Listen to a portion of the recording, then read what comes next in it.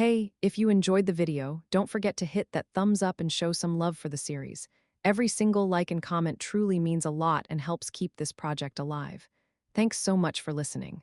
Chapter 361, Episode 102, Whitebird 2, a long, long time ago. The witch spoke, like a grandma telling fairy tales to her grandchild. When the new era started, and when monsters came hoarding in, there was no central force in the world, and local wars were happening all across the globe. Humanity did not know how to deal with monsters, but the damage was actually a lot less than expected. Do you know why? Balm gazed up at her and shook her head. The witch replied with an indifferent tone of voice.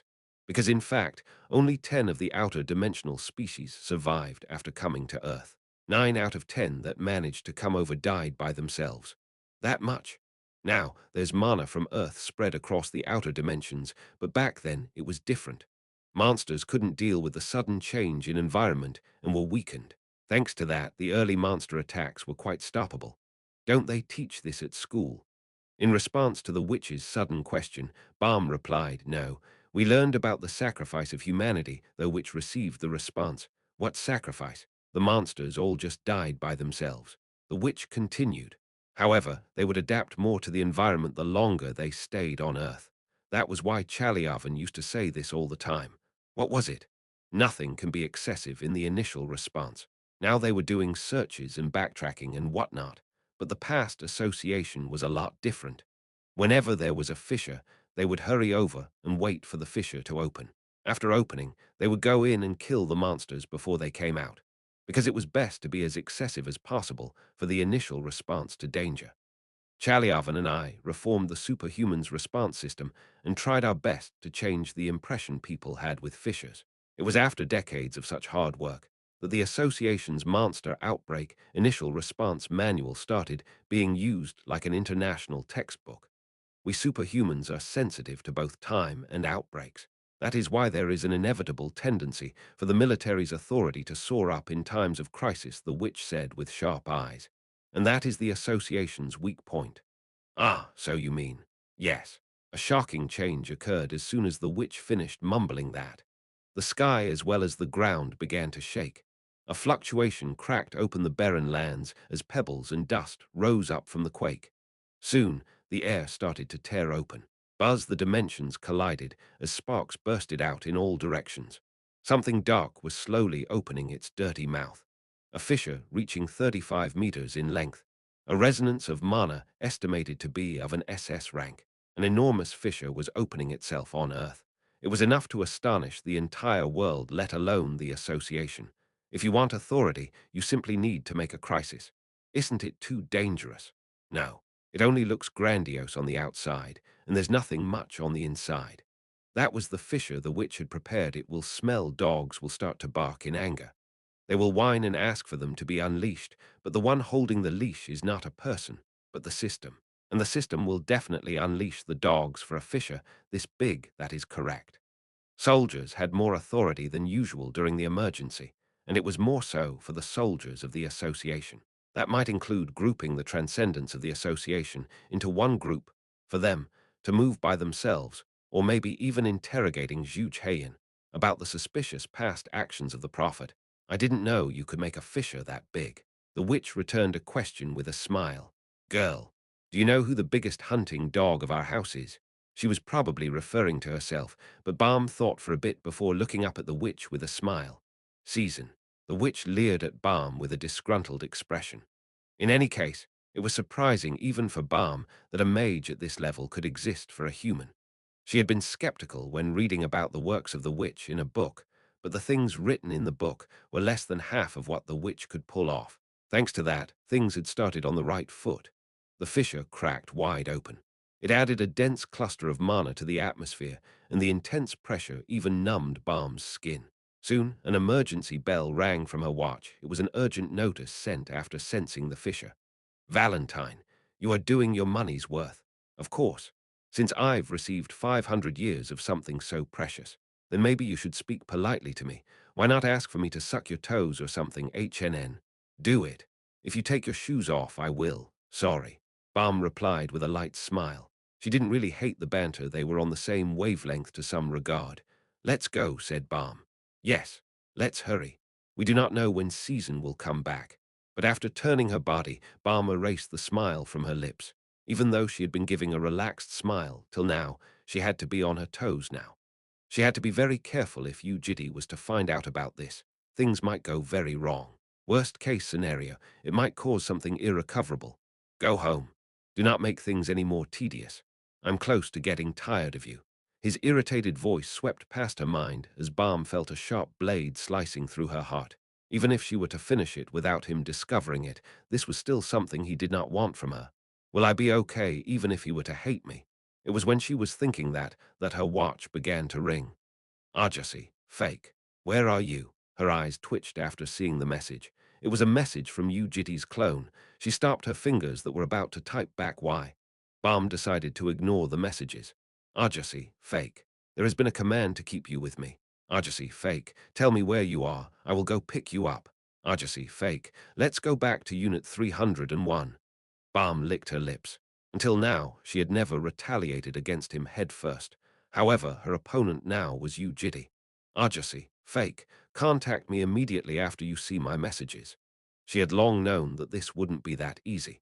He walked to the safe. Right now, Yu Jitae was in the basement of the 17th branch. Lying in front of the safe protecting it was a large beast. It was a North African spirit beast that resembled a tiger. The safe looked like a container, just like what its name would suggest. This silver cube, going 4 meters long in length, width, and height, was emanating an ambient polarized light. Even though this light was invisible to a normal person's eyes, Yu Jitae could tell its color and shape. It was an unstable golden light. The safe was half buried in the ground, and the path leading to the safe had a slight slope. The ground supporting it had caved in because it had turned extremely heavy just recently. In other words, it meant that something that was heavy enough to push the ground down like clay had entered that thing, and it was impossible for that thing to be a human. He had already killed the keeper of the safe.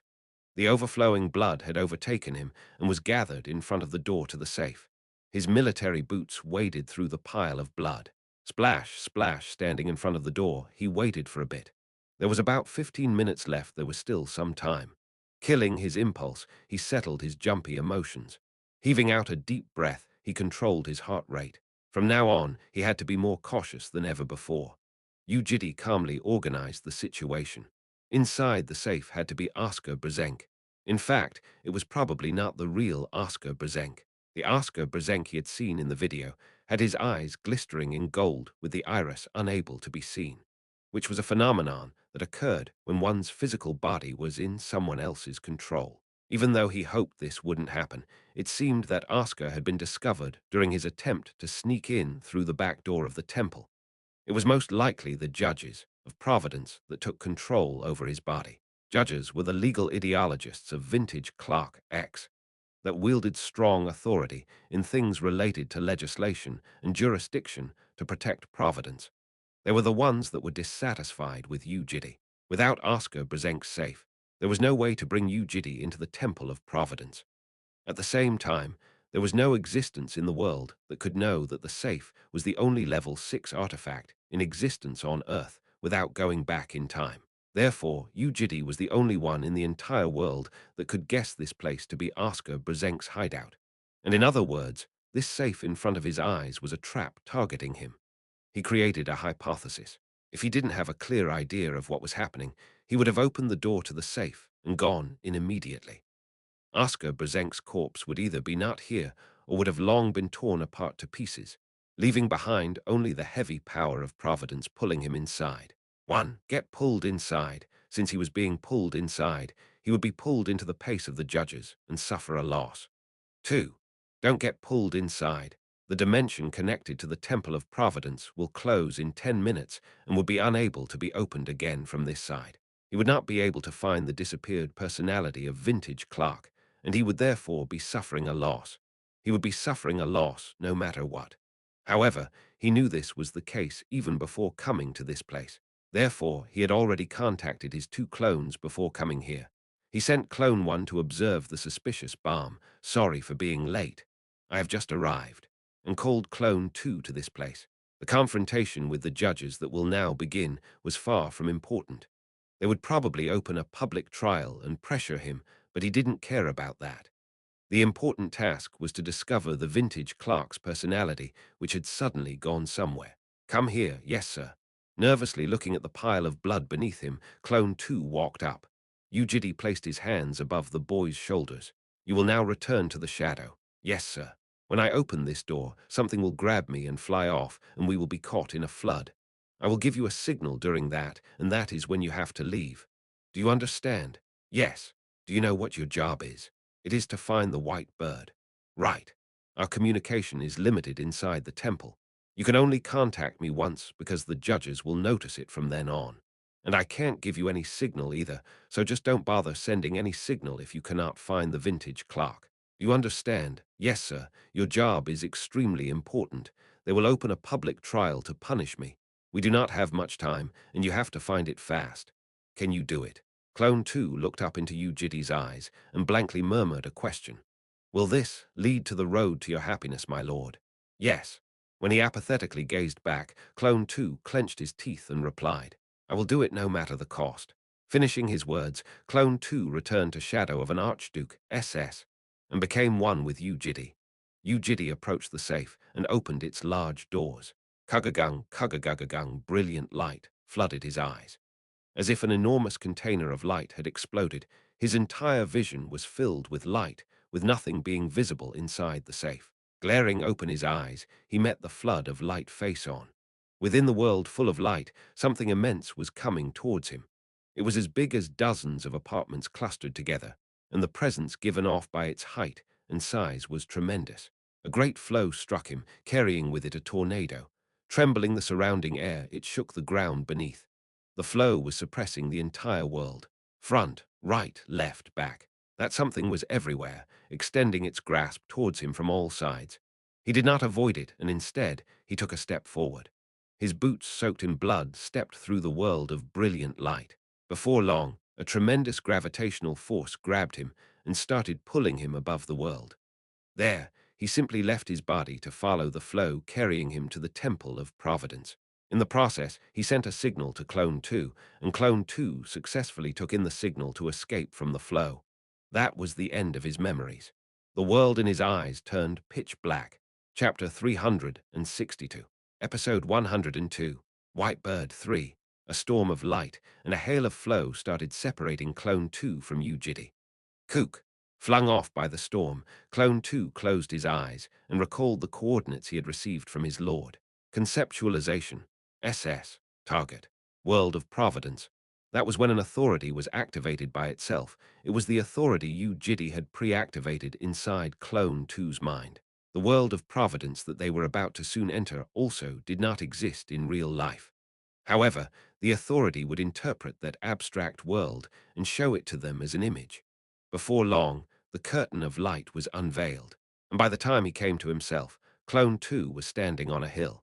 It was a green, pastel-colored hill. The beautiful stalks of grass were reaching all the way up to his knees, and every tree had red or yellow fruits as the soothing breeze gently tickled his cheeks. If there was a garden in heaven, wouldn't this be it? That was the thought in the clone's mind. So this is the world of Providence, and according to Yu Jitae, this was outside Vintage Clark's workshop. Off in the far distance, over several more hills, was a large building resembling a temple.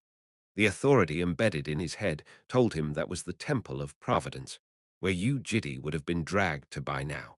Next to that in the far distance again was an enormous clock tower made out of bricks and piles of wood. That tower was the Vintage Clark's workshop. Since the white bird apparently treated that workshop like its own house, it was highly likely for it to be near the workshop. Let's go. From now on, Clone 2 had to find the personality of Vintage Clark, the white bird, as soon as possible. The world of Providence, a world full of warm breezes. Climbing over the hills, the clone came across a small village. There was a path going up the stairs to the temple, and the well-adorned trees that made the village seem like a large garden was a delight to one's eyes. People were either looking after flowers or sitting by the flower bed, sharing conversations. They didn't give off an unfriendly aura in the slightest, so Clone 2 approached them with a light heart and asked a question. Excuse me, there is something I'd like to ask. A young man I've never seen before. And what is your question? Have you seen the white bird living in that clock tower by any chance? The people shook their heads. When you say white bird, you are probably talking about personality. It used to fly around sometimes, but it's been a while since I've last seen it. Do you mean it almost never left recently? Recently. The personality of vintage clock always stays inside the clock tower. It rarely ever leaves. Then will I be able to find the white bird if I head to the clock tower? No, it will be difficult. The clock tower is always firmly locked. It is closed shut and generally never opens. It's locked. Do they not accept guests? Correct. This was different from what he had heard from Yu Jitae.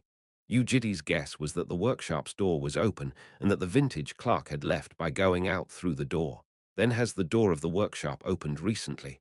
That is something I do not really know. Ah, what about you? The existence asked another being that was next to it. You mean me?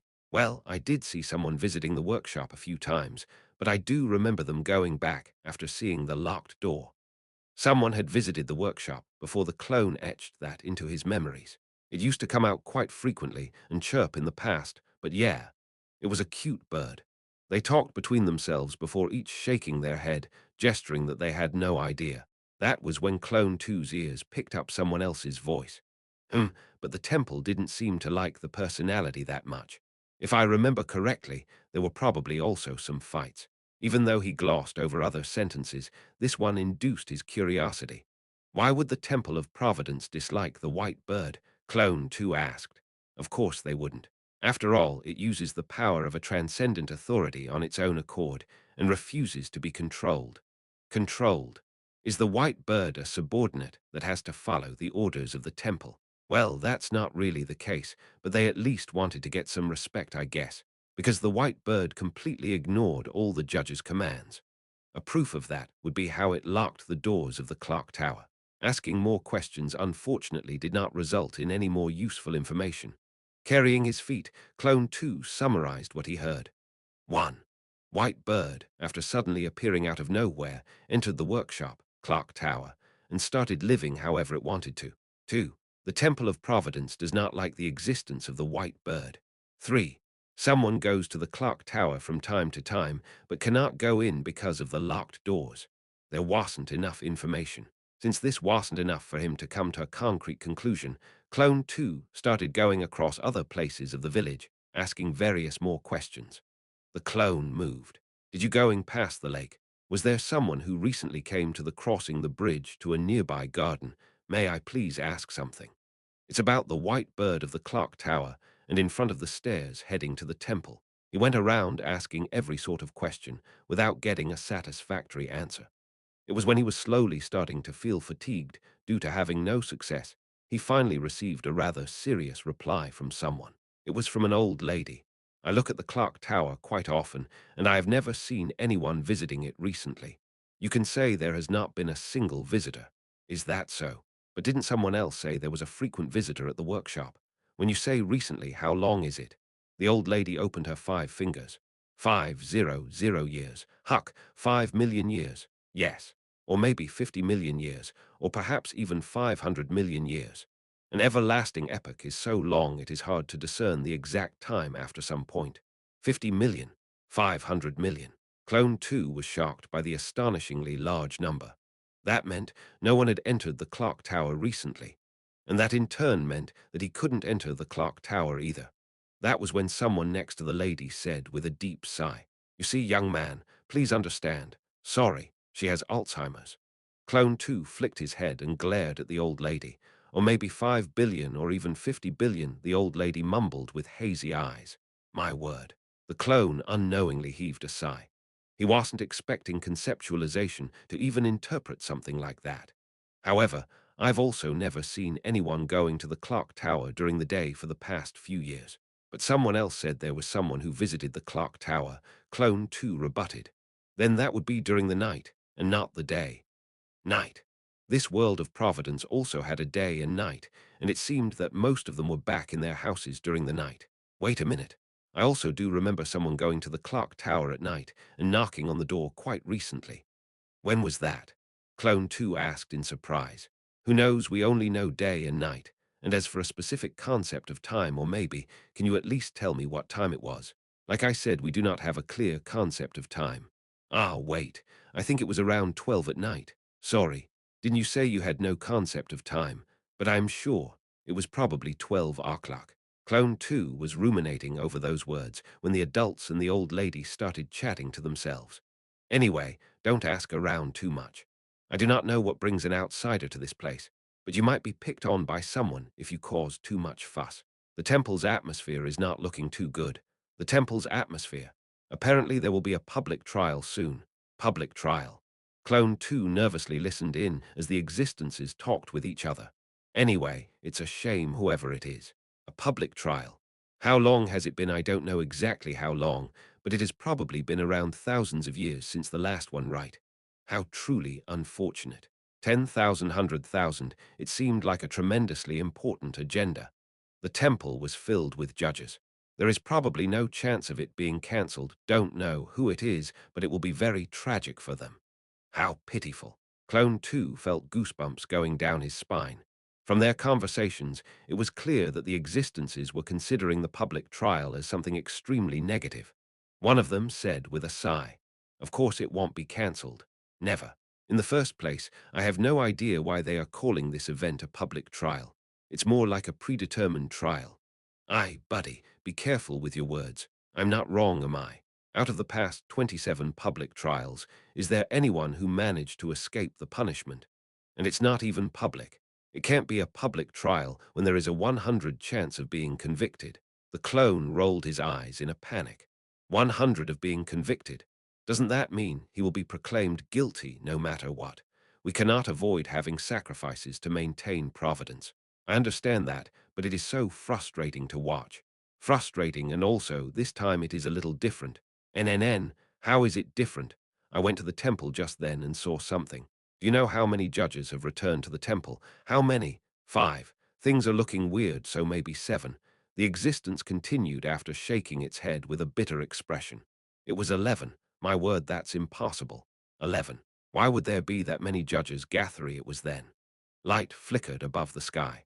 The existences all turned their gazes to the sky and saw a sparkling pillar of brilliant light shooting into the temple. It was another judge entering the temple. How could this be? That makes them 12. Is 12 a lot? Unable to hold back his curiosity, Clone 2 intervened with a question.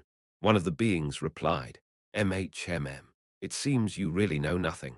"What do you mean? Is 12 a lot?" Clone 2 awkwardly smiled as the existence added, "That's all the judges." That was the end of the conversation. Ignoring Clone 2, who was bothering them, the existences began talking to each other. Their conversation continued on and on before soon leading to a topic unrelated to the white bird. Clone 2 quietly listened to them a bit more. "Anyway, it's great that it's quiet these days." True. The clock tower used to be quite noisy after all. Maybe there was some hammering noise or something since it was the workshop of the vintage clock. They continued sharing meaningless conversations, so Clone 2 stood up after judging that there was no value in listening any further. He could only continue carrying his feet without a solid plan. While moving once again to find hints about the white bird, Clone 2 had to withstand the urge to convey this truth to Yu Jitae. A trial with 100 chance of being convicted, that was their impression of the public trial. But since he could only contact him once, his lord told him to contact only after finding the white bird, and thus Clone 2 could not tell Yu Jitae about the information he discovered. It was driving him crazy. NN. That boy is gone. A rare outsider that seemed very busy anyway, so what's the reason they're holding this trial? They all turned to one existence, who was the only one that could enter the temple. What was the purpose of this public trial? Well, it's nothing too crazy. You all know that the current time providence of vintage clock is drawing its 7th orbit. Yes. Isn't that obvious? What about it? The existence concluded as if it wasn't that big of a deal. The temple appeared to be wishing for the 8th orbit. Something could be heard from the midst of his hazy mind. Key up, someone was talking to Yu Jitae with an urgent tone of voice. Wake up, his mind was as heavy as wet cotton, but it was fine. Yu Jitae had dozens of blessings that protected the mind and the body. One by one, he activated the ones that he had previously locked in order to be pulled by providence. Slowly, his senses that were submerged beneath the surface of the water vividly returned to his body. Hey, light entered his eyes. He was sitting in a dark world, and the man who had been calling him was Oscar Brzenk. Ah, hey, have you come to yourself? Chapter 363, Episode 102, White Bird, 4. Oscar Brzenk looked fine. Even though his physical body was taken by the Temple of Providence, it seemed that his mind was safe. Yu Jitae nonchalantly opened his mouth. This appears to be inside the temple. Hearing normal words come out of his mouth, Oscar heaved a deep sigh despite being somewhat curious. It's great that you're sane. Yes, this is the Temple of Providence, and you are currently locked in something similar to a detention center. I know this might be confusing, but you have to listen carefully. They're if you're talking about the public trial starting soon, I know it already. Oscar replied with a deeper frown. I see. That will make things easier to explain then. And the agenda, it is about your sin. It was as he had expected. About which crime specifically? Yu Jitae asked. That is impossible to tell. Even though it has a similar convention to a human trial, it is not actually the same as one. So we cannot tell which one of your sins they will be talking about and what punishment they are trying to give. Those words sounded somewhat strange. Which one of your sins? Oscar Brzenk was talking as if he knew about his past. I have requested the judges already to be able to defend you as an attorney. Defend me. Even though you might be a time traveler, you've never been at a public trial, have you? That was true. It was because Vintage Clock had stopped it from happening a few times. This, too, was something Oscar should not have been aware of. It seems you have viewed information about me from somewhere, said Yu Jitae. I was locked at the temple around a month ago and have been preparing to this day. I viewed the records of the temple, records about you that have been personally left behind by the personality of Vintage Clock. How much about you is it that I've understood with this? If it was by reading the records of Vintage Clock, probably almost perfect, Yu Jitae replied. I see according to the personality, it seems you have done a lot more than id initially thought, including my own death. His last words had a slight sharpness to it. In any case, the records personally left behind by Vintage Clock were believable, because Vintage Clock was the only one who understood Yu Jitae in this world. Must have been a hard life. That was when Oscar suddenly said that to him. Without replying to his statement, Yu Jitae asked about something else. How come you were locked in the temple? Ah, as you have suggested, I headed to the Garden of Stars and found the key to enter the temple by the back door in secret. It was a mistake. There were a lot more judges than I expected.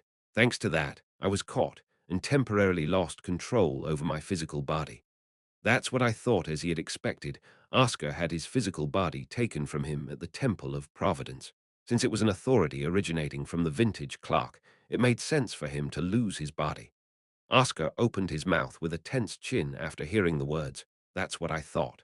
There are horrible things going on in my mind. Did I do something outside by any chance?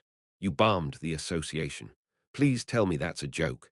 Even though it's a bad one, I can let that go. It's a fact. They used your body and attacked the association to lure me out. Several people died and got injured. Oscar exploded in anger with a tightened fist. These damned bastards, I will apologize beforehand. Quite a lot of rankers from your side died in my hands. They were trying to hide and protect you because of their loyalty.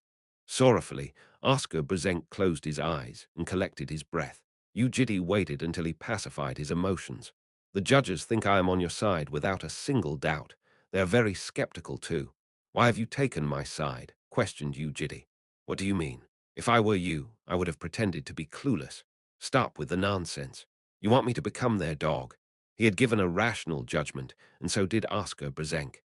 In Yu Jitae's opinion, becoming their dog wasn't that bad of a deal because a sovereign was treated no differently from a dog in the first place. You seem to know a lot more than me. I think you will be able to find the Vintage Clock after this trial. Is that correct? In response to his question, Yu Jitae gave a nod. In fact, his clone was already moving outside the temple looking for the Vintage Clock. Firstly, our goal is for you to survive through this public trial. If things go terribly wrong, you will receive a great punishment, and I will have my body forever taken away into a puppet. I will try my hardest to defend you in this trial. I have even touched the records of the temple to prepare, so please do trust me, for I will try my best to reduce your punishment. Oscar shared his desperate thoughts. For Oscar Brzenk, the disappearance of Vintage Clock's personality was the same as him losing his greatest ally. Him losing his physical body was due to the same reason. If vintage Clark was here, that would have never happened. That was why Oscar Brzenk had the same objective as Yu Jitae. How much of my records have you seen? Yu Jitae asked, but that was when Oscar suddenly turned hasty. Feeling something similar, Yu Jitae gazed at the sky. Damn it, this is not the time to talk about that. From the very top of the sky, at the tip of the dark outer space, a golden line was starting to be drawn, as if a box was being opened from outside. You must keep my words in mind. You have to behave prudently. The public trial is a violent event that will try to force you to become a sinner. Judging from your actions, you have a rather impulsive side to you as well. Things might crumble down if you say something wrong. So please, calm yourself and just leave it to me even if things seem unfair. Do you understand? Please just trust me. Oscar Brzenk was about to continue his explanation, but that was when the sky of the dark world began to crack open. It is about to begin. At the same time, darkness became liquid that flowed down their bodies. Darkness was then replaced by brilliant light, and in the midst of the continuing changes, Yu Jitae noticed his 2 arms and legs were confined. By the time he realized it, he was restricted in the air among the bright light.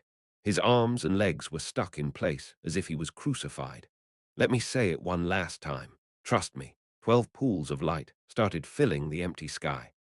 At last, the 12 judges whose faces were covered by light, so that mere existences could not see their faces, were revealing themselves in front of Yu Jitae's eyes. 12 the trial was a lot bigger than he thought. Even in his repetitive iterations, he had never seen the 12 judges gathered in one place.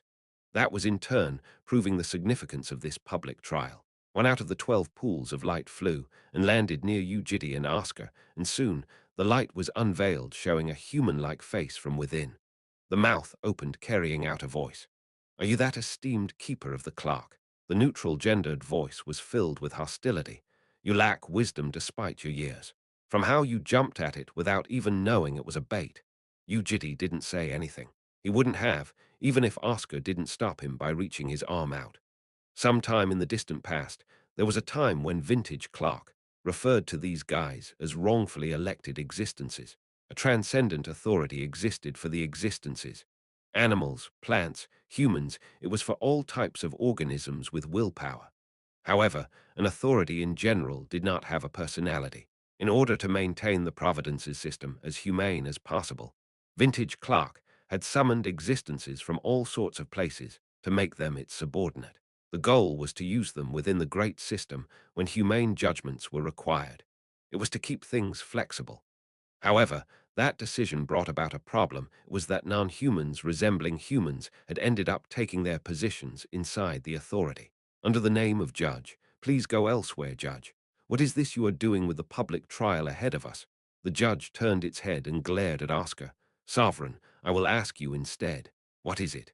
Even after listening to our advice, you still have decided to defend the keeper of the clock. Is there any problem? It will cause a distance. Between you and us, that is. The further you go away, the more trust you lose from us. I said I was here to look for the vintage clock. Wasn't it you all that rejected me from doing so? That too is something that loses our trust. We could not find it, so how can a mere executor of Providence like you manage to find it? They could hear the laughing and snickering noises of the surrounding judges. Light was lifted from the fake face. The face had neither the eyes, the nose, nor the mouth, but Yu Jitae could definitely feel the gazes that were on him. So foolish, incompetent, and vulgar. Please stop there and leave. Judge. It has been unbelievably sloppy, so you will have to pay for the time that has gone by and the providence you have ruined. Judge. Oscar yelled to protect Yu Jitae. The white pools of light fluctuated simultaneously, treating him like a barking dog. They appeared amused by the situation. It was then. A strand of crimson light suddenly started to fall into the group. I am impossible. Oscar gasped in bafflement, and even Yu Jitae widened his eyes. There was only one existence inside the Temple of Providence that could give off a crimson light. Seeing the leader of the 12 judges, the crimson light, appearing within the group, Oscar lamented to himself. Punisher. Oscar's neck tightened as he instinctively realized that things were already going south. Punisher, he was the owner of the temple. According to the temple's information Oscar had checked, The number of times Punisher had participated in a public trial among the Eon of Providence could be counted with one's fingers. Why was such a being here at this place today? As Oscar watched on whilst sweating profusely, an imposing and rather solemn voice resonated from the newly appeared crimson light. Silence, the entirety of the temple, enveloped in light, echoed in response. Judges all returned to their positions as Oscar straightened his posture to show respect. Yu Jitae didn't have to do anything because he was restricted. The following trial has converged the demands of more than 3 judges under the agenda of dislocation of providence and has been decided to be held after a sufficient discussion. Dislocation of providence. That was the name of his sin that brought Yu Jitae to this place. The 12 judges who will proceed with questions regarding the following agenda and the scribes tasked with recording this trial shall all raise their heads to show due respect to providence. As soon as the Punisher finished its words, the golden lights of the veiled existences turned even brighter. These guys did not exist in real life since they were only a concept. Yu Jitae as a human had no way of understanding their way of showing respect. This is to the main existence of the agenda, keeper of the clock. You may comment along with your attorney in this trial. You are only allowed to speak when replying to a question, and asking a question back is not allowed. Note that I, as the punisher of providence, have the power to grant you the worst sentence in case this is infringed. Yu Jitae listened without saying anything in return, and Oscar Brzenk replied instead. We will absolutely follow the rules of the temple. Under the tranquil air, a voice broke the desolate silence. As the punisher of a transcendent authority overseeing providence, I hereby vow under the authority's name that this public trial shall be unbiased and righteous. The air turned as noise subsided. Even though the light sources of the temple dimmed a little, they seemingly added more weight to the situation. I announce the start of the trial. Judges may begin with their questions. In response to the Punisher's words, one of the pools of light turned a little brighter. At the same time, a face appeared from within the light. It was the one who had been annoying them before the start of the trial. The guy was standing in the third spot from the right, so you, Jitae, and Oscar decided to think of it as number 3. I will now question the keeper of the clock. Firstly, keeper of the clock. You should recall your encounter with the fragments of hostility that reached from beyond the horizon of providence. They tried to ruin your life quite a bit among the providence, and such incidents were left behind as reports.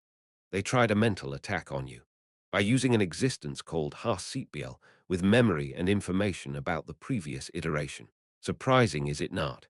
It means hostility has access to the information of what happened before the overseer of time providence reverted the time. But how is this possible?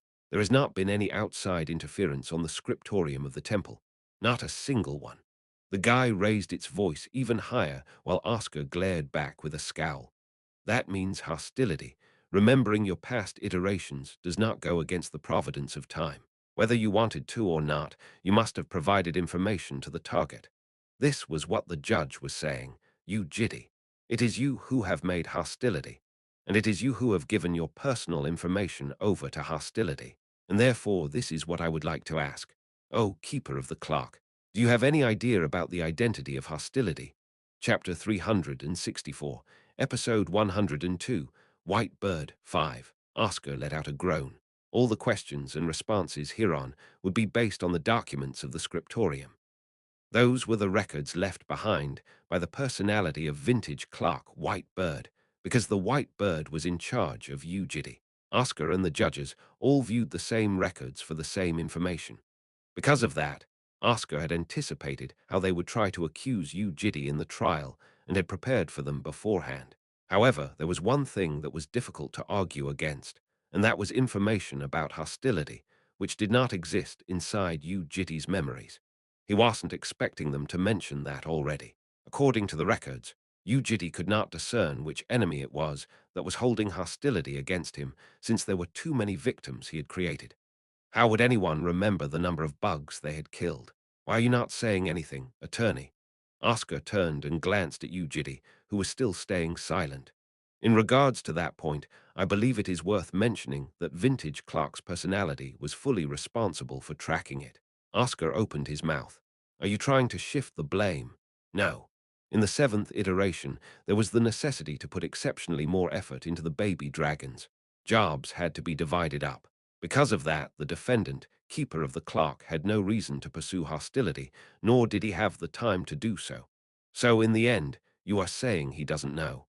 I request you take into consideration the process. The third judge and its large pool of light slowly began to come out to the center of the courtroom. I will now begin the true question. Recently, Vintage Clark's personality had left us and vanished.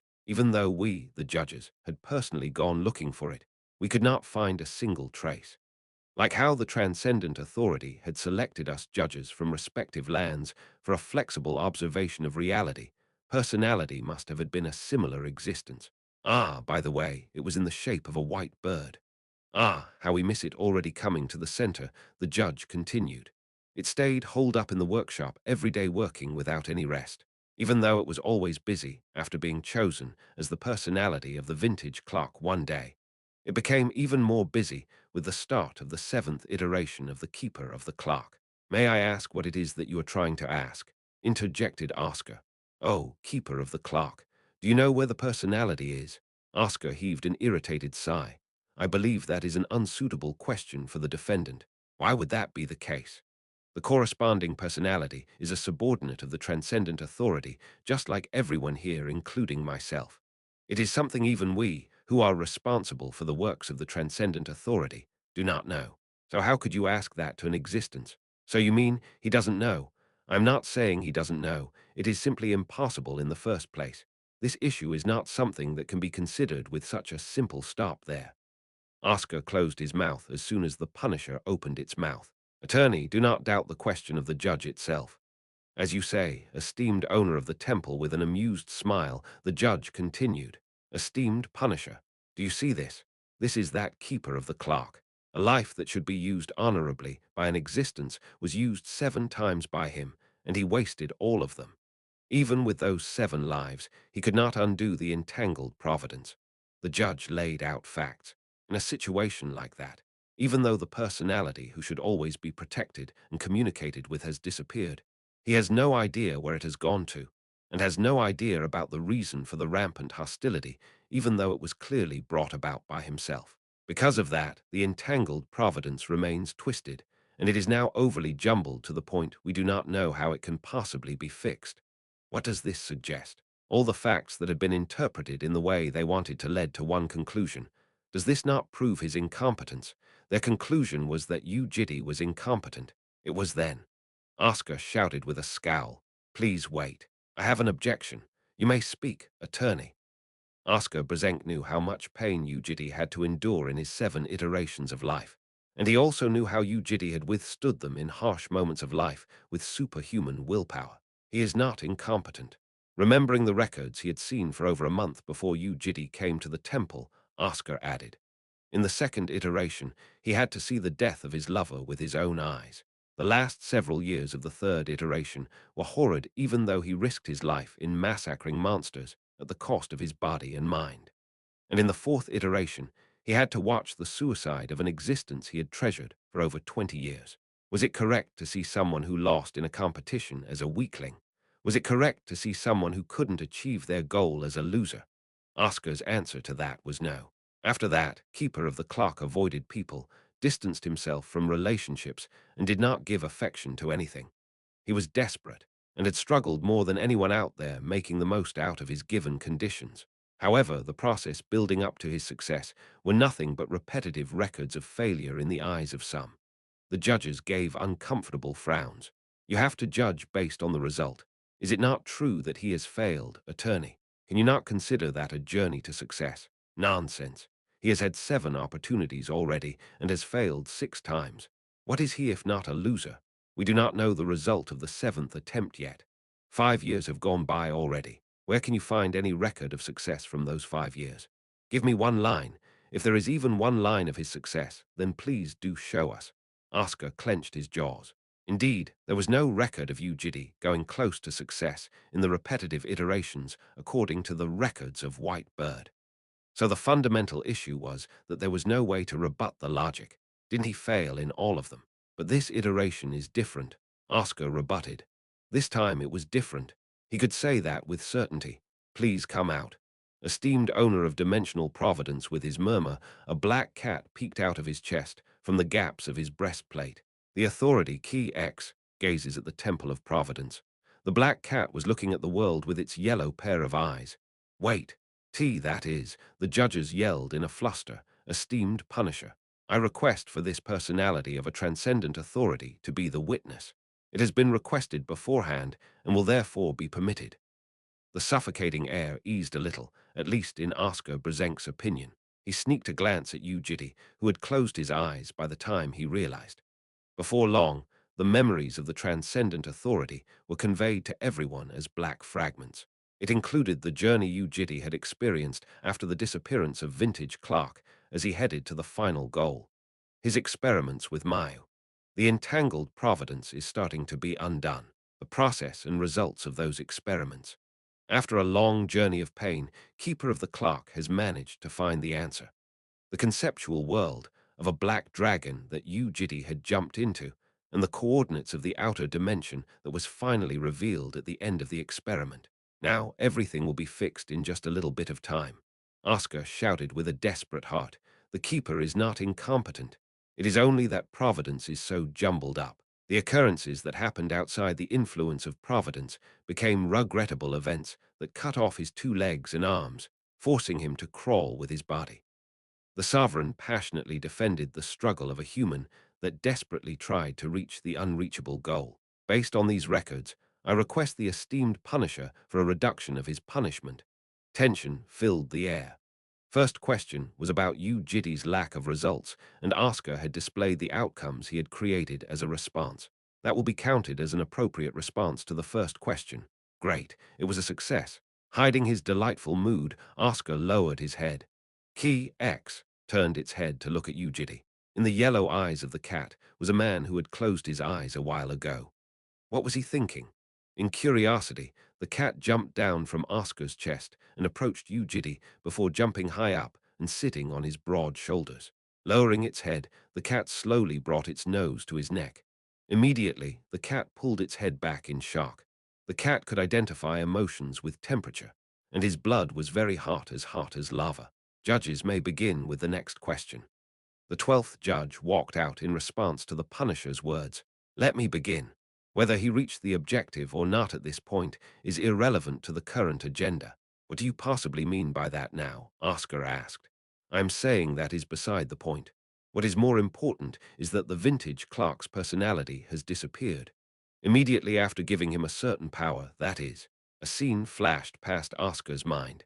It was when Yu Jitae was emotionally pushed into a corner when he was trying to distance himself from Unit 301. We need to focus on that point. There is a gap in the record, around 30 seconds based on the standards of Earth. Is that correct? Yes. I will hereby refer to this as the 30-second gap, Oscar thought to himself. Vintage Clark's personality had personally visited Yu Jitae and had shared a certain conversation, but that was omitted from the record.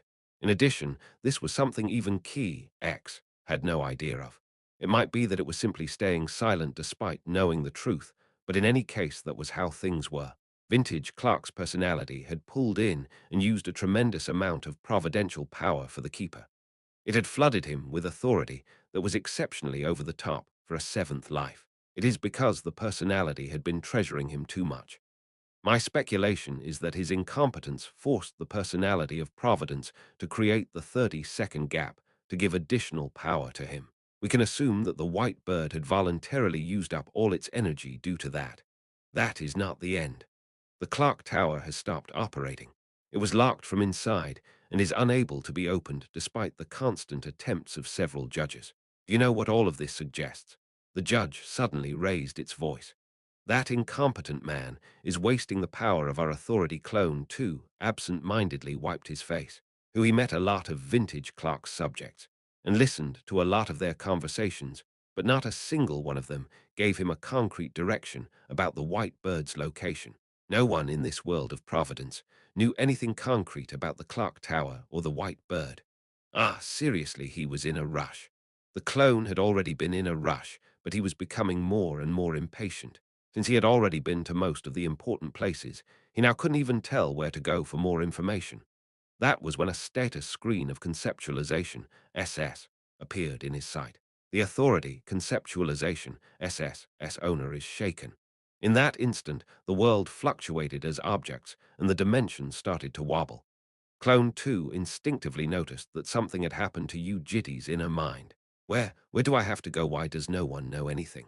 Why his irritation uncontrollably rose up in a strange direction. He had to follow Yu Jitae's orders no matter what, but he simply didn't know how to approach it. However, he had no time to powerlessly whine, so Clone 2 headed straight to the clock tower, vintage clock's workshop, without holding back. Underneath the sky-reaching clock tower, he could see a small door which would barely fit one person. Kung Kung, he knocked on the door but received nothing in response. Hello, Quang Quang. Even though he was told not to do anything that might attract the temple's attention, he had no other choice at this point. Anyone inside? Quang Quang Quang. If there is someone inside, please open this. I have things to do inside. Quang Quang Quang. Come out, Quang. He kicked, but there was still no one coming out, as if no one was inside the building. To be fair, it was an enormous tower, so it was possible they couldn't hear him. Suppressing his hurried mind, the clone turned his head to the sky and glared daggers at the clock tower. It was tremendously enormous even when he was seeing it from a distance, and naturally, it appeared even bigger when he was this close. How many meters would this thing be? How heavy would that swinging pendulum be? It's as big as a house. It was when he was thinking about some random things that something strange entered Clone 2's eyes. The clock tower was obviously in the shape of a vintage clock. Beneath the sculptures that looked like a leaf, a bird, and a turtle was the face of a clock, and on it was an hour hand, a minute hand, and a second hand. So far it was the same as a normal clock. This conceptual world only had a day and night, with no existence having any interest in time apart from that. Because of that, he was the only one that could tell something was odd.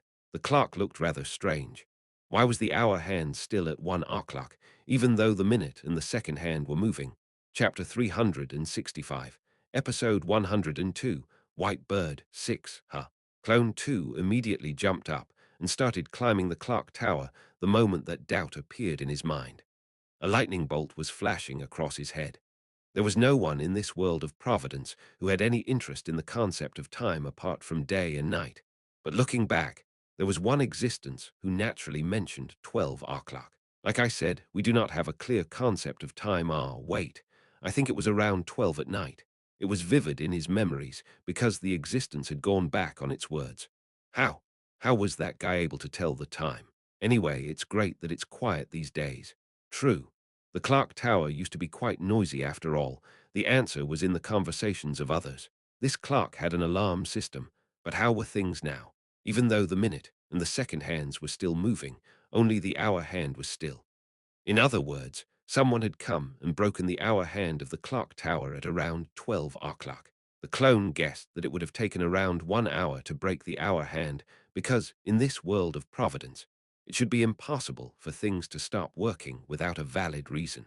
Clone 2 could infer the identity of the one that broke it. That too was within the conversations he had heard.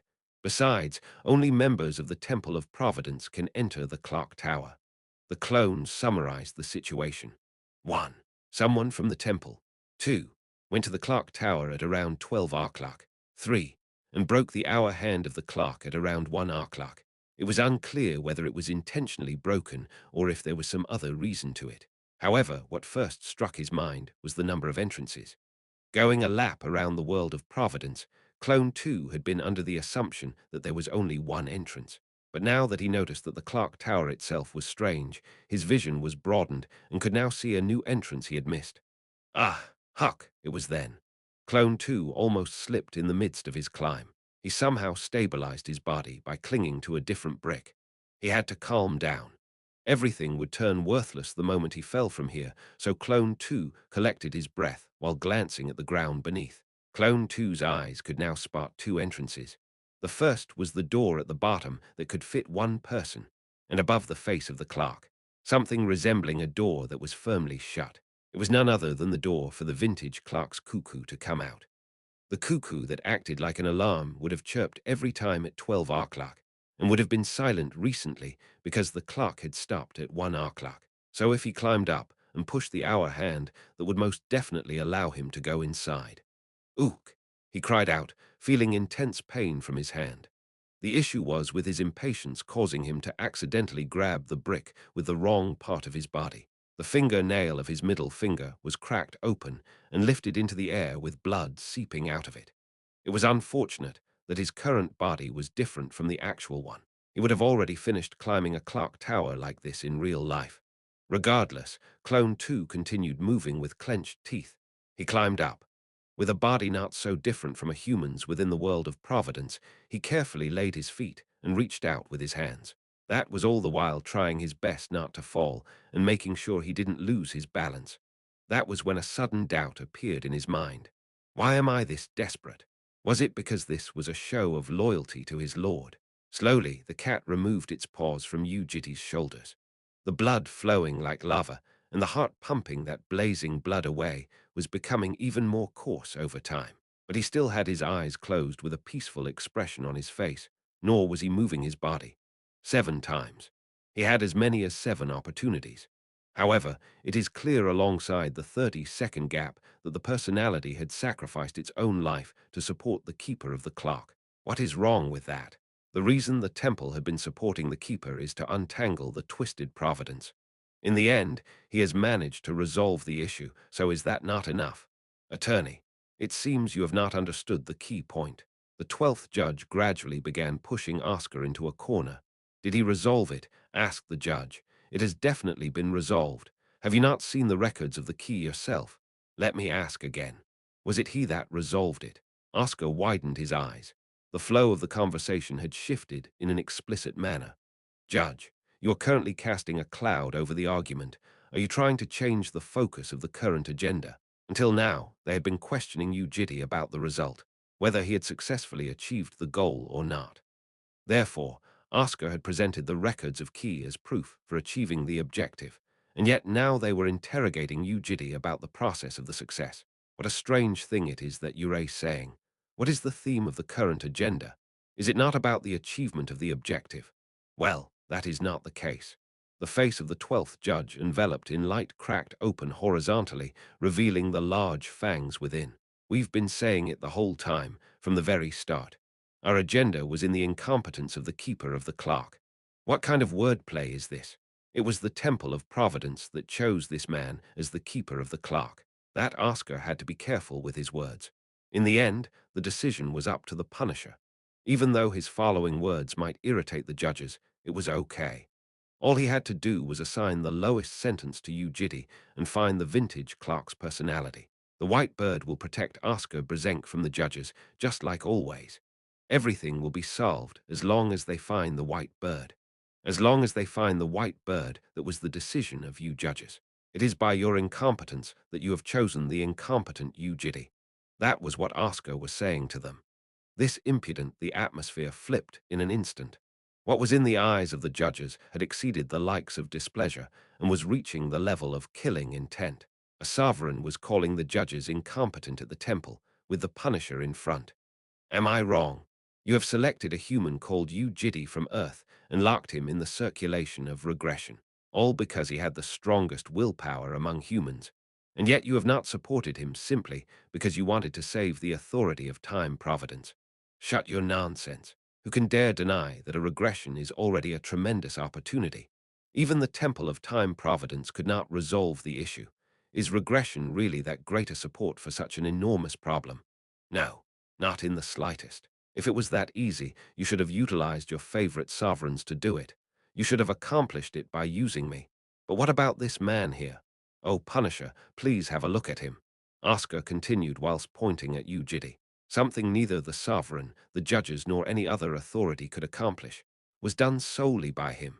No, he was only lucky, rebutted one of the judges. On what basis are you denying my words? The Black Dragon was a mutant that arrived at Earth through the twist in Providence. It is one of the exceptions that exists in every iteration, and he just got lucky to get a hold of that exception in his 7th life. Oscar Brzenk shouted in return. And how does that correlate to his incompetence? Did this man want to become the keeper of the clock? It was you who chose him. You crammed that exception to the face of this poor man. And yet now that this existence managed to grab that exception to resolve the problem, you wish to punish him. You dare. Like a beast, he exhaled his fury. Looking at the past lives of Yu Jitae left behind by the white bird, Oscar couldn't help but get angry as a similar human being. You are ignorant owners of a dog. You neglected, ignored, and discarded him. But here you are scolding the wounded dog who came back a long path, and now you are trying to punish him. How could you do such a thing? If the reason for your existence is to humanely enact the powers of the authority that does not have a will, then how can you dare try to punish this man? Insolent fool! The 12th judge furiously roared. Although the judge was nothing but an individual subordinate, it was still an existence that granted powers to a sovereign. Be silent. I have not finished yet, O Punisher. The answer to the question is yet to be silence. In response, the sovereign and the judges stopped growling at each other and closed their mouths. It was still okay. His explanation was well structured and had sufficient appeal. In addition, the result was definitely close to success, so his second response should also be a successful one. That was what Oscar was thinking. However, is it not true that the keeper of the clock has relied on coincidence to resolve providence? Oscar's eyes stretched wide open. What, oh Punisher? A sharp voice unknowingly left his mouth. It was simply that dumbfounding. Be silent. This is your last warning. Betrayed. Oscar Brezent couldn't help but feel slightly betrayed. Unlike the judges, the Punisher was one who led the public trial. An existence that had to be impartial no matter what was clearly standing on the judge's side. However, the trial was not over yet, and that can't be true. There was no way. Maybe it was only for this question that the Punisher had taken the judge's side. Oscar wanted to believe in the Punisher. Judges, begin the next question. Yes, I will now start the next question. This time, the ninth judge came to the center.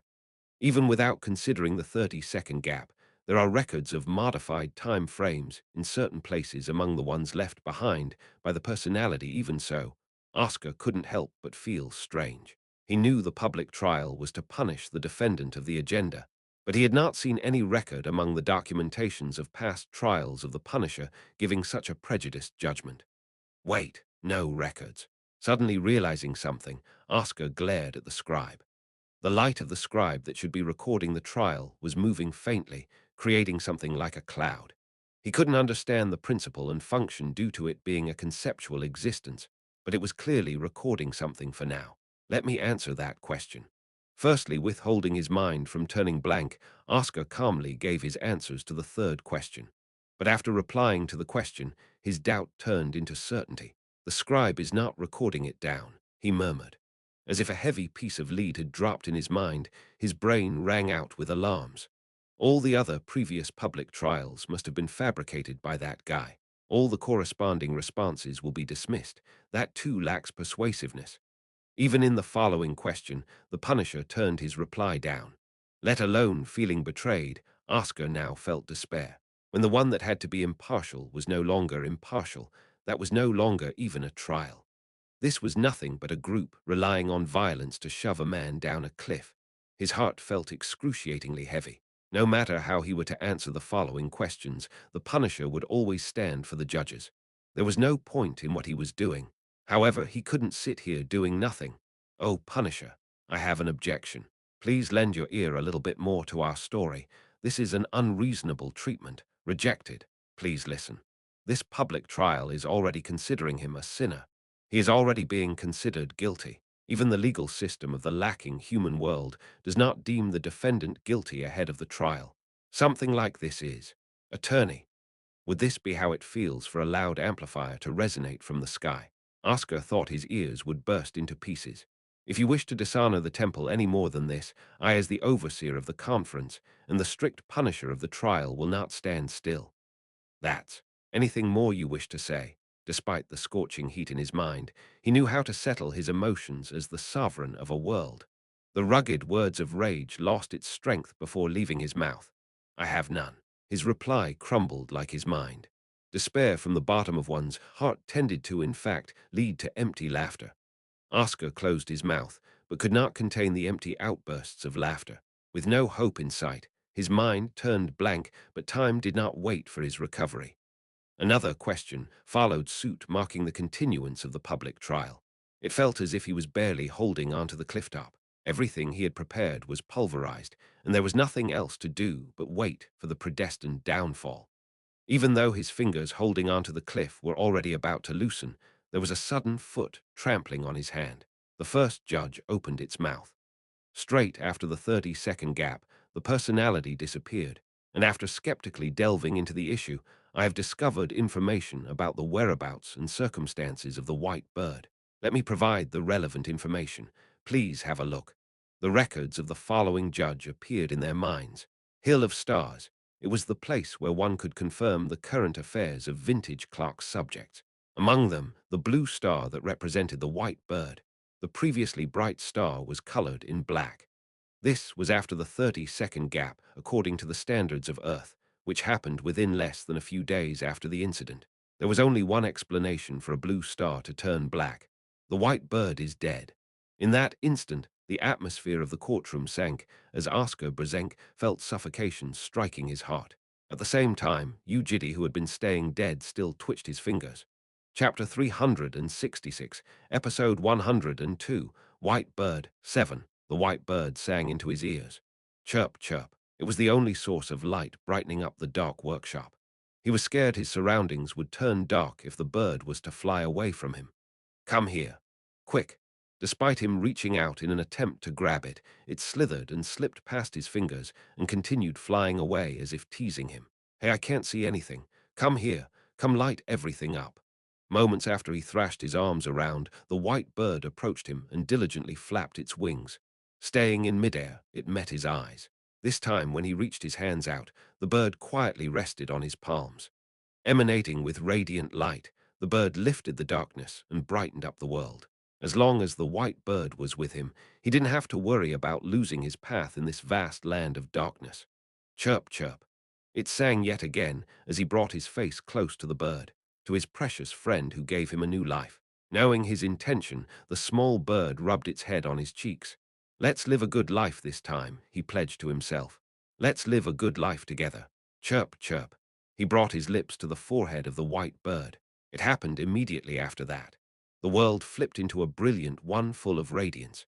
Even though there was no sign of darkness anywhere, the blood-stained white bird with half of its feathers gone was hurriedly flying to the distance. Rather, it was closer to an escape. As it was urgently fluttering its wings, something white struck the bird, and in a fright, the bird responded by flapping its wings even harder. It staggered but continued retaliating against the invisible force, but the flows turned increasingly bigger before eventually clouding the bird. He shouted, "Run, dodge it." Fluttering wings, wobbling body, plucked feathers. Within that continuation of destruction, one of the white bird's wings was suddenly grabbed from behind. It then rotated in an angle it shouldn't. He watched with eyes torn open. That was the end of the illusion. He opened his eyes and realized he was still at the public trial. Until now, Yu Jitae hadn't been focusing on the trial. In all honesty, he did not really feel anything no matter how someone was to reprimand him. It was true he had done bad things that were indeed worth being reproached. Being called incompetent also failed at wringing his heart. He was weak. In the third iteration, he was weaker than the current Yoram, and in the fourth iteration, he was weaker than the current BM. Among the brightly shining talents of the world, it was true that Yu Jitae, who was the epitome of averageness, was incompetent. A new fact he learned was that he had been selected based on his willpower. The strongest willpower within the entire humanity. For that to be the case, he thought he was quite weak-minded. But regardless, from some point in time, Yu Jitae couldn't help but be focused on the public trial. To be exact, it was when they started mentioning the vintage Clark's personality. The reason for coming into this place was to find the personality of vintage Clark. Even though using all the curse words in existence to swear at him was easy to disregard, mentioning the 30-second gap easily shook his heart. At last, when the first judge's memories seeped in, Hill of Stars, at the place Yu Jitae had been to, when the blue star that the white bird used to rest on like a nest was replaced by a blurry darkness like other dead stars, he felt something grabbing him by the collar, dragging him all the way down to the gutters of the abyss. However, since there was not enough evidence, Yu Jitae waited despite what was going on. Even though his blood was boiling within, he could still control his impulse. It was based on the thought that there was no way it would ever die. Vintage Clark had never died among the countless iterations of life. Thus he waited. Through the next question and the one after that, he waited on and on. Once, there was a time when he hated the bird. He thought it was on the same side as the one who had shoved him into the circulation of Providence. However, Vintage Clark did not condemn him for thinking that. It was always sorry and tried to support him in any way possible. The Vintage Clark was the only existence he could rely on, even when the world returned in time, and the whole world left him behind to disappear. The sole reason he could avoid being alone was because the Vintage Clark had always been with him. It supported him whenever he was about to crumble from fatigue. It seeked him, supported him, and was always willing to help. He had to be with it even if he didn't want to, and he could always rely on it in spite of his resentment. So that was most probably affection and attachment. Thus, that guy dying was something Yu Jitae simply could not believe. That was why he waited. He waited for the clone to find an actual trace of the vintage clock. The clock tower was tall. Hawk collecting his breath that threatened to escape through his chin, Clone 2 reached his arms out. The rugged trees and rocks pierced through his hands and legs as his body, that was no different from a normal human's, cried out from pain. More than anything, the biggest problem was that his hands were losing more and more power. Slip. The moment his hand slipped down, his other hand had to bear through a crazy amount of weight. Kook. Letting out a groan, Clone 2 looked down. The wide village now looked tiny after climbing hundreds of meters. There was nothing to support his body, and everything would be over the moment he fell. With a gulp, the clone clenched his teeth. Blood seeping out of his cracked nails were flowing down his fingers, his hand, and the wrist all the way down to his arm. That was in turn making his hand more slippery, so the clone cursorily wiped the blood off with his clothes before pushing his body up again. From time to time, there was a doubt budding in his mind. Why am I doing this? A shadow of an Archduke pays infinite loyalty to their lord. That was an unchanging fact. But as an entity that could think by himself, the clone started to think that this strenuous effort he was putting in might not be stemming from such loyalty. On a certain day after separating from Har-Sitbiel, Clone 2 had asked him one day. It was on whether it was possible to meet someone again after a separation or not. This was his reply. How can you restrain hearts from walking away when you can't even control your own? Trying to selfishly hold other people back is greed. There were a lot of encounters, a lot of relationships. Those were the words of a man who had to lose the deep and broad relationships forged through time again and again. But if you long for them, they sometimes come out in your dreams. And that was why he did not go to sleep. It was in order to keep those longing memories buried and away from sight. Clone 2 redefined the reason behind his unbelievable desperation. Funnily enough, or perhaps insolently so, it was sympathy. The clone was being sympathetic to Yu Jitae's situation. Clone 2 found him pitiful. That was his impression from the very first moment of their encounter. It perhaps might be because of self-pity. Since Clone 2 was created based on the first iteration's Yu Jitae, his sympathy might be a result of seeing his possible future self. But whatever the case, Yu Jitae needed the vintage clock, so the clone wanted to find the vintage clock as long as it was here. That was why he was climbing the clock tower. His arms were bursting. The ripped palms were shrieking from the constant pain, while the shoulders and elbows were long disjointed, creaking with every movement. Even so, Clone 2 pushed his hands forward and used his legs to support his body for the climb.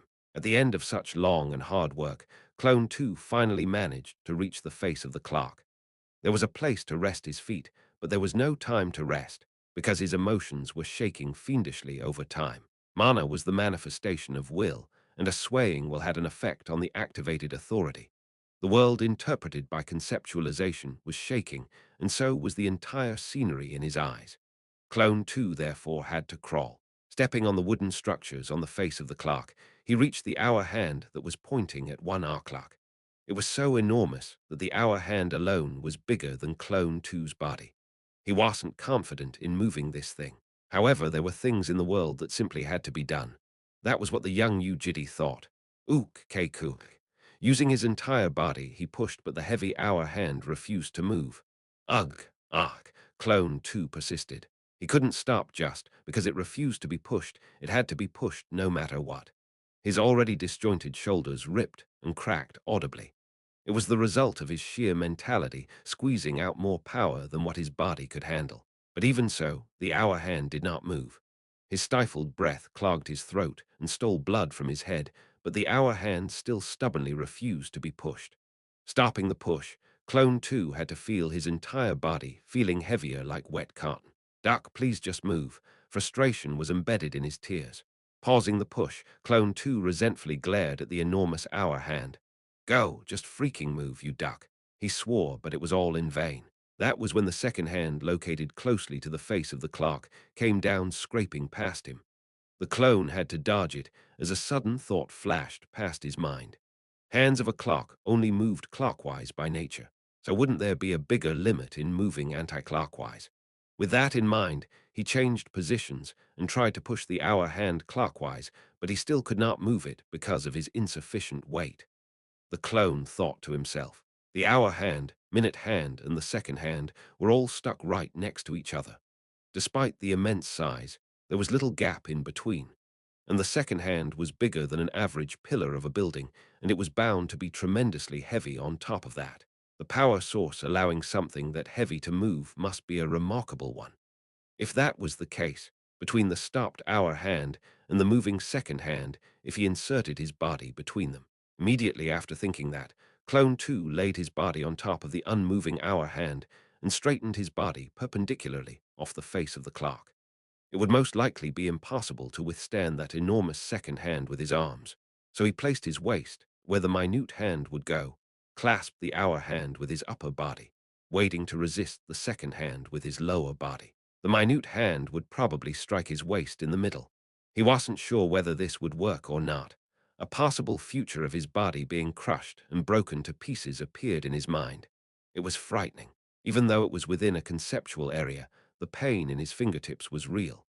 The uncomfortable sensation of dried blood and his coarse wrists cracking open like the barren wastelands was also real, so having his body cut in half would be as painful as death. However, Clone 2 waited. He waited for the second hand to go a lap around towards himself. Click suddenly, the ticking sounds of the clock felt a lot louder than before. 30 seconds. With a clicking noise, the second hand passed midway and started climbing up again. 45 seconds. With another click, he could soon see the rising second hand with his eyes. 50 seconds. Click. The second hand was in full sight. With every passing second it drew near. 0 seconds. Click. The second hand was right in front of him. And soon, the second hand approached him. Click. Thud. The moment it landed on his body, Clone 2 almost fainted immediately. The large pillar came down, smushing his lower body. The shock was so immense that it emptied his mind. He didn't even have the leftover strength to discern what was happening to himself. But time was heartless. With another passing second, the second hand came further down, moving the hour hand alongside it. There was less restriction in a clockwise movement, as the clone thought. The clone withstood it with his whole body. For the whole 60 seconds. His shoulders, his waist and ribs echoed with noisy cracks that were unbelievable to be from his own body. However, he endured it. He had to bear through it. Even if his body were to crumble, even if he were to die here, everything was for Yu Jitae, who had suffered for far too long. It was not some cheap sympathy for the clone, this was his mission. Another colossal impact struck his waist. It was the minute hand striking his body. His entire body quivered, but fortunately, it remained in one piece. Each second felt like a century. While his body was slowly crumbling to pieces, the second hand did not rest and continued pushing Clone 2 as well as the minute and the hour hand. Like that, at last, when the hour hand reached 12 o'clock. Ding! The clock tower began to cry aloud. Alongside an enormous sound wave, it quaked the world. The clock vibrated as the second hand paused for a very split moment. Clone 2, who had been keeping track of the time with his acute senses, successfully left the gap in that split second. However, this was not the end of his role. This vintage clock with an alarm system had a unique feature. The large, firmly shut double doors above the face of the clock were pushed wide open as some mechanical device bursted out from within. This world was a world interpreted by conceptualization, SS. There had to be something Yu Jitae was familiar with, and Yu Jitae was a human living on Earth. Therefore, there had to be a wooden cuckoo coming out and crying at this given time, but the large nest coming out of the doors was empty. There was no cuckoo inside. Carrying his broken body, Clone 2 pushed himself forward using his arms and legs that refused to move properly to climb the face of the clock. He didn't even know how he was able to move at this point. Even so, he climbed up, and the moment he approached the empty nest of the cuckoo, our Clone 2 devastatingly crumbled to his knees. Resting on the nest was a white bird, and no, still and breathless. Chapter 367, White Bird 8. He couldn't believe it. The crushed and blood-stained white bird with a missing wing had its eyes closed.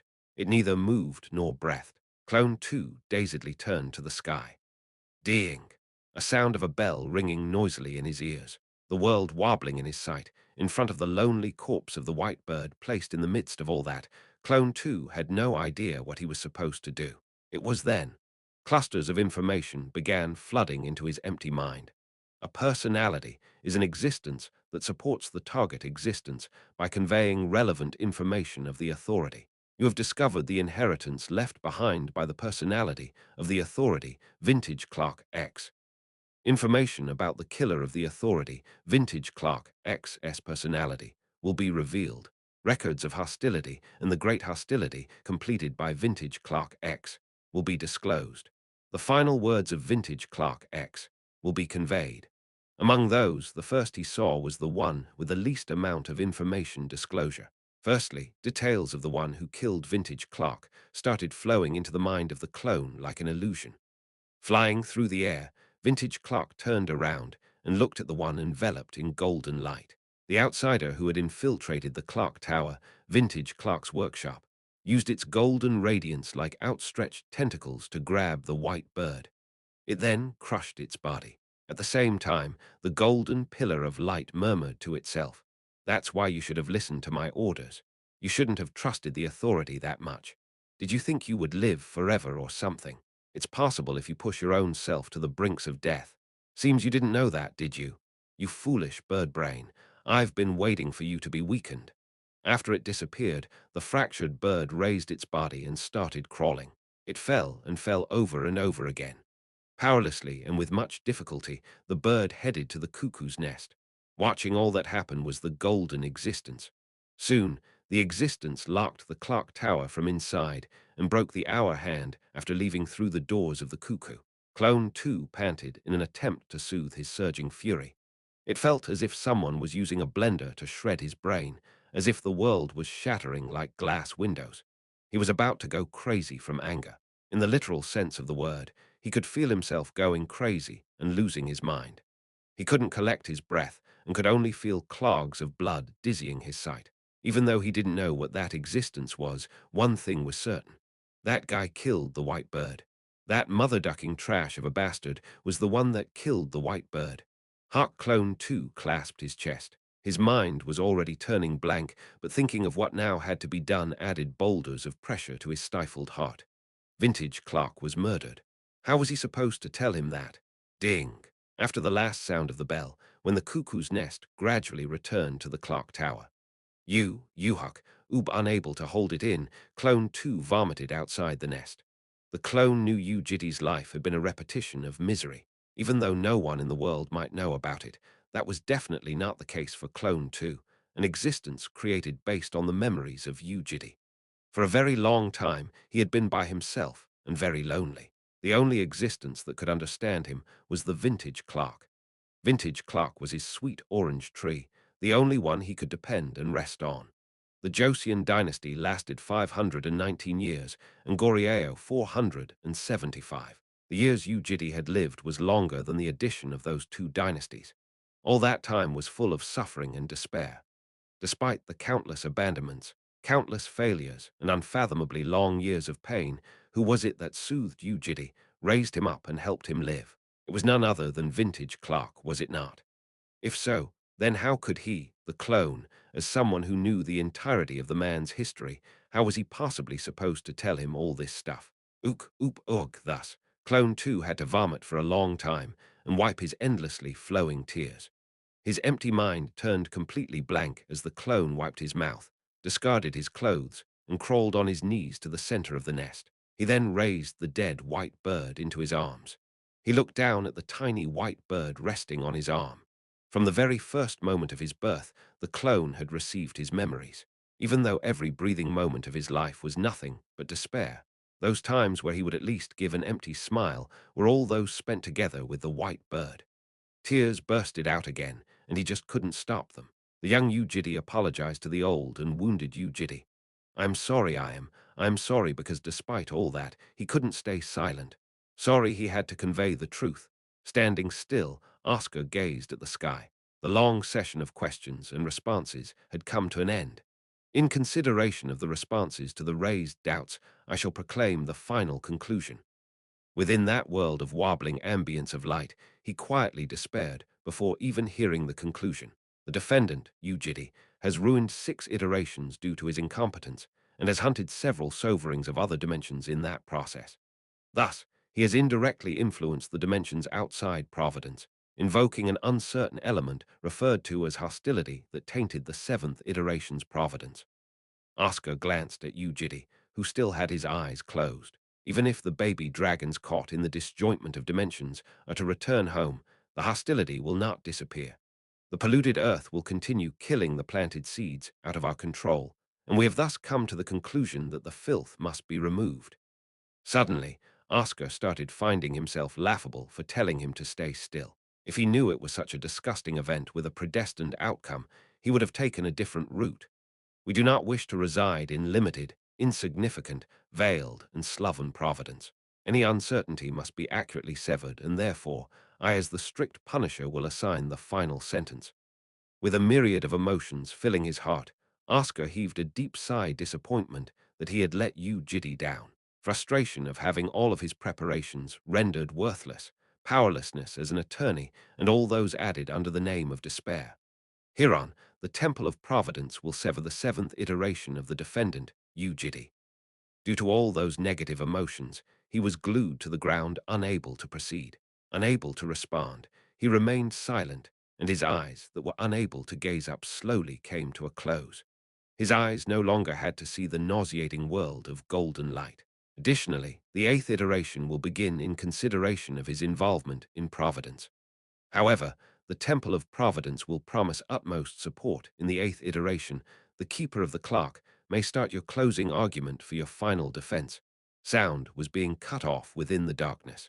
Oscar thought to himself maybe it was because he existed currently as a concept that feeling despair was scattering his senses. What are you doing? But no, that was wrong. Oscar widened his eyes. The crimson face of the Punisher was facing them with abundant killing intent. In surprise, Oscar looked away from that glare and coincidentally glanced at Yu Jitae's face. There was no expression on his face, only his eyes were half open. The sharpness in his gaze was the same as usual, and the white parts of his eye beneath the iris were also the same. However, Oscar had a strange feeling the moment he looked at those eyes. It felt as if he was looking into the eyes of a corpse, not a living human. Yu Jitae appeared dead in his eyes.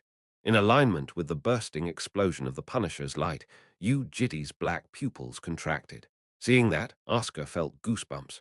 Something dead was moving, that was the impression he received. "I have asked what it is that you are doing, Keeper of the Clock." Oscar finally realized that Yu Jitae was spreading something into the entirety of the Temple of Providence. The aura wasn't being omitted intentionally, so it took time for him to notice it as a human with a volitional mind. Yu Jitae had seized the temple. That was when his pale lips cracked open. "I will start my final defense."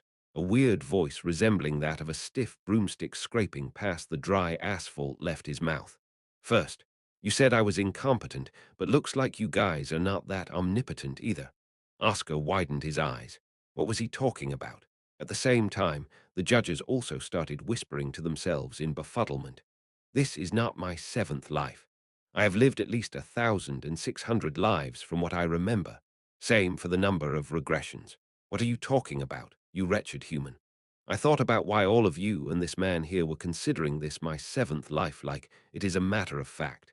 It seems vintage Clark's personality had left behind a separate record. You were hostile to the personality with no mutual communication. The personality distanced itself from you. That explains why you wouldn't know about this." His dry voice continued pouring out words without any intonation, which increased the confusion of those listening. "Second, my defense about hostility, I do not know. And what? Keeper of the clock. How dare you try to play with words at this sacred temple? Third, my opinion on uncertainty is the same as yours. The seventh iteration has been damaged. It is unclear how hostility will act even if the baby dragons are to return home. Silence was hovering over the crowd. The existences inside the authority were feeling their discomfort rising up as killing intent. They were listening because of how absurd everything was, but the real reason they couldn't punish him was because of the strange aura permeating across the temple. It was a gloomy, sticky, and unpleasant aura that somehow stimulated their inner fear. But I do not agree with severing the seventh iteration. That is the conclusion drawn after the appropriate procedures of the public trial. And how is that any important when I don't want to? Their killing intents were growing bigger and bigger as their emotions exceeded confusion into the realms of anger. The lights of the judges were increasingly becoming brighter, and the Punisher's killing intent was enormous enough to squeeze Oscar's heart. Kook Oscar fell with his hand gripping his chest as he then shivered like an epileptic patient. However, Yu Jitae was still gazing at the sky with the same hazy expression. It is now time for you to defend yourselves. What do you mean? There is an existence out of the 12 judges here that murdered the vintage clerk's personality. His words were met with sudden shouts. What blasphemy is this? This insolent human. Without listening to their words, Yu Jitae continued. Since you all share the same power within the world of Providence, someone must have been jealous. That must be why the personality distanced itself and didn't allow you to enter the workshop. That's why you opened a different door of the clock tower to kill the white bird inside. He apathetically continued his explanation. My subordinate has found the corpse inside the clock tower, and that has just been relayed.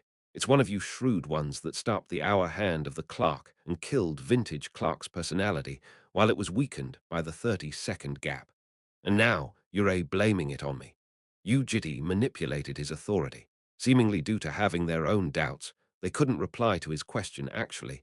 They might be replying to him right now. Start your defense.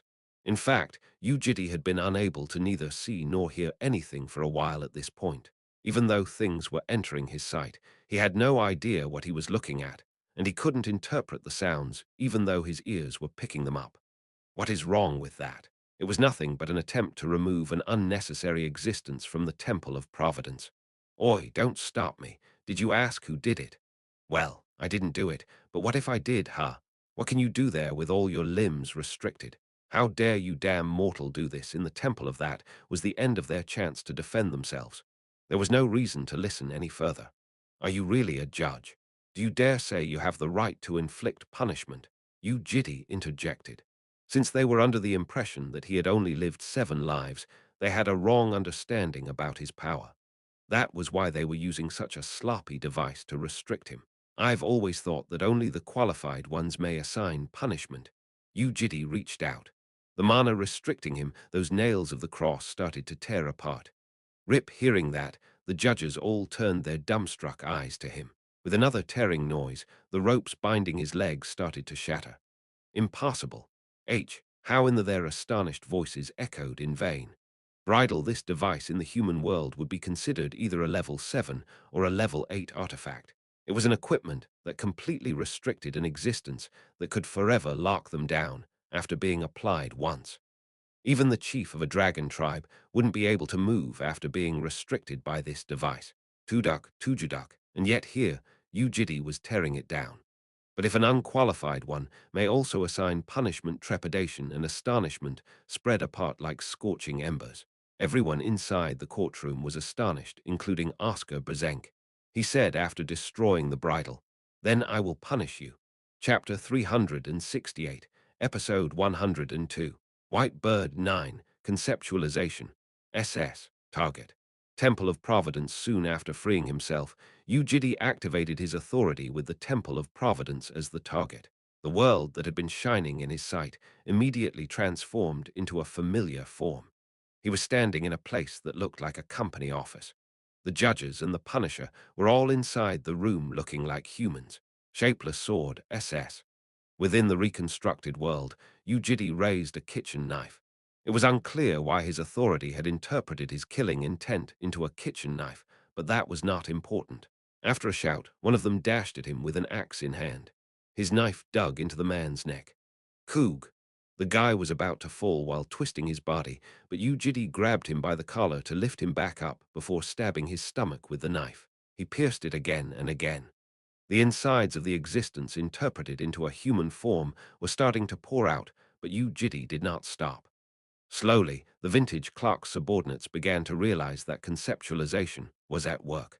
An authority was a higher concept compared to an existence, and it was hard for humans to even feel the activation of an authority. The existences here that had been leading an eternal life outside the boundary looked at Yu Jitae, who had managed to jump over their fences.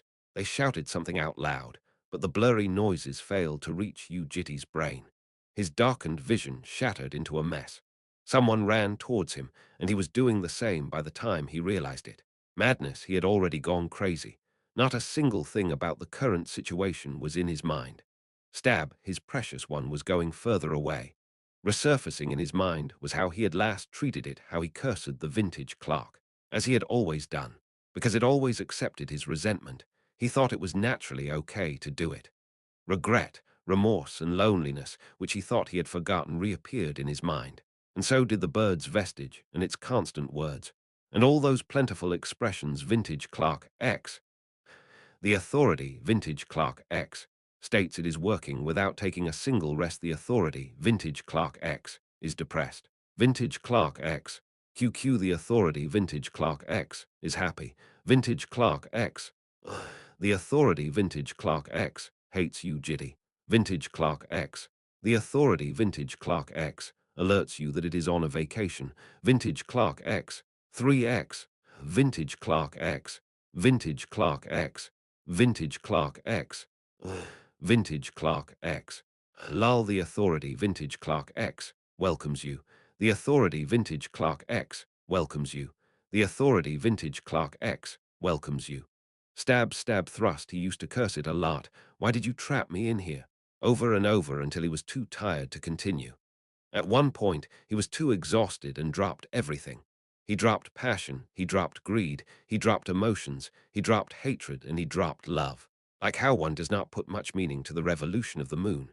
His lives had become an astronomical phenomenon, making it meaningless for him to curse, resent, and weep. Vintage Clark, who had silently taken in all his curses until he reached that point, had to hear his curses even at the last moment. You will, definitely, become happy. If I knew that was the last, I would have made it good, pretty, nice, kind, and friendly so that you could feel our bond. Using what you liked the most, watching your favorite movies, eating the healthy food you wanted me to eat, and as me who you had treasured the most, Stab, I would have done so much more for you. Stab, would there be happiness at the end of this life? Even if there is, will I be able to find it alone in a world without you? If I kill, kill, and kill, will I manage to kill everything that I couldn't before? This shrewd, cowardly, doubtful, lacking, ungifted me, tired from all the burdensome and exhausting problems of life, forgotten by people, discarded by the world, with evaporated connections my last resort, the only one that always came to the aid of a person like me. Stab, however, I cannot take you back anymore. I no longer have you. Stab, I used to be neither this nor that, too young to be called old, too crooked to be called a human, sloppy for a sinner, too exhausted to live on, too incompetent to die, and I had you to be called alone. From the rise of the sun to the scattering lights of the moon brightening up my room each and every moment of my life had you by my side. Stab, you are my teacher, a friend, a father and a mother, a punny wagging its tail, a friend listening to complaints over shots of whiskey, a roommate waking me up when I lay down asleep in the midst of dirty mud, a middle-aged woman praying hand in hand. Stab, even though you have left, my life will go on.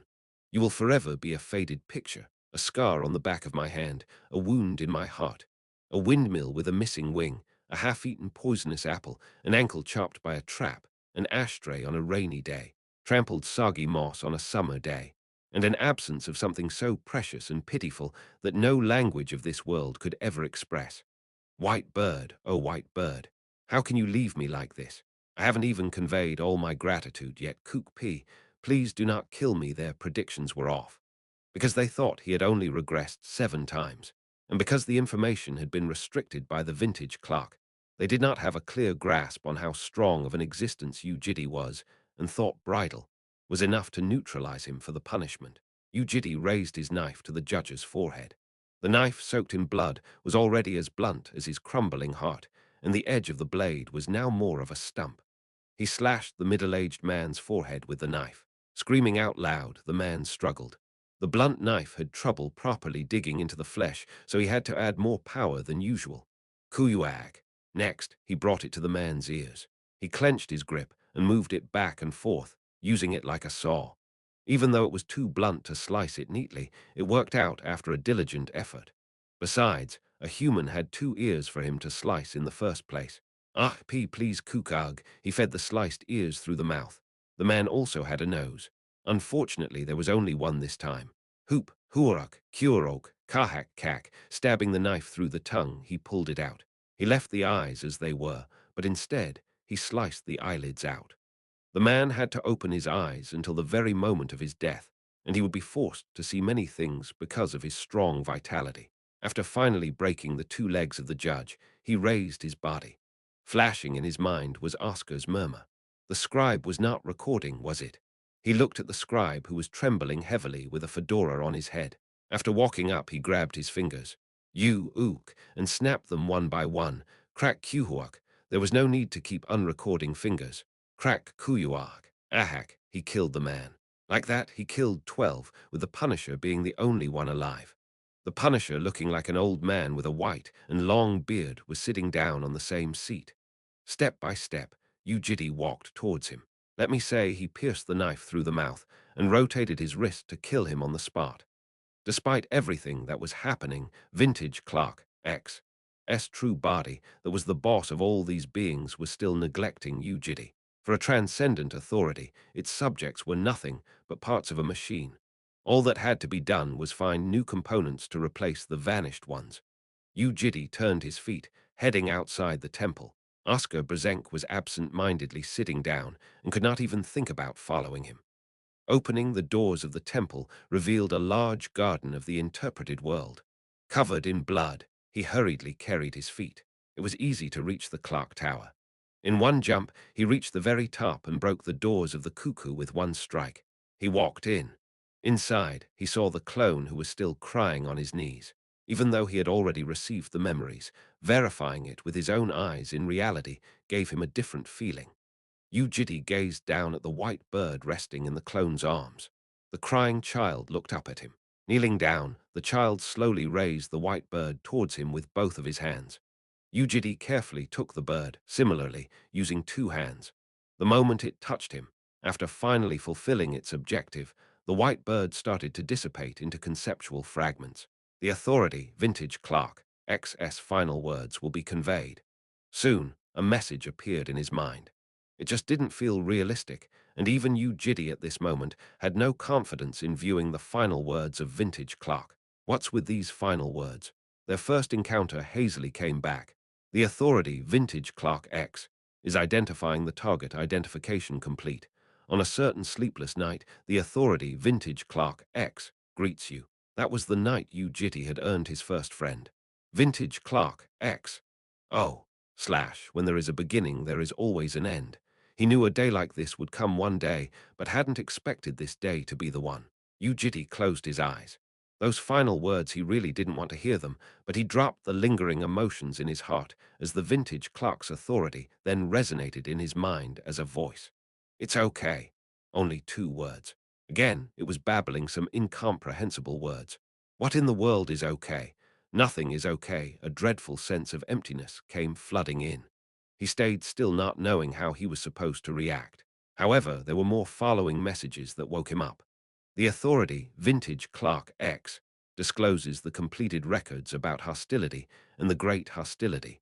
Even though White Bird was dead, life would continue as always, and thus he had to take a look at the messages. Information about the last night will be revealed. Doubt appeared in his mind. In spite of what was happening, he still knew how to think. It was strange that information about the last night was being revealed first.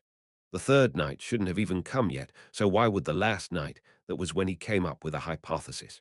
What if the third night had already come? I will block them, the witch said to Balm. It was after they had returned to the association. You should hurry to the basement. I won't be able to last more than a few minutes. In the meantime, you go open the door with the card key. The place Yu Jitae had been at for over a month was quite surprisingly the underground isolation chamber. The one inside the isolation room would most probably be the Black Dragon. Mayu was it? What did Yu Jitae do with her for a month? Fear sneaked into her heart. Balm had to confirm it in order to not lose Yu Jitae. She had found out about his recent actions from a grade 4 assistant of Yu Jitae and took the keys after pressuring the director of isolation rooms, the Mythi.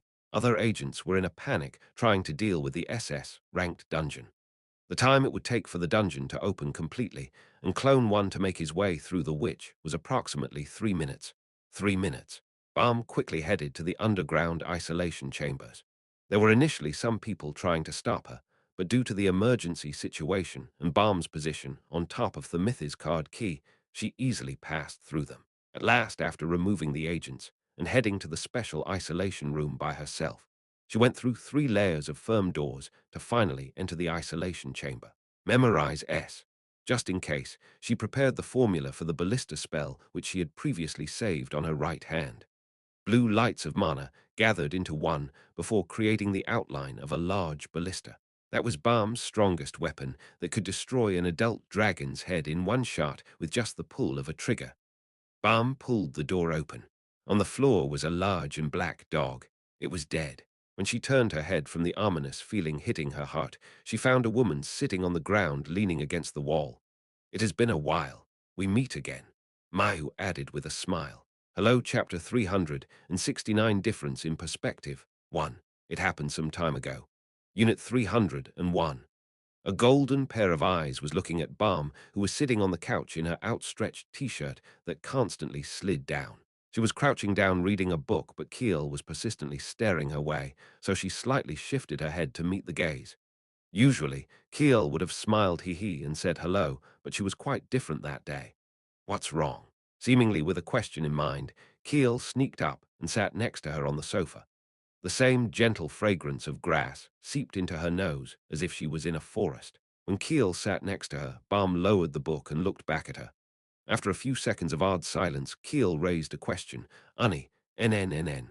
Do you like Argosy? NN, I do. Then, do you love Argosy? Hearing that, Balm widened her eyes a little with a slightly open mouth. However, her expression returned to the normal indifferent one in just a few seconds. NN. Keel tilted her head with her eyes stuck on Balm. How do you love him? HNN. We can't fall in love and stuff, right? Balm replied with an awkward smile. Who knows? I also wonder how. Finding that response questionable, Keel asked back. You don't know either, Annie. How you fell in love? NN. I don't know. Aang. Balm raised her hand and rested it on her chest. I think this must be broken. Keel blinked her eyes before asking yet again.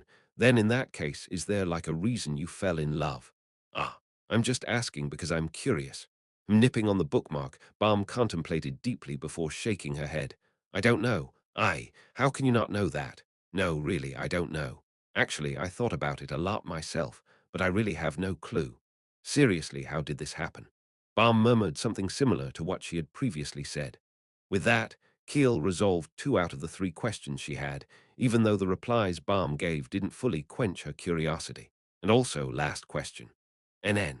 A few days ago, me and Argosy Keel talked about the things that happened while sending the baby chicken, Chirpy, back to his world, including how she cried in his arms on the way back. Although there was no need to bother telling her all this, Keel wanted to share them. She was quite nervous during her speech. She had no confidence to look into Balm's eyes, and her lowered gaze was facing Balm's stretched-out t-shirt by the time she came to herself. And that's what happened. After finishing her explanation, Keel carefully raised her head back up and found Balm gazing down at her with an expression she could not read. That in turn made her more nervous. Or are you perhaps angry? Do you like Argosy? Balm asked instead of replying to her question. But not in the way you're thinking, because he's a good person and precious. That's why I like him. Not like the things you see in a shoujo manga.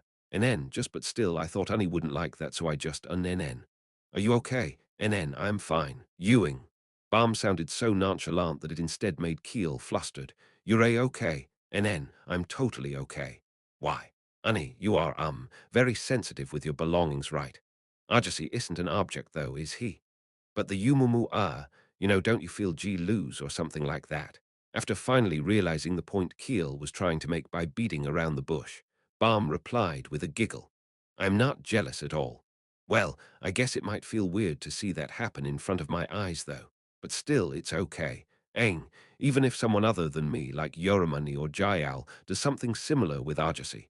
NN, as long as you don't cross the line. Really, that's a bit unexpected. I actually thought Unnie would be super upset. No, of course not. Balm caressed her hair. Her eyes were gazing outside the window into the distance. It's been around 5 years since we lived together, right? I've always felt sorry and thankful to you guys.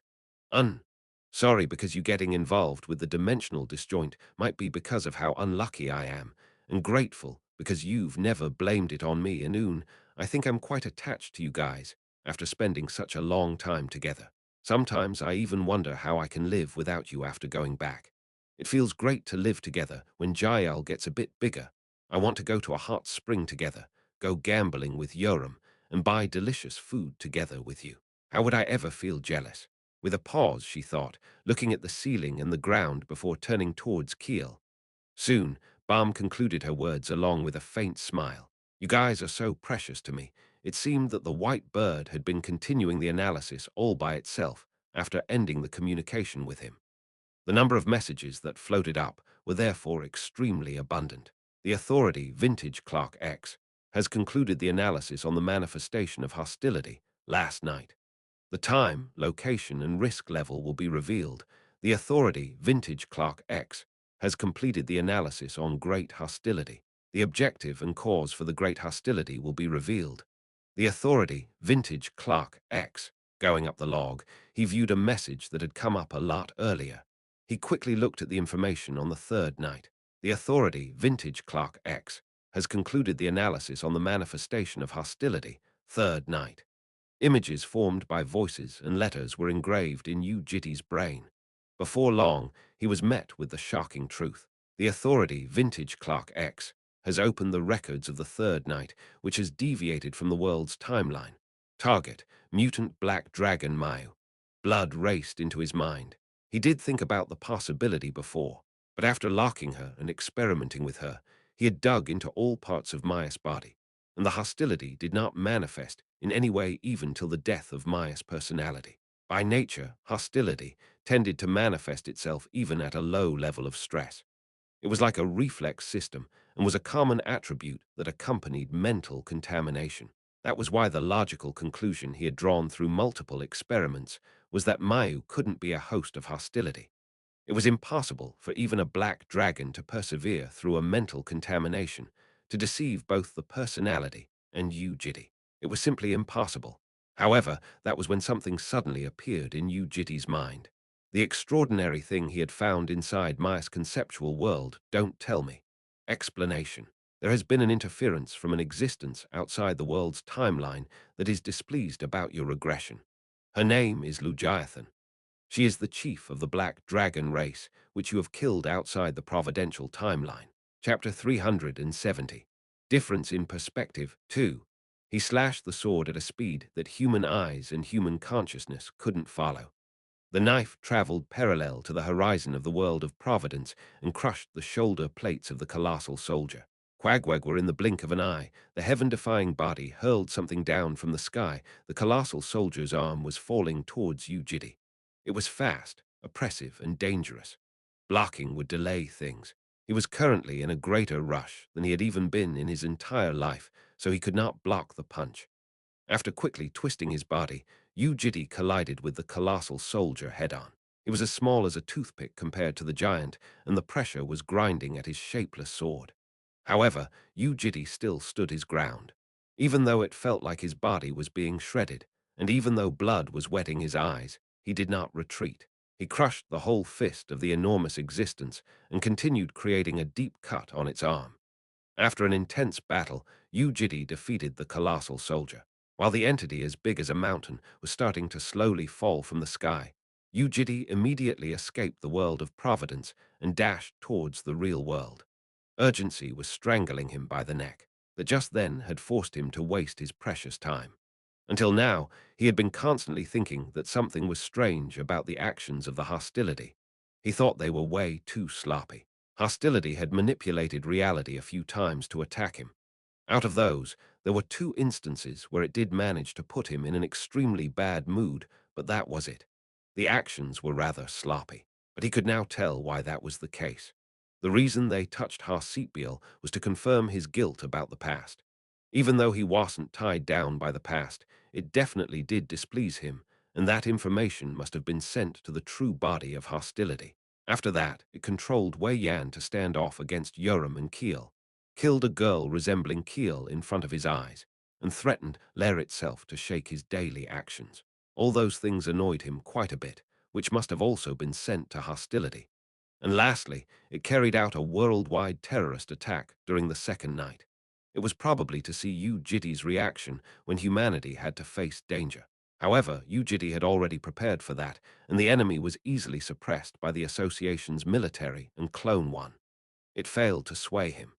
The 3 targets chosen by hostility were respectively Yu Jitae, baby dragons of the 7th iteration and the world. These 3 were the elements that could hinder the 7th iteration, and after an analysis, it must have decided that the most efficient method was to touch the baby dragons of the 7th iteration, and hostility's judgment was precisely correct. Neither his distressful past nor the terrorist attack on the world were able to shake him at the core. There was only one big threat in this iteration that could seize him by the ankle. It was none other than the baby dragons finding out about his past. He had done evil things. Kidnapping kids that were living happily at the town, he locked them inside the underground labyrinth for decades.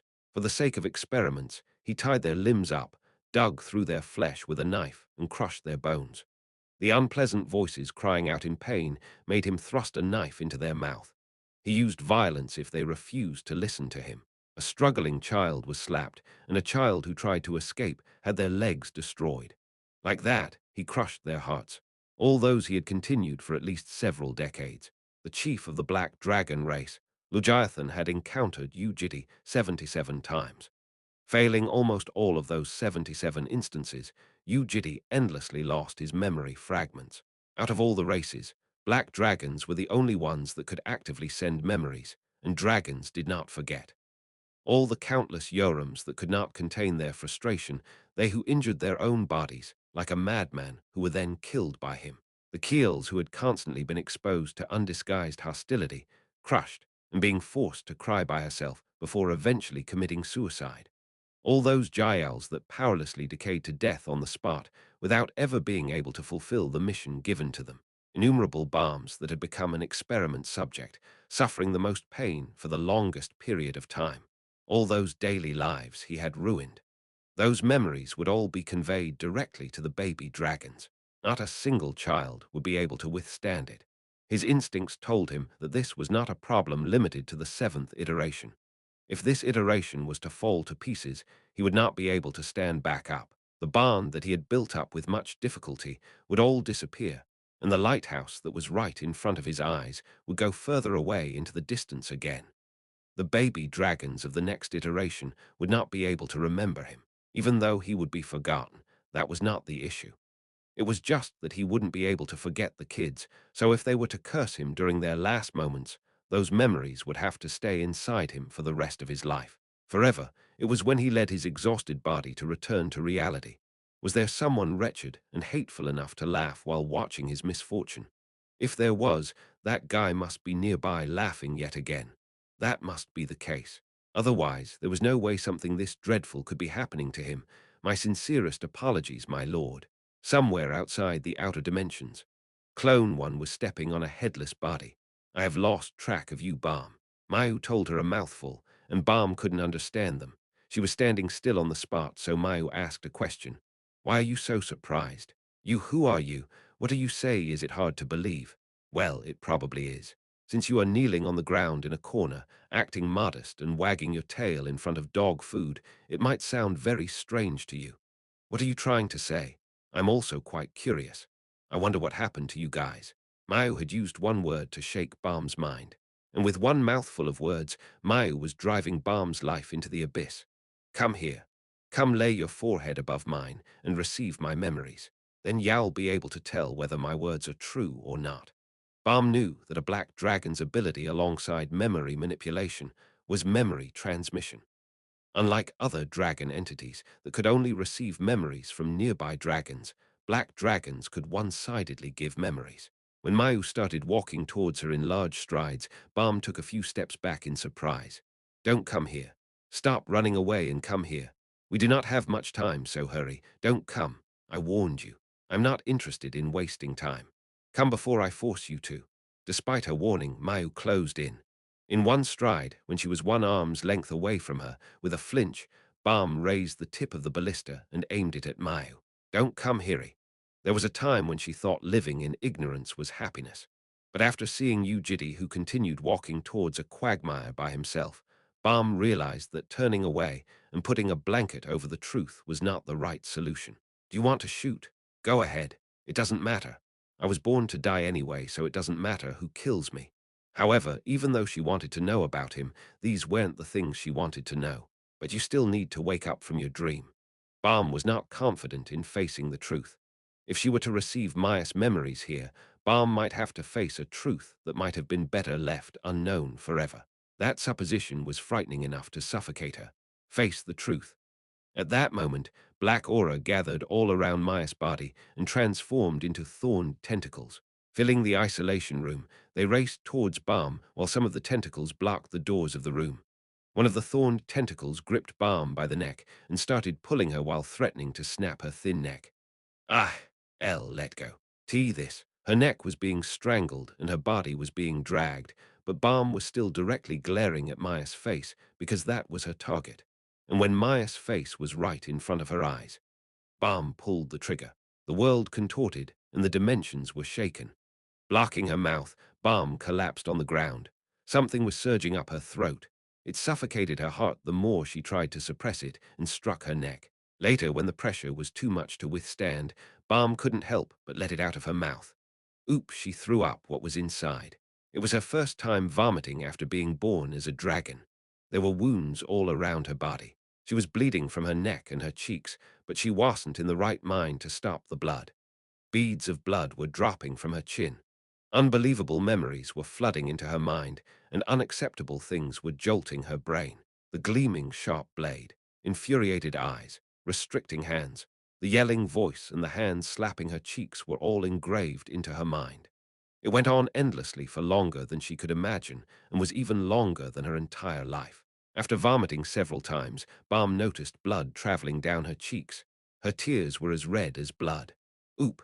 Oog, she threw up again, without even knowing what was coming outside. What was in her mind, and where her thoughts were headed were all beyond what Balm could perceive. Only the distant and painful memories were laying her mind to waste. Watching herself suffering from pain was hard. Seeing herself scream from her guts from crushed bones was horrendous. But what was more painful to see was what had happened to her precious sisters. Things that were beyond believable. That shocking truth was shattering Balm's heart to pieces. A tremendous sense of betrayal was filling her heart. They took place like a heavy piece of lead and crushed her heart, which was like a glass marble. An emotion that her unforgetting memories wouldn't forget, that would thus be remembered forever. Ook. Balm threw up again, but the sense of betrayal was so heavy it did not leave her heart. It was only the dark, poison-like blood and saliva that was flowing out of her mouth. Unable to stand up, Balm crawled.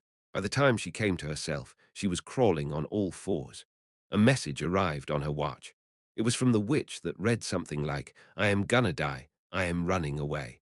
Since there was not enough time, Balm straightened her mind while crawling on all fours. Light-headedly, she cleaned her mouth and wiped her tears. When she next came to herself, she was stumbling with a limp. She had no idea what she was seeing, what time it was, and where she was headed. Balm could only stagger forward. There was a place she definitely had to go to. Things that were too heavy to keep to herself were hanging in her emotions. While stumbling forward, her hair scraped past her eyes. Jumping over the dimensions, she started walking down a familiar corridor as an even more familiar door appeared in her sight. 301. She raised her trembling hand and shivering fingers. She noticed that her scratched fingers were still bleeding. After pausing for a bit, she healed her body and then opened the door. On the shoe racks, she could see the girl's shoes. Stumbling in, she saw the kids sitting down in the living room. Her hazy eyes had trouble seeing the kids properly, so she walked a bit closer. The kids were all gathered in one place, but the atmosphere wasn't a positive one. It was hard to tell why that was the case, so she went a little closer. Yoram and Keel were worriedly looking at Jael, who was sitting in between them. Jael was bleeding from her fingers, and next to Yoram was a spiked glove which she used as training equipment.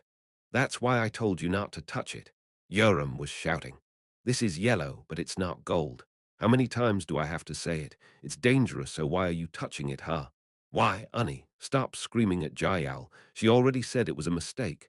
"Sorry. No, it's okay, Jael. It's okay to make mistakes.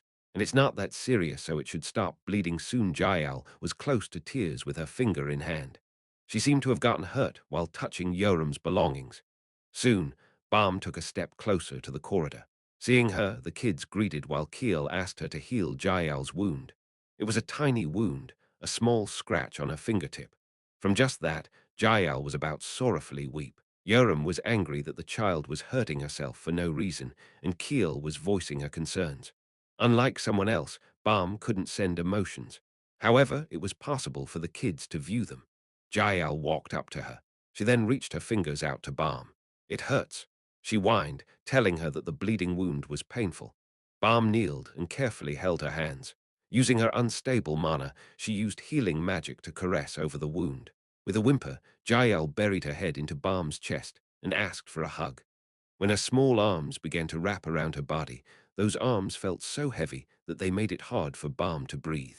The hazy world in her sight became even blurrier. How painful must it have been? "Because of that devil, guys, I have something to say." Chapter 371, Difference in Perspective 3. Yu Jitae walked into the association. His feet were in a hurry as he forced his way in. All the doors in his path were destroyed. He had no time to wait for them to open. An SS-ranked fissure had cracked open outside the association. The neutralization of the fissure was almost finished, so the inside of the association was also returning to its former stability from the urgent confusion. "Ah, Season." Someone saluted him, but he pushed his head away. Like a man struck by a dump truck, the man ended up rolling across the floor in one cluster with the person standing behind him. He crushed open the doors of the underground isolation chambers. When he headed downstairs, the director of the isolation rooms, Thamithi, approached him with a shivering body. It seemed that she had an idea of what was happening thanks to the surveillance cameras. She went down low and begged for his forgiveness. Her job was to control the isolation rooms, and there was no need for a soldier who couldn't follow orders. He slapped her by the cheek. Her head turned to the side as she fainted and turned silent. With rushed steps, he headed straight to the end of the corridor. A black barrier was stopping his approach, so he bashed it with his fist. Like glass fragments, the barrier shattered and dissipated. He looked inside the isolation room. A black and large dog was lying dead on the floor. 2 Grade 0 agents were dead. And lastly, Mayu was dead, with a hole in her chest. She was undoubtedly dead this time. An emotional void was like a hole with nothing inside. There was nothing more that could be pierced.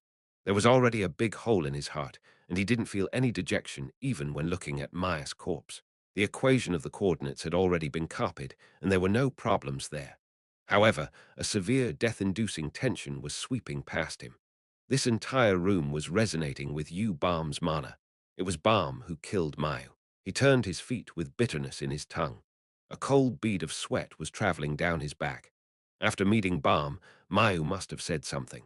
He didn't even consider the off chance that everything was fine. Things had already gone terribly wrong. The worst-case scenario he had predicted had already been unfolded.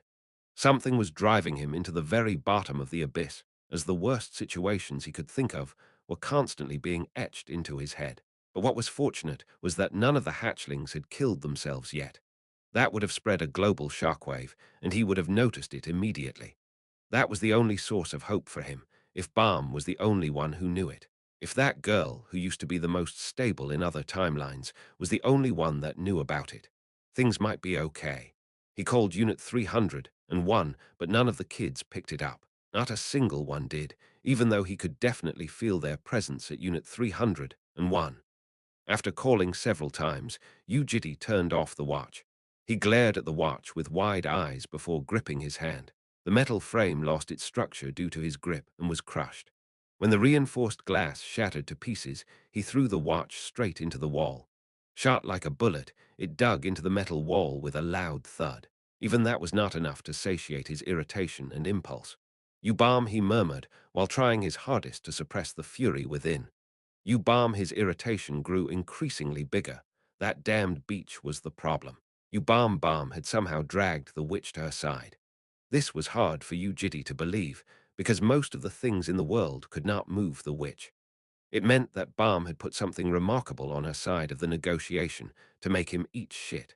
Yu Jitae knew she would cause a problem, and that was why he had assigned Clone One for the task. However, he certainly wasn't expecting her to drive the situation into the gutters like this. "What should I do with you?" he contemplated. With each passing second, his irritation and displeasure towards Yu Balm increased in size. Yu Balm. In the past iteration, Yu Balm was not like this. She used to stand firm no matter how abused and tormented she was. In fact, she had even acted as an emotional support for the other baby dragons. And yet now, in the seventh iteration, she was trying to ruin everything. An impulse. Rising inside was an impulse that resembled madness. When did all these go wrong, he wondered. Was it when that girl suddenly and needlessly started to appear pretty? If not, then was it perhaps from the very beginning? Was his choice to live a daily life wrong in the first place? Maybe my plan was too much for me to handle. Before anything, he had to check the result. Moving his feet that were glued to the ground, Yu Jitae headed to Unit 301. He stood in front of the door. Without even opening the door, he could tell that Yoram, Keel, and Jayal were inside the house, with Balm being the only exception. But even so, his sensitive sense of smell could accurately track Balm's smell. Balm had definitely been to this place. In order to open the door, he reached out. He rested his hand on the doorknob, but he just couldn't open it. Never had the doorknob been as heavy as it was today. Hostility must have conveyed the memories of the past, and would have included only the dirtiest of them. It would have shown Balm the worst moments without showing the reason and previous events, and those memories weren't things that the kids could handle. Were the kids alive? For now, they definitely were. He could have long checked by now had he opened the door and gone in without thinking about such things, but he couldn't. Why can I not open the door? Because my sin is on the other side of it. It would have been better if he had firmly locked his heart before touching daily lives. Because of his half-assed mindset, he couldn't even act like a hypocrite, and the blanket covering what had to be hidden was way too light that they ended up flying away to the fluttering wings of small birds. Even so, he had to twist the knob and pull it. Yu Jitae opened the door and went inside. Carefully, he closed it behind him. The kids didn't notice him coming in. Blue, red, yellow, the primary colors resembling traffic lights, were all sitting in the living room. He could see their backs. His heart dropped an inch. It just happened to be their backs that entered his sight. The blue one turned her head as the blue pair of eyes looked into his. Their gazes met. And the child, she gave a smile. With a gaze dripping with worry, Jayal smiled. After that, Yoram and Keel also turned their heads to look at Yu Jitae. Concern was in their expressions, with a tiny bud of relief in their eyes. Jael carefully stood up and started sprinting towards Yu Jitae, throwing her arms wide open. He reached his arms out as Jael wrapped her arms around his neck and placed her bum on his forearm. It was a blunder. He had no plans of hugging the child. "You are late, Ajasi." While he was confused by their reactions, Keel asked a question with a face filled with concern. "Why didn't you pick up?" he asked. As for the tone of his voice that had asked the question, he had no idea. "Annie told us not to pick it up." "Why?" "Barmani said she will leave the house for a bit because she had a fight with Arjasi." "A fight with me? What did you fight about? Did something happen with Annie?" "We didn't fight." "Then what happened?" "Arjasi, don't tell me you don't like Annie anymore." Yoram scowled in response to that question, and Jael also widened her eyes into circles from his arms. He replied. After running his mouth, he had to hesitate. What did I say just then? He had no way of knowing the truth. Please be honest. Okay, despite his words, the kids had serious looks on their faces. When he shook his hand, Keel grabbed his left hand with both of her arms. "What is it? Please tell us what happened." Annie looked really strange. She looked really serious. "Then why? Why are you like this?" Annie's expression, voice, and everything looked really terrible, and like she also looked very hurt. "Why did you fight? What happened between you two?" "What?" Wait, are you seriously saying that? It was then. Yoram suddenly started walking towards him with a frown, like, why are you saying that? Every sentence had power in them. Sometimes they had the power to flip anything in existence. He realized that something important had just gone wrong. Plus, he also realized that he had to shut his mouth before things became any worse. Dear, be honest, what happened? Don't pretend like you don't know anything. This is the last time I'll ask this. Don't lie to me. What happened outside? Ugh. Yoram reacted with a sudden shout. Please just stop. How long are you going to be like that? Ha, how long? Are you going to see us as ducking kids that don't know shit? What did I say? What is it that I've said, that things are going wrong even though they were kept short? Regardless of what they were, he had to stop speaking. He put Jael back down. Even though the child clenched onto his sleeves after being surprised by Yoram's shout, it was pointless. He placed her on the ground. Jael tried to grab onto his pants again, but when she looked into his eyes, she freaked out and her tiny hands stopped in midair. Her fingers closed to a fist. Where are you going? Hey, where the duck are you going? To bring balm, he replied. You're going, just like this. I asked you how many times, and you're just going without telling us what happened. He didn't reply as Yoram's sharp voice dug into his ears. Aren't we a family? He didn't reply, and her shout continued without an end. How can you ignore your family like this? She did not stop shouting even after the door closed in her sight. Duck, I thought we were supposed to be a family. He looked into his heart. Something dark had begun resting inside by the time he realized it. It was dirty, sticky, and crawled along the abyss, sprinkling a bucket of pollution everywhere. Before the start of the 7th iteration, that thing had been veiled. The world was dark, and the dark thing reflected no light. He couldn't even tell what horrendous being there was inside him, nor how he looked like himself. In a world like that came sunlight, budding flowers, and singing birds that started spreading warmth onto the dark world. That was the start of the 7th iteration. The man who had been crouching in the darkness noticed his nakedness due to the sudden shed of light and felt shame. Plus, the dark and hideous objects began to show themselves from within the darkness. The rotten cages and carcasses of birds that had been deeply hidden inside the quagmire were unveiled, as well as the dark, crawling things shooting out pollution. Within that world that had suddenly been brightened up by light, the man was defenseless. He had been living through a long night with many things invisible in his sight. Never had he expected the day to arrive, and he therefore had felt no need to bother hiding things that were veiled by the darkness. However, was it reasonable to say he had no idea? Were sins committed due to necessity able to escape their nature of being a sin? Was sin committed in response to wickedness a good sin? No. At the very least, he didn't want to be a hypocrite. However, the night he lived was too long to be rectified. Therefore, he had no choice but to hide them. He had to hide them at any cost. That was why he built a fence, to make sure the animals inside couldn't leave the area, and to make sure the things he wanted to hide could stay away from sight. And he told the animals beforehand to not leave the fence. He persuaded them, and at times was strict about it.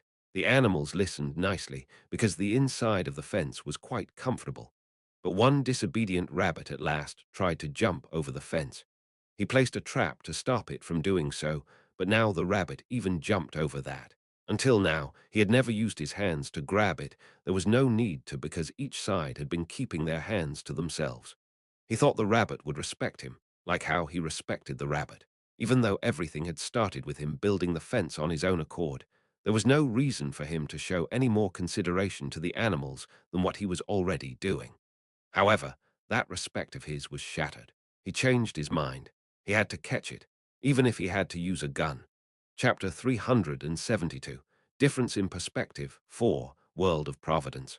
The body of the white bird, after conveying all of its experimental records to Yu Jitae, was slowly vanishing to nothing. It was the process of the personality disappearing. Clone 2 watched over it until the last feather dissipated from his sight. Yu Jitae had long left. What was rushing him so much that he had to leave like that, without even watching the disappearance of such a precious existence left alone? Clone 2 deeply pondered to himself. When he was created, Clone 1 had referred to themselves as experimental subjects.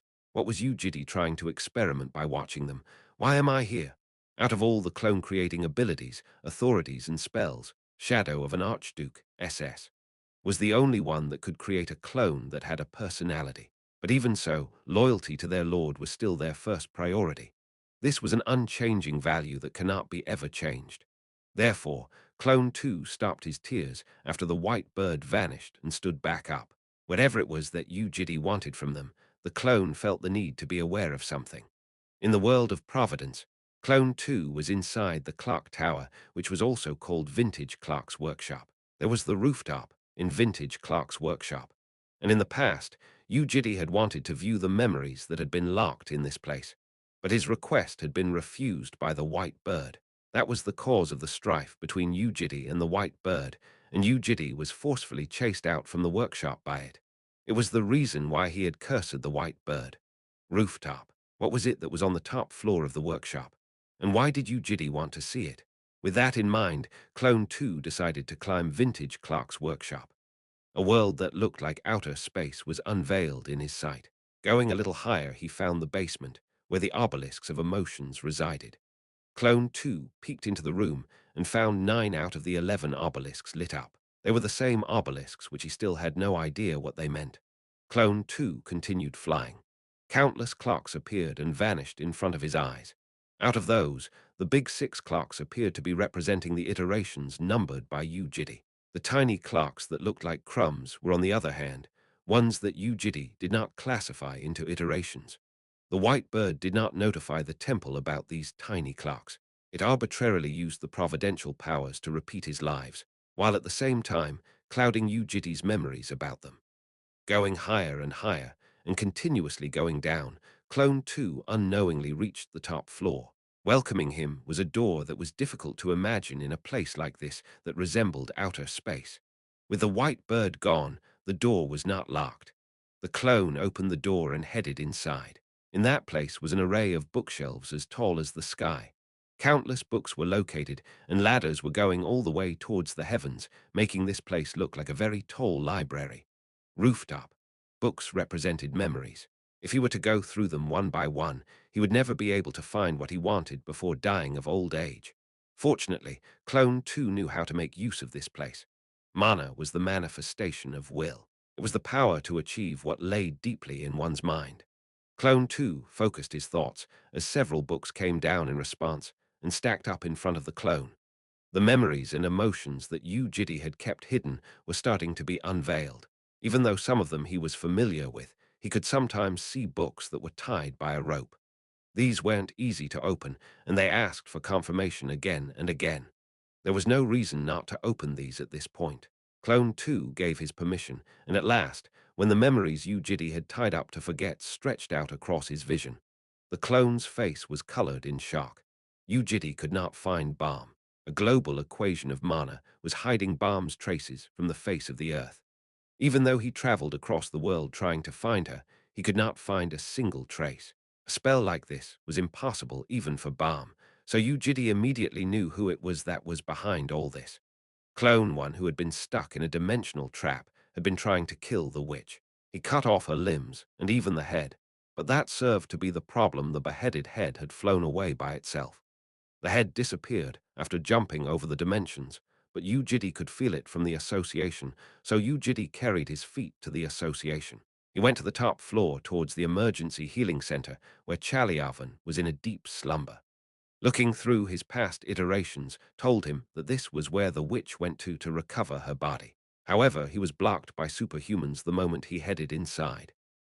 Season, you can't come into the emergency center. Move, sir, I cannot. The patients inside might be put to danger by even the smallest of mana waves. More than 10 superhumans were stopping him in his path in concern. Yu Jitae opened his mouth. Then stay here. Go bring Valentine. Miss Valentine is currently bring her. They were still trying to stop him, so Yu Jitae started walking forward. When he began spreading out killing intent, not a single one of them could manage to stop him. Out of them, the ranker who was tasked with protecting the emergency center still tried to move his feet to stop him, so he slapped him onto the ground.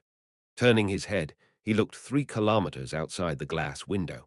The association sniper who was on standby collapsed while clasping his heart.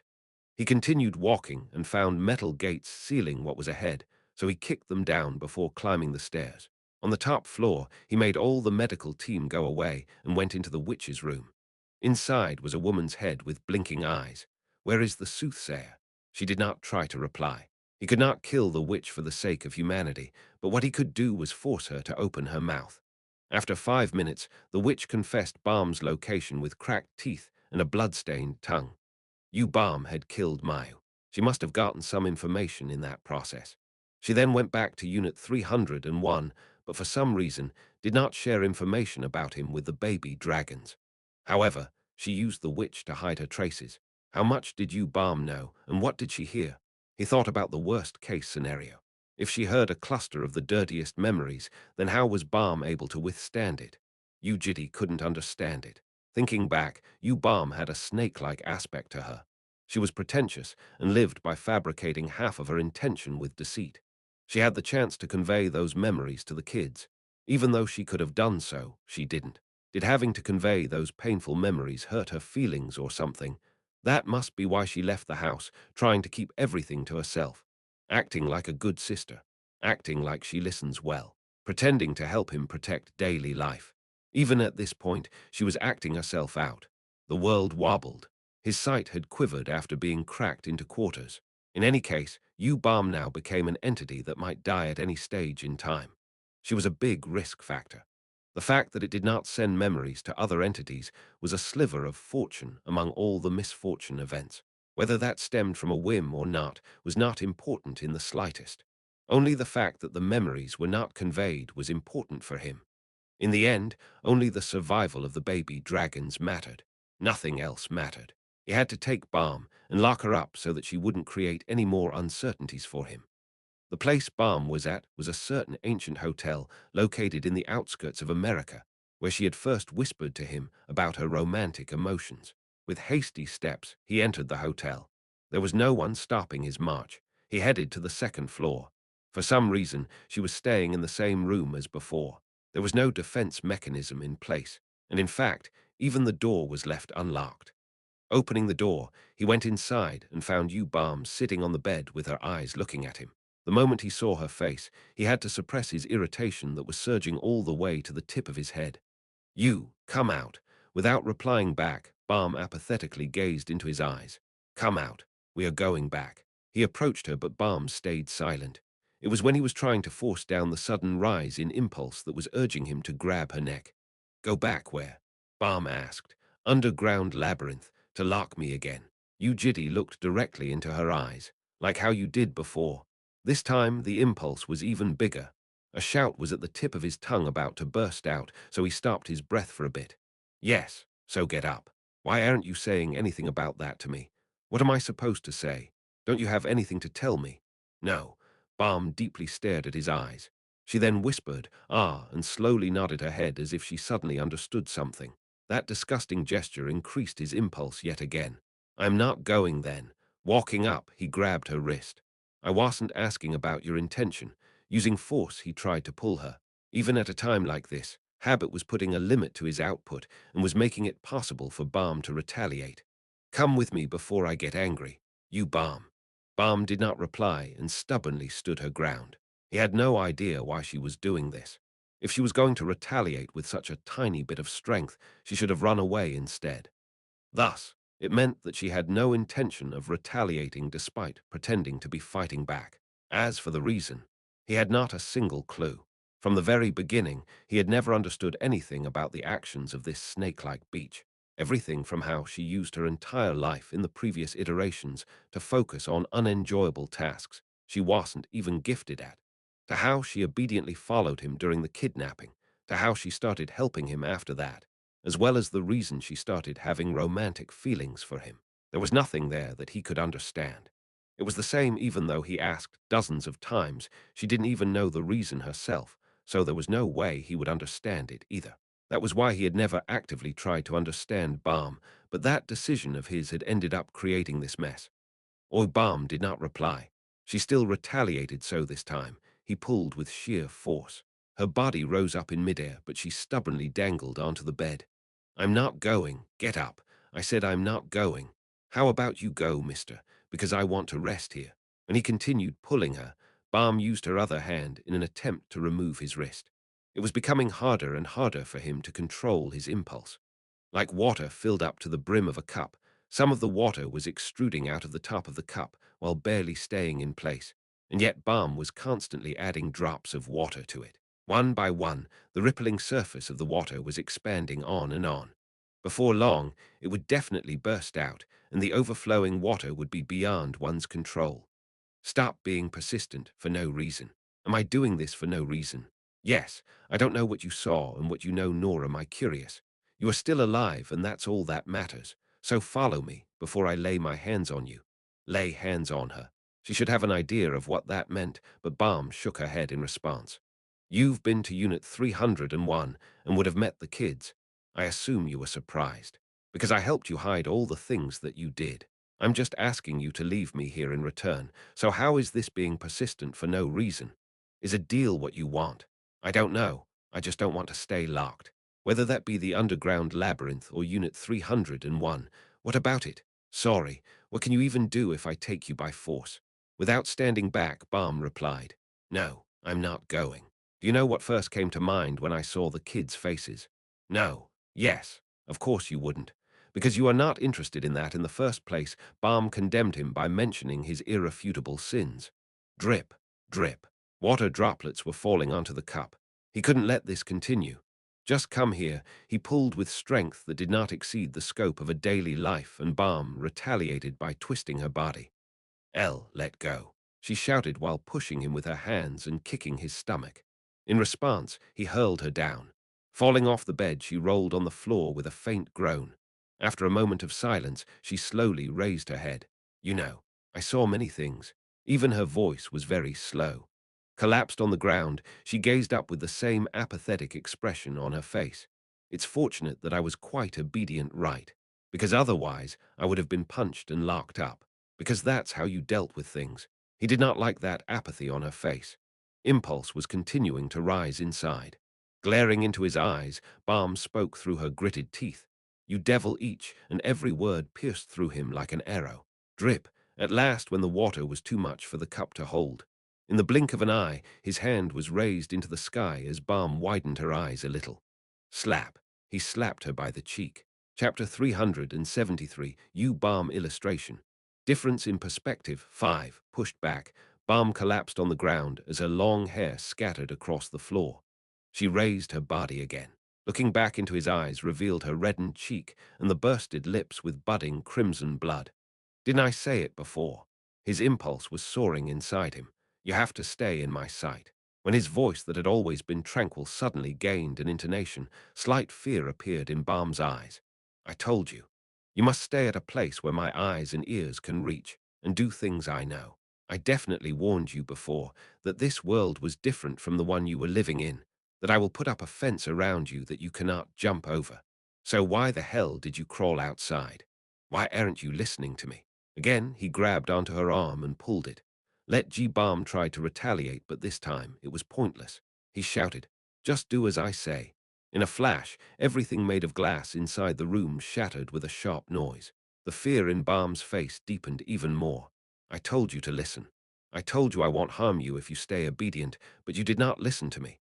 How many times did I warn you, to stop acting up and stay still? I had to know it. What did you have to know? How does anything change from you knowing stuff about me? It is because you became weird. I shut up. That's enough. I don't want to hear it, so stop blabbering and shut your mouth. My patience is about to hit the bottom. Once again, he grabbed her by the collar.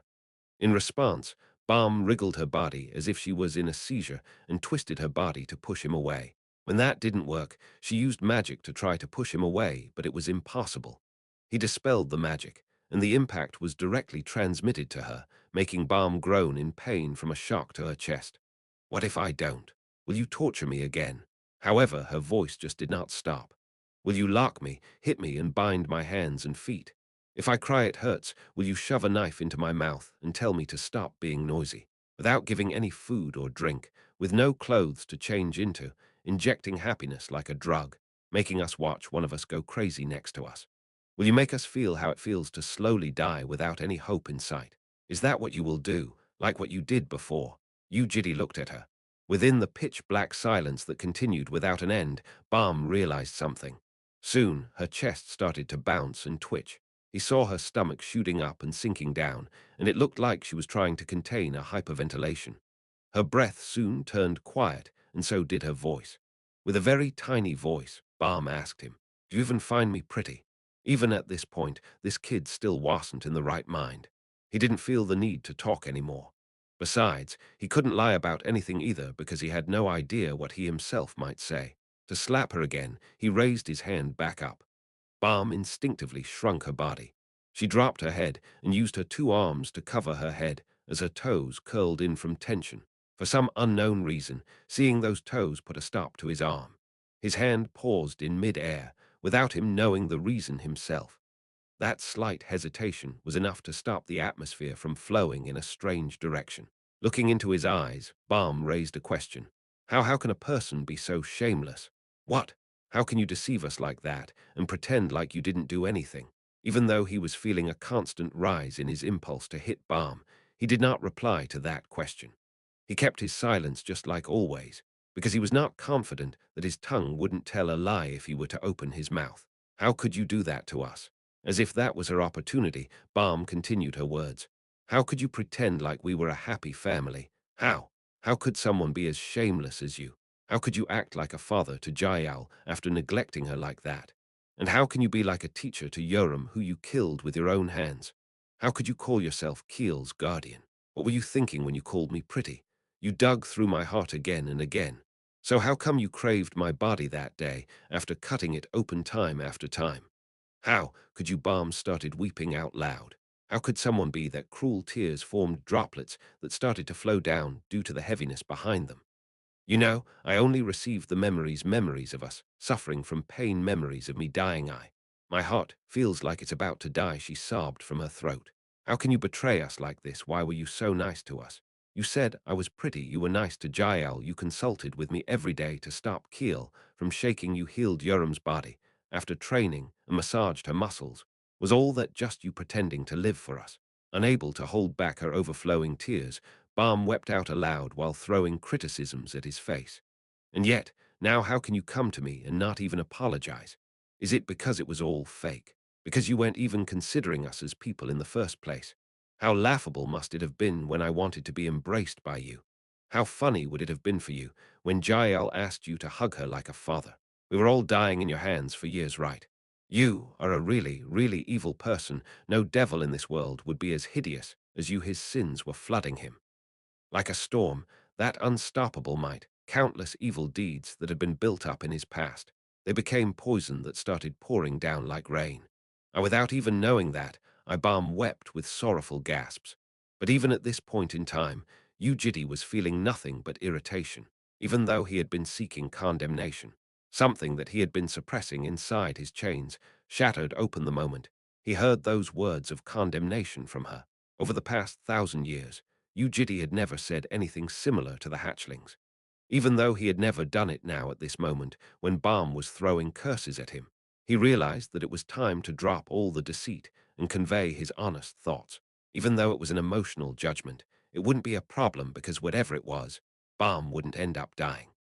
Inside Yu Jitae's past memories, when the fundamental emotions and memories of Yu Jitae that the white bird had been laboriously trying to keep away from sight were revealed in front of his eyes, Clone 2 collapsed on the ground in fright, because he had never even considered this a possibility, and because he had only been thinking that his current life was a fortunate one, changing his future.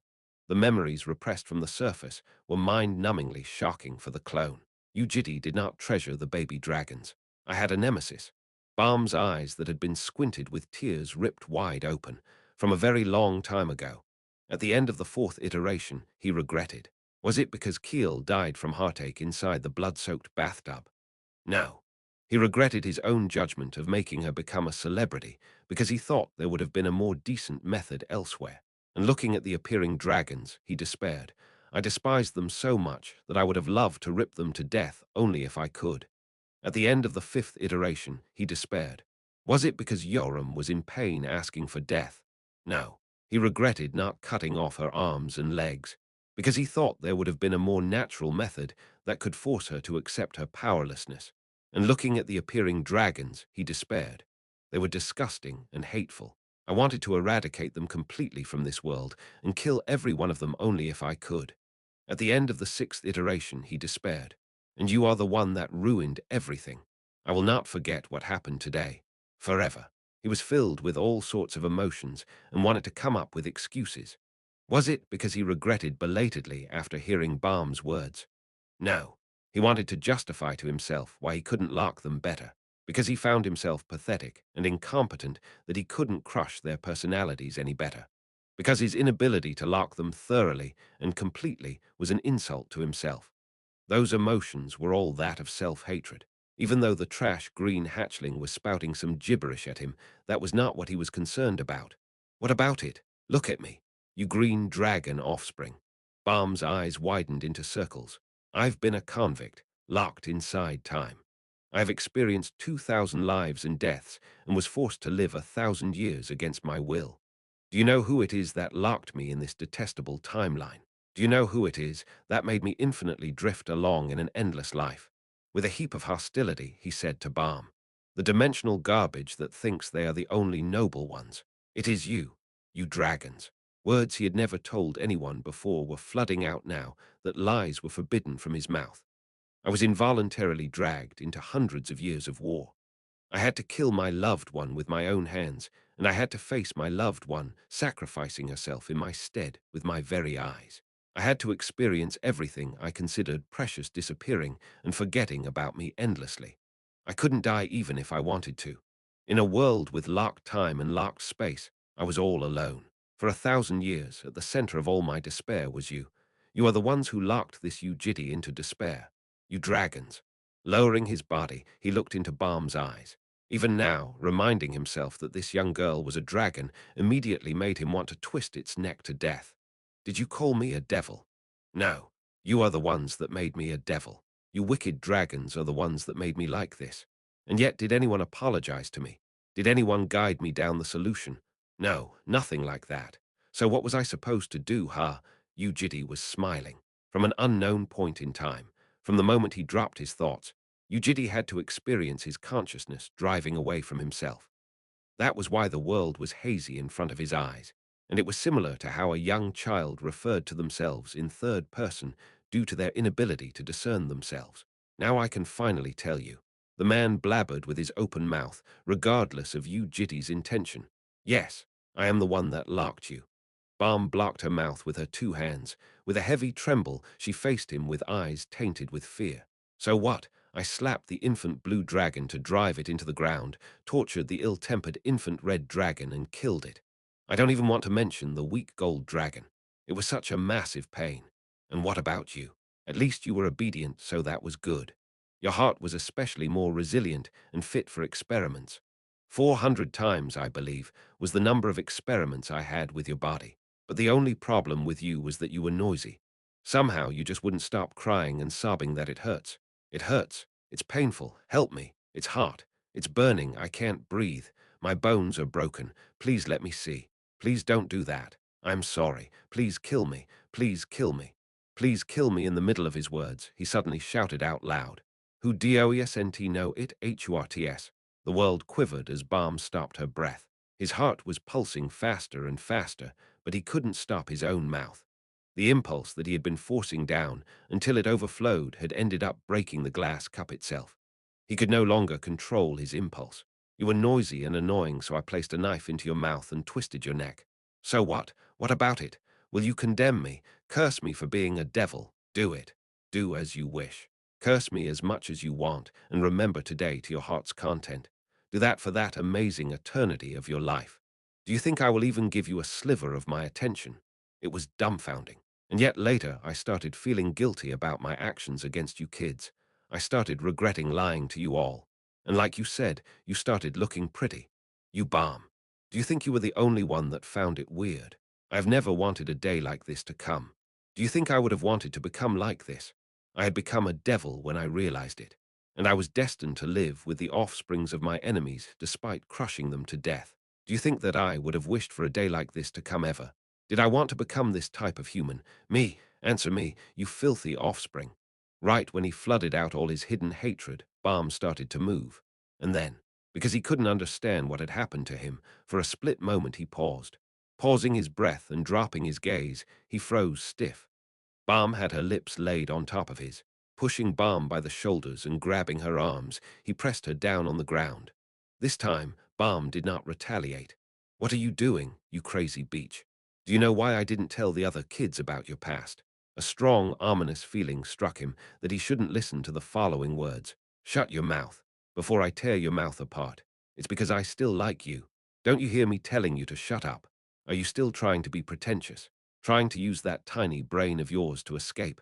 There is no way out for you. You have no place to escape to. It's okay." Their words were out of joint. Communication was crumbling down. With tears falling down her cheeks, Balm continued her words. "Even though you harassed and abused me, I like you." He could feel madness. "You tortured me. Even though it must have been extremely painful, I still like you." Madness, in a different shape and form to his. But my heart was in too much pain. I needed time to think to myself. He thought it was a mask. "That's why I couldn't say it. You wanted a daily life, and wanted happiness even through deceit. What you want is what I want, so I couldn't break it. The kids don't need to know. I can keep it buried in my heart forever, had it not been a mask all along. Because you are more precious to me." Balm was saying that she will become an accomplice. He was falling. His body was falling into the quagmire covered with filth. Inside the world of shivering coldness, something more twisted than him was embracing his body. Am I falling? Or am I advancing to reach something? That overly distorted something was hugging him inside the quagmire. Even though he couldn't comprehend it and was concurrently feeling the impulse to twist and smash it into pieces, he couldn't bring himself to do so. "It's okay even if you are a devil." He couldn't do anything. "It's okay even if you kill me." Balm gave a bright smile. "I love you." Chapter 374, Difference in Perspective 6. He hated dragons. If a dragon earned a precious baby after working desperately for 30 years, he would slash that baby to pieces in front of the very eyes of the adult dragon if he had the chance. That was how much Yu Jitae hated dragons. In the sixth iteration, when the blue hatchling stopped its own heart by itself, hearing the green hatchling screaming gibberish in tears inside the crumbling world, Yu Jitae thought to himself that life truly was very unpredictable. The first experience was intense for everyone, but it was more so for the unforgetting dragons. They would remember the feelings and emotions of their first experiences all the way until their death. That was why dragons left for amusements to experience joyous first experiences, and fulfilling those objectives would distance them from death, because no matter how misfortunate their life may be, they could think back to their first experiences and ruminate on their happiness. However, Earth was not a suitable environment for baby dragons. Humans were more greedy here than in any other world. There were abnormal mental patients called demons, a communication medium for unspecified people to convey words of hatred from a long distance called the internet, was widely used, and the intentions of adult dragons that should be protecting the baby dragons were too far to reach. So what else could he do, other than stepping up to take the baby dragons and making them happy himself?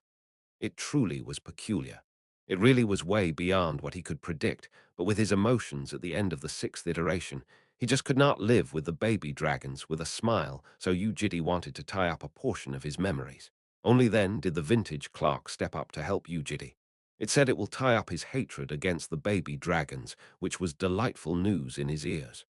After tying a knot to his memories, he headed to Firenze, Italy, on the road filled with buildings that seemed to be from the Renaissance period. In that place, where musicians performed beautiful music on the streets, Yu Jitae faced a girl. Deceiving one person was hard, deceiving a crowd was even harder, and deceiving oneself was impossible. However, he had to deceive himself from then on. Hi, and his attempt might have been a success. "I love you," perhaps to an excessive extent. "I love you." The blurry reality felt a little closer. The fast pulses of his heart settled down onto his ribs, and the impulsive outburst of emotions had all vanished. But the words that had already been poured out were unable to be picked back up, and Balm was sobbing in front of him. "I love you." Even though he hated the baby dragons, it was still true that he had already become fond of the kids of Unit 301. This undeniable emotion and the bond between them had become a stake piercing into a corner of his heart. And just like Yoram's blind trust in him and Keel's empathy with liars, every action that was for him and treasured him were all pushing him into agony. I love you, Opar, in that sense. Balm's love was no different from poison. Balm was trying to become his accomplice in crime. Following her suggestion might be the most reliable way to resolve this situation. That was if he went with her words and made her his accomplice, however. That was only if her words were true. He just could not comprehend why, so Balm's love was a considerable shock for him. But looking back, Balm was a child who shook him the most, and it was as if she clearly knew which words would allow her to control his emotions the best. Similar to the boy who cried the wolf, he could not trust Balm anymore. He had to test her. Balm, yes, you want to be with me. Yes, but I wonder why your words sound like a lie to me. She did not reply back. According to her, Balm loved him even more than her own life. So his words should be absolute for Balm. If her words were true, she should be able to withstand anything no matter what he did with her. Thinking that, he raised his hand again and slapped her by the cheek. Slap. Her head turned to the side in a flash as if her neck snapped, but she could not move away due to his body pressing down on her. Slap. Again, he slapped her cheek. Ah! She let out a faint groan but did not retaliate. This clever child might have realized already that she was standing on the testing platform. Slap. Even though he slapped her again, Balm stayed still. Like a stringless puppet, she didn't even straighten her neck and remained still after being slapped. Look at me, he commanded, and Balm finally turned towards him. Her cheeks returned to being red. Her lips were torn again despite just being healed, and blood was falling from around her eyes. She had a sorrowful frown seemingly from pain. But even then, he couldn't trust Balm. She was too suspicious to be kept as an accomplice, so he asked after she stopped her tears. You tempted the witch, didn't you? Yes. What did you give in return? My life. 500 years. That is a lot. Why did you do that? To know you better is knowing me more valuable than 500 years of your life. Yes. Why is that? I don't need a long life. Why? Because it will be a life without you. He closed his eyes. Each and every word of Balm was dragging him further down, wrapping him with distorted tentacles and 50,000 suckers. What if you had to live by yourself without me? Balm shook her head without a word. What if I tell you to live like that? Then I will. Why? Because that is what you said. Balm's love was something he couldn't possibly dare try to comprehend. You truly are crazy. Uncanny, uncannily sublime, and twisted as sublime as it was. Delving deeper in, the extreme and critical distortion was trying to dig up his emotions. I think so too unpredictable. A human heart truly was unpredictable if her words weren't false. He would be forced to live the present while embracing the sin that managed to reach the present, which could thus no longer be disregarded as a past sin. Even though he was already standing on top of countless guilt, he was nonetheless afraid of the upcoming dark clouds. That was why Balm's words and her feelings had to be false. Looking over his memories, it seemed that Balm could deceive eyes of equilibrium, SS. For some unfathomable reason, she was able to perfectly deceive even herself. He thus couldn't use eyes of equilibrium. He needed to use a more realistic method. Going through his memories of the past and skimming through the 400 experiments he had conducted with her body, he recalled the thing that agonized her the most. Please kill me, please. Just kill me. He had no idea why, but there was something that frightened her more than the destruction of her heart. Yu Jitae opened his dimensional storage to take out a dagger. Although it wasn't an impressive dagger, it could crush a dragon's bone, let alone reinforced steel, as long as he was the one swinging it. Taking that to her mouth, he aimed it at her teeth. Do not turn away. In that instant, fear surged into Balm's eyes. I will now crush your teeth with this knife. You are especially more afraid of this, is that correct? Balm slowly gave a nod. Why are you scared of this? Answer me. My mother, her breath turned rapid as concern and agitation intensified on her expression. What about your mother? That's how she died. She gulped with a hurried breath. Her father left, her sister died, and her mother was also dead on top of that. Balm's life was also quite pitiful the more he heard about it. Balm. He called her name as if he normally would. To Balm, it would sound like the sweet voice of a loving man. Yes. In the midst of her fear, Balm replied, Please be honest to me from now on. If you lie to me, I will give you every type of pain I can give until you and I part ways. But if you are honest to me, I will tell you about me and answer all of your curiosities. Trepidation filled her eyes. Yu Jitae had shoved the dagger and was pointing it at her fang as the cold and sharp blade touched her tooth. Tell me it was a lie. He had tested it on every tooth. and the one that instigated the most drastic reaction out of the green hatchling was the 13th tooth, the fang on the upper right-hand side. Say to me that everything you just said was a lie. The crushed fang of her mother must have been around that place, and that you actually had a different plan in mind. Balm closed her eyes again, with tears endlessly flowing down her cheeks. Soon a crack appeared on her tooth. Say it. Shrinking her body, she shivered like crazy. Balm, who had been withstanding till the very end without dying in any of the heartless experiments of the distant past, had begged for death for the first time when a knife was pointing at her fang. Even though she was put in the same situation as that, she was still persisting that it wasn't a lie. She persisted, on and on.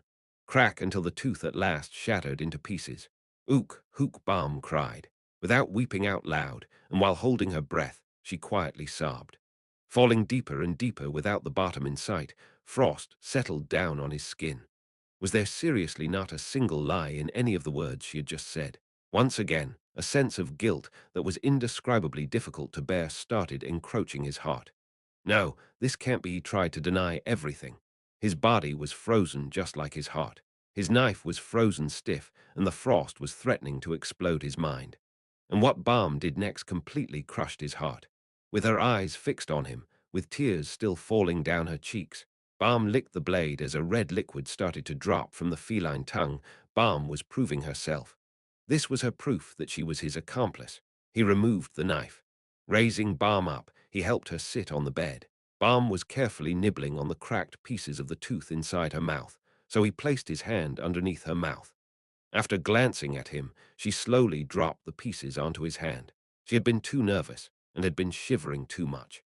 Even though she was a dragon, she began having a fever after soothing her tension, so he straightened up her gown before covering her body with a blanket. Yu Jitae sat next to Balm, who was shivering as if she had the flu. Turning away from the chaos inside him, Yu Jitae opened his mouth with a powerless voice. "What is it about me that you are so curious about? Ask me. I will tell you anything. Don't worry. I will be honest now." She was now his accomplice with no room for doubt. There was nothing more for him to hide, and Balm had the right to understand him. He had an idea of what she would ask. It would probably be about his objective or the future of the baby dragons. However, what left her mouth were words that squeezed his dented heart even more. I was scared. Turning around, he looked at Balm, who was crying with both of her hands covering her eyes. That was when he realized it. Thinking she was simply crazy would not be a full understanding of Balm. Until about 3 months ago, Balm was a child who had been living a daily life without a problem. So Balm wasn't crazy. "Please give me a hug." Looking at it from that perspective finally cleared up some of the hazy understanding he had about Balm, because he had always been thinking that there was something strange about Balm, or perhaps because there were several absurd examples stuck in his mind that might be why there had been a difference in their perspectives. But now he could say with certainty, even though it might just be a repetition of what she had already said, Balm was not a person creating uncertainties. Balm had no thoughts of going against him. Balm was not a strange child. Balm was not selfish. Balm was not crazy. Balm was normal. Who can end? She was such a normal and young child. The only reason she was acting this crazy despite that was because Kook the thing called love was driving her crazy. Hug, and it was driving him crazy as well. Chapter 375. Episode 104. Yu Jitae's Dream 1. Reaching out, he lifted the blanket and went inside it. Aligning his body with hers, he brought his arm to the crown of Balm's head and tapped it lightly with his wrist. Balm was engulfed in her tears and didn't notice his approach, so he went closer to her head and whispered into her ears. "Come here." He gave her his arm to rest her head on and wrapped his other arm around her small body. What am I doing right now? His muddled mind was still out of place, and he couldn't objectively look at his own actions. What he was doing right now was just due to a habit. The child was crying in front of him, and thus he was giving her a hug. He tapped Balm on the back until she stopped her tears. It was a method he learned from her, tapping as if caressing. Like how he sent Jael off to sleep on a certain evening, he moved his hand at a rhythm. Tap, tap, tap. A dragon's outburst of emotion tended to last long, and Balm's was especially longer. It needed a long time for her to stop crying. Meanwhile, Yu Jitae could not organize any of his thoughts. The result was okay. Balm was not dead. The third night and the plans of hostility had all been neutralized. However, everything except for the result was a mess. Everything soon, Balm buried her head into his chest after collecting her tears. Touching him with her reddened cheeks, forehead, and eyes wet with tears, she quietly rested in his hug as she regained her slow pace of breath. Her gathered hands started twitching under his chest. After a while, Balm slowly raised her right hand and began nibbling on her fingernail. She continued chewing, but what entered his eyes was the missing fang. She was a dragon. Even though the cracked tooth will grow back up, will that be the same with her cracked heart? The scent of a bright day's forest seeping into his nose was exotic, and continuing to smell it oddly settled his mood. He pulled her head closer in. Since Balm had wanted to become his accomplice even after knowing his most unsightly side, there was nothing he had to hide from her anymore. Anything you have to say. You said you wanted to know about me. Ask me anything. Anything is fine. Balm raised her head and looked up at his face and silently continued gazing into his eyes. Life was like a rainy season. Ever since her birth, Balm had always been under a downpour. The world had been raining ever since the start of her memories, and the young Balm took that in as something normal. Everyone was probably living the same way as her across all the distant places, right? Being imprisoned like her, getting hit every day like her, learning some stupid magic and etiquette, going through some stupid surgeries and operations. This must be how every dragon lives. That was what Balm thought. She was wrong, and it took her a few years to find out the truth. But regardless, Balm decided to look at it from a positive point of view. Wouldn't the ground get harder when the rain stops? Since she learned how to endure through hardships, wouldn't it be easier for her to deal with the upcoming difficulties? Besides, she had already acquired the perfect technique that could let her avoid the rain. That perfect technique was closing her eyes and blocking her ears, and then thinking to herself that she was inside a field of reeds. It was a technique she earned one day while being whipped by her mother, even though the drops of rain might be hitting her body. Balm was now able to tell herself that those weren't rain drops and that they were instead reeds touching her body. It worked because she couldn't see nor hear anything after closing both her eyes and ears. All the green hatchlings of other iterations in Yu Jitae's memories might have been relying on this perfect technique to withstand his harsh experiments. Balms of those timelines would have closed their eyes and blocked their ears as well, and through that, they should have been able to withstand his harassment. Even now, it was the same. The person she loved the most in this world was a devil incomparable to anyone out there. She was slapped by him, and all the time she had spent with him was denied. Her greatest trauma was used for a test. Her fang was cracked, just like how her mother looked when she died. Even though it was still raining heavily, Balm was fine. She closed her eyes and blocked her ears. Firstly, she emptied her brain and pushed aside all sources of distress. She then focused on the present. Who am I and where is this place? I am Yu Balm, and I am inside Yu Jitae's arms. Thinking that lightened up her mood a little, because there was no way something sad was happening in heaven. The throbbing pain in her heart was because it was scraped by a reed, not because of the cold downpour. That was what she told herself. Her heart was then put at ease. After putting out the biggest flame, she could now spare the time to look around her surroundings, so Balm went back to all the words Yu Jitae had said to her. His explanation of his life was dark. It was all because of dragons. Although Balm had never been dissatisfied about her life as a dragon until now, she started hating the fact that she was born a dragon. Dragons were the problems. Dragons were the ones that drove his life to this mess. Even though he was a devil, he had no sin. Even though he had no sin, he still had to crawl along the bottom of this cold and dark world. All because of dragons. In the process of looking back at his words, Balm suddenly remembered something. And yet later, I started feeling guilty about my actions against you kids. I started regretting lying to you all.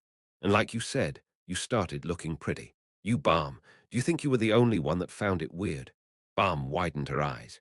His unconscious words were a strand of solace shining through the sky filled with murky clouds. He was feeling guilty, and he was finding her pretty. This was something she could not spot anywhere among the memories she had received from Mayu. Maybe he opened his heart to us, including me, even though he still hates dragons. Balm expanded on that hypothesis.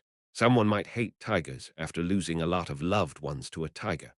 But if that person happened to come across baby tigers and spent enjoyable times with them, wouldn't it be possible for that person to become fond of those baby tigers? It was definitely possible. He opened his heart to us. This was a once-in-a-lifetime opportunity because we were the only ones that he was fond of, despite him hating other dragons. If we were the ones that tormented him to the brink of death, then shouldn't we also be the ones making him happy? If there was salvation for him, then maybe we were the only ones that could do it. When her thoughts reached this point, Balm started even considering this her mission. It had to be this iteration. In this iteration, we had to save Yu Jitae. Balm closed her eyes and mentally prepared herself. A virtual session of question and answer continued inside her mind. Within those suppositions, she would ask him a question, and he would reply by saying something. After coming up with 400 scenarios, Balm finally opened her eyes. Her head ached so much it felt as if it would explode, but she had managed to find the one and only way to save him. That was when he said to her, "Ask me anything. Anything is fine." Licking her lips, Balm opened her mouth. "You will tell me everything honestly, right? Yes. Whatever it is.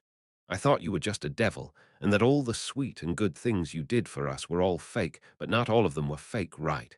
Because you were feeling guilty, and you found me pretty. At least in some places, you were doing things sincerely for our sake, am I correct?" Balm was nervous. The single strand of solace was very weak. It was only after having a positive mindset to all her upcoming questions that she could finally gain the one way out.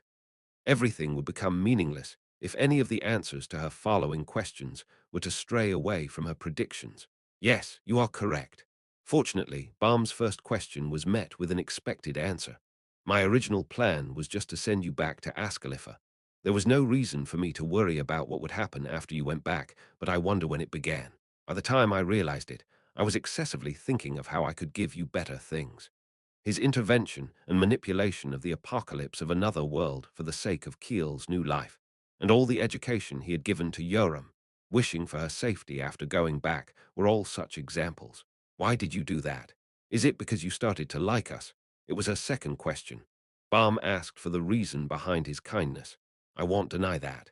From some point in time, listening to your laughter became enjoyable, and I started wishing for the best of you guys even after my disappearance. Quite laughable indeed. It was an act with a mask, but the stage had become my life when I came to myself, so you are correct. Ah, Yu Jitae's reply was once again within the scope of Balm's positive assumptions. His kindness was not fake, and the reason behind his kindness was indeed because of their bond. Balm saw hope. The ground was the one that was slightly shifted out of place, and the foundational pillar of connection they had built with difficulty was still firmly standing there. Throughout the following conversations, Balm assigned his answers into the hypothesis she had come up with and imagined how the future might look. Mysteriously enough, she could envision Yu Jitae demonstrating his connections with the baby dragons, just as she had anticipated. It was just like the usual Yu Jitae, however. As they continued unraveling what they had in mind, Balm started to feel mysteriously strange as she listened to his words. For some reason, she could sense relaxation from his voice. It was difficult to express in words, but was similar to how one would explain the plot of an old movie. The discomfort inside her grew bigger. And thus, before throwing her final question, which she had prepared beforehand, Balm could not help but ask Yu Jitae one more thing. It would be a very sudden question. It was a very sudden yet burdensome question, which she had been avoiding till now. How was she supposed to ask this? She decided that the best would be a roundabout question with a smile. After finishing her thoughts, Balm smiled as if there was a screw loose in her mind. It feels strange. What is? It's as if we will part ways soon. The question was bulging out from the previous questions and was different in nature. Yu Jitae turned silent for a bit, and in Balm's eyes, he appeared to be in doubt.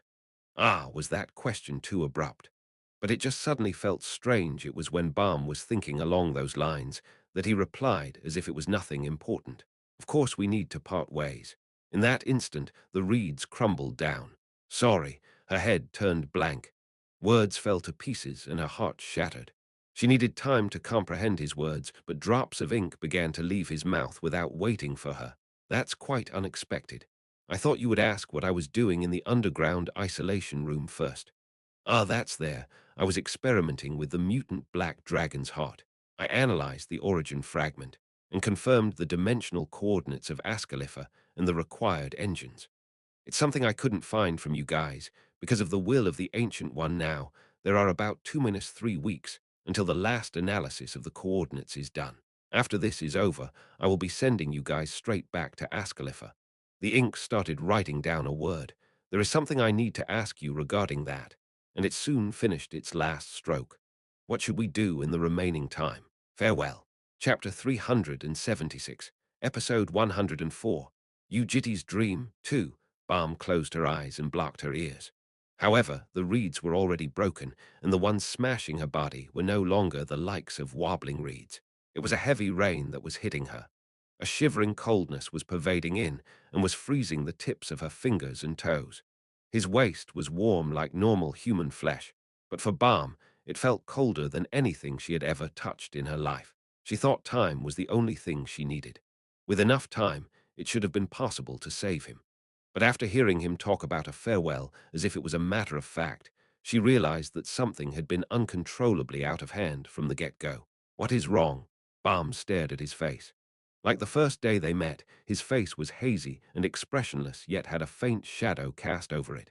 Until now, she had been thinking that there was a strand of solace for him to escape from the cold darkness. If that was salvation, she thought that salvation would be brought about by the hatchlings. Her thoughts, however, were crushed along with the reeds.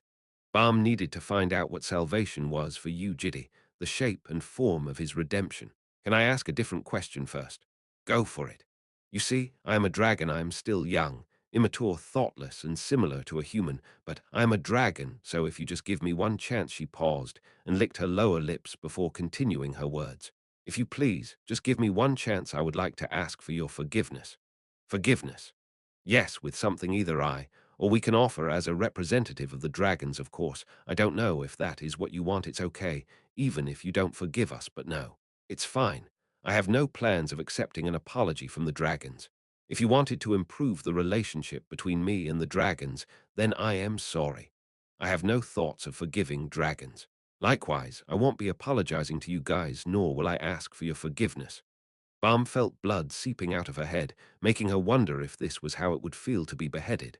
She asked with a foggy gaze, "Didn't you say we were precious?" "You are, and you said you felt guilty as well." "Yes, I do." Balm could not forgive Yu Jitae because Yu Jitae had no sin in her opinion. She did not know how to forgive in the first place. If forgiving someone required a qualification, then she wouldn't be one of the qualified ones. However, if Yu Jitae was sincerely regretting his actions, then she wanted him to tell the baby dragons about it. This was not an apology for the baby dragons. It was for Yu Jitae himself. It was for him to be freed from all his guilt. "Do you feel sorry for us?" "I do, and I am regretting what I did. I'm sure it will work what will. Yes, it might not happen in one day, but there is still about 15 to 20 years left until the amusement is forced to an end. So if we slowly talk about your past one by one, Argosy, you had your own circumstances. So if you ask the kids for forgiveness, then I will also try my best for you to be happy." The arm wrapped around her neck moved. Using his large hand, Yu Jitae blocked her lips. "No, that's not it, Balm. You just have to keep your mouth closed, and no one will find out about it, nor will anything become tedious. Every method apart from that will cause nothing but trouble for me. Do you love me?" "Yes." "Did you say it was okay for me to kill you?" "Yes." "Then please just accept it. Be silent and bury it inside. Please just love me for the devil I am without trying to change anything about me, because nothing will change, no matter how you try. I have also considered apologizing several times, but this is the conclusion I have come to. You guys simply have to go back. Just bring back the good memories, and it will be all set." Balm felt as if she would die. She thought she would be able to continue living with him after becoming his accomplice, but that wasn't the case. And now that he was wishing for a farewell, she had no choice but to ask him. "You know, yeah. There is something I really want to ask. Actually, I've asked this a few times before as well." "What is it?" "You always told us that there was a direction in life, right? So what do you live for?" This time, it was him who had to close his mouth. Even though he said he would share everything without hiding them, this alone was something he had never spoken to anyone throughout his extensive life. He hadn't even told the vintage clerk about it, so he couldn't readily speak about his dream. He took a deep breath out. Dream. Yu Jitae had a dream that he had harbored for almost 1,000 years. I'll be honest. He brought his head closer towards her. Seeing that, Balm realized that his reply would involve a long description that cannot be expressed with a few simple words. Balm slowly raised her head and laid her forehead above his. Their foreheads touched as all of Yu Jitae's memories started flooding into her head. In the first iteration, I lived as a poor orphan. Hazy times, harsh memories, and a deprived life. Drinking wastewater on the streets, he covered his body with trash to save himself from the cold.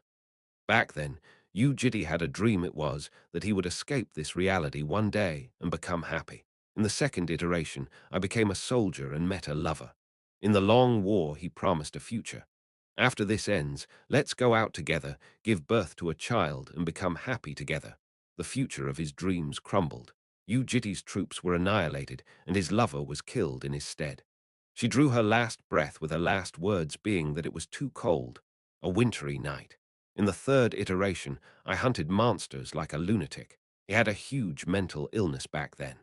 For dozens of years, he lived across countless battlefields looking for a place to die, killing monsters over and over and over again.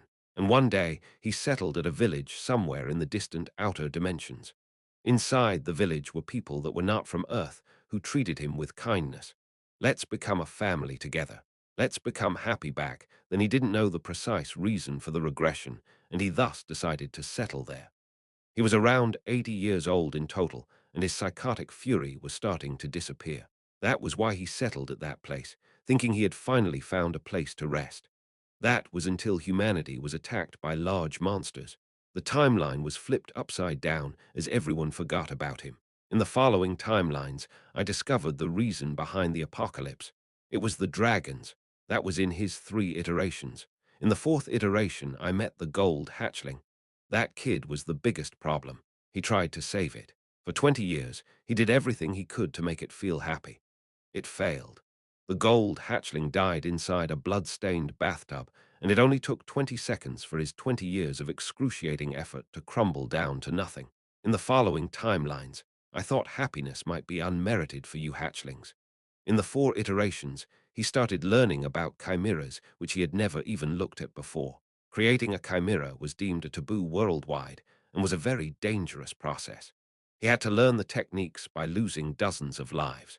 He was burned to death, ripped to death, melted to death, cursed to a painful death, suffocated to death, killed himself, killed himself, killed himself, killed himself, killed himself, killed himself, killed himself, killed himself, killed himself, killed himself, killed himself, killed himself, killed himself, killed himself, killed himself, killed himself, and killed himself. At the end of all that, he realized that the thing called will of the Ancient One was impossible to breach. So what did he do? He killed himself. But even so, there was a strand of light in my eyes. After analyzing thousands of locations and items, I discovered the best drug.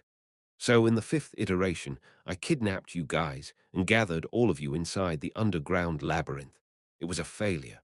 Despite being injected with happiness, there appeared to be an immunity system inside the dragons that he was not aware of. They all started turning insane before hitting the 20-year mark, and at last, the red hatchling exploded all the power within its heart to go outside and fight before becoming a retard. It cried out that it was painful and asked him to kill it. Why wasn't it killing itself?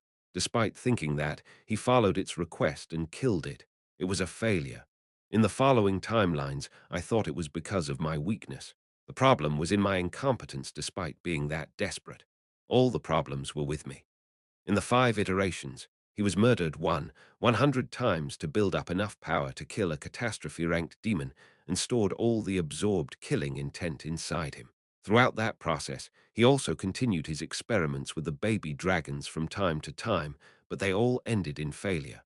All his effort resulted in failures, and he was alone all over again. That was when that happened, at the end of one of the 5 iterations. It was when he ignored the warnings of the vintage clock and planned for the sovereign hunt which was prohibited inside Providence. In one of the timelines of the estranged dimensions, he lost to the first sovereign he met. The cost of the defeat was brutal. When the memories of that time flowed into her head, Balm's eyes stretched out wide open. Yu Jitae's legs, arms, and his tongue were all cut off. His vocal cords were ripped. His skin was all melted down, and his muscles and guts were all on full display as he was neglected inside the prison. His eyeballs were plucked out and arrows were digging into his ears. He could not see, he could not hear, he could not speak, and he could not move. Imprisoned in that place, Yu Jitae could not do anything. His resilient body refused to die with ease, and that was the problem. The only thing he could do was get up and go to sleep. That was how he lived for 90 years.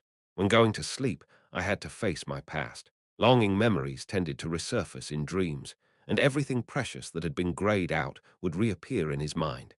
His precious friends that he could not meet again, benefactors, beloved lovers, generous people, the wage after hard work, the things he bought with that money, warmth provided by a blanket, cold water when gasping for breath, warmth of touching skins, exciting music, a sweet fragrance, a warm burger and valuable feelings.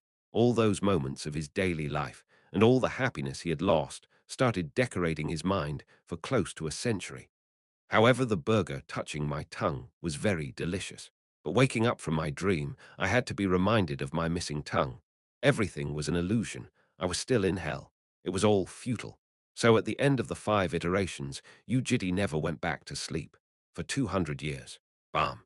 Bam felt goosebumps rising all across her body. Because he had been living a daily life, even though she knew he was in pain, she had never truly understood the nature of all the pain he was carrying. But after receiving his memories, Balm could finally understand Yu Jitae. She felt endlessly embarrassed by the fact that she tried to understand him with a clumsy bond and love, thinking that she could provide him with happiness. There was no existence in the world that could fully understand him in the first place. In a world with locked time and sealed dimensions, a human had to bear those emotions for 1,000 years. Who in this world could dare say they could understand him, you pretty child? He looked into her vacant eyes. There was a time in the 7th iteration when he heard a similar question to the one she had just asked. Actually, he heard it a few times. If expectation is what drives people's lives, then what is your expectation in life, doctor? Harseetbiel asked at the underground labyrinth. Then, in that case, why do you live, Arjasi? Keel asked when it was just the two of them, what is fun about your life? How do you feel happy by helping us? Yoram asked several times during her training sessions, what do you live for, Arjasi? And Balm was the same. She also asked him time after time. For some unknown reason, they were all curious about why he was living as if there was some great meaning to it. He did not reply. In fact, he couldn't, because his reply would cause all the relationships he had laboriously built up to come crumbling down. But now he could say it. What do I live for, was it? Balm was already frozen stiff. Even without him saying it, she could still imagine his answer. His honest thoughts that weren't included in her 400 assumptions due to her lack of understanding were finally unveiled. What would his salvation look like? Balm finally noticed it. I have a dream he had never spoken of, a dream which he did not even share with the white bird. You will, definitely, become happy. He suddenly recalled the last words of the white bird. What did it see when saying that to him? Was that happiness really on the same line as what he was thinking? Arriving at the 7th iteration, meeting the baby dragons, making them happy, helping them achieve their dreams, caring about their future after the separation, and hugging Balm the reason behind all that. At the end of the lengthy imprisonment. At last, after reaching this moment, the sinner harbors one dream: I want freedom. It was an exhausting life. A lot of strenuous burden was on his shoulders. Some people said he had a strong mentality, but he could not agree with them. He was a normal human that was weak and frail. A normal person that had less talent than others. Seeing people die made him exceedingly envious. All the pain, loneliness, misery, sorrow, regret, remorse, guilt, melancholy, despair, and every distorted thing that agonized him, all of that would end on the spot as long as he died. He wanted to die. He wanted to find peace through death. For a very long time, he had been praying for the end of this long life and freedom from this chain of regression. If life was a voyage, he was a captain of the barren ocean, the crew, steersman, passenger, and a soldier. He was lonely, and he wanted to be free from everything, even if it was through death. Balm started to cry again. Pain that was suffocating enough to kill her squeezed her heart and made her hyperventilate. Shivering all over her body, she continued sobbing. The reeds were broken, her eyes were opened, and her ears picked up sound. Now Balm could no longer persuade Yu Jitae. Death. If that was Yu Jitae's dream, if that was the port he had been wishing for the 1,000 years of his voyage, if she wished for his happiness as much as she loved him, I will help you. Balm held onto his chin with both of her hands. As tears fell down her cheeks and her body trembled unendingly, she aligned her lips with his. Licking the lower lips and laying her upper lips above his, she felt his breath and received his warmth. She decided to remember this moment. Forever. Chapter 377. 1. Yu Jitae and Balm did not come back. Yoram, Keel, and Jael discussed their whereabouts and were either enraged or saddened by their ignorance. When Yoram stood up from the ground, Keel hurriedly followed her and stood up to block her path. "Why, where are you going?" she asked, and Yoram irritatedly replied that she would rummage through Yu Jitae's room, so Keel had to stop her with all her might. "Duck off, no." While the two of them were arguing next to her, Jael scratched her head. "Won't he come back?" Her sisters turned towards her. "He's always here in the morning." Jael knew because she was always tracking Yu Jitae's movement in and out of the house. Oftentimes, he would leave at early evening or late at night, but he would always be back by morning without a doubt. For Jael, that was like an undeniable fact. Ha, for duck's sake. And Yoram also trusted Yu Jitae as much as Jael trusted him. Turning her feet, Yoram walked out of the dormitory. When Keel shouted, "Where are you going?" From behind, she replied while waving her hand, "To do my own business." If she focused on her own work, he would be back in no time. Interrogating him could wait for now. That night, after finishing her personal training, Yoram headed to the agency. Right now, Yoram was affiliated to a superhuman agency that was directly linked to the association. It was a necessary arrangement done by Yu Jitae to allow Yoram to have official duels with rankers.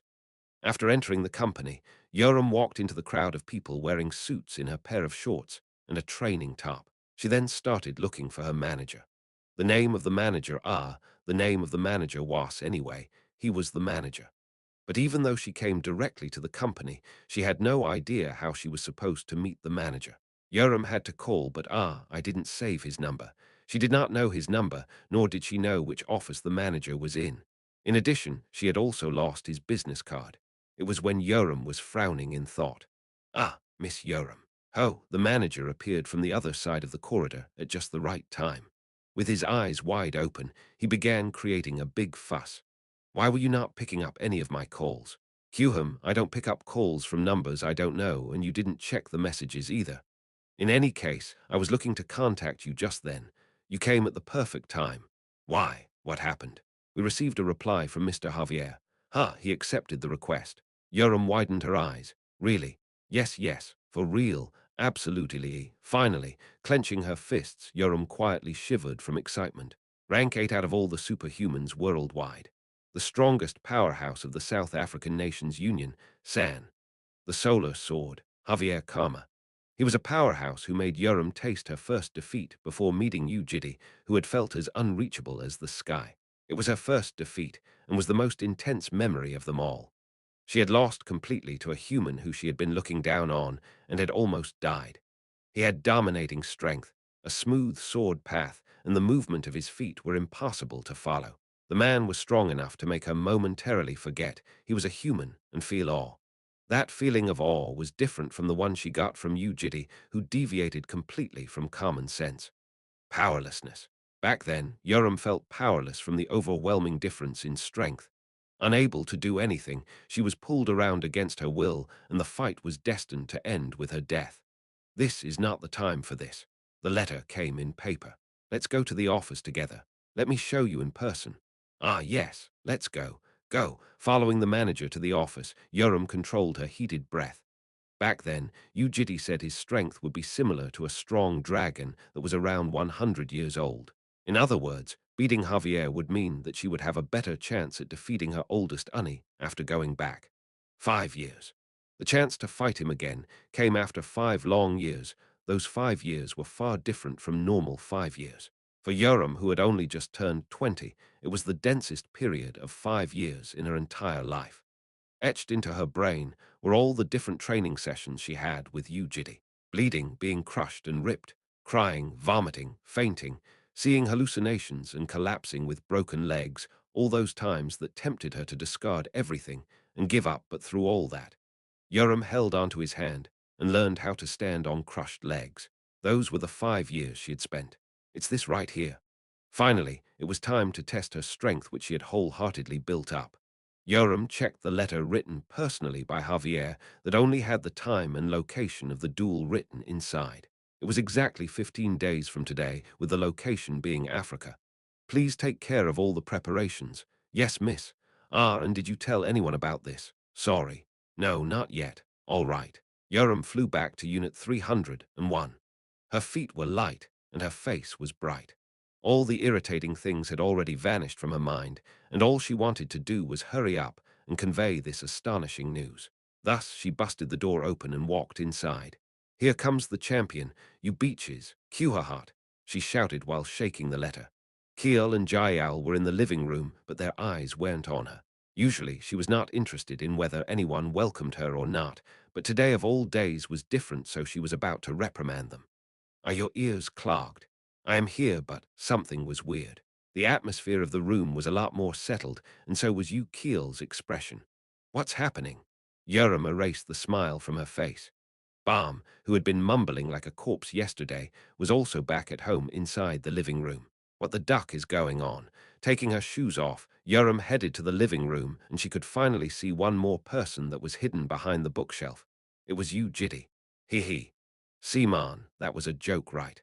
With a vacant look on her face, Keel said to him, What do you mean it's time to go back? How can you say that as a joke? I am disappointed. Hee hee. Yoram thought she was hearing things. What? What was that? Her voice hurriedly left her mouth, but neither Keel, Jael, Balm nor Yu Jitae replied to her question. Balm had her eyes fixed on the ground, looking like she was holding back her tears, and Keel removed the foolish smile from her face. Yu Jitae was not joking. I don't want to go back, you have to go. No, I'm not going. Yu Jitae hesitated as Keel continued with another awkward smile. I am not going. No, I can't go. Maybe you don't exactly know about it, Argosy, but you know the authority that makes us go back. That takes like 20 to 30 years to activate after the start of the amusement, you know. I found the method myself. No, but listen. 20 to 30 years, it's been like less than 6 years.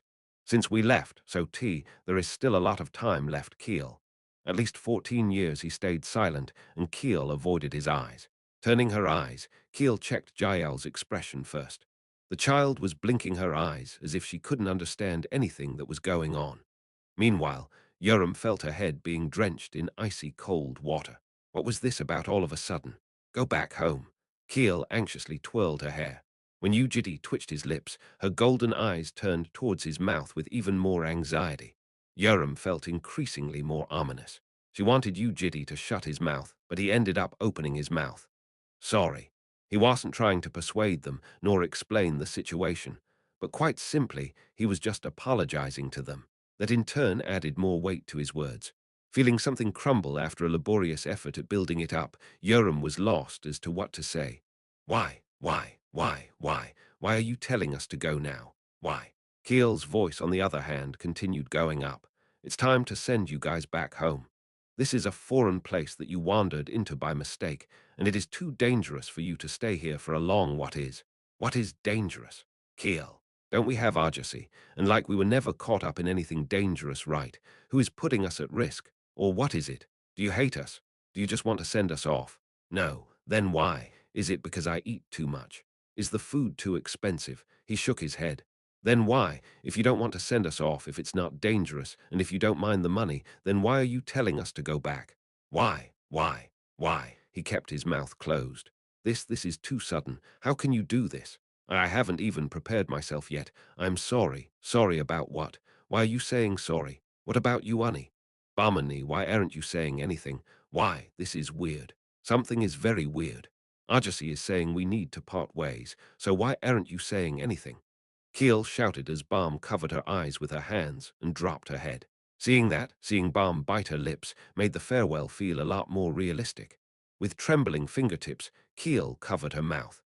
Tears budded beneath her golden eyes as the child gasped for breath. Her face was filled with shock as her head shook faintly to the side with disbelief. Keel once again looked at Yu Jitae's face. He was staring back at her. His hazy eyes and hazy expression were still there just as always. She had become too familiar with those, and she could not even imagine not seeing his face anymore. And yet he was talking about a farewell. Keel asked with a voice shivering from tears, Do we really have to leave? Yu Jitae did not reply. In the past, when sending off Chirpy the baby chicken, when she was pondering on what a good farewell was, she knew a day like this would come one day. Every relationship had a farewell waiting at the end of it, and it was impossible even for a dragon to escape farewells. There would come a day when she would have to part ways with Argosy. She knew that, but had never been expecting the day to come this early. Really? Do you really want us to leave? Tears fell from her eyes and traveled down her cheeks. They then budded at her chin before eventually dropping down. Yu Jitae did not reply. He merely stared back at her face with his same hazy eyes. Our world is very far if we go back. We will probably never be able to come back to this place. Do you still want us to leave like this? Already? Why? Why aren't you saying anything? Why aren't you saying anything? Keel crumbled down to her knees and began weeping out loud. After finally taking in the situation, Jael also started to cry with a frown. The same was with Balm, who had her hands covering her eyes. Even though her eyes had never been dry all this time, she still could not hold back her tears. Argosy, we can't leave like this, please, just a little bit. Please let us stay a bit longer. There's no reason for us to go now, right? I'm sorry. On her knees, Keel crawled towards him. Wrapping her arms around his leg, she gazed up at his face with tears endlessly flowing from her eyes. Please let us stay a little longer. I will be nicer to Argosy. I'll do more for you, please. Kook, kook. Despite having trouble breathing due to tears clogging her throat, Keel continued her words. No, I can't go like this. How can Argosy and I part just like this? You told me to prepare for a good farewell, but what is this? Is this a good farewell? It's not. I haven't prepared myself yet. Just one more year, yes. Just 1 year, Argosy. We all need to try more food, right? And visit nice places. Jael also graduates in 1 year, so. If 1 year is too long, what about half a year? Half a year and Jael should be gradu. He shook his head. The analysis will be completed in 16 days. When that day comes, he will send the baby dragons back home without delay. Keel started to wail out loud.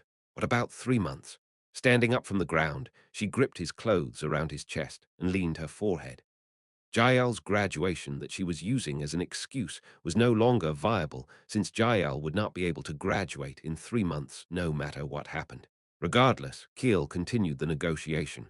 How about 2 months? Yes. 2 months, 60 days, it's not that much. He shook his head. How could he be so heartless? Even though they spent so much time together, Keel felt betrayed. Then even just 1 month, please. Despite that, she could not stop looking for the middle ground. Keel said with a wail. I don't want to leave. Chapter 378. 2. Unit 301 became an ocean of tears. Crumbled on the ground, Keel wept out loud. Jael wiped her tears with the back of her hands while gazing up at him. She was sending a signal into his eyes, and despite the current situation, she was hoping he would do something to solve the problem. Jael might in fact be thinking of this situation itself as a solvable problem. But when Yu Jitae did not do anything even after receiving her gaze, Jael looked all the more shocked as she started avoiding his eyes. Keel hugged the child and continued crying. He wanted to escape this place, but he could not do so and had to blankly stand there. Even though he now had the wisdom of how to console a crying child, he deliberately did not do it. Creating and cutting bonds had requirements, and consoling the child here would not be a good decision. In the end, a farewell was inevitable in relationships, and the only change here was that it was a little bit earlier than expected. And to be completely honest, there was no reason for him to show any more consideration for the children. Huck, however, he still could not deny the fact that he had become fond of them.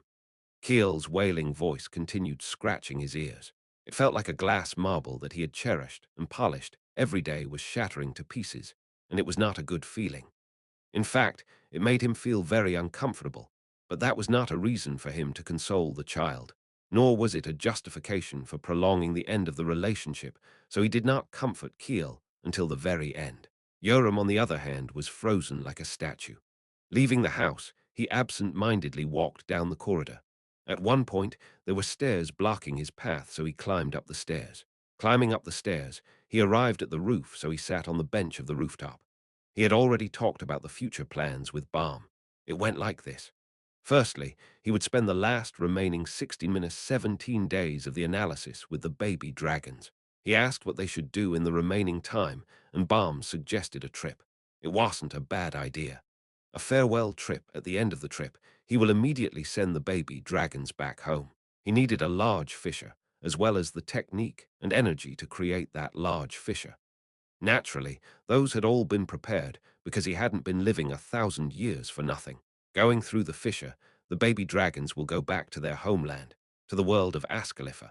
The journey back wouldn't just end in a quick flash.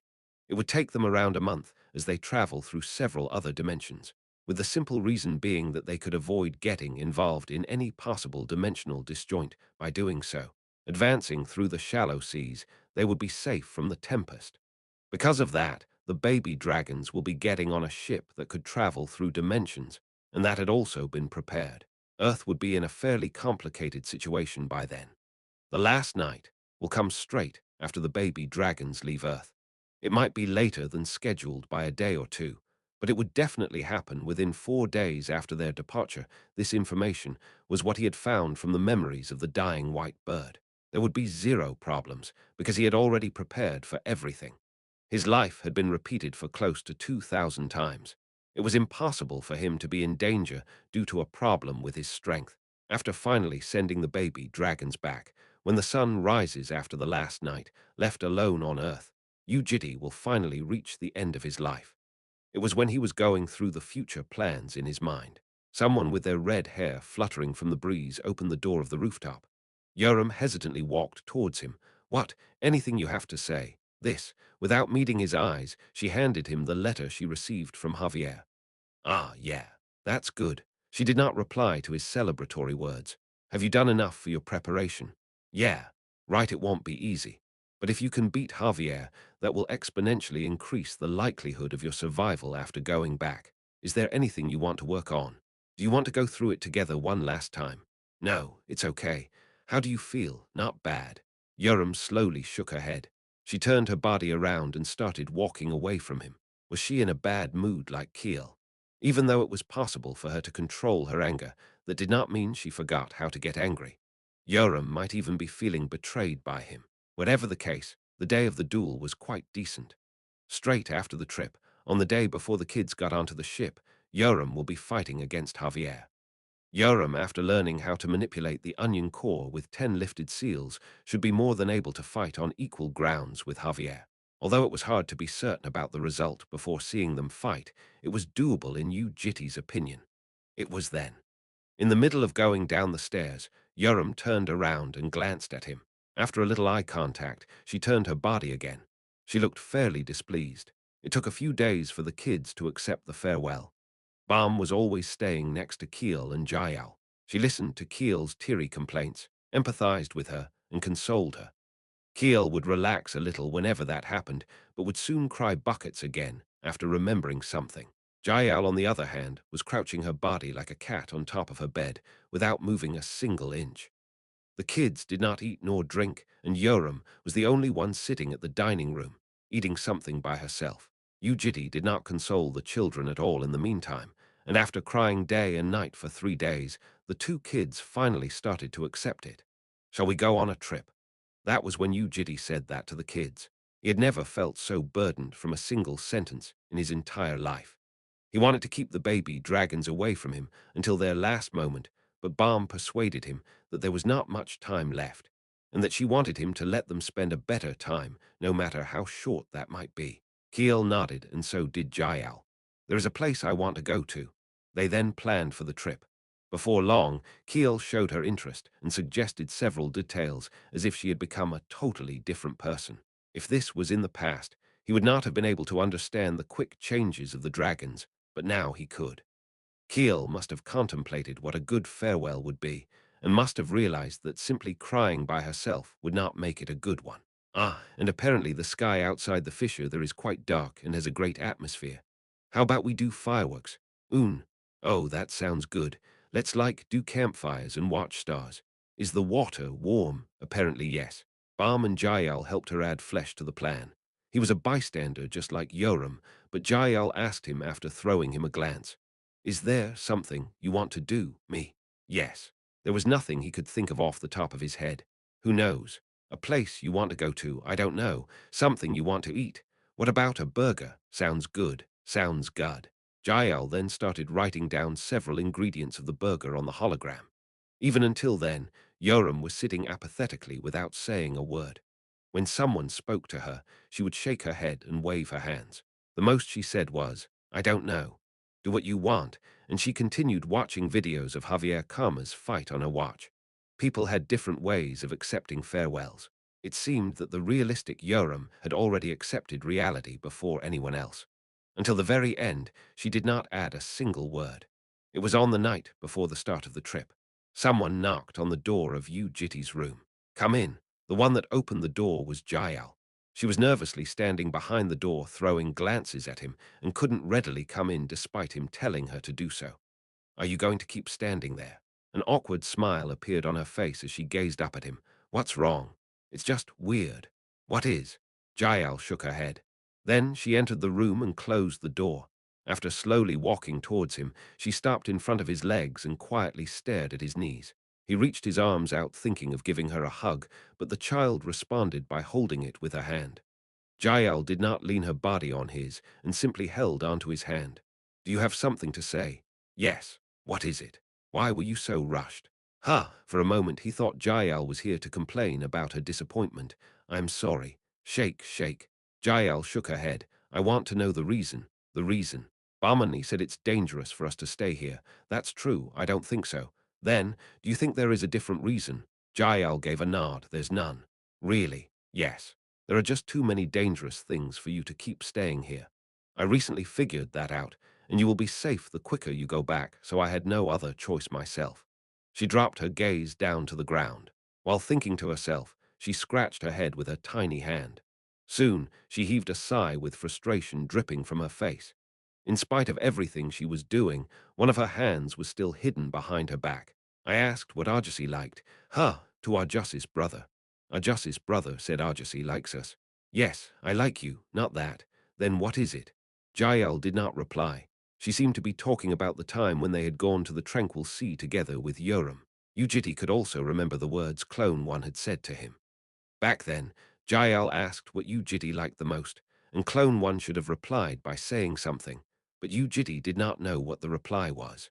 That was when Jael heaved a deep sigh. "It's all because I was scammed." He couldn't understand what she was saying and was curiously pondering what she meant when Jael revealed her other hand, as well as the thing she was hiding behind her back. Hesitation was written all over her face, and her eyes appeared slightly sad. "I did my best to earn money to buy this." "What?" On top of her hands was a neatly decorated gift box. "It's a present." Only after saying that did Jael look up at his face with a faint smile. Yu Jitae carefully received the present from the child while feeling the heaviness of the box. A present he had never even expected this. "Can I open it?" Jael nodded. Unpacking the box, he found a small palm-sized crystal inside. It was a memory crystal, a consumable artifact used for recording and storing mana as information. At the end of the crystal was a camera lens that made it look like a recorder. The size of the crystal was 5Y and was the same model as the one Jael bought when she was scammed on the second-hand transaction website. "What is this? Why are you giving me this?" "Because I was always on the receiving side." All the time she spent trying to earn money flashed past his head, running errands for $1 or two, drying sweet potatoes on the veranda with the protector, buying a heap of colored papers, and dividing them into piles with her tiny fingers in the living room, selling umbrellas together on a rainy day, and making burgers for the election eye can give something too. He was at a loss for words, but lying in his mind was still a doubt about this specific gift. He wasn't really fond of memory crystals, and in fact, he didn't really care about them. Was she going to record the things that happened here to take them back with her? He wondered, but that would be strange, because dragons did not forget in the first place. They already had a memory crystal embedded in their heads. That was when Jael answered his doubts. He said, "You treasure the time you spend with us." "Who?" "That, my brother." "Yes." Jael reached her arms forward. Raising the child, he placed her on his lap as Jael began fidgeting with the memory crystal that was in his hand. "When we separate, I might remember forever. But Arjasi will forget us." So the words that left her mouth stole words from his tongue again. Yesterday, Baum told him that all the baby dragons were aware of the separation, but he had never once expected Jael to prepare for the separation in such a way. "When we go on the trip, I will take a lot of pictures of us. Later, when you are alone, please look through them once in a while." After finishing her words, Jael activated the memory crystal and pointed it at her face. She gave a bright smile. Then she turned her body to have the crystal point at both Yu Jitae and herself. The hologram screen floating above the crystal started displaying both Jael and Yu Jitae. Hello. Jael waved her hand at the screen. He also waved his hand from behind, but at the same time had to feel some unknown feeling drenching his body. Something sticky was flowing down and locking him inside, making him feel oddly heavy inside for some reason. What in the world was this emotion? Tomorrow, we are going on a trip. For a long time, the child chirped about the plans of the trip. After finishing her talk, she turned off the memory crystal and came down from his legs. She then waved her hand. See you tomorrow. After sending her off, he contemplated on what that lethargic feeling and what that sense of incongruity was about. By ruminating over her actions and words just then, he finally realized what it was. Later, when you are alone, please, look through them, once in a while. Jael was thinking, without even doubting it a single bit, that he would continue living on after their separation. Chapter 379. 3 Shall we go? Oh, are you all done packing? Oh, what is oh, like what does that mean, he asked, and Keel chuckled with Jael. Bam, who was by his side, curiously asked them, what is it? Oh. This time, it was Jael who repeated after her. It seemed to be a signal only the two of them knew about, as they turned to each other before chuckling out loud again, both innocently and naively, making the previous tears seem like an illusion. What's going on? Am I being bullied? Jested Balm. It really doesn't mean anything though, right? NN. Once again, they giggled and their joyous laughters continued on and on. All those moments were stored in the memory crystal. Grabbing the handle of the car needlessly increased the trivial thoughts going on inside his head. It was when Yu Jitae's mind was at a different place due to his thoughts going off the track. You were. Keel interrupted his trail of thought as the protector, who was also a part of the trip, replied. What is wrong, my lady? I just realized it's been a very long time since we last went on a trip all together. Right, I see. Yu Jitae had rented a van because Jael wanted to bring the protector along. This does bring my memories back to my first ever trip, said the protector. You were cleaning a lot, right? That is the case. Because the second young miss suddenly called me an aha, so cleaner Rajasi, you must be really fond of cleaning. The protector was about to refute, but soon decided to change its words. That is the case. I will miss it. Those were the words the protector said after a deep thought. However, Jael suddenly frowned and kicked the leggings of its armor, so the protector blinked its eyes that became red dots. We are almost there. Oh, Balm added. Why are you saying, oh, when you don't even know what it means? Why not? Apparently it doesn't mean anything. Balm replied with a giggle as Keel and Jael followed suit. It seemed that Balm had joined the O group by the time he realized it. So what in the hell is that O thing? He found it quite peculiar himself that he was curious about such a thing in spite of the situation. When the suffocatingly tense period of time was peeled off, remaining there was a small daily life that was the size of an apple core. And absurdly enough, he was fairly used to it. We are almost there now. In response to his words, the kids all stared outside the window into the far distance at where the warp station was. Meanwhile, Yoram was quiet. She was sitting on the passenger's seat with a cigarette in her mouth, with earphones in her ears and her eyes still fixed on Javier's fighting video. It was as if none of this was her business. Fisher number B-15. Island of the Sky Sea, it was a popular fisher and a renowned tourist attraction that only the rich could visit. Balm used all the money she had saved during her time at the association to buy entrance tickets to the fisher. This strange island was floating in the air. Gazing down, there was a semi-transparent reflection of the world beneath and resembled how it would look when looking at the sky from underwater. The unique part of this place was that it did not have any accommodations like a deserted island. Keel was the one that recommended this place. Getting off at the parking lot, they checked in at the reception of the fisher. The garden inside was filled with all sorts of sweet fragrances, with fruits hanging off some of the trees. When they headed to their designated area, waiting there was a picturesque garden. Underneath the ambient light from the sky, they could hear the sound of flowing water from the nearby creek. Why, he wondered. Why did the kids want to come to this place? It was something he was curious about throughout the time it took to reach this place. There was not a single accommodation nor a restaurant, and it seemed illogical to spend the last vacation at a place like this. After reaching an open field of land, Keel said to him, "From now, you have to stay here, Ajasi." "What? Don't move, and don't come towards us." "Okay." He nodded as Keel and Jael started toddling off by themselves, while the protector followed them with the memory crystal in hand. It seemed that the protector today was a cameraman and not a cleaner. Bam watched their backs before walking off in a different direction by herself. Her feet were headed to the mountain. The four of them moved naturally, as if they had planned it beforehand. Due to that, it was only Yu Jitae and Yoram that was left behind at the empty plot of land. Yoram was still absorbed in Javier's fighting video, and there was no reason for him to speak to her either.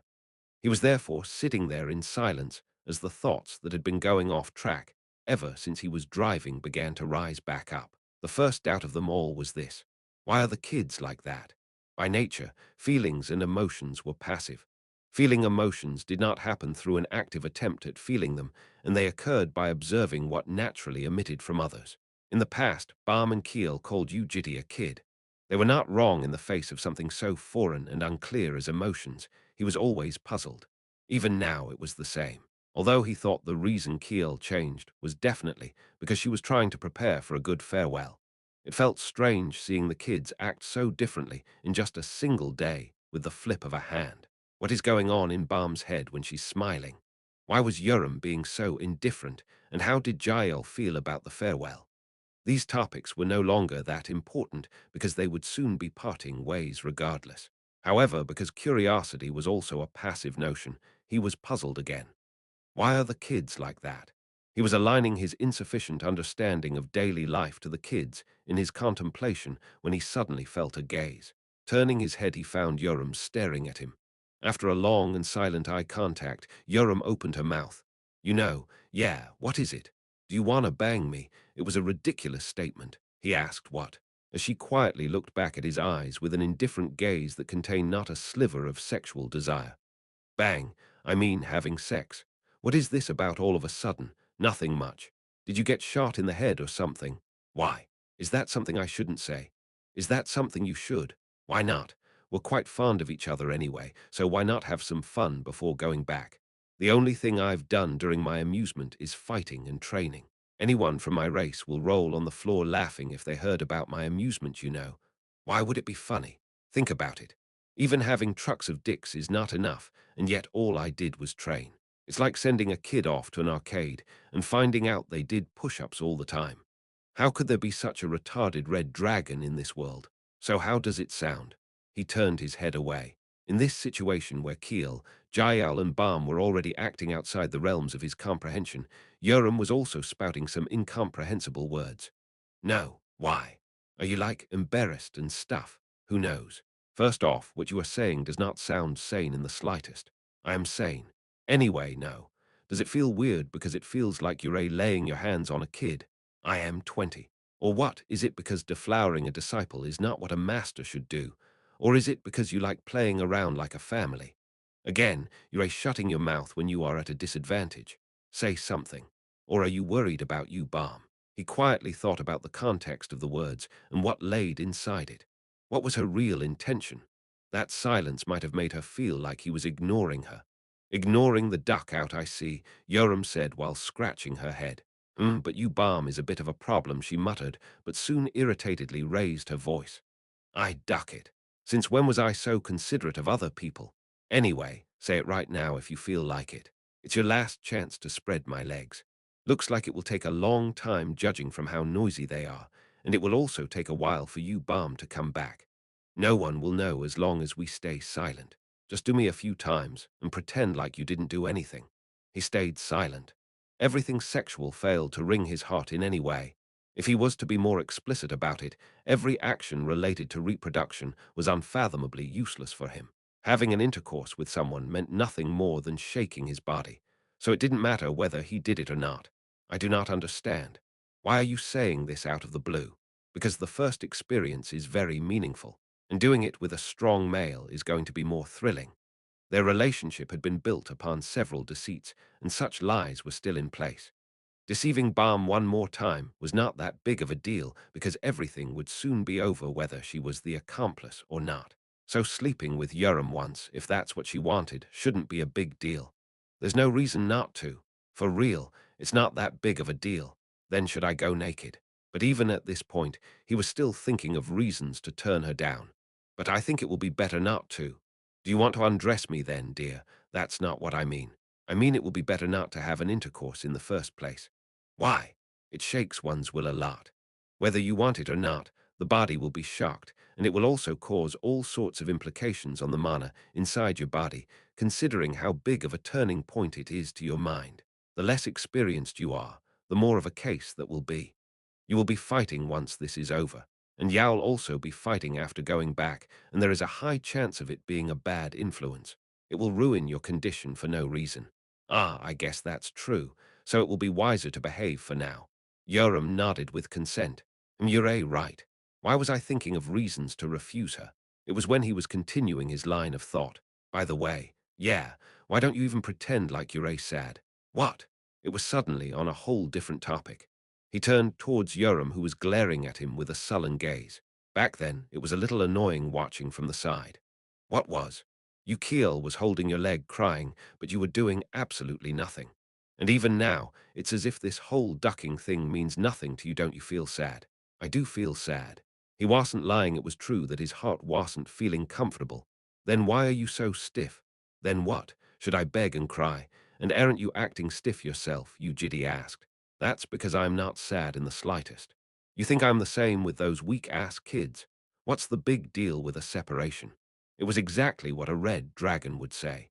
He didn't feel sad or anything by her words because he had never wished to become something special to the kids. In fact, he was quite relieved that Yoram wasn't feeling upset or betrayed unknowingly. His superficial and wicked self-consolation was at work. Whatever the reason, he did not want to dwell on this topic for too long. It's hella funny now that I think about it. You turned her down as if there was no tomorrow when Keel was crying so much that she wanted to stay longer. And yet, you're worried about what happens to me when I go back. Of course you have to survive and live well after going back. Amazing, what a great teacher. Duck, this is making me mad again. How can you be so ducking selfish from the start to the end? I'm sorry. Eat shit, you dick. They turned silent for a bit as Yoram thought to herself for a while. So it is important that I survive after going back. Her following mutter was both like a question and a monologue. After saying that, she laid down on the flat grass. He wondered whether he was supposed to say something, but she turned her body away from him, so he couldn't add any more words. In truth, he didn't know what to tell her in the first place. Before long, Yoram became absorbed in Javier's video again. Her gaze was that of a soldier preparing for a battle. It was after 3 to 4 hours that Keel and Jael came back. They had dirt all over their bodies, but had wide smiles on their faces. Jael suddenly clapped her hands with a frown. Clap, clap. In response, the protector, who had been filming some random place, quickly turned the lens of the memory crystal towards Yu Jitae. At the same time, Keel took out a blindfold from her waist and gave it to him. Here, Ajasi, what's this? Cover your eyes with this. Why? Simon, just hurry up and cover your eyes without asking why. Quick, what is going on? For now, he obediently closed his eyes. Keel whispered into his ears, kill your senses as well. Even though he didn't want to, he followed her orders. Like that, when Yu Jitae was unable to see anything like a normal blindfolded person, Keel and Jael each dragged him by his arm and started taking him somewhere. He did not fall because his sense of touch was still there despite him losing his sense of sight.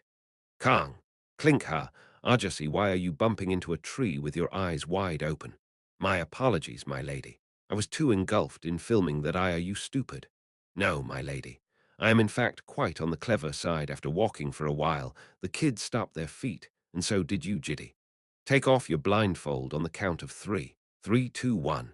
As soon as they said 1, Yu Jitae took the blindfold off, and after seeing what the kids had prepared, he froze on the spot. Chapter 380. 4. There was a house. A house that was very similar to the one Yu Jitae had made before at the island called Peace City. He turned his eyes to the foundation of the house. The ground beneath was flat, and there were long and thin pieces of timber forming the structure above. Long stems were used for the bones of the walls, with clusters of mud cementing them, and leaves were finely intertwined to cover the roof above. Even though it had a different form, a different structure, and a different size, this was made using the same method as the operational camp Yu Jitae made at the Peace City, and was definitely an imitation of his work. Did they really make this? In just those few hours, the bizarre emotions that had been rising inside him ever since they were planning for the trip were actively wriggling inside. That was when Jael grabbed his hand. "Do you want to have a look?" "Huh, we made this house." Her tiny hand pulled his index finger as he followed her lead. "There is a window. This is the chimney I made. We also made a drain for rainwater. And this and that." Jael clamored while showing off parts of the house like a salesperson. There was a phrase in there that he couldn't understand, and that was "I made." "You mean you made this too?" "Yes." Jael did half of it, with magic. Forcing aside the strange emotions, he showed the child a reaction suited for a daily life. "That's amazing," he said with surprise, which did not stray too much from his actual feelings in the first place. "Did I do a good job?" In response, Jael opened her eyes into circles and stood in front of him as she placed both of her hands beneath her chin. Her eyes that gazed up into his eyes appeared to be expecting something. "Yes." He caressed her on the head. This seemed to be the right answer, judging from the bright smile on her face. "What about me?" "You did good too." Hee hee. The broad inside of the house was also marvelous.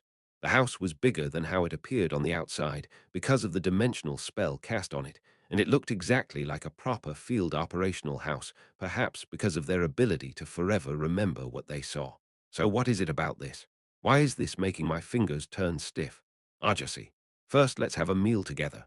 Keel pointed at the twigs she had gathered, and with the click of her hand, sparks appeared above the set of sticks and created a big flame alongside a buzz. There appeared to have been oil spread over it beforehand. That was when Balm came back carrying a bucket filled with fruits, vegetables, leaves, and mushrooms that she got from the mountain. "Wow. Did you make this just then?" "Awesome, right? It's amazing. Even better than what I was expecting." Stacks of meat and mushrooms were added to the grill as Balm sliced up fruits and placed them on a plate. Yu Jitae walked towards them to help with something, but Jael pushed forward her chubby little hands. "What is it? Stay there. Why, SHH? What?" When he stopped his feet, Jael pointed somewhere with a rigid expression on her face. Her finger was pointing next to the protector. Just like that, Yu Jitae was exiled. Kuruk, what's funny?" "Nothing, sir." He had no choice but to watch the kids noisily working by themselves. Keel grilled the meat. Jael washed the vegetables clean, and Balm added marinade to them.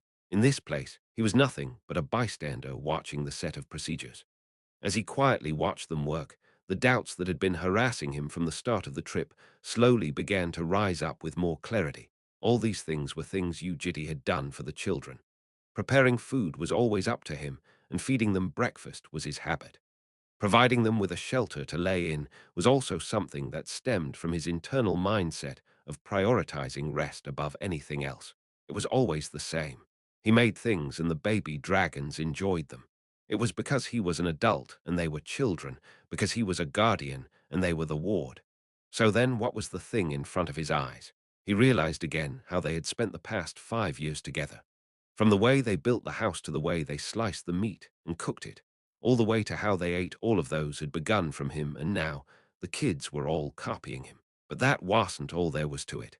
There appeared to be a certain message embedded into all their actions. Although he couldn't exactly guess what that was, it was becoming more and more evident in his mind. Oohing. That was when Jael started struggling against a fish with a small fruit knife in hand.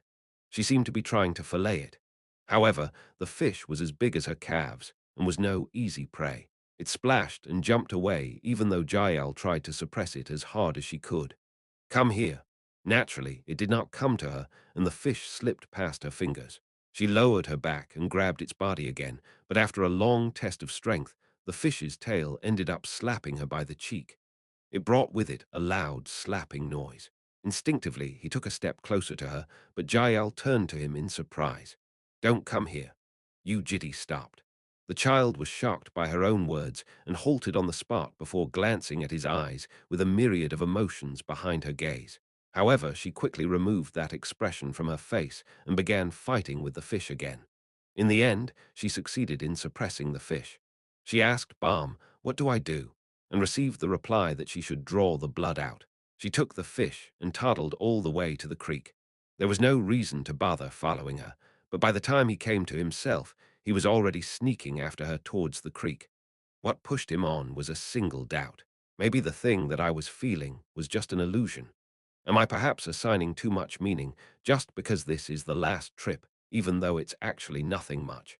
But when he arrived at the creek while being stirred by such doubts, he found Jael clasping her hands around the fish, with her eyes sealed tight. Soon, she momentarily lowered the fish to wipe her tears using the back of her hands. Feeling like he saw something that wasn't supposed to be seen, he turned his feet away.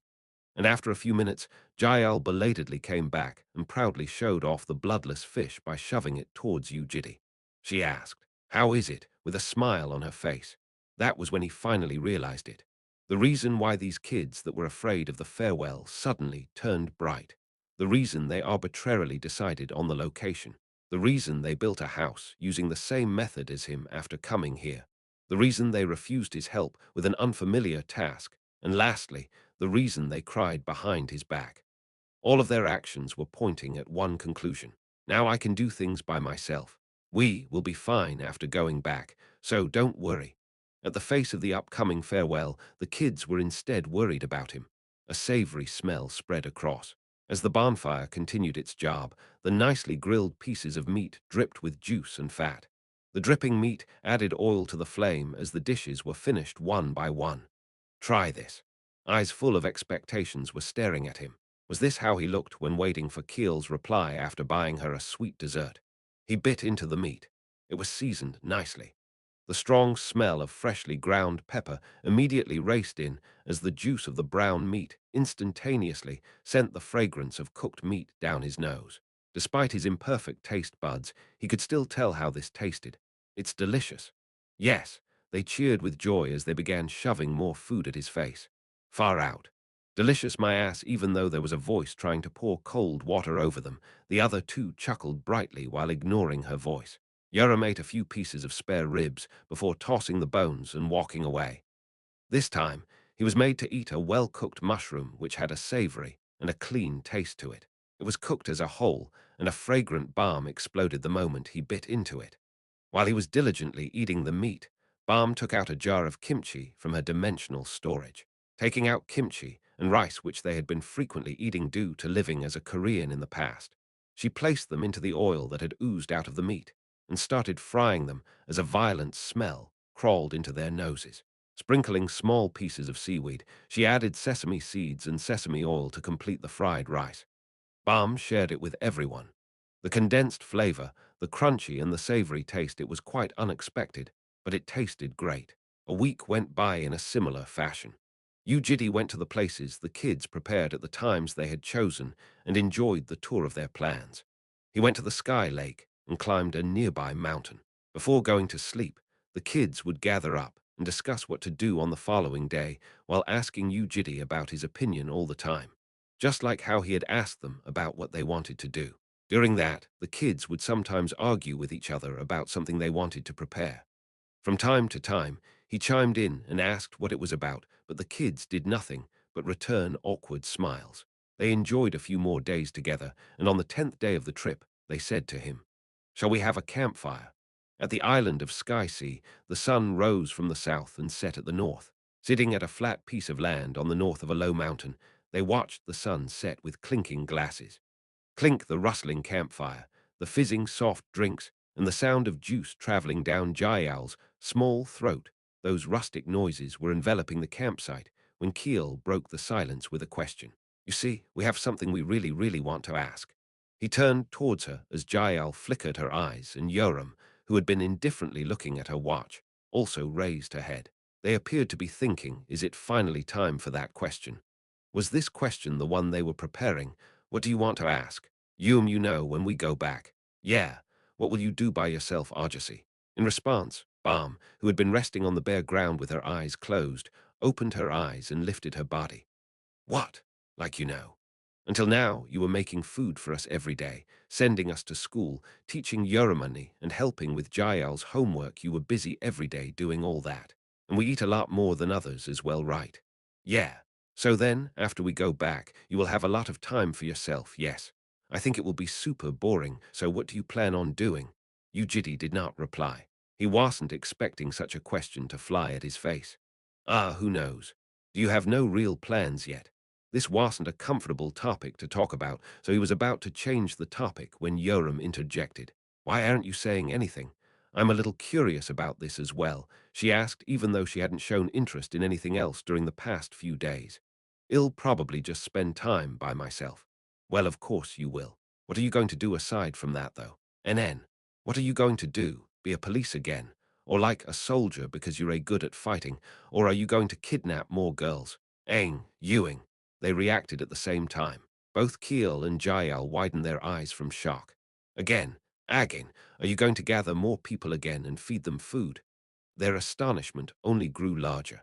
It was when he was about to wave his hands with a denial. That's right. This guy loves women, so he's gonna gather some girls again and raise them up. Ajasi loves women. Can't you tell from how we are all female? Huck. Yoram started using fake news and trickery while throwing him a glance. She knew he would rather be silent and was blabbering such nonsense to force his mouth open. No. Did I bring you because you were female? It's because you were dragons. If you say so, he explained himself, but the flame had already grown bigger. Keel asked with eyes widened from dismay. Is what she said true? Of course not. No, I'm not talking about whether you love women or not. I'm asking if you will gather people again and feed them. He wanted to deny that as well, but that was when Jael held tightly onto his pants. She looked very shocked, as if her soul had left her body. Really? Are you sure?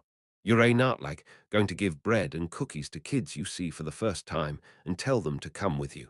I won't. And when they say their mother told them not to follow strangers, will you give them the overpowered macarons? No, like I said, you can't do that, Ajasi. That's a crime. Like seriously, I won't. Kiel continued pushing him on by saying, do you know how clever kids are these days? I stayed because I was kind and innocent. You will be arrested if you do that again. She was telling him kidnapping was a crime. So you can't take someone and give them food. Jael rapidly nodded her head, showing her utmost agreement with the statement, and also added one more word. And, after gathering the eyes of everyone, she mumbled with her tiny lips and said with all her heart, please don't be next to them when they hatch, with beads of tears hanging under her eyes. Chapter 381. 5. Jael's words were somewhat strange. Hearing that slightly shifted the context of what Keel had said before her. Keel said kidnapping was a crime. It was true, and he thought she was telling him not to kidnap because it was a bad thing to do. But after hearing Jael's words, he started thinking that that might not have been her intention when she said that. Why? He asked back. In response, Jael mumbled an explanation. Can I come out of an egg again? He still could not understand what the child was saying. It was naturally impossible for her to hatch again. That won't be possible, because hatching from an egg can only happen once. Sorrow seeped into her eyes as Jael gave a nod. When you see someone for the first time after coming out of an egg, she continued mumbling as he patiently waited for her to finish. They become special just like how it was to me.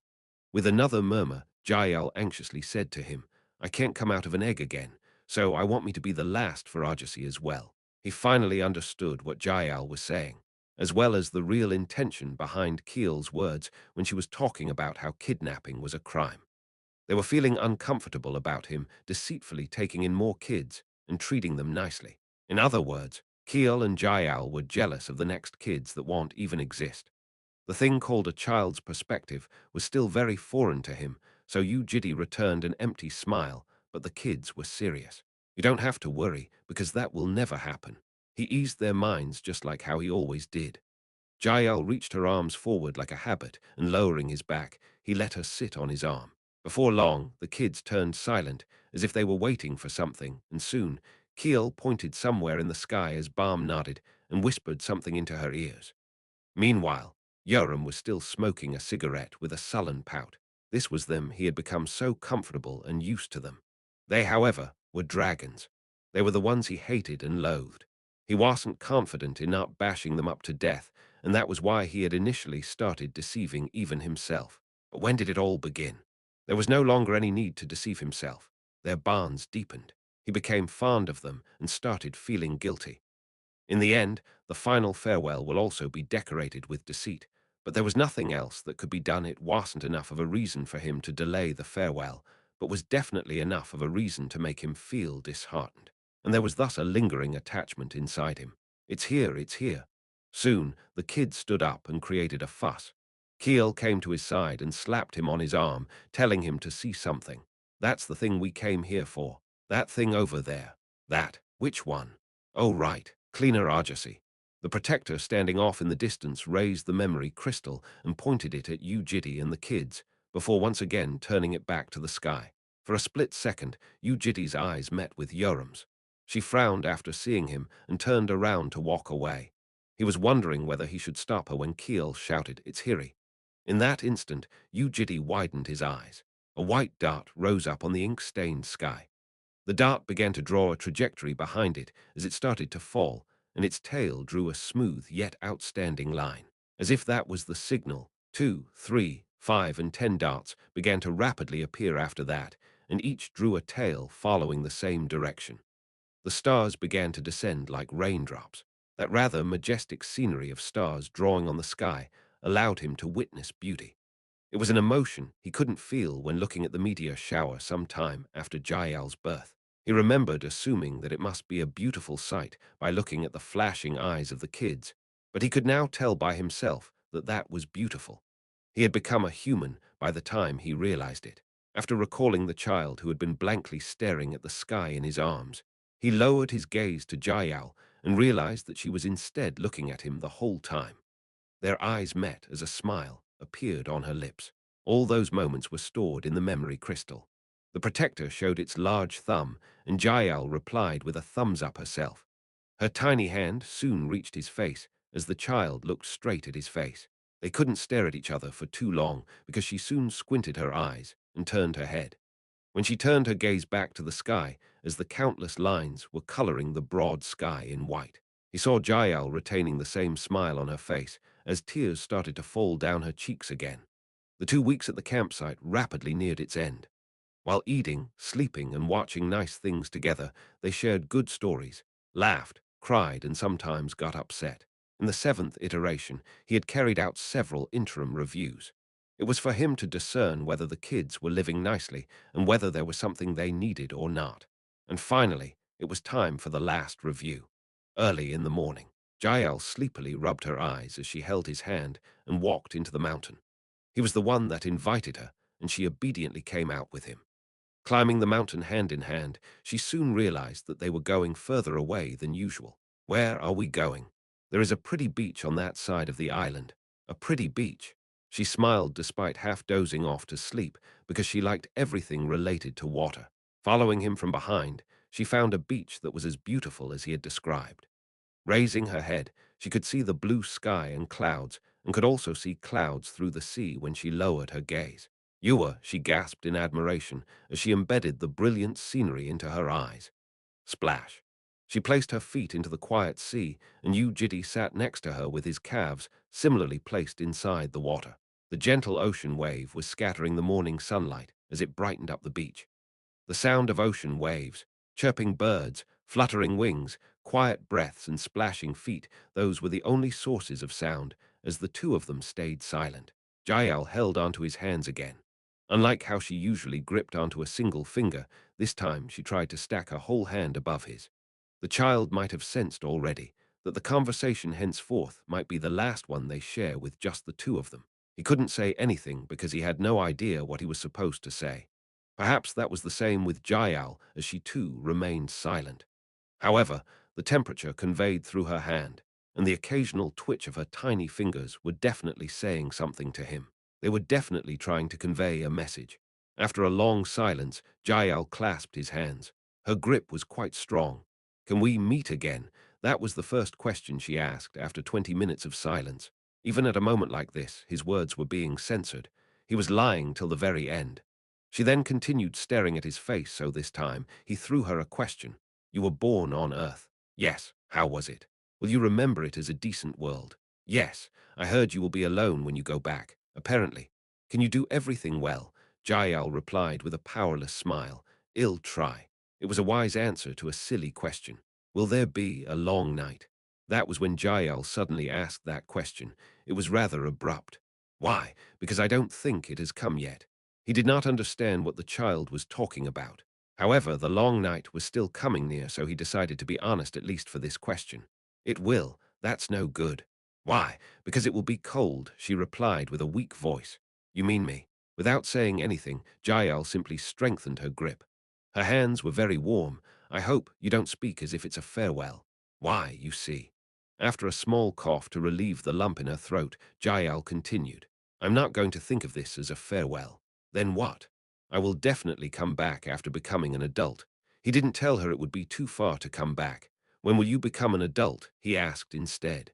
How old will you be when you come back? Jael kicked the water a little. 20. 20 is still a kid. Why, 20 is an adult. Does Yoram look like an adult to you? She is also 20 years old. She's an exception. Why? Because she wasn't born on Earth.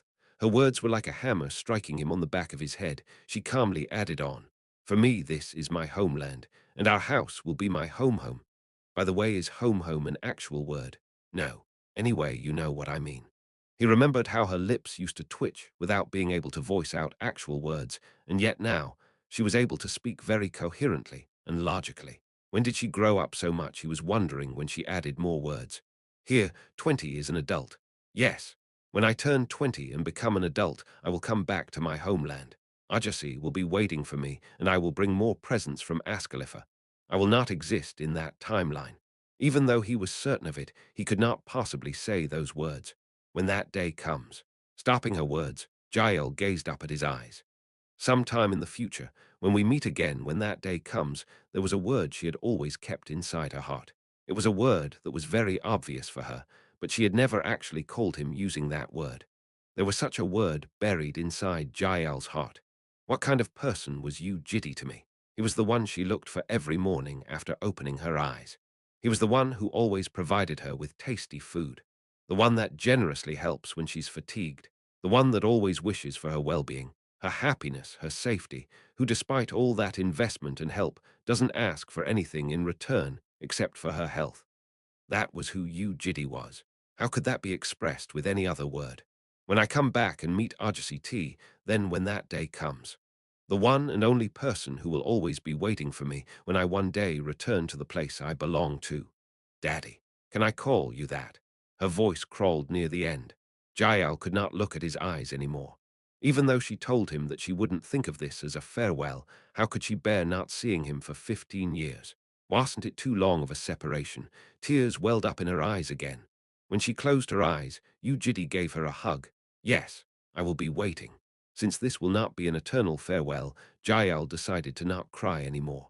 Promise. She simply locked her pinky with his. After returning to the camp, Jael gave Yu Jitae the memory crystal as a present. The storage device had been taken off and reattached to a necklace. Like the time she wrapped her own scales around his neck, she earnestly told him not to lose it. Soon, when he left the house, left alone, she kneeled down and gathered her hands. Jael prayed in her heart that he may not feel cold in this lonely and long night. I have done everything I could, so please protect him. Chapter 382. 6. Ajasi, do you remember what you said to me before? Anan. You know, I asked what it would be like if there was a world without farewells, and you said the time spent together won't feel special anymore. It's because there are farewells, that we must do our best for each other in the time leading up to the farewell, was what you told me. As well as how we had to create a good farewell in that sense, I thought I was trying quite hard, making good memories with Ajasi, and eating a lot of delicious food together. But when I look back at it now, it feels like Ajasi was the only one that was trying hard. There are way more things I got from Ajasi than what I did, and that makes me sad and stuff. I feel like I actually didn't do anything. Right. When you are in trouble, I don't even know why, and I can't help because I don't know why, and all I can do is worry because I can't help with anything. But then again, it feels like Barmani knows about all your worries. But it's not like because you are dating or anything like that, so that means Barmani was trying harder than Miyun. She was more interested in Ajasi and wanted to chat more with Ajasi. That must be why Ajasi could trust Barmani and tell her everything.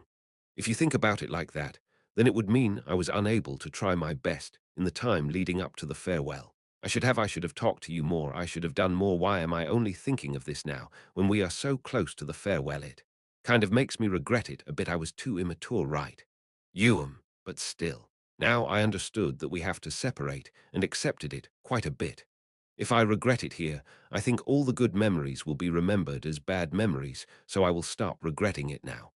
Ah, actually, when it was just me and Barmani yesterday, I asked her if it would be possible for us to come back here later. Barmani said it would be difficult, and I actually think the same because the dimensions are just too far apart. What did she exactly say again? It's too far, and the coordinates change when they intersect or something. Anyway, it's impossible to find them as a normal dragon. That was a bit of a shame. It would be great if we could meet again. What should I do if I want to come back? I think I will miss everything. I will miss all the friends I made here. I will miss our Unit 301. The world with Chirpy R. I actually went there a few days ago because of that. And I will miss Cleaner Argosy doing some strange yoga every morning. Because a gold dragon can't go to a green dragon's lair, and I will also miss all the plushies I have in my room, and I will miss lair. And chicken, pizza, burgers, macarons, the red velvet cake, egg tart, chocolate muffins, ice cream cakes. I will miss all of them. Even if I copy it at home, they won't taste like the ones here. There must be something wrong with me. It's time to go, and yet here I am being miserable by myself. It's okay. I'm not like really sad or anything. We are dragons, you know. We just have to reminisce on all the good memories we made together. Arjasi might not know how it works, but that thing is very vivid. It's a lot more realistic than playing a video, and we can also feel how it felt back then. I still do that sometimes. Remember how I cried when I first ate chicken? Hee hee. Back then it was how should I say this, shocking, like shaking all my ideologies and stuff. That was how it tasted, same for the macaron. Anyway, what I want to say is that I'm not regretting anything. Then that should be a good farewell, right? By the way, Arjasi, did you know? Back when I saved Chirpy, it was meant to be a very happy thing, right? But I suddenly couldn't stop my tears. So I asked Barmani, why do we cry when we are feeling happy? And Barmani said it's because we remember the hard times that went by. Interesting, right? But there's one more. Apparently people can also smile when they're sad. You see, that's because it was then. Knock, knock. Someone knocked on the door. Marmy, Kiel, who had been sitting alone at the corner of the camp grumbling to herself, flinched after sensing Yu Jitae's presence. Did he hear everything? That shouldn't be the case because she had blocked the sound from going outside. How is my face and my voice? Thinking that, she coughed, Kuhum, to relax her throat and checked her expression through the mirror and organized herself before opening the door. Yes, shall we talk for a bit? Right now, okay. She carried her feet after him. He said there was a beautiful garden of flowers at the peak of the mountain. On the way there, Yu Jitae glanced at her face before asking her a question. What is it? Sorry, did something nice happen? Why, you've been smiling the whole time. Kiel widened her eyes. She didn't even realize she was smiling. Soon, she lowered her gaze and slowly shook her head. Then why are you smiling by yourself? Why do people cry when they're happy? It's because they remember the hard times that went by. If so, then why do people smile when they're sad? Baum's answer regarding that question was this: because they remember the happy times that went by. His conversation with Kiel was very short. With a smile, she gave him a hug and then simply told him about a few of the good things that happened while expressing her discontentment with the farewell. She said she will miss him a lot. He returned the hug and caressed her hair. After watching the flowers for a bit, they came down. She was a child that would be adored and loved anywhere, and because she also belonged to a happy family, the child would live nicely after returning to her world. On the other hand, there was one person that worried him the most. It was Yoram. During the past 2 weeks of the trip, the kids had each accepted the farewell. It was fortunate that they did so. Parting ways without any heartache was a really difficult thing, and that was something he slowly started to realize by seeing them. Yoram must have accepted the farewell a lot earlier than the other kids. That should be why she suddenly joked about having a relationship with him. But after that, Yoram started to avoid him during their next several encounters. He didn't care too much about it, but the face he saw under the falling rain of stars was still very vivid. That was clearly an expression of displeasure.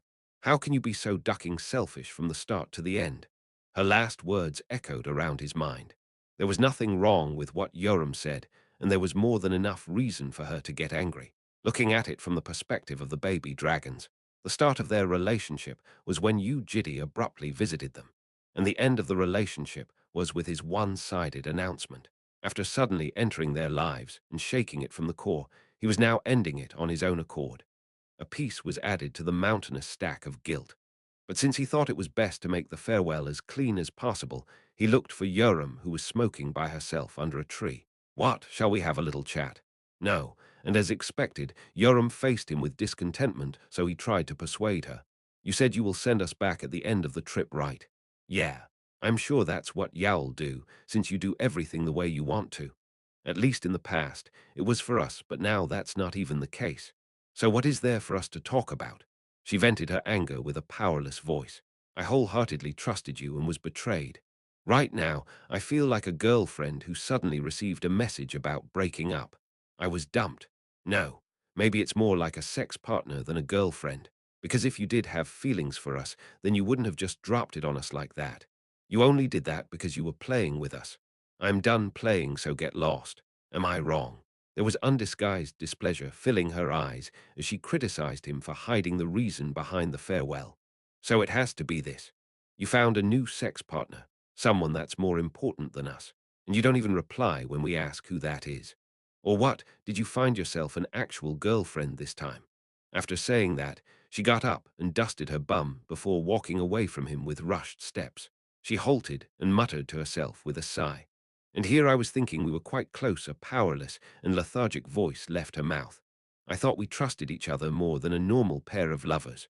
But I guess that was wrong. Judging from how easy it was for you to dump us, it must have been my delusion. You know." Yoram turned towards him. Her ruby-colored eyes were dripping with sorrow at being betrayed. "I don't like you anymore either." He tried to grab her a few more times for a chat, but was rejected every time. Yoram started avoiding him a lot. "What? What about it?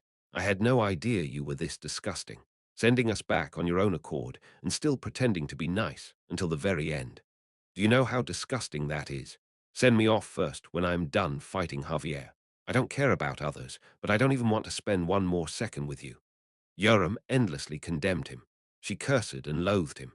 However, he was instead puzzled by her words because she neither liked nor disliked him according to the eyes of equilibrium. Even though it was an ambiguous emotion, it was still not that negative, so he couldn't understand that extremely negative attitude of hers. "You know what? The other kids are just so nice, they do everything you say. They're a retards that still trust you after getting dumped like this. And you are the one dumping them, just because that's what you want to do. Don't you think that's really shameless and trash? If you were going to dump us like this from the start, then why were you so nice to us in the first place? You shouldn't have done that. You shouldn't have given us a hug for comfort, and you shouldn't have given us nice food every time. You shouldn't have consoled us when we were crying, nor smiled together when we were happy. But you did that. You made us trust you. And yet now you shattered all that trust. I know this is the last, but I still have nothing to say. All I want to do is hurry up and separate myself from a traitor like you. So don't talk to me now, please." But even on the way back home after the trip, her favorability towards him was still sitting at neutral. After returning to Unit 301, he left the house to check the ship. It was D-minus 2. There were 2 days left until their departure, and it was time to activate the device. Today he would check the ship, and tomorrow would be Yoram's fight against Javier, and the day after that he would send the kids off. As the very last moment was nearing them, "Let's go." "Yes." Balm followed him from behind. Chapter 383. 7. Are you done preparing? "Yes, I said bye to everyone I know already. How are the kids like?" I think Keel and Jael both accepted it completely by now. What about Yoram? Totally being hated. Every day she says she wants to hurry up and leave. Oh no, you reap what you sow, I guess. I guess so. Who told her to give her heart to a devil? The context of the proverb she used shifted into an odd direction. What? You don't need to be sorry. It's her fault for doing that. You, Jitty, and Balm were together heading to the ship. They were outside a certain nameless fisher and were walking on top of a misty lake. Balm couldn't see far ahead even with the eyes of a dragon and had to watch Yu Jitty's steps from behind, and thus had to be very close to him. "There's really only 2 days left now," she said. "Good work on pretending like you didn't know anything until now. It was really hard. It was rare of her to grumble like that. I was like a bridge. A bridge. Whenever the kids had something to ask Opar, they asked me first. Similar to how you just asked me about them. I would always tell them sincerely about what I knew. That was how I built trust, and was it a complaint that she had ended up betraying that trust? He was thinking that when she continued her words. Thanks to that, it was easy to trick them. Instead, he received a distorted reply. That was when a black structure began to reveal itself from within the layer of mist. It was a long rectangular block that reached 6 meters in height, 6 meters in width, and 12 meters in length. This box that looked like a large container was a dimensional cruise, and was the ship which the baby dragons would be riding on the way back. Let's go in. Yes. He approached the box as a part of the metal body of the ship started scattering into tiny blocks. They soon became stairs and a door leading Yu Jitae and Balm inside. This cruise has the coordinates and the petrol all loaded. You don't have to do anything, and this will by itself travel through the dimensions to reach Ascalipha. Your mana has also been registered to the ship, and all you have to do is get on. Balm gasped in awe after inspecting the magic formulae. You made them very detailed. Of course I had to, considering what this is. By the way, did you register Earth's coordinates here as well? I didn't. Why would I do that? Ah. Balm nodded her head. Ujidi hated the dragons, and naturally, there was no way he would expose the coordinates of Earth to them. Because of that, this will be a complete farewell. After going back, they will never be able to come back. You will spend a month or two inside, and this will stay temporarily at several dimensions to gather their coordinates. If there happens to be a disjoint in the dimensions, it will teleport away and will then automatically begin moving again when it ends. You don't have to worry about anything. Will the fuel run out if we are constantly exposed to several disjoints? It will. After meeting around 30 of them, she looked quite surprised. That was understandable, because carrying out a dimensional teleportation 30 times would require an absurd amount of fuel. Normally, it would be impossible unless one was at the level of a transcendent authority. It was only possible because Yu Jitae had been preparing it for a long time. I will show you around. He took Balm and explained the facilities inside.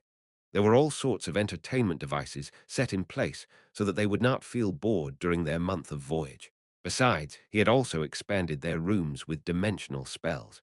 There was also a kitchen with all sorts of cooking utensils, and the large refrigerator was full of food. Since it was difficult to personally use dimensional spells inside the cruise ship, all of these would come in very handy. One by one, they talked about the structure of the ship, as well as plans for the voyage, as Balm diligently nodded her head. Did you understand everything? He asked. Yes, we have to obediently play right, like plants. Do plants play? Although skeptical, he returned a nod. And what's in that room? Balm asked while pointing at a door. It was a small door that could barely fit one person, and Balm found something abnormal after opening the door. Is this a hot spring? He nodded back.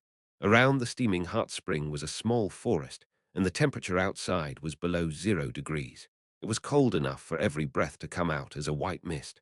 This place, which was a harmonious mix of man-made and natural objects, was one he had made for the baby dragons. Nature, heat, water, and chilly air. Filling the area were enormous amounts of elemental mana. An astronomical amount of money had gone into this place to maintain the abundant elemental mana inside. Balm turned to him in surprise after quietly glancing around the room. Do you like it? What is all this? Do you like it or not? Like, how much did it cost to make all this, Opar? A few months ago, a transnational munition corporation, TTA, had been bought by the Defense Ministry of USA and had shocked the world. It was because this corporation that had the association as its trading partner had a higher GDP than most developing nations. I'll be empty-handed when I leave anyway. Traveling through dimensions would lead to a significant amount of fatigue. During the long journey back, the baby dragons would visit this place whenever they were exhausted and recover themselves.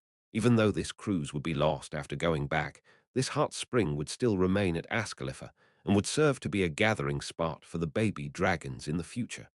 Seriously, until the very end, Balm said with a sigh.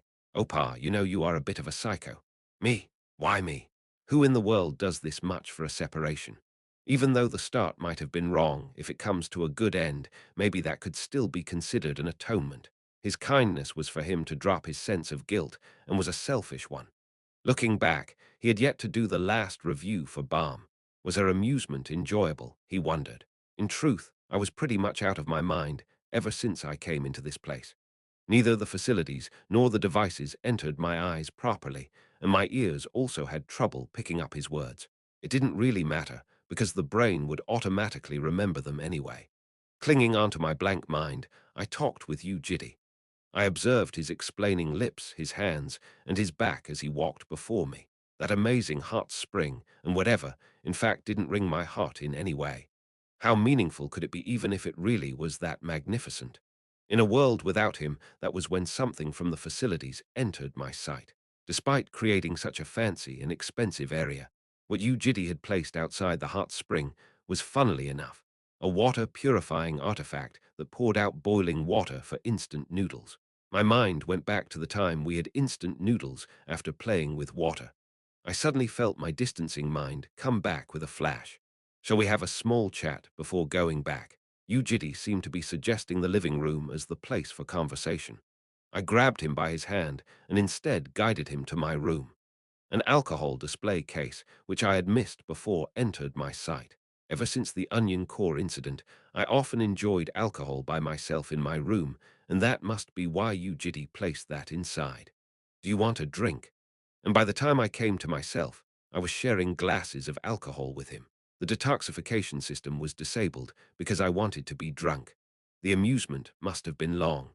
I, who did not know how to drink any alcohol, had long become an addict who could live off of alcohol. Clink, he opened his mouth.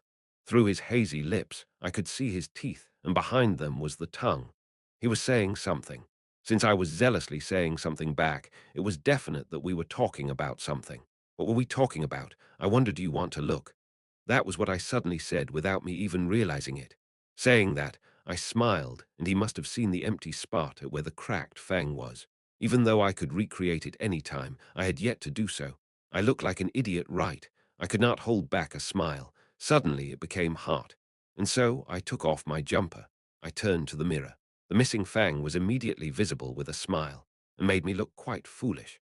This was eating away at my own values, according to my idea of beauty equaling strength, and smiles being the cheapest, yet a very powerful reward to move people, since someone was bound to look down on me when I smiled like this. Therefore, it could be said that he had ruined my weapon. However, I will live on with this chipped weapon because this was what he gave me. See this? I pushed my tongue into the gap. Looks like raw tuna, right, hee, I said, and he shook his head with a squint. After having several more bottles and drinking strong alcohol, my body became hotter and hotter. It was too hot to wear a jumper, and so I took off my jumper. He frowned. Why is he frowning? I could not understand it. Clink bringing the glasses together, I suddenly had this thought. In the end, it is impossible to avoid fate. Sometime in the past, Father told me that every existence with the blood of a green dragon flowing inside them must obey destiny, and that nothing will change no matter how you withstand, struggle, and attempt to change it. Back then I hated those words so much, but in the end I was defeated by fate. Maybe that was why. The guards I had set up against the black-haired woman started fuzzing away. This must be how it goes. After sleeping with me, he grabs a random woman and sleeps with her before dying by himself. Even though it sounded ridiculous, wasn't he still just another male? It seemed that the thing called a reproductive urge, or whatever, soared up when it was time to die. Of course, I didn't bother looking up whether that was true or not, because there was no need to know something so useless. What next floated up in my head was Haas Seatbiel of the previous iteration.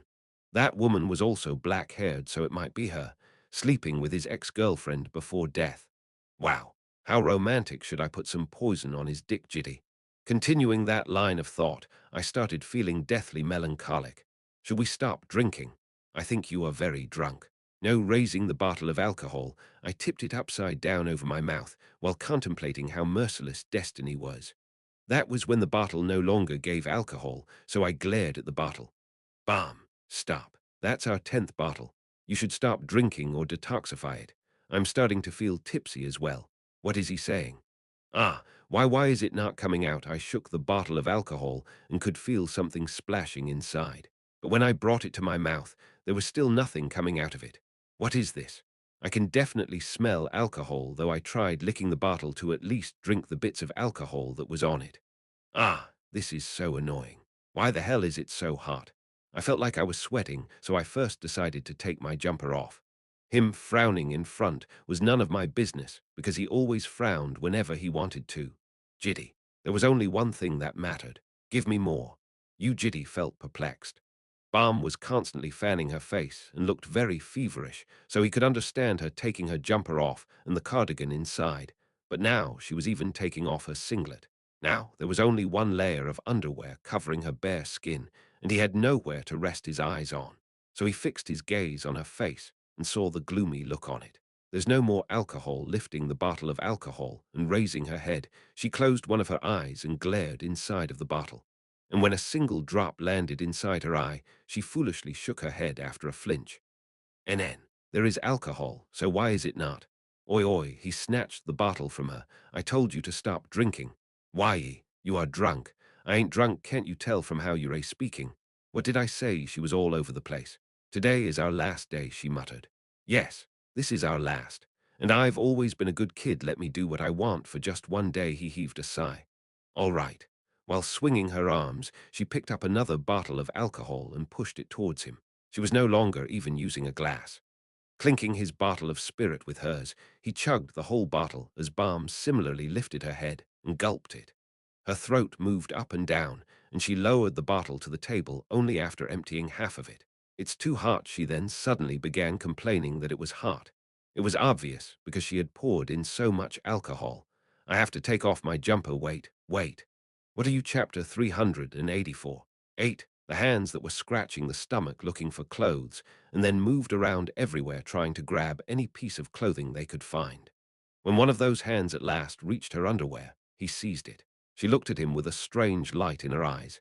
It's hot, though. With her left hand still in his grip, she used her right hand to fan her face. You should stop drinking. NN. Give that to me. He took the bottle of alcohol that was near her and placed it down next to him. Flailing her arms around, she retaliated and later bent her back to reach forward, so he held onto her shoulders and stopped her. Why did you take that? Let's just go, Balm, and put some clothes on. But it's too hot, I am sweating too much. Words weren't going through. In fact, she indeed was sweating quite profusely, considering how dragons did not usually sweat, that in turn displayed exactly how drunk she was. Do you want to wear it yourself, or should I put it on for you? Do I have to choose one? Yes. Put it on for me. She leaned her unstable body on the chair. Even though Balm had gotten drunk several times, she had never been this drunk because she usually regulated her own consumption. That was why this was very disconcerting for him. Going closer to her, he raised the singlet back up. He knew how to put clothes on someone else thanks to his experience with Jael. Raise your arms up. Hooray. Hooray, don't just do it with your mouth. In response, while he was right in front of her with the singlet in hand, Balm lifted her gaze and looked at him with a hazy pair of eyes. Perplexity. Ever since a very long time ago, he had been feeling perplexed when seeing Balm. It always showed itself when they were at a close proximity like this. And this thing called perplexity was something he just couldn't get used to. Then, what should I do it with instead of my mouth? When words that weren't suitable for the situation started drawing a picture in his mind, he felt even more perplexed. On the other hand, Balm started chuckling, Kayahaha. She continued giggling as if she had a screw loose, so he gave the child a flick to the forehead. Thud. Balm flinched and looked into his eyes with a drop of tear under her eyes. Put it on. Saying that, he threw the singlet over her legs. Touching her reddened forehead, Balm continued staring at him with the same hazy gaze that deepened over time in consideration. Why? What do you mean, why? You said I was pretty, what about it? Don't you want to keep looking at something pretty? Stop blabbering nonsense and put your clothes on, Balm. I haven't shown it to anyone else before, whatever, just put them on. What is with this shameful conduct when we are at the very end? I've never heard of a dragon disgracing themselves after getting drunk. Balm was throwing him the question, don't you want to know more about me? It was obviously a provocation, and her words were intentionally trying to incite his perplexity. She wasn't doing this just because she was drunk. This was what she always did. If you don't wear them, it'll just wrap your body with a blanket and take you back by force. However, he fervently turned her down. But It's So Pretty balm turned to the large mirror that was inside the room. She fidgeted with her own cheeks, touched her fringes, and then raised her hands to collect her hair behind her head before lifting them into the air. Looking at the mirror, she tilted her head. All of her actions were slow. They emphasized her white arms, her thin fingers and wrists, her skin drenched in sweat, the belly button, faint shadows cast under her ribs, and the picturesque waistline. Those explicit areas all entered his sight. Trying to deny himself, he turned his eyes away. But the disgusting truth was that he really was feeling a different urge. Is it not pretty? Since when was it that he had begun feeling this urge for no one else but Balm? This feeling did not stop at just considering her pretty and an explicit name, for it would be greed. This dirty instinct that his mind did not like in the slightest would often soar up inside him. It was a fact that he discovered belatedly, and before realizing its identity, he had simply labeled all those moments under the name of perplexity. How could he hold anything similar to greed against her, thinking that? He tried to deny himself. I think it is pretty, murmuring that. She used her arms to support the round bulks and intersected her arms, and then used her two hands to either stretch her belly or pound it. After flexing her muscles, she observed the faint outline of her abs and appeared fascinated by her own body. Soon, when the room was engulfed in silence, he turned his eyes away while Balm turned her indifferent gaze back to him. The shadow cast on the round things being supported by one of her arms accidentally entered his sight, so he quickly shifted his gaze. But his eyes instead had to look at the strings of the underwear, the white skin behind those strings, and her twitching red lips. Those were more daunting than her body itself. He felt increasingly more perplexed. In other words, he was feeling a rise in urge, so he decided to close his eyes. It was very strange. He had already lost all interest and excitement in women. There wasn't a specific reason or anything, and by the time he realized it, he was already indifferent to everything sexual. But strangely enough, after entering the seventh iteration, he was again feeling that thing which he thought had vanished into thin air. Is it because she was always clinging to him and teasing him? Or is it because she always nonchalantly whispered into his ears? Or because she excessively stuck to him? No, that shouldn't be it. The thing that happened with Yoram a few days ago was also strange. Even though it was true that he was finding Balm pretty, that did not mean he treasured Balm more than Yoram or anything. In other words, if he was going to have a relationship with Balm, there would have been no reason for him not to have a relationship with Yoram.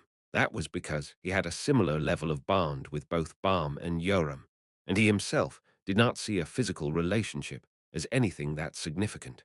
However, he had still rejected the physical intercourse with Yoram, even though it was a doable act that she wanted herself. He had never once considered Yoram as a target for a sexual relationship, nor did he want to. Why?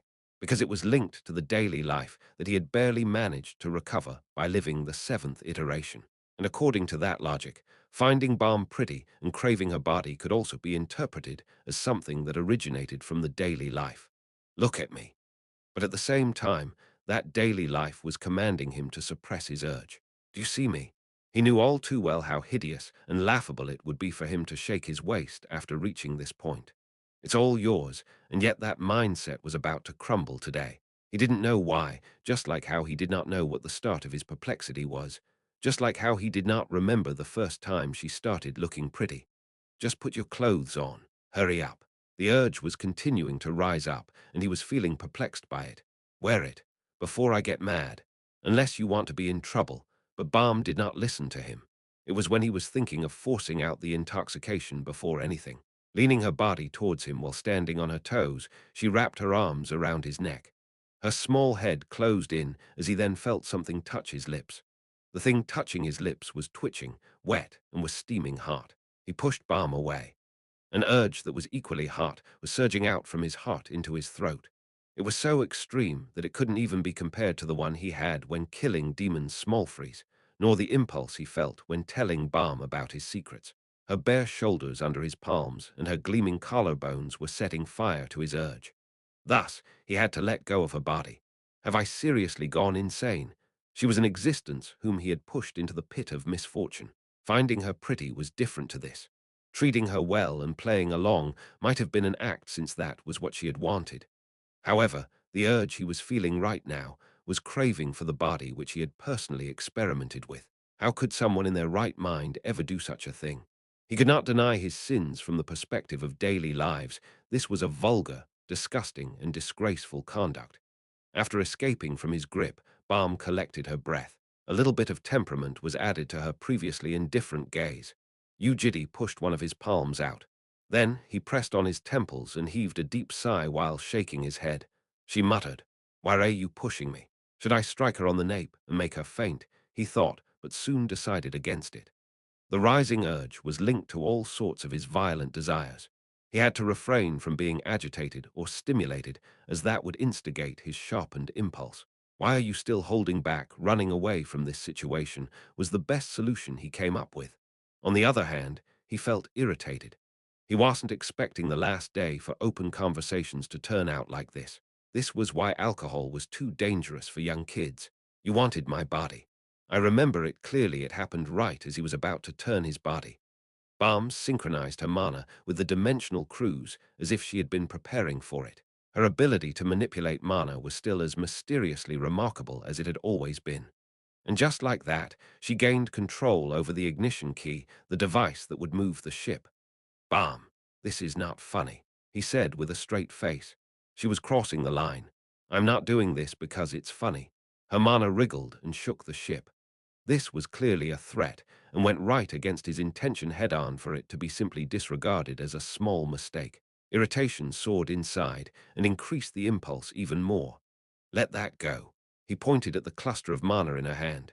"Can you kiss me on my lips?" Balm was still heavily drunk and blabbered without noticing the look on his face. Twitching her lips, she poked her tongue out and diligently licked her lower lips. "Hurry." That obscene movement of her tongue entered his eyes, and his impulse was now overflowing so much that it gave him chills. "I will do that as much as you want if you sober up." He tried to strike a deal. "No, do it now," but it was negated. Once again, the ship quivered. Balm was trying to use the ignition key to move the ship. "Just kiss me first," she urged him on. "You are crossing the line right now. You are making me irritated." He tried sounding upset, so what? But it didn't work. Perplexity. That wasn't some positive emotion or anything. In truth, he was feeling uncontrollably displeased by his turbulent psychological state to the point that he wished to scrape his heart out. Even now it was the same. Embracing Balm and craving her body was nothing difficult. In fact, considering the impulse in his mind, it would probably be enjoyable. His current situation was like a person holding himself back from scratching a deathly itchy mosquito bite. How immensely pleasant would it be to scratch it without any restraints? However, the daily life he had retrieved with difficulty was not wishing for that because the body in front of his eyes was the experiment subject that he had tortured. So whenever he was feeling such a disgusting desire, it was extremely distressing in a different sense. He could feel his sharp conscience piercing through his ribs. That was the nature of his perplexity. "All right. Will you let that go if I give you a kiss?" NN. The authenticity hanging on the eyes of equilibrium was true. "Let's do a short kiss and snatch the device from her hands. After that, let's smack her on the back of her head, regardless of the impulse." Thinking that, he approached her. He approached the expressionless Balm and grabbed her face. Should I snap her neck? There was a sudden flash of an impulse, but Balm was still holding onto the ignition key. Controlling the urge that was threatening to explode, he tried his best to hold back any violent action. However, the moment his lips met with hers, he immediately realized that something was going terribly wrong. Chapter 385. 9. Her lips were sweet. The usual gentle fragrance of grass was replaced by the subtle scent of flowers. Although it simply smelled sweet on the outside, it was somewhat sticky and constantly tried to weave him in. That fragrance was slowly getting more intense. Using every bit of patience, he suppressed his impulse, but Balm did not give him enough time. Her small shoulders nervously came forward. Her two hands sneaked into his chest and held him by the chin as their faces once again came closer. This time the kiss lasted longer. Their salivas were interchanged, lips were placed on top of lips. They were entangled and intertwined. A heated breath scraped past his lower lips, and he had to exhibit his last bit of patience.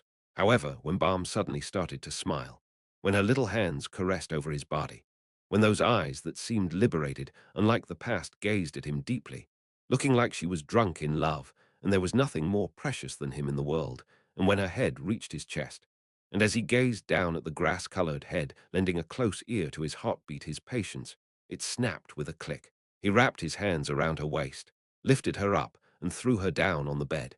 His gestures were dynamic, and his mind had nothing but impulse, with the previous caution being nowhere to be seen. As if his nails had reached the outskirts of the itchy skin, his body was being led forward by an electrifying impulse that no one could withstand. Balm started smiling again. Is this funny? He was trying to ask that, but her mouth cracked open and her tongue came slithering out. His mind turned blank again, and everything that had been kept suppressed flooded out. Like rushing torrents, they engulfed him from above and encroached his feelings. His hand reached the last piece of cloth that was barely holding its place. Undoing it was no longer even an option. He ripped it and removed the last barrier between the two of them. NN. A faint, coquettish moan enticed him. He did not know what she wanted, nor did he know why she was desperately wanting it now despite rejecting it in the past. He knew nothing from the start to the end. From the reason she was whispering words of love into his ears to the reason he was finding her pretty. The only things he could see was Balm, who loved him like a mental patient and a killing machine that started finding an existence pretty for the first time after 1,000 years. At the end of this disjointed relationship, the girl with a mental illness was indulged in him and was wishing for him to also be indulged in her. Aren't you hot? You should. Take off your jumper while still blabbering some nonsense. Balm pulled his business shirt without even touching the buttons. It might be because she was wearing a jumper herself. Again, their lips collided as a tidal wave struck him. She continued her restless and delicate gasps as he followed his impulse. From top to bottom, there was no more consideration in his movement, and everything stopping him was ripped apart. Is this normal? Is this really what you wanted? But for him to blame everything on her, he too was feeling a burst in pleasure. Come, was she still that drunk? Even though the ignition key had already been snatched from her hands, Balm was still trying to control him. Aside from the explosive impulse he was still feeling immensely irritated by the uncertainty Balm had thrown into his plan. He pinched her on her cheeks. Ugh, she groaned as he held onto her chin and made her look back into his eyes. Balm blinked her hazy eyes from the sudden pain as she gazed at him from below. Say that again. She seemed quite sober now. The emotion being revealed on her face created a curve. Her lips curled up, and Balm said with a bright smile, Please. What came next was a huge tempest. The hand leaning on the table was gradually pushed back. Her middle finger reached the bottle of alcohol, and after a tap, it pushed the bottle away. Tap.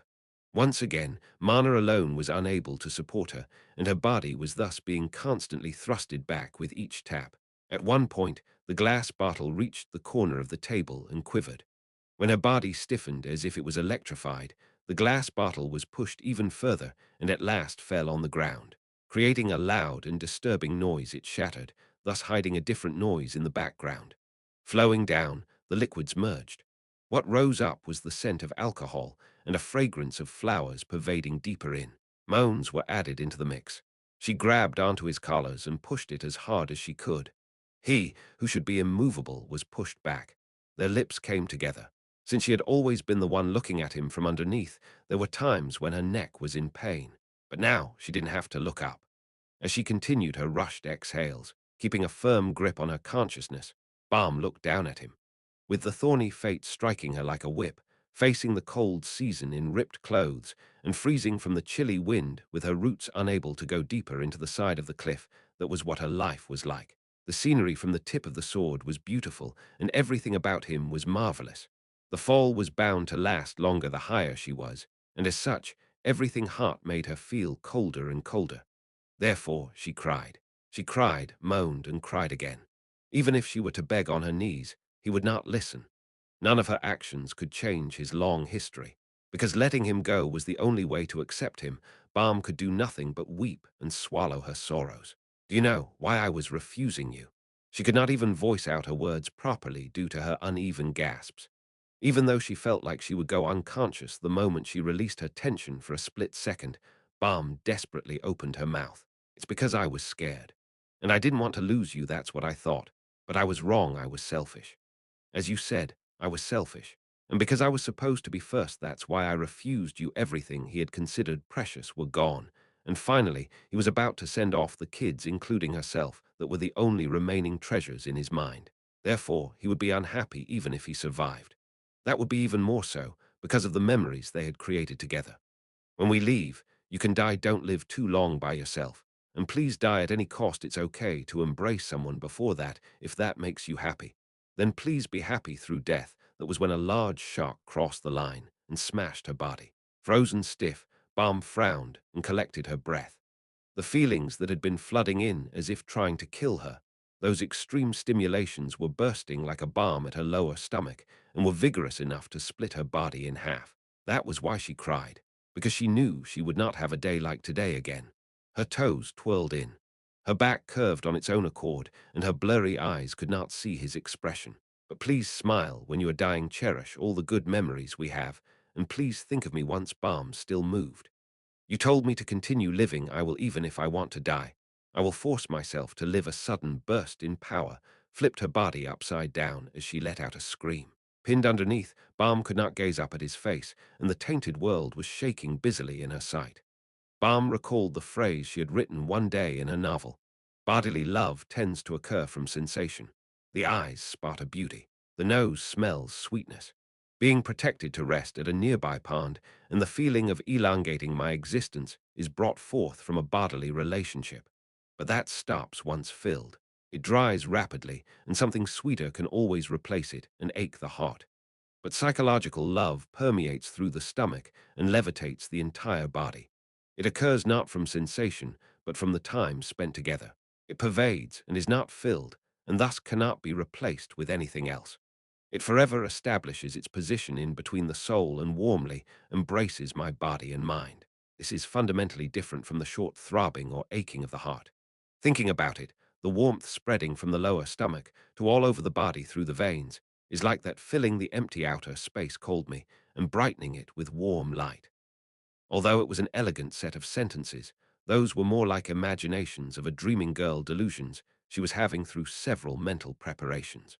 But when the outer space was almost entirely filled up, Balm was finally certain that her amusement was one that had been loved by him.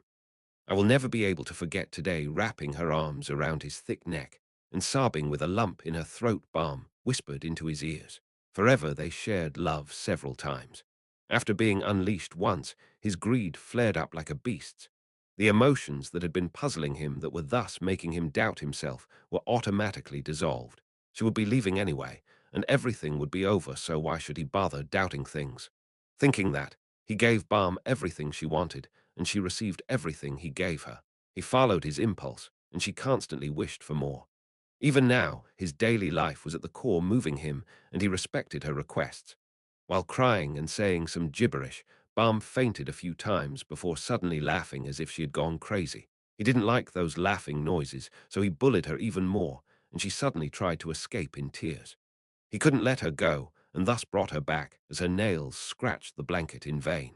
After being brought back a few times, she was all the more desperate at trying to escape from him, so they ended up changing the location from the bed to the doorfront, and their disordered conversation ended up resonating all the way to the corridor and the hot spring. In the middle, her breath turned rushed, and the shivering became intense, as if she would die any time soon. Because of that, he stopped, and Balm zealously tried to recover her body during the short break, while tightly hugging him so that he wouldn't go further away, and after getting rid of the sweaty fringes from her forehead, she raised her legs again and entangled them into his legs. What? They had a short eye contact, and Balm closed her eyes. Seemingly embarrassed to show her face, she buried her head into his chest.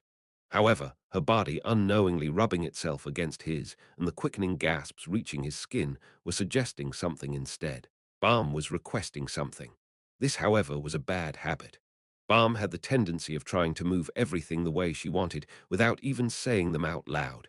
It made her look like a schemer, and a condescending one at that, and it was an attitude that all the dragons had in common. But he wasn't a soldier. He wasn't Yu Balm's toy like what Yuram had saved his number as on her watch. He was a person, and if there was something she wanted from him, Balm had to voice it out loud.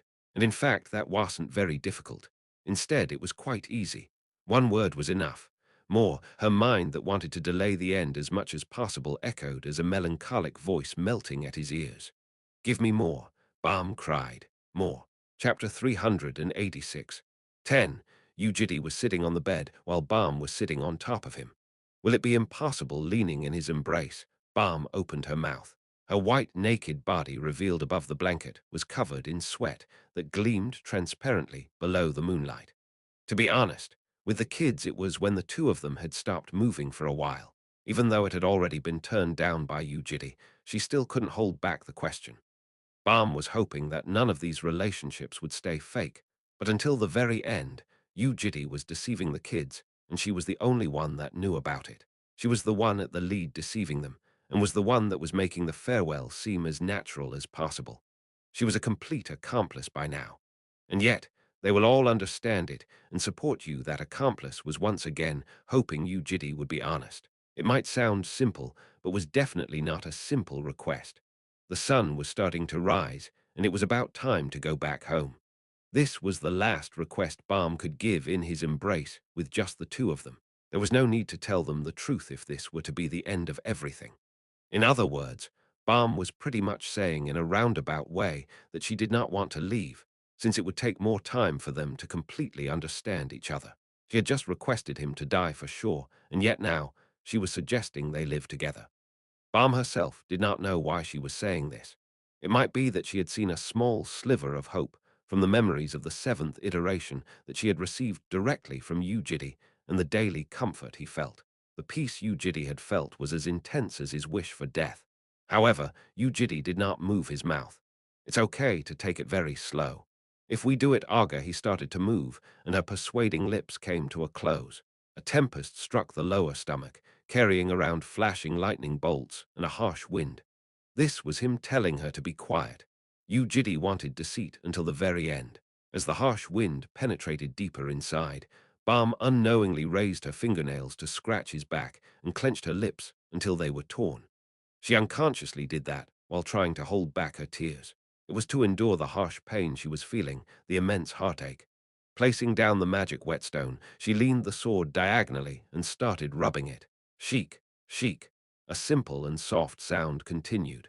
The blunt edge of the sword was raised back up as molecules of mana carrying the formula for amputation, elasticity, and bleed seeped into the blade. Slowly she sharpened the edge with care. 5 years ago, when she first sharpened a sword, Yoram thought this was one that required a lot of patience. It was because she had to sit in one place and be careful with the angle, and repeat the process for a whole hour while constantly pouring essence on it. It was a boring and tedious task. However, one absent-minded mistake with the blade could render all her effort meaningless, and instead harm the sword, so she had to focus on sharpening the sword no matter how boring it was. But after doing it for so long, she recently started to understand how to effectively spend this boring time. It was reminiscing on the past, with the focus being on enjoyable memories. For Yoram, who always lived the present while thinking of the future, it was quite foreign to her. Regardless, that was what she was doing right now. Chic, chic. She remembered something enjoyable. The fully recreated memories drew a picture in her mind. Chic, chic. Once again, she reflected on something enjoyable. All those fun, exciting, and happy moments and the emotions she felt back then vividly came back to her. Chic, at one point, Yoram stopped her hands. The whetstone was tainted with blood. Dawn. The dawn of a winter's day was quite mysterious. The surroundings would turn bright even without the rising sun in sight. Christmas was just around the corner, and the scenery outside the window was already forecasting the upcoming Christmas. Yoram left for her usual morning training routine. Today was the day she would fight against Javier Karma. It would be at 7 p.m., and there were around 12 hours left now. She must have been subconsciously nervous. The training today was a lot fiercer than usual, and her training boots were ripped when she came to herself. Duck this, grumbled Yoram on the way back to Unit 301. You're back. Yu Jitae greeted her when she returned from training. Yeah, why? She asked when she saw Yu Jitae still staring at her. We need to do the last checkup for today's fight. It's fine. Ignoring him, Yoram was about to go into her room, but he blocked her path. There was now a large wall in between. What do you mean it's fine? I heard you refused the association's support as well. Why did you do that? Well, why not? It's still not late. Let's go out together. I will help you dope properly. No. Yoram refused him again. I am fine. She turned her body and walked into her room after opening the door. You should still do it. However, Yu Jitae's voice stopped her on her tracks. He sounded slightly less energetic than usual. You know how important this is. All the training you've endured until now was all for today. I know. It's better to do everything, including a mental preparation, with someone else. People either get agitated or shrink before a big fight, and neither of them are good signs. Right, I know that too. After saying that much, Yoram closed the door behind her. The living room on the other side of the closed door stayed silent, but after a while, he also turned his feet. Using cleanse, she got rid of the sweat and cleaned her body. She closed the curtains and laid down on the bed. Suddenly, she remembered the day she first dropped her pride to Yu Jitae, the day she did the pulsation, training with him, the day she shared her inner concerns while gasping for breath with her heart restricted by chains. That was already more than 4 years ago. Has it already been that long? Even though each passing day felt excruciatingly tiresome, looking back, she realized how fast everything had gone by. Although the farewell was right before her nose, she didn't particularly feel anything. She was puzzled by him suddenly announcing the farewell despite living happily together, and slightly thought of him as a traitor, but that was it. There wasn't anything she wanted to say either. A farewell with him was simply a farewell. The other kids seemed to have accepted it in their own ways. Kiel, who had been crying buckets out, and the stupid Jayal, who had been dumbfounded from the abrupt turn of events, all seemed to have accepted it. They didn't cry anymore, and they stopped talking about the farewell towards the end of the trip. As if it was nothing outside the realms of daily lives, they simply waited for their return. Yoram was the same. She too had accepted it. Every amusement had an end, and this one was just a little bit faster. She did feel betrayed by the sudden farewell, but he must have had some circumstances himself as well. If not, then oh well. All she had to do was go back and kill her oldest Unnie at the selection ceremony and convey those words that had yet to be conveyed.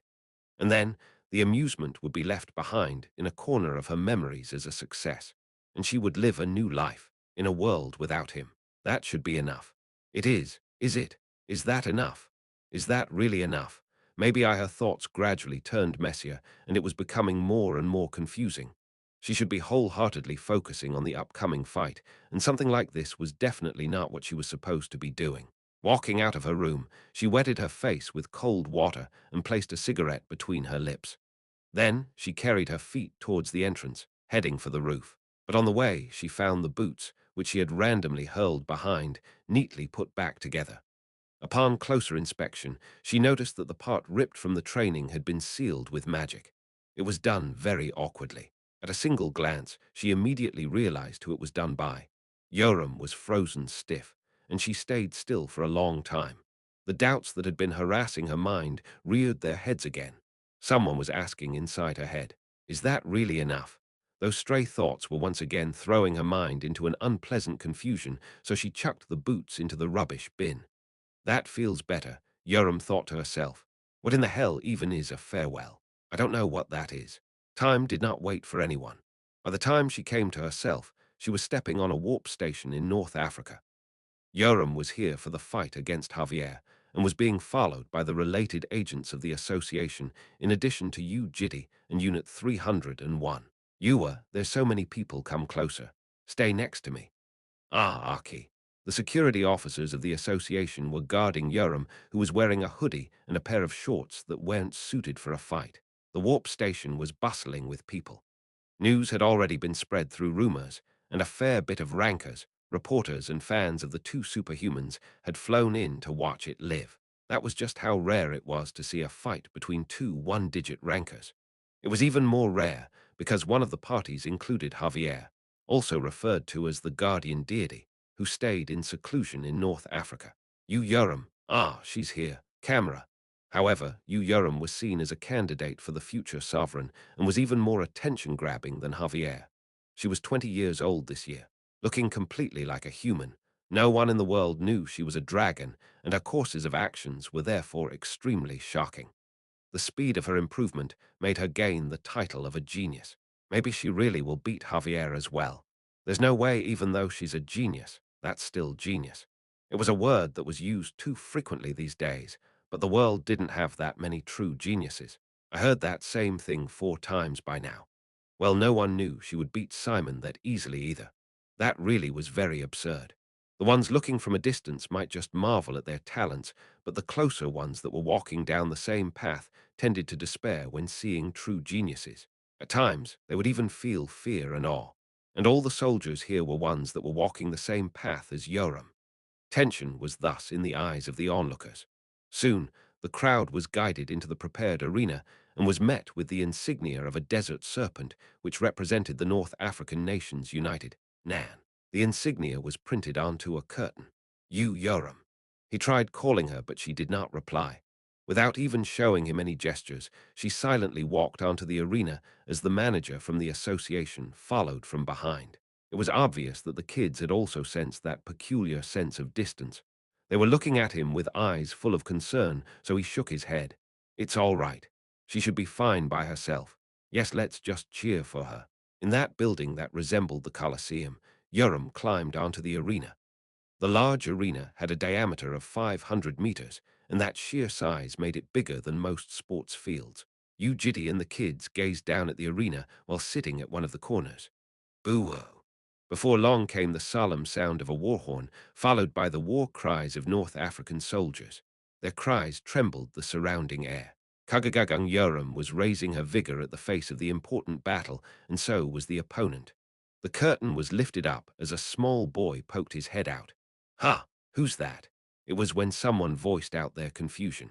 The curtain quivered greatly in the hands of the boy, and from within appeared a large body with a tall height, a man that looked as if he was born for a battle walked out from behind.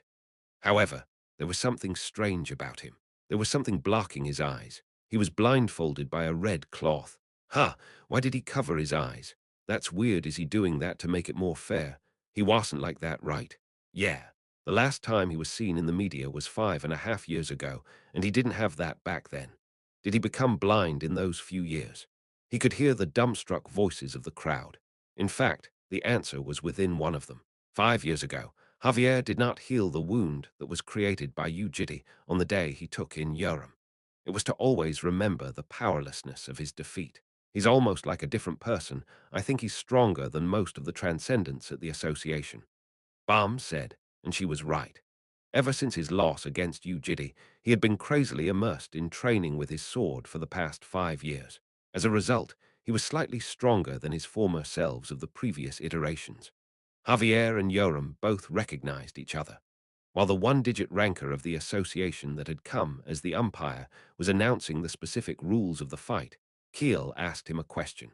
Do you think Annie can win? She sounded very concerned. It won't be easy.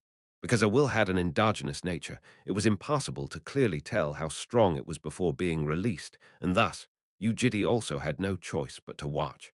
Soon, Yoram took out her level 3 sword artifact that had the onion core embedded inside, and activated it as red and round bits or aura started exuding out of the sword. On the other hand, Javier Karma also took out his level 4 artifact, Sword of Ra, and activated it. A golden light of aura raged outward. The two swords vented their energies. The world was divided into two at where the swords' energies were colliding as they each claimed their territory. That intense vigor created a hail that made the onlookers weak at their knees.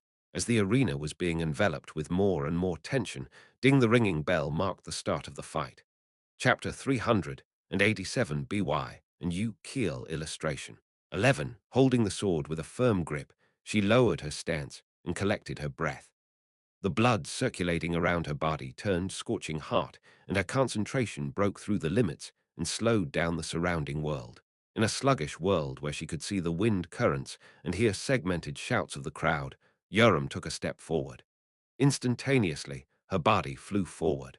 She wasn't using a fast movement technique, nor was she bending the dimension.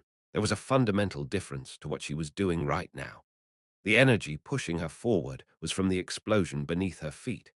It was impossible to control a movement skill like this if one didn't have a strong enough body to endure it or couldn't precisely calculate the location of the explosion as well as the magnitude. But Yoram successfully crossed 100 meters in one step. Like a jet she flew, and the end of her path was met with a sword. Although her sword had been aiming for the neck, it instead collided with another sword. then flared out an aftershock as blazing embers flickered into all sides. In the next moment, Javier moved, and his sword was right in front of Yoram's face in the blink of an eye. The grand golden sword aura, reaching 4 meters in length, fell towards her like a guillotine. She blocked it, but her bones were still shaken. It felt like she was being suppressed by a large press machine. The ground beneath her feet quivered and shattered. Unable to stay in place, she instead chose to be flung away. After retreating dozens of meters, Yoram finally regained her stance. Or rather, she tried to. She didn't have enough time due to Javier flying after her with the sword in hand. Kwang, twisting her body in midair, she somehow blocked it. The aura of the sun fell straight from the sky and drove in as if trying to kill her. But Yoram still managed to block his attack. Surprised. "I'm a lot stronger now, yeah, you ducking bastard." Using all of her strength, she barely flicked the sword away. He fell back, and she chased after him while bombarding him with her sword. Once again, a pillar of brilliant light came striking down at Yoram from the sky. At the same time, Javier used several supportive spells: restriction, neutralization, fragmentation, and motion seal. In return, Yoram split her mouth wide open, since she could now also use draconic mana in human form. The condensed cluster of mana was fired from her mouth. Tongue, however, the breath was blocked and negated by his longsword. It created large sparks like that of a welding machine, except a lot bigger. Even though he stumbled from the impact and half of his armors were either dented or shattered, he still swung his sword at Yoram. Their swords collided 10 times. Each and every strike created a tear in the dimensions and crushed the ground. Screams of the crowd reached her ears as the mages zealously used their mana to block the aftershock from reaching the audience. 30 times, 50 times, and 100 times. The two of them endlessly swung their swords. Each swing came at a lethal angle, aiming at their vital points, and the inability to block one attack would immediately cause a fatal wound, so Yoram's senses were more sensitive than ever before. Before long, Javier distanced himself with a groan. Yoram should have ran in but was also fatigued and was slightly late to do so. An incomparably immense aura of fire seeped into his sword. She knew what it was from the dozens of videos she had seen. A blinding light gathered at the risen longsword. What came next was the authority that allowed one to reign over a small territory. Solar sword, the sheer amount of presence stifled her breath. His sword came rushing through the dimension.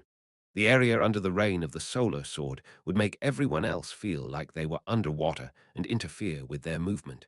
On the other hand, he would be like a shark underwater. Yoram also raised her mana and prepared for the strongest skill she could use. The essence of the Karl Galakwa stand-up martial art, the last skill he taught her when she came back to the land. Answering her call, the onion core added strength to her attack.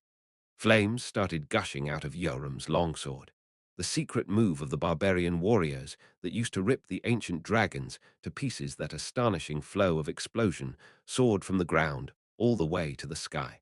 Volcano, their swords intersected. The world quaked from the ridiculous impact.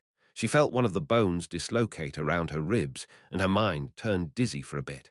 What let her come back to her senses was the pain caused from the dislocated rib bone pointing at her innards. However, she couldn't spare any effort for recovery. Enduring the pain, she stood her ground. Agagak the core trembled like it was having a fit. Her body also wobbled. Even though she was withstanding it with her tough body, the moment she added more strength to push the sword away, more ribs followed suit and cracked from the unbearable pressure. Drip. Blood started flowing from her nose, and it spread it out to both her mouth and her chin.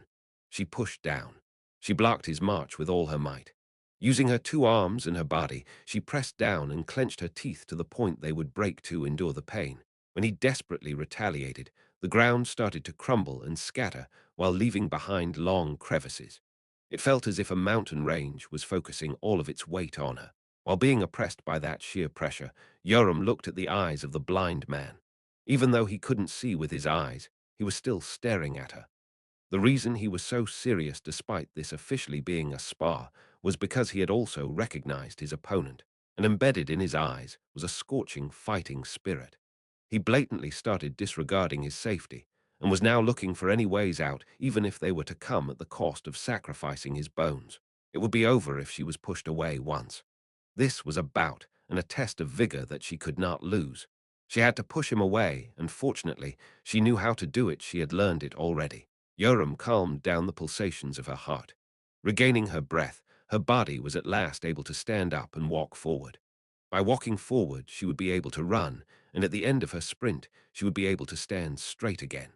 Stand straight up and gaze ahead. His voice grazed past her ears. Yoram widely opened her eyes, and from within the pouring embers of flame, she looked at her enemy. Uwak, Hook, this is insane. The rising flames covered the sky as the astonished screams and shouts of the audience echoed in the background. They were appalled. Javier's secret move that had killed a large monster of 20 meters in body length in the blink of an eye during the Great War was blocked. It was blocked by a young 20-year-old superhuman, NN. But the situation rapidly turned on its head again. Yoram, who should have been in the lead, did not attack. Or rather, it looked like she couldn't attack judging from the apparent stiffness of her body. What's going on? She was doing so well until now. Why didn't she push the lead? The onlookers could not guess the reason and lamented with concern. Did she push herself too much? Yeah, I guess it is hard to hold off against an attack like that. When the fight returned to having little to no progress, the crowd began to think that Yoram was exhausted to her limits. Even the association's manager appeared to be thinking that from how flustered he was. Ajasi, what's wrong with Annie? Is she really out of energy? In response to Keel's question, Yu Jitae gave a frown. She shouldn't be exhausted already. Dunno. That is strange, he muttered. Yoram gasped for breath. It was too much. The output of the core had exceeded the boundary of her control. When the second heart embedded on the sword pulsed irregularly, its own ego was conveyed directly to her heart and shook her mind. It was as if someone was screaming into her ears. Kill them. Go kill them. Kill all of them and die. The voice of a devil was inciting her impulse. However, it was still controllable. In that extreme situation, Yoram forced down the crazy rise in fury, and that was when opportunity came knocking on the door. The sword of Ra wobbled, and the lead was transferred down to her, as Yoram found a small gap between Javier's thick protective walls. This was the first time she had an opportunity. Because of that, she tried to end the fight with one stab. But that was when something strange happened. Her arm refused to move. Her sensitive senses commanded her again. There is still a gap, so stab it. What's happening? However, her arm just did not move, and the gap wasn't big enough for her to hesitate 3 times. Kang. Regaining his protection, Javier flung her away. She heard the surrounding crowd shout, Ego, and wow, he managed to survive from that. But Yoram disagreed. No, she thought to herself. Javier did not manage to survive, and it was she who failed to stab forward. After confronting his attacks several times, Yoram realized that she would not lose this fight. Although Javier was strong, she was a little bit stronger. So over the next several bouts, Yoram had a few more chances to land a fatal strike on Javier, but whenever there was a chance, her body refused to move. It literally froze on the spot. Yoram could not understand what was happening. Just once. Just one stab and she would come out as the victor of the fight. It would let her prove to herself that she had grown through all the hardships of the past and that she had gotten stronger after grinding in all her effort. That celebratory moment was right in front of her grasp. So why can I not stab forward? It was a fight where every second mattered. Their strength level was too similar, and losing one opportunity would make it hard for her to be assured about the result of the fight. In a fight like that, after losing 3 to 4 opportunities, Yoram also couldn't avoid showing a gap herself. His blade scraped past her arm as the golden mana continued like an ocean wave. This ability was called the light of circulation. The sunlight turned into tens of thousands of small and sharp needles. They grazed all across her body and created countless wounds behind their path, even though she was using a high-level artifact to protect her body. And even though her skin was one crafted with the mana of a dragon, Javier's attack made her body seem like a normal person's that had sandpaper rubbing at their bare skin. Her cheeks, her neck, wrists, hands, arms, and thighs. Although all of her limbs were being pulverized outside of her control and were starting to ooze out blood, Yoram did not care, nor did she try to dodge it. By sacrificing her flesh, she waited for the last opportunity. It's coming. It's coming. Patiently, like a tiger waiting to pound on one's neck, she waited and was finally met with a chance. It was inevitable for an ocean wave to go crashing down at least once, and a hail would not last forever. Yoram waited for the split moment for the destructive ability, circulation of light, to cease for a moment.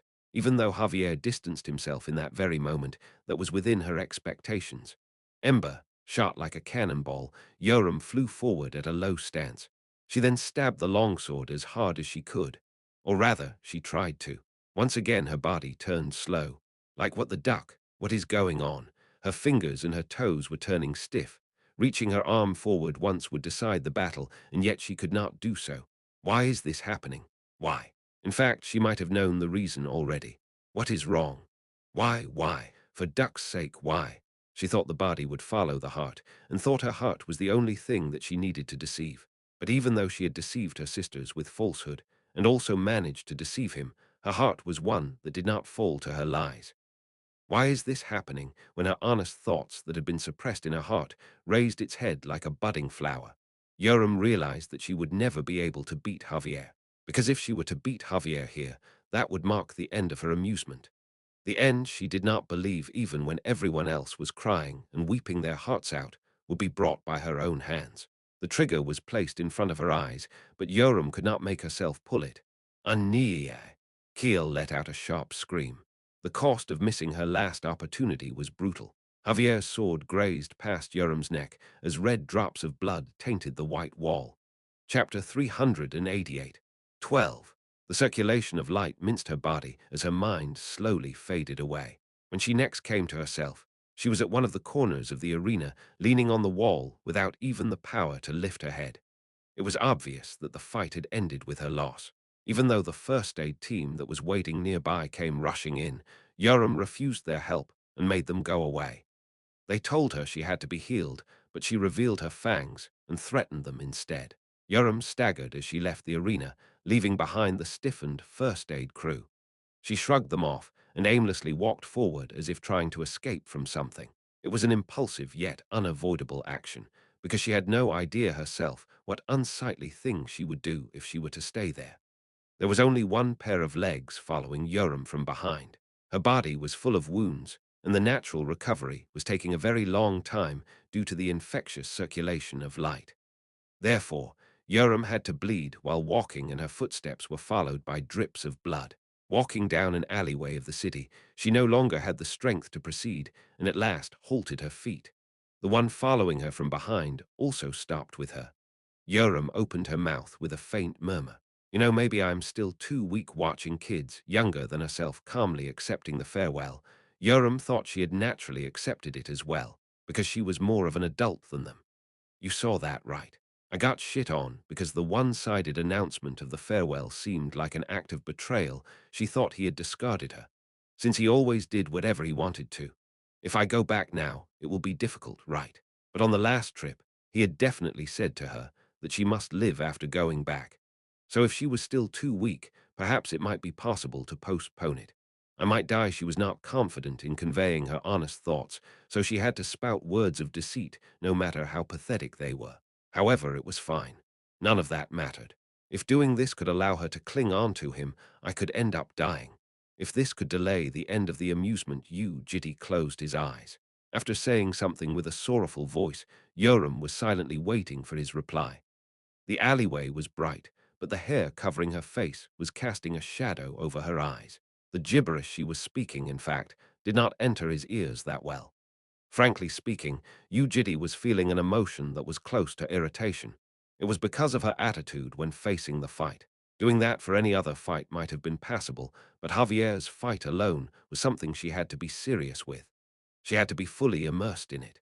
Even if she did not like the farewell, and even if she wanted to protest against him, that fight was one that shouldn't have been degraded. This fight was the proof of her growth, and the result of all the time Yu Jitae and Yoram had poured in during the amusement. And yet Yoram ruined it due to her personal emotions. Although she had been constantly exposed to harsh drills that could cost her life at any time, him clutching onto her and treating her generously might have created a greenhouse over the child's heart. If she were to return with a mild heart like this, would she be able to survive? Would Yoram be able to have a proper fight at the selection ceremony in Ascalipha, even though she has already ruined such an important fight just because of an impending farewell? Finishing his line of thought, Yu Jitae opened his eyes. Depending on the course of the conversation, he might even have to scold her. He was a person who planned all the time. Even when planning for the farewell, he had set up plans B and C among those. Plan B was how he would deal with the situation if the kids were to refuse the farewell until the very end. He gazed down at her face. Looking at it from the perspective of daily lives, his next words could end up hurting her feelings a little bit. However, he needed to be stern at times even if someone was to get hurt from it. No, what? It's all right. You won't die. Her eyes that were unusually powerless slowly blinked. One of her eyes was squinted, which was probably because of the wound near her eyes. I don't think you lost against Javier. What do you mean? You saw me lose. It's strange. It was a fight you cannot lose.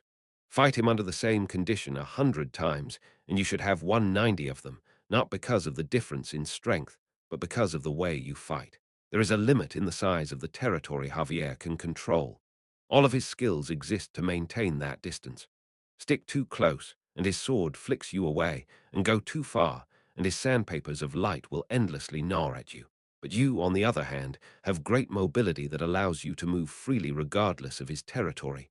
You have a better chance to win from the get-go. So, what about it? In the end, that doesn't change the fact that I lost. Yes. And now your job is to explain that to me. Why did you lose? What? Why did you lose, when you could have won it? Yoram's eyes twitched again. The wounds inflicted by the circulation of light were yet to close. It's just that my body was a bit stiff. Stiff? Maybe I was a little nervous or something. Why were you nervous? Why not? A dragon can get nervous as well, for duck's sake, yes. Dragons can get nervous, but not you. Ha, you Yoram. You shouldn't have been nervous. In response to his words, Yoram, who had been staring at the ground, lifted her head and looked at him. What? Are you saying it's my fault? Do you mean it was my fault that my body was more tense than usual? He knew Yoram hated finding the reason for a bad event from herself. Rather than denying it, she simply detested it. Whenever there was something she did not like, she would lament and complain, why is it only me? Until now, he had never openly touched her pride, but today he had to. Do you want me to be more honest? It's okay to be nervous, but you shouldn't have let that nervousness impact the result of the fight. Your duel just then was, to be honest, a mess. What the duck, it's just a small mistake. What the hell is with all this, you Yoram? You are seriously spouting some pathetic nonsense. Do you still not feel any sense of caution, even at this point in time? His words were increasingly turning sharper. Yoram repeated, opening and closing her mouth, as if she was swallowing her excuses. You don't have to say it like that. Javier left. It will be nigh impossible to plan another fight with that guy. And you have to return home soon, and in the end, you have to bring back an experience of not being able to achieve your objective. So, and what? I told you in the morning that ill help. You were the one that refused it. That's shut up. Her faintly opened eyes slowly became wider. She instinctively realized that something was different from usual, because Yu Jitae had never forcefully cut her words off like this. His expression that she was now so accustomed to appeared frightening. It was strange even before the start of the fight. Your doping state was awful, and your mana was unstable. The key point here is that you were egotistically saying you'd do everything by yourself, only to have this as the result. Why were you so full of yourself? Why did you have an attitude like that before an important fight? Say something. Or what? Is that what you learned from me? There were several excuses she could give. Doping. She wanted to do that properly, and the same was for Mana. She wanted to maintain her peace and control it, but it just didn't work out properly. That was the truth. Even before the start of the fight, Yoram knew something would go wrong. Her body turning stiff was just the tip of an iceberg, and now she could observe the rest of the iceberg, and that she had been wanting to run away from the fight thousands of times until it began. I've told you countless times. Do not think about something useless when you have a sword in hand. It looked like you were doing that properly during the training, but I guess not. You will have your selection ceremony after going back. That will make you more nervous than now, and you'll make a mistake because of your nervousness, won't you? Your head will be ripped and wedged into the ground. Will you say the same thing then? A dragon can get nervous too. Just a small mistake. What kind of stupid excuse is that? No. Even though that wasn't it, Yoram stayed silent under the unbearable pressure he was giving off. His eyes that were right in front of her face were burdensome, so she ended up shouting, "It's all over, so why the hell do you even care?" Unknowingly, she drew a line between him and herself, but he raised his voice in return. If you were going to fight like that, then what was all that blood for? He was pretty much shouting by now. Something shattered in her head as Yoram glared daggers back at his eyes. The sweat and blood you shed would fill up a swimming pool. The distance you've run will be several laps around Earth, and all of your pain and agony will cover a library if you put them into words. Where did all that time go? How can you dare treat a fight like that? She felt like she was being falsely accused. Her fingertips turned numb, and his shout was making her so sad that she had to hold back her tears. Why are you being so mean? I might have been feeling slightly unwell. Do you think I was fooling around by myself because I am a retard? I had my own circumstances as well. Are you really saying that to me? Tell me, what kind of circumstance is it that it can justify a stupid act at the face of a life and death fight that you've been preparing for over 5 years? You're the one that ducking shot my life down on your own accord. Who can ever stay in their right mind in a situation like that? Do you think we are all mental patients like you? What are you talking about? Are you just pretending like you don't know anything? Or are you really that mental? Or what, do you want to watch me being pathetic again? Answer me. I asked you. What are you talking about? For duck's sake, you, in that instant her words came to a stop. Seeing Keel cry while grasping onto his pants, she thought she was pathetic. Seeing Jael constantly ask him if he was being serious about the farewell or not made her think she was doing something useless. Yoram could not continue her words, because it was pathetic, because it would be useless.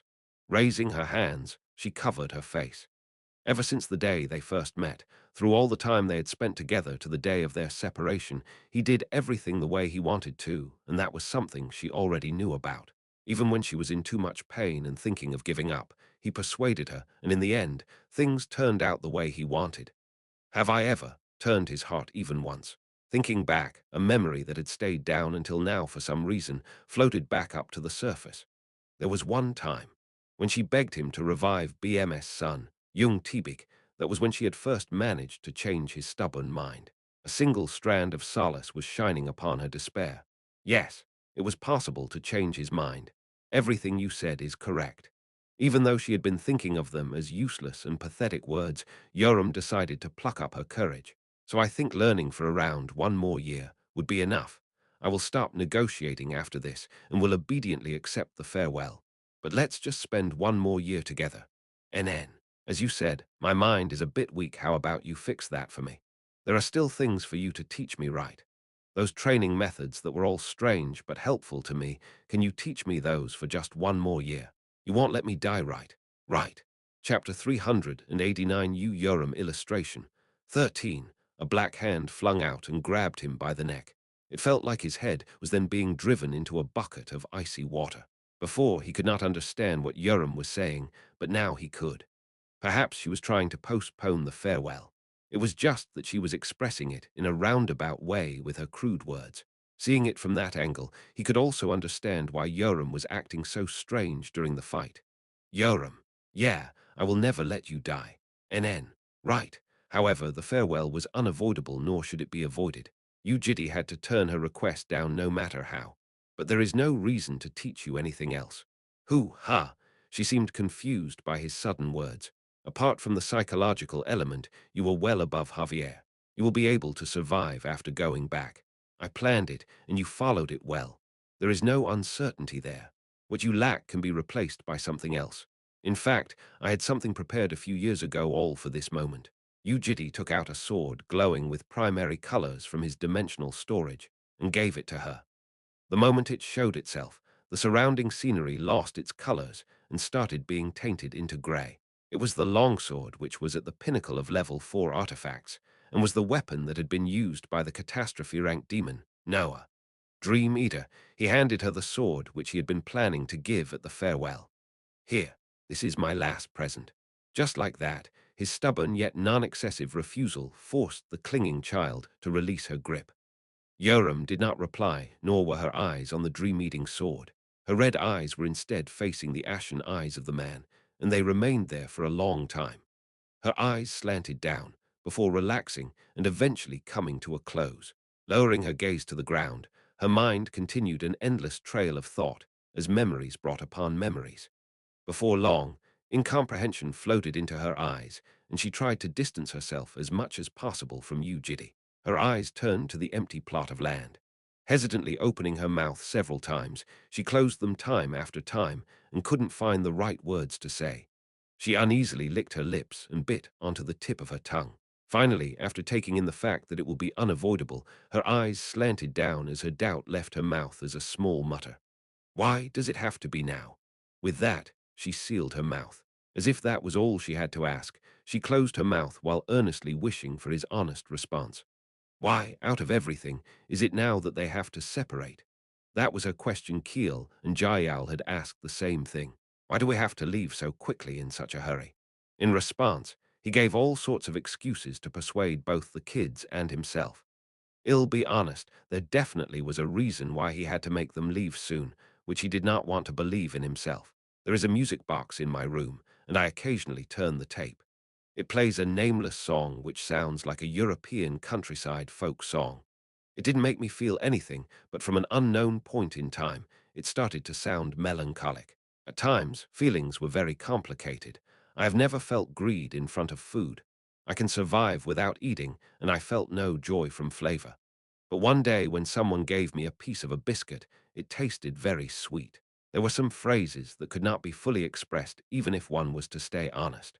When I saw you crumble during the fight against Javier, I was seriously annoyed, thinking what this stupid thing you were doing was.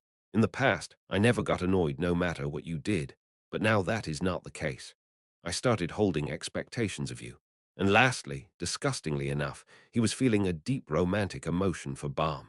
These human emotions stemming from daily lives were drawing an extremely exponential graph. They were curling upward at a fearsome speed, and the more he treasured them, the bigger his sense of guilt became. Hug them tighter, and the blade would pierce deeper into his heart. Like that right now, his emotions were dashing towards ruin. That is why I am sending you back, while I can. In other words, if he didn't send them back now, he would not be able to send the kids back home. Forever. Yoram chucked his present. Unable to hold herself back, she yelled, but he could not remember what exactly she said. He suggested they go back to Unit 301, but Yoram did not go. Sitting on the ground, she continued smoking cigarettes throughout the night.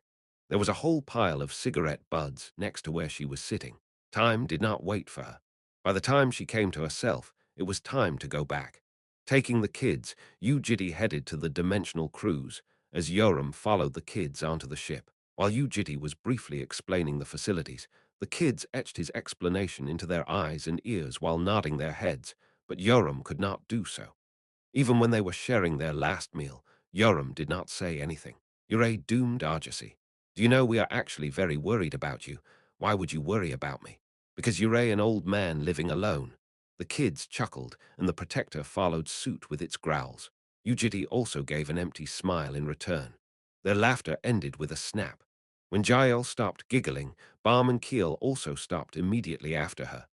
Meanwhile, the protector, who had been chuckling until the end without being able to read the mood, belatedly stopped its laughter. They suddenly turned quiet. What do you mean, old man? Why, it's true. You are an old man. No, it's doomed. It's over. How are you going to live without us, Argosy? You have no friends either. It'll be boring. Yeah, it will be quite boring. While they were quietly sharing a conversation, Balm took a small plastic bag from her pocket. Argosy, give me the pocket watch. Huh, all right. The pocket watch Balm gave him as a present was always in his pocket. When he handed that over, Balm opened it and placed photos inside. These are the pictures we took during our last trip. I see sliding it open, he looked at the photos. There were now more than 2 pictures of them. When things turned silent again, Jael walked up to him with outstretched arms. He tried to raise the child and let her sit on his lap, but instead of sitting down, she stood on his knees and brought her head towards his head. It was a familiar situation. The child's forehead was aligned to his forehead. Her deep blue eyes were the same as before, and so was her pouty gaze. However, after blinking her eyes at the distance of touching foreheads, she did not smile brightly like before. Jael squinted her eyes. She pulled her head away from him, so he placed the child back on the ground. Ah, instead of doing this, let's have desserts. To shift the awkward atmosphere, Keel opened the paper bag she had prepared. Inside were all sorts of sweets, including fruits, cookies, macarons, and a cake. He shared them with the kids. Just like what he had confessed to Yoram just then, he now understood what it felt to taste something sweet. However, he still did not know how it could brighten up his mood, like what he heard before while the kids were poking their heads and inspecting the external design of the dimensional cruise. When it was just the two of them, Balm leaned her head on his shoulder. She then held onto his hand. Her small hand was quite warm, so he returned the grip. Argosy. Balm released her grip when Keel called him while turning back with a flick. You have to live well, okay? Please stay healthy. Yeah, you too. Be happy. After her was Jael, who opened her mouth with a sigh while fidgeting with her fingers. When you miss me, please look at the memory crystal.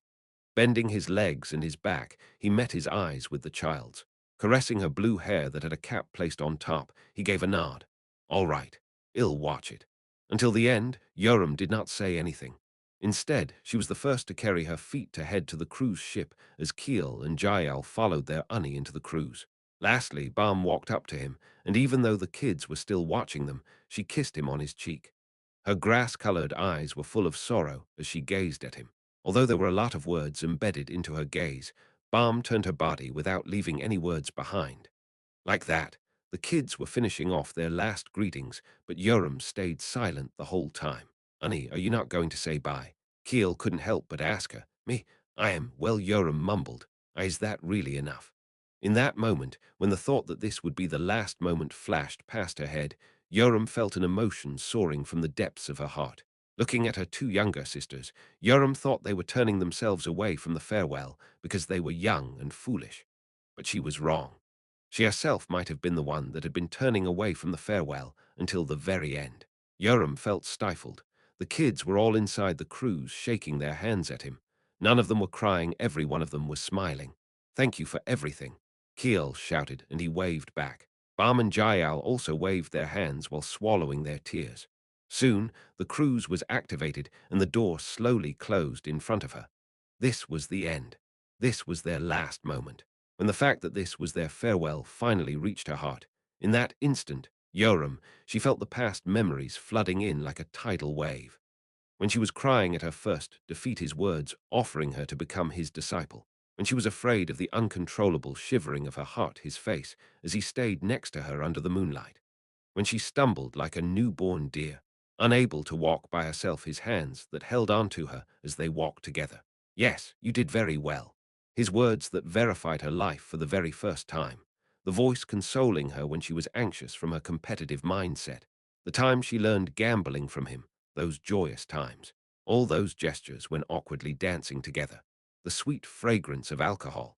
The blood he shed to create the same wounds as her when she was crying from the unfathomable pain, and all the hardships she overcame holding onto his hand.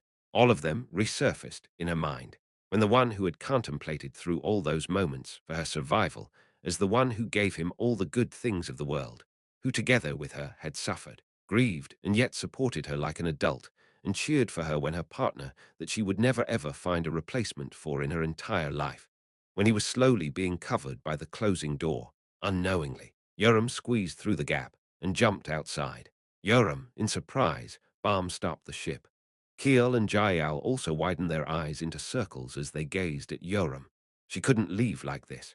Even though she had always been on the receiving side, she had never once expressed her gratitude properly. Raising her ego, she had been turning away from it the whole time. But when she was met with a farewell, when she realized that she would never be able to say anything to him after this, Yoram suppressed her emotions and the bursting tears to call him from a distance with a ripped throat. Master, she failed at suppressing them. With tears falling down her cheeks, Yoram kneeled and crouched down. She then drove her head into the ground. It was a kowtow. Thank you so much for everything. The teary shout was carrying all the honest thoughts that Yoram could not convey before. She continued yelling with a lump in her throat. Thank you for taking in a retard like me as a disciple, while the watching kids were also bursting into uncontrollable tears behind her. Yoram continued her outburst, so that the words she couldn't convey would not end up as a regret. And thank you for raising me. Lifting her head again, Yoram forced a bright smile onto her face that was crumbling from tears. I will survive. No matter what. Yu Jitae smiled back and gave a nod. That was their last moment. The kids left. Chapter 390. I am Yu Jitae. This is the story of my imprisonment. The door of the dimensional cruise slowly came to a close. They were restraining themselves quite well, but they ended up crying again with Yoram's kowtow. Things were delayed a little because of that. Each passing second added more to my agony. But what else could I do? All I could do was stand still. At last, the dimensional cruise left through a fissure after sealing its door and flew for an interdimensional travel. Left alone, I gazed deeper into the fissure at the trail left behind by the ship. That seaway will not close until their journey comes to an end. In other words, the fissure would be completely closed when their journey ends and will never open again. And that would mean a complete farewell. The authority, key X, gazes at you. Feeling the gaze of the voyeuristic transcendent authority, I turned my feet. The first thing entering my sight were the cigarette buds and the pack of cigarettes discarded by Yoram before she entered the ship. She had been smoking a lot. There was only one cigarette left inside the pack.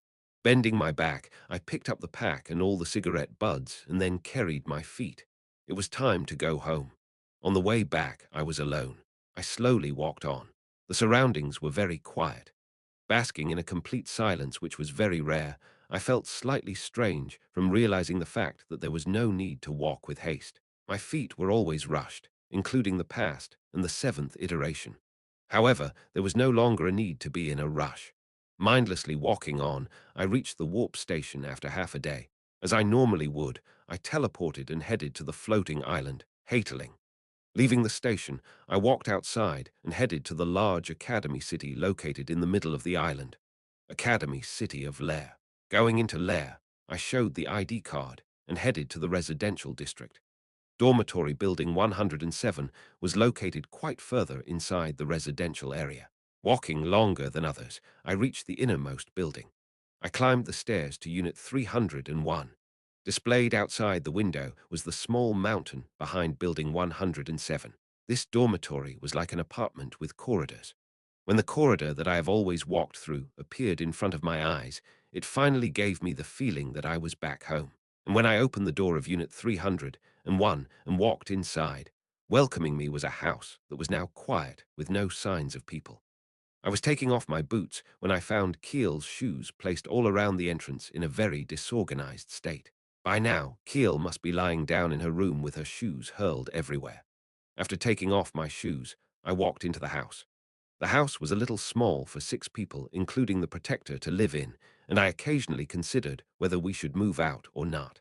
But today, Unit 301 looked a lot bigger than before. I headed to the living room. Next to the curtained glass door heading to the terrace was a large hologram TV, in front of which was a sofa. It was the sofa that the kids and I used to rest on as if it was the best place in the house. Sitting there, I leaned on the backrest. The kids that used to come up and sit near me like cats were no longer here. I raised my head and blankly stared at the ceiling. Filling my head were several lines of thought. Was it the fluffy memories of the past? No. Floating in my head was a sense of crisis. I sent the kids back home. Such a day had finally arrived. The day that I had been wishing for with all my heart was finally here, and I thought a sense of accomplishment would be the one filling my head. And yet here I wasn't feeling anything special. So it's today. That was how lackluster my thoughts regarding it was. However, I wasn't saddened by it either. Maybe I've been living for far too long to feel something like a dramatic sense of accomplishment. I've become too dull to stimulation due to my old age. I took out the cigarette left behind by Yoram, placed it between my lips, and lit it on fire. Sometime in the past, I asked BM in detail how a farewell would feel for a normal human, as well as how to overcome it if the separation was too painful. In response, BM said that removing Tibik's belongings after losing the fake young Tibik had successfully allowed him to erase the existence of his former son. That same thing was what I was planning to do. To be completely honest, I did have a lingering attachment.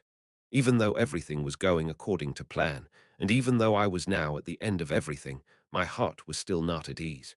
Those lingering emotions came to me as a sense of crisis all throughout the way back home, and was increasing even more in size after I returned to Unit 301. It wasn't even funny how those kids were suddenly weighing on my heart now that I was finally going to kill myself. Daily life had ended up making me act on a whim, and this was more whimsical than anything I had done before. Even now, the necklace Jael gave me was still flickering under the sunlight on my chest. However, my plan was to not look at the memory crystal, exactly because of that sense of crisis. I wondered if I should take it off, but decided not to. There was still some time until the destined coming of the long night. Until then, I would not be able to die even if I wanted to. Now, there was no need to stay at Lair, and it should be fine to start cleaning the rooms up. But before that was the cigarette. Soon, the cigarette lost its flame after having everything scorched all the way to the filter tip. The refrigerator sounded especially noisier today, and the lights looked all the more brighter. Thus, I shut down the breaker. The house was met with total darkness and a total silence. It was a lot better. For now, I decided to rest for today, but because I couldn't go to sleep, I passed the night with open eyes. Under the sofa and the scattering moonlight, my night was very quiet. Morning arrived. I delivered commands regarding the long night to the two clones. My role was to make the world self-sustain without me. For that, I had removed 40% of the anti-humanity superhumans and applied a fierce restraint on the demons. A month ago, the association had already been cautioned by the soothsayer. Their storages were opened 200 types of anti-monster artifacts were supplied, and each troop readied themselves for the battle. Their movements were reported to other countries. The ones allied with the association armed themselves to stand in line with them, and the neutral nations that did not trust the association armed themselves for protection. Whatever the reason, they were in a better state to deal with monsters. Your will, I will be going off then, sir. After sending them off, I stood up from the sofa. It was now time to empty the kids out of me so that they would not happen to become an obstacle. I walked into Jael's room. It happened on a certain night when Jael came up asking for her own room. I didn't like the fact that it had to be made at where the storeroom was, but Jael was satisfied with her room regardless. Opening the door, I walked inside. The first thing grabbing my attention was the huge fish tank. The fish tank had cost almost the same amount as a high-rise building. Inside it were various tropical fish, seaweeds and crustaceans that Jael picked up from all sorts of oceans. Shallows of the abyss, the dark alternate dimension cracked open. I was going to use this as the rubbish bin for everything. However, there was no need to be helped by the white hands. It was my job to remove these. Firstly, I drained the fish tank and sent everything down the sink. The water was very high quality for it to be discarded down the drain. It would clean up the sewage water for a while. Next, I removed everything that was living inside it. They were all thrown into the shallows of the abyss, and afterward, I chucked the fish tank as well. I then cleaned the room. Jael's wardrobe, textbooks, laptop, the red yet blue-haired, colored with a permanent marker, piggy bank that was dissected recently, and the diary of allowances were all chucked one by one. That was when my eyes caught sight of a neatly tied synthetic fiber under the bed. Untying the knot, I realized it was an umbrella cover. Ah, I remember this. On a rainy day, I remembered going out together with Jael and selling umbrellas so that she would not have to sit in debt. All the money that she had been diligently saving up was all for the memory crystal hanging on my neck. The sound of the rain back then was quite good, was it not? In any case, that was all in the past. I chucked the umbrella cover. There were also several gummy jars. Those were the ones I had bought for her behind Balm's back before she shed her skin. It was strange. Even though all the other trash was discarded in time, these empty gummy jars were gathered at a corner of the drawer. What was it about this that the kid liked so much? Suddenly, I remembered doing shiratori with the child who was in severe pain from shedding her skin. Anaconda, anaconda, asteroid, doonga doonga, antelope, and gummies. However, these were snacks for kids. She had already shed her skin and would do so one more time to become a full-fledged adult. At that point, she would no longer look for gummies. When she gets older, that made me a little curious. How would Jael look when she gets older? She would be as tall as Balm and Yoram, and would by then be an adult that can speak properly. She would gain a hobby that I do not know, and will meet someone I do not know to enjoy her new life. At that point, I would be forgotten, and she would enjoy her life. I decided not to indulge in that thought too much, because now we were strangers. Apart from the gummy jars, the presents were nowhere in sight. She appeared to have taken them with her, including the cap which she wears quite often, and the bracelet I gave after returning to my room. I found the music box that Jael had given me as a present before. It sounded quite nice.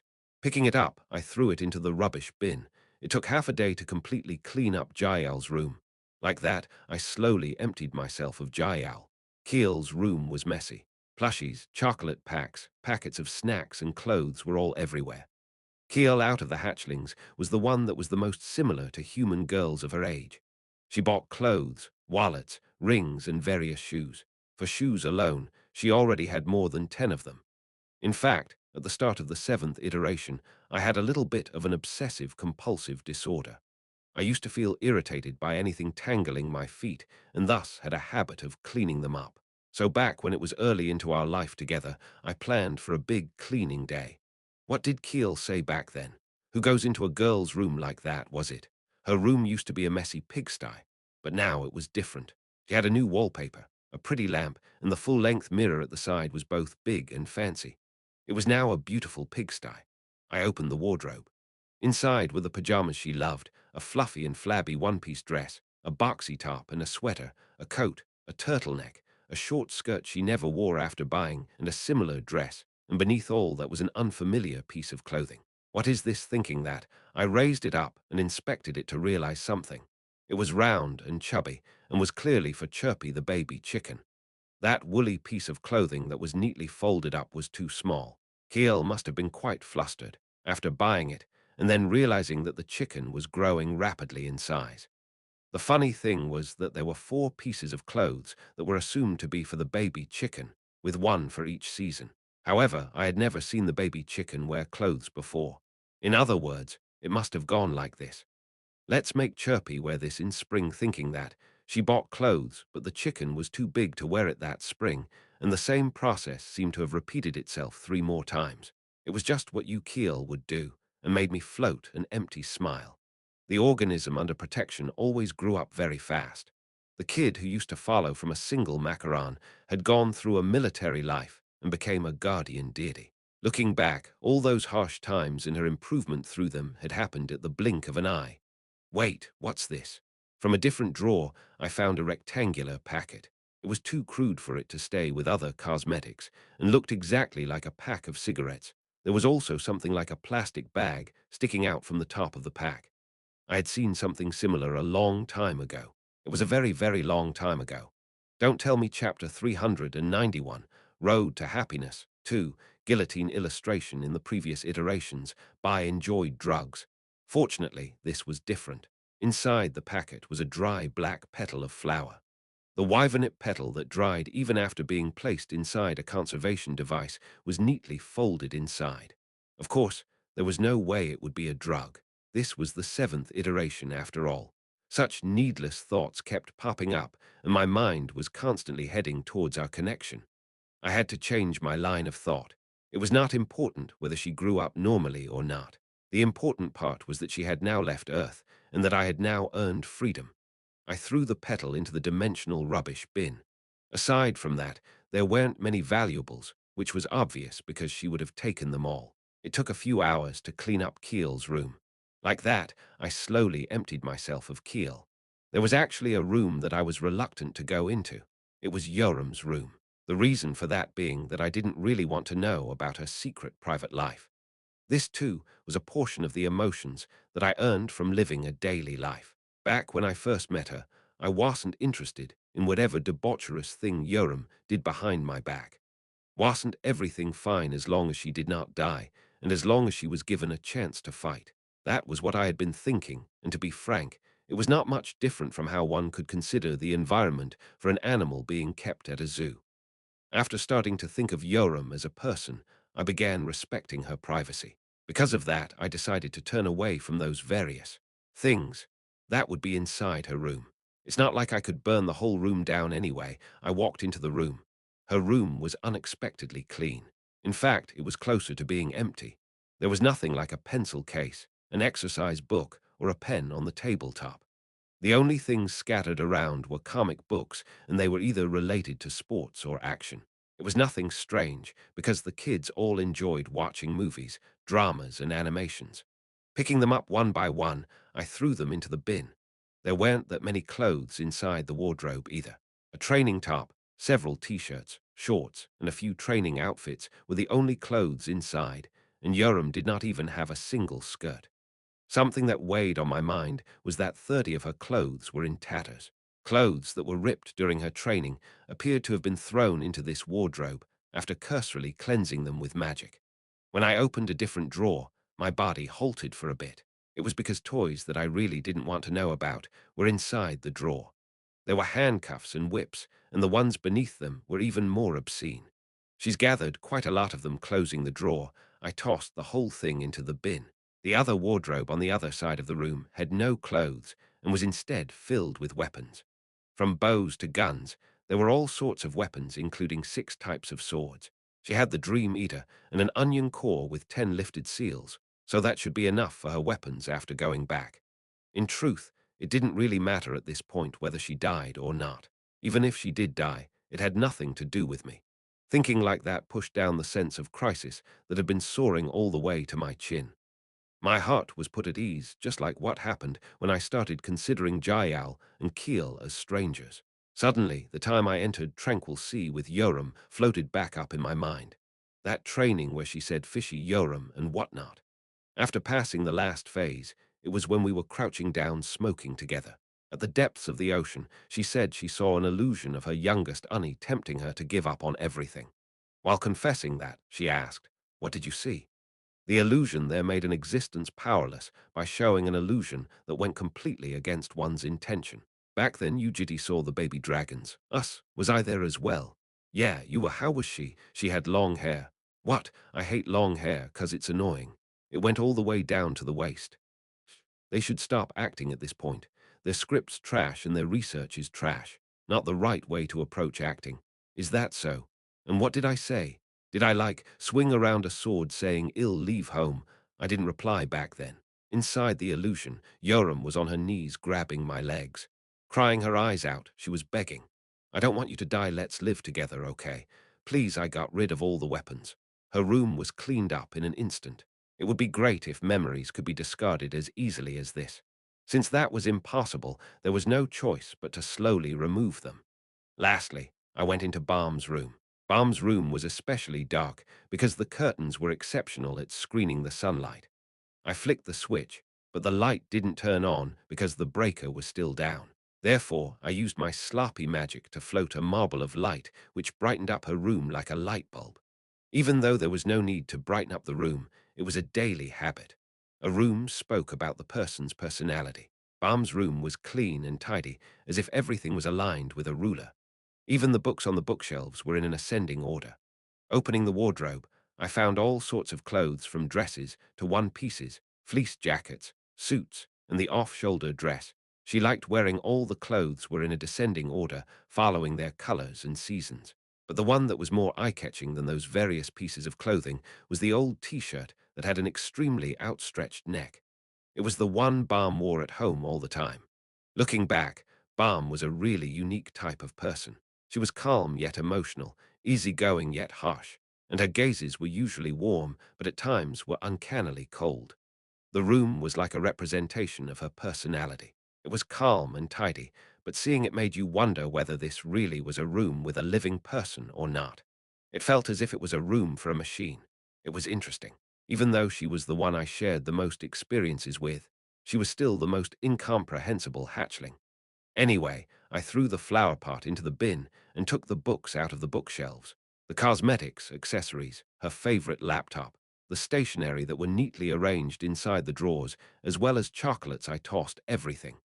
Then I opened a different drawer and was met with a weird scenery. There was a large mirror at the front after opening the doors, and both of the doors had a mirror, each showing a reflection of my left and my right at the same time.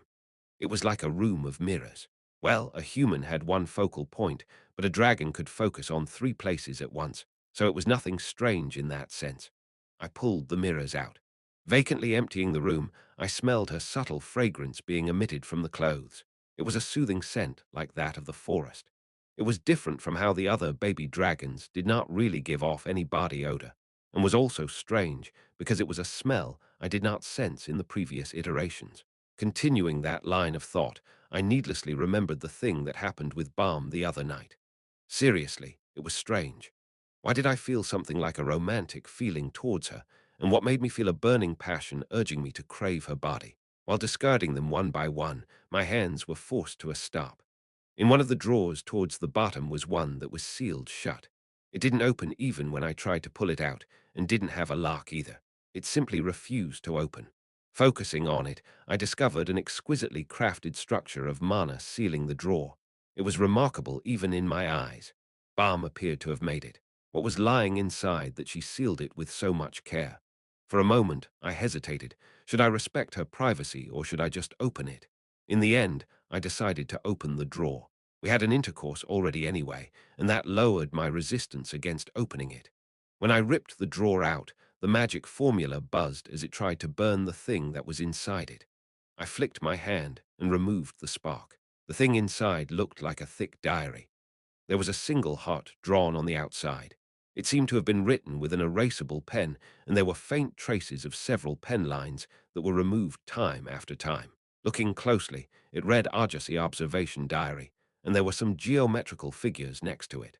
Wondering what she wrote inside, I opened it. So she was writing something like this. I skimmed through them without reading in detail, because this too was one that incited the sense of crisis. After skimming through all the pages to the back page, I found something strange. What's there were long lines of black pens. They were written irregularly and were crossing the lines of the paper. At a glance, they looked like letters, but also looked like shapes. However, they weren't recognized as letters, and my fallen Babel S that had reached max proficiency couldn't interpret them either. This must be when Balm found out the secrets about me. Her mind would have been shaken a lot. In any case, that was the last piece of trash. I decided to empty myself of Balm. After cleaning the house, I rested for a bit by leaning on the sofa and continuing a trail of random thoughts. Then I lifted my body. Wasting any more time will only make me continue thinking more and more about the kids. Now it was about time. There was one thing I lied about to Balm. I wanted true freedom. This was something that could not be achieved by simply ending my life. Canceling the blessings on my body and killing myself was a sloppy way of doing things because that would not let me escape the line of providence. An existence cannot go against death in general, but that wasn't really the case after reaching the level of a transcendent authority. Occasionally, it was possible to go against death, and wretchedly enough, that meant there was always a possibility of me being brought back to life. In other words, I had to be completely deviated from the line of providence, and deviating from providence meant a complete annihilation as an existence. A complete death was only made complete by being erased from everyone's memories. Thus, I will now disappear, and there will be nothing left behind that can remember me. That was the true freedom I had in my mind. It's something I should feel sorry about to the baby dragons, but what else can I do? I have already done enough. They were gone. They will now live happily in their own world. They were now complete strangers to me, and were simply one of the millions of existences that had passed by. Although my feelings reflected back to my connection with the kids, my rationality was different. They were still the kids of garbage, and were the last shackles that were restricting me even at this point. And I hated all types of shackles. There was freedom. At last it was in front of my eyes. The freedom I had desired so desperately was finally in front of me. The device that will drive me to freedom was already prepared. In fact, all the preparations had been finished a long time ago. Shallows of the Abyss, S. This unique alternate dimension was similar to an ocean. I have been tossing trash inside the whole time, but it didn't matter because this place was so wide that I would never see them again anyway. However, going down the depths in a certain direction would allow me to face the lords of the abyss, the fundamental concepts of evil forming the world. On the other hand, it was also possible to go above the shallows and poke one's head out of the surface of the ocean. In that place was my device for suicide that I had earned after killing the monarch of the highest heavens, Gaum. It was the tool I used to kill one of the sovereigns, the immortal Shin, and was also the weapon I used to threaten the chairman of the association, Chaliavan Greenrain, around 2 years ago. I walked into the shallows of the abyss as the white hands carried me and headed above. Going higher and higher, I was met with a place that resembled the meeting place of water and air. Waiting for me, there was one of the level 6 artifacts that only sovereigns could lay their hands on.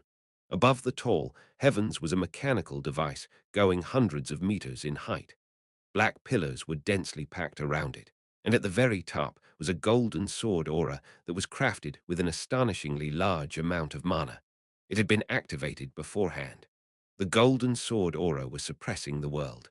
A mere object was giving off a vicious aura trying to oppress me. This object was the device invented by the sovereign, Gaum, to kill existences that were otherwise unkillable. Guillotine of the highest heavens. At the same time, it was the tool that would guide me to freedom. Chapter 392, Road to Happiness. 3. I reached out to the guillotine above. The guillotine recognized my mana. Although I wasn't a great user of mana, I was able to learn a unique formula from being killed by the monarch of the highest heavens. Overload. I ignited the guillotine a second time. The pillars quivered. Forcing down the fixed mana capacity, I poured more mana and compressed those down again. The unstable clusters of mana were compressed to a dot and were pressed down again as the golden sword aura in charge of the guillotine's blade explosively wriggled and increased in size. The artifact, guillotine of the highest heavens, has entered the abnormal state, overload. Current level of overload 137. One with the overload in place, the guillotine will be destroyed after being used once, but that compressed outburst of power will definitely be able to kill me. When I disable my authorities, it will crush through my bodies and pierce deeper to erase my existence that has been intertwined into providence. Definitely.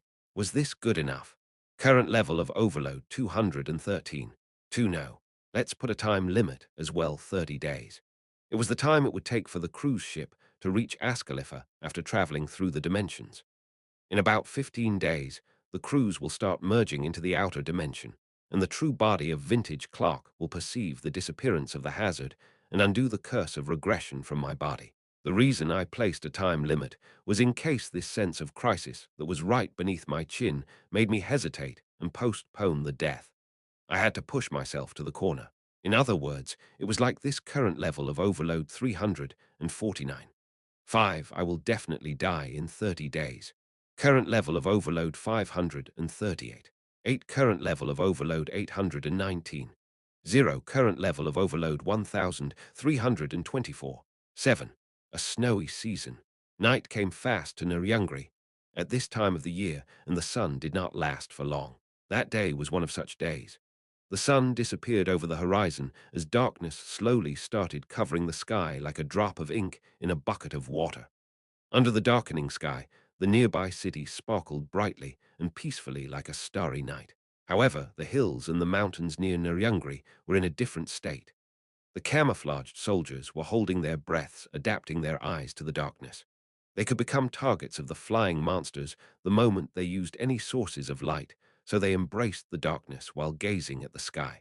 Someone looked down at their watch. The clock was showing 5 o'clock. At last, the day of prophecy was here. The allied superhuman forces, including the Association, were all gathered at Nyangri, Russia, carrying her unwell body. Valentine the witch rested near Alyakma River and used her spells as sublime and earth-quivering mana, gathered at the fingertips of the one who had once been living as a sovereign.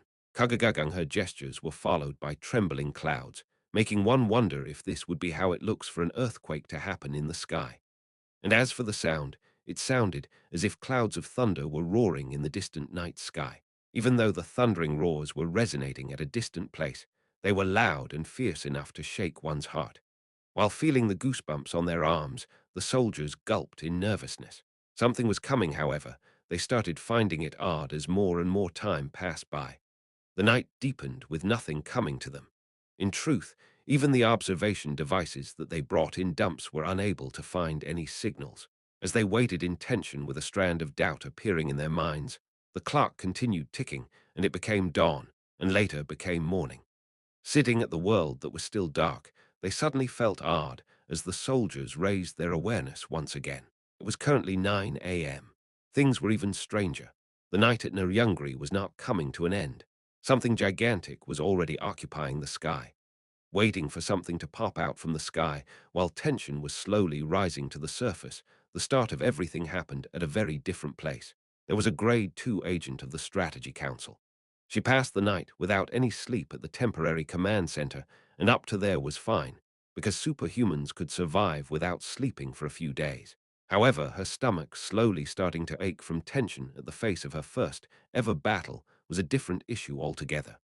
Even though she desperately tried holding it in for a few hours, she was already at her limits. Her stomach, that had been turning heavier, was now uncontrollably insisting on something. Receiving the glares of the commander, the agent dashed to the bathroom. After dealing with the urgent matter, she cleaned everything up and was trying to wash her hands when something strange entered her eyes. Beneath the dark lamp, there were dark darts at the tip of her fingers, and after pointing at it with a light source, she realized they were purple. She frowned. Were they bruises?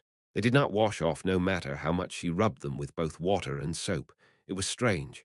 They weren't bruises, but they weren't coming off either. NN. Ah! Suddenly, in an instant, the purple darts increased in size. Riding up the fingers to the back of the hand, it went up to the wrist. Ah! The agent widened her eyes in shock. Her next action was done solely on reflex. After immediately judging that there was some type of monster inside her body, she hurriedly tied a firm knot around her arm with her magic. However, it was futile. The dark thing traveling up her arm started permeating around her body. Kyuhuk, Yuak, what is? She drove her head into the wall and collapsed to the ground. The darts were now covering her entire body. Traveling up the chin, they went past the lips, over the nose, and at last reached the eyes, and the agent stopped as if she was frozen. When she next opened her eyes, the whites of her eyes were covered with purple darts that made her look hideous. She stood up with a stagger and walked out of the bathroom. Her eyes looked for someone. She was hungry. There was another agent coming to the bathroom just in time.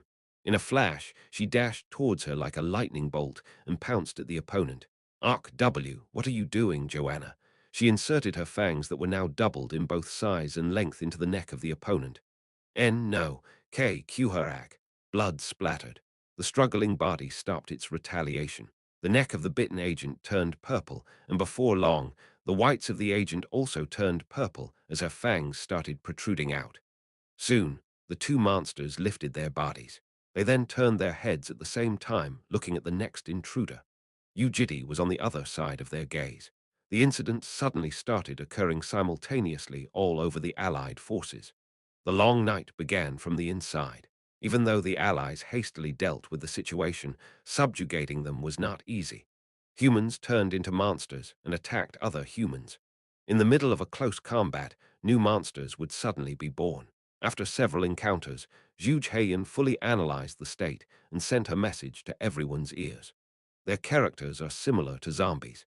They use magic germs to infect an organism, and they get transmitted through mana contact. It takes control over the brain and the nerves and paralyses people's consciousness.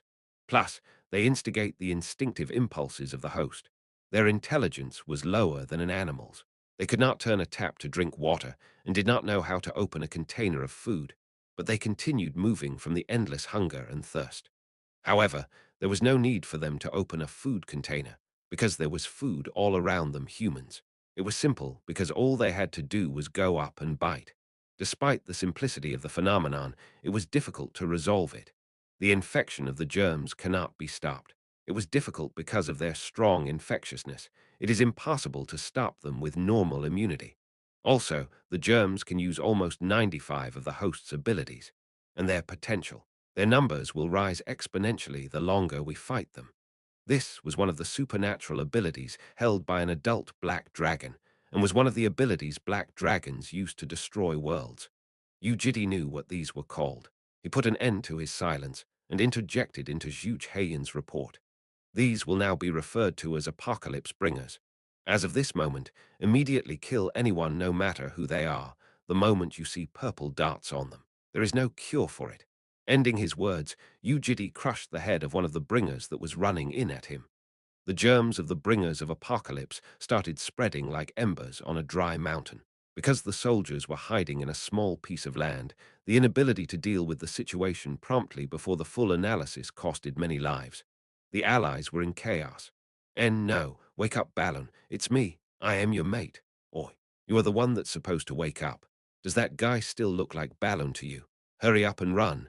What do you mean? He is my colleague, Balon. I can't leave him behind in Kyuhuk.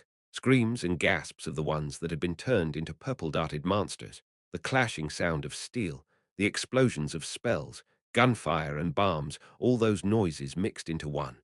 It was like a pandemonium on Earth. We lost contact with the B-13 squad. Make an investigation squad right now. Quick.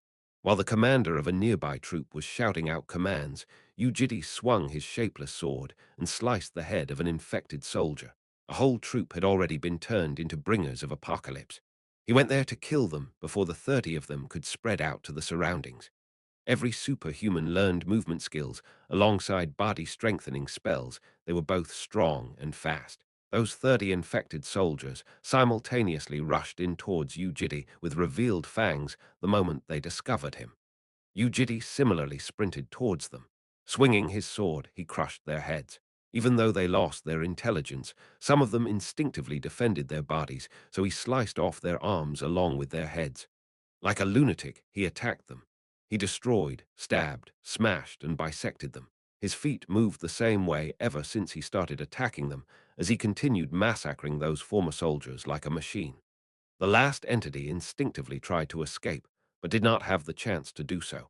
Gathering his killing intent, Yu Jitae elongated it into the shape of a javelin and tossed it as the spear of killing intent traveled in a straight line and popped the head of the remaining one. Until now, killing and destroying the enemy was a boring task, but it was now different. Yu Jitae wanted to move faster and kill as many enemies as possible. He was feeling a bizarre sense of pleasure. Like building up experience points in a game, he was getting the feeling that he was going closer towards his objective with each kill. After building up experience points, one would level up as a reward. It was the same for him at the end of this long night. He too would receive a reward. As his mind continued that line of thought, he found a path appearing in his head. That path was the road to happiness. Oh, vintage Clark, did you say I will definitely become happy? Happiness freedom was at the end of this path. Looking at it like that, he became too anxious to stay still. Yu Jitae started to run towards happiness that was bound to be further down this path. Chapter 393. Road to Happiness 4. Yu Jitae did not give commands. There were many excellent commanders in the Allied forces. These soldiers who had dedicated themselves to the military ever since a young age to fight against monsters at the front lines showed superb skills at utilizing the military based on their various experiences. Thus, it was more helpful for Yu Jitae to fight at the front lines instead of giving out commands. He was already like a legion by himself. There had been hundreds of encounters over the last few hours. In each battle, he killed tens of apocalypse bringers, and that summed up to more than 1,000 in total. With a thud, he drove the head of the approaching bringer of apocalypse into the ground as its head splattered into pieces. Again, he was feeling a faint sense of pleasure. He was reaching the end of the path. The smell of blood tickled his nose as he turned his gaze to the sky. This was not the time to mindlessly continue fighting, although the appearance of the apocalypse bringers made things a bit tedious. This just seemed like a prelude to a much bigger event in his opinion. It wasn't something meager like a zombie outbreak. However, he couldn't exactly tell what was coming. Basing his mind on his experiences of hunting down black dragons, he came up with tens of possible scenarios. Apocalypse bringers were one of the subjects belonging to black dragons, but they had a lot more threatening ones under their belt. Why did they release the bringers of apocalypse out of all their subordinates? Why? In times like this, a simple perception could be the correct answer. Perhaps they are trying to disguise the opening moment of the fissure. Yu Jitae shared her idea. A complicated entanglement could be resolved surprisingly easily by looking at it from a simple perspective. Although that was true, was that really how it was for this instance? Were the bringers of apocalypse that should be quite significant, nothing but the red carpet being laid before the appearance of the great hostility? He crushed the neck of the apocalypse bringer, who had been a precious soldier of the association until just then, and killed it. Firstly, he had to identify the next opponent and kill it. Apocalypse bringers might not be a threat to him, but were big enough of a threat to others. One of the bringers ran in at Yu Jitae as he senselessly slashed, stabbed, and ripped every one of them to death. He grabbed onto the head of one of the assailants and smashed it into the ground. In the end, they were colleagues and families of the soldier. At times, there were ones that wept out loud at the death of their comrades. He ignored them. At times, there were soldiers that attacked Yu Jitae out of their uncontrollable shock and fury. Those guys he killed. It was when he was continuing his massacre. Suddenly, his body froze on the spot as he then closed his eyes. His senses were sensitive to their limits, and could even feel diluted mana that was dozens of kilometers away from him. Those senses of his discovered a stock of foreign mana falling down from the sky. Thus he flew up and approached it to examine the aura in more detail. It was the mana of nature. Nature one that was abnormally large, which meant an elf. A heaviness that could not be disguised reached his senses. This was definitely the mana of the sublime and lofty, race the existences that were the most mysterious and rare across all the dimensions. A fragment, labeled as elf, flew into the mix of scattered puzzle pieces, bringers of apocalypse and elves. Elves. Elves it was then. An enormous fissure started cracking open from the sky near the distant horizon as all the soldiers widened their eyes in shock. How big is it for it to appear so huge despite being off in the distance? Before long, the fissure turned bigger like cracks going down a piece of glass as it drew near them. The night sky started to tear open. If a normal fissure was a mouth, then the one above them looked like the uneven and broken oral structure of an ogre. An unfathomably immense clump of mana poured down and suppressed the allied forces. On my mark, the commanders shouted. Mages glared at the sky, with each squad aiming at their designated target. If they were either too fast or too slow, it would decrease the impact of their initial response. There were 5 million superhumans gathered here. An error in one would result in tens of thousands of lives. That was why they had to wait for the perfect timing. The other side of the radio was silent, and that in turn amplified the white noise in the background, as beads of sweat traveled down the cheeks of the soldiers that were hovering their fingers over the triggers of their artifact. Ones with red eyes that gleamed in blue slowly started to appear from the darkness of the open fissure. Enemies with hostility were approaching while glistening the darkness with their tainted colors. The first monster popped its head out of the fissure, and then monsters flooded out. Millions of monsters that were in all sorts of shapes, originating from beyond the horizon of providence that people had never seen before, were falling like raindrops. There were so many of them that the soldiers could not believe what their eyes were seeing. It was a scene of catastrophe. Now, the commander shouted, "Fiery!" For an instant, it became as bright as the day. Bombardments brightened up the dark sky.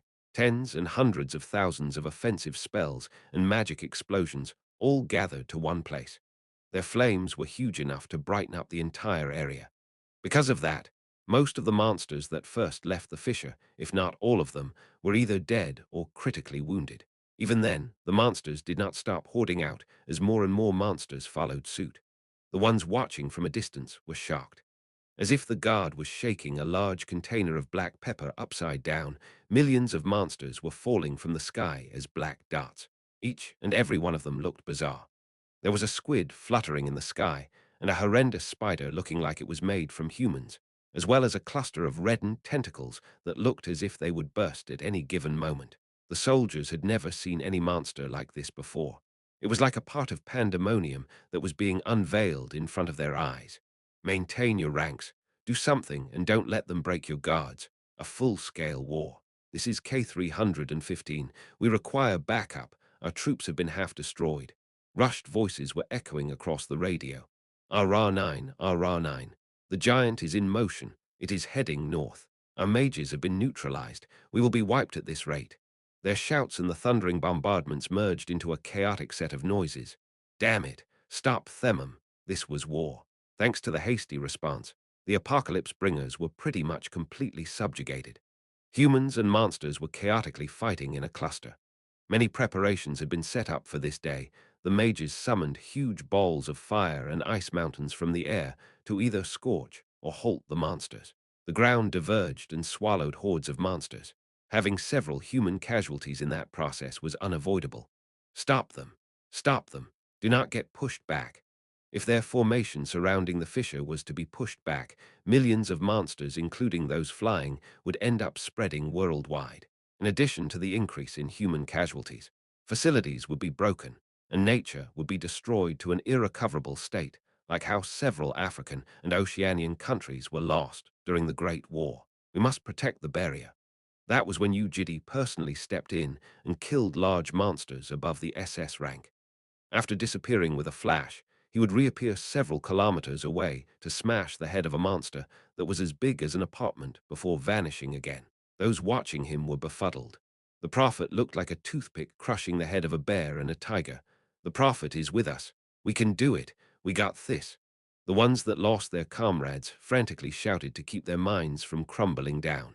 Despite the positive wave of encouragement going through the soldiers, Yu Jitae did not have a good look on his face.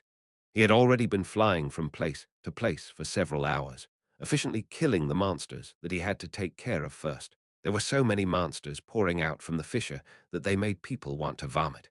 It seemed to be 50 more than the number of monsters that were in the East Asian Great War, and yet each and every monster was also a lot stronger than normal monsters. This was supposed to come to an end soon, so why was the one that should have come not coming? That was when the command center's radio echoed with noise. Strategy team, is the boss not here yet?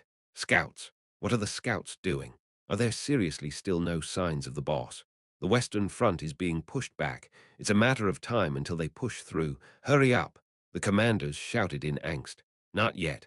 Hold on a bit more. The fissure is radically interrupting with any type of fluctuation, and we have already sent additional scouts. Damn it. It will take at least 20 more minutes for the downfall to activate and reach this place. Didn't you say there were 3 bosses? We can't halt 3 SSS bosses for 20 minutes.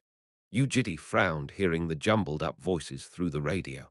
There were nigh 10 million monsters pouring out from the fissure, and the number of allied casualties had already reached hundreds of thousands. There were too many monsters. There were so many of those atrocities that even Yu Jitae could not exactly identify their numbers with his senses. The hundreds of thousands of monsters they initially killed at the start of the battle with their concentrated bombardment did not even sum up to a fingernail compared to the rest of the monsters. It was truly a ridiculous amount. If all of these monsters had spread worldwide, humanity would have suffered an irrecoverable loss, no matter how desperate Yu Jitae was. So the witch twisting the dimensional coordinates and the association's preparation for the battle could be called a success. Yu Jitae's plan was correct.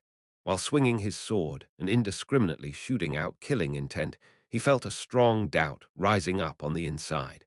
Was this really the hostility? Did the black dragons that died to him really send such an absurd army of monsters for their revenge? Number alone was just too violent already. An astronomical number of monsters were raging at him. Even he was being forced to gasp for breath simply due to their numbers. And that was something he could not understand. There were way too many monsters for them to have been prepared for just revenge. Even if it was the entire Black Dragon race doing it, preparing so many monsters would have taken them at least hundreds of years. His mind branched off. Maybe the Black Dragons had been preparing an army for something else. However, out of the tens of Black Dragons that he had met, none of them had owned such a large amount of monsters. This was nonsensical and impossible. He frowned while swinging his sword. For now, he couldn't do anything else but swing his sword. That was while feeling an occasional surge in pleasure. 5 days went by with the war still in place. After hearing the news, the Allied nations worldwide sent additional soldiers in as reinforcements, and 2 million superhumans alongside 5 million human soldiers were added to the battle. Although there were less monsters falling down from the sky, those that had already fallen down were coloring the ground in black. Humanity was slowly being tinged by despair. Blood splattered. Their comrades died, and their broken fingers were unable to grab the weapons again, and yet the sun had yet to rise for more than 10 days. Yu Jitae saw a superhuman killing himself and frowned. The problem was that the end of the night was still nowhere in sight. That was when a superhuman scout, standing far above in the sky, gulped. He was a superhuman belonging to the Blue Wing Private Superhuman Military Corporation. Hurry up, we must find some before they request for additional backup, one of their leaders shouted. They didn't have much time on their hands. Even though this battle was one that questioned the continuance of humanity, there were still ones that moved for their private profit. They always assumed they would come out victorious, because everything would be over anyway if they lost. Because of that, they had to find ancient species while everyone else was engrossed in the battle to gain profit from the byproduct. Sorry, sir. I need more time to identify one. Do you ducking know how big of an opportunity this is? Hurry up and find one. The scout in the sky gulped. Inside the world covered by a dense fog of darkness, something flickered at the infinitely distant place. Millions of superhumans were fighting against 10 million monsters, but that had nothing to do with him. The scout headed higher towards the sky until he was right in front of the fissure. "Oi, where are you going?" A nearby commander shouted, but the scout continued on while ignoring him. At last he stood before the fisher. I found it. Where? It's in the sky, Quhawk. A tentacle flew in, and the blade at the tip of the tentacle pierced his heart as the superhuman scout gazed at the sky with disbelief. Following that, countless tentacles fell from the fisher, aiming for thousands of soldiers. It was like a bombardment of tentacles. The tentacle did not stop after stabbing through the man's heart. Feeling blood seeping out of his pierced heart, the superhuman scout widened his eyes in shock. From within the darkness, he spotted an even denser darkness shifting its body. Chapter 394, Road to Happiness 5. What's happening? Soon, the thing that appeared in the sky opened its eyes and gazed down at the man with its black, vertically slit pupils. It was the one who was known to have landed a destructive impact on Australia. Black Dra, the scout's body, started falling from the sky. His nose was no longer breathing. Hordes of monsters fell from the sky and landed on his dead body. Tens, hundreds, thousands, tens of thousands of monsters mercilessly stepped on the scout's corpse while tangling up to a small mountain, squashing the monsters beneath. Before long, the wriggling mountain dissipated as the monsters scattered like cockroaches. The fisher continued retching out monsters, and at one point, the fisher itself started to tremble. It looked as if it was trying to vomit the thing that laid at the very bottom after vomiting out everything. It's coming. One of the soldiers shrieked a report. Downfall, fiery. While hundreds of thousands of monsters were pouring out of the fissure, large existences revealed themselves from behind. Their overwhelming dignity suppressed the world as 3 adult black dragons left the fissure. Black dragons. The black eyes were out of focus. These guys did not have rationality either. Kwara. One of the dragons let out a loud roar that quaked and echoed the ground. The predators shout frightened everyone as long as they were human. Oscar Brzenk was not here due to his unwell body. If he was here, he would have been able to fight against a dragon on equal grounds, but because of his absence, humanity had to fight against the monster without their sword. They would have to sacrifice one of their limbs in the process. Yu Jitae thought to himself. If the 3 dragons were to move in different directions, he could not do anything whether he was the regressor or not. It was physically impossible. There were 3 adult dragons in total. Out of those, he would mark one dragon, while clone one fighting elsewhere would come and mark another one. Up to that point it was fine. Yu Jitae raised his gaze and stared at the sky. Although he couldn't see it, he could sense a transparent barrier blocking the sides. 170 Grand Mages, including Valentine, Mayang Yanghe, and Genie in Siam, had created a large-scale barrier reaching 300 km in diameter. Lastly, humanity's last squad was in charge of another dragon, but this side was uncertain. Although they would definitely come out on top if they were to have a frontal fight, if the dragon was to focus on killing the soldiers and breaking the barrier, the remaining monsters would end up spreading like a hail. But was he nervous because of that? No. From a point in time, he was starting to feel uncontrollably excited. His heart was beating so loud that the sound of his heartbeat was reaching his ears. It was a crisis, yet at the same time, it wasn't, because killing those would let him pass the biggest crisis of the long night. A faint sense of pleasure had been filling his heart even when he was killing small fries. It was the pleasure that he was heading to freedom, but this one was on a whole different league. He clenched his chin. Like a beast in heat, he became antsy. The long-awaited end of his life was just around the corner, and at the face of that sweet pleasure, he kicked the ground and flew towards the dragon, towards freedom. They were full adults unlike Mayu and were at the level of ancient dragons. Ripping the dragon's neck, he cut off its arteries and crushed its body that was trying to recover endlessly. Pulling the dragon that was trying to escape back into the battlefield, he tore its wings and amputated its arms and legs. It still tried to fly with magic, so he smacked it into the ground and destroyed its heart. He was frustrated. It felt like he was running down a desert in the middle of summer, as if there was a cold oasis, as refreshing as icy water in sight, which was somehow still out of reach. It took almost 17 hours for him to completely slaughter one of the dragons.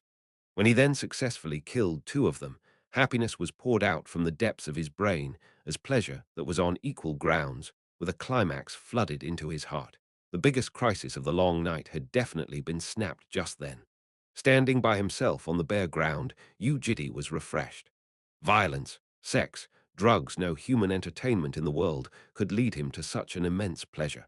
Season killed another dragon.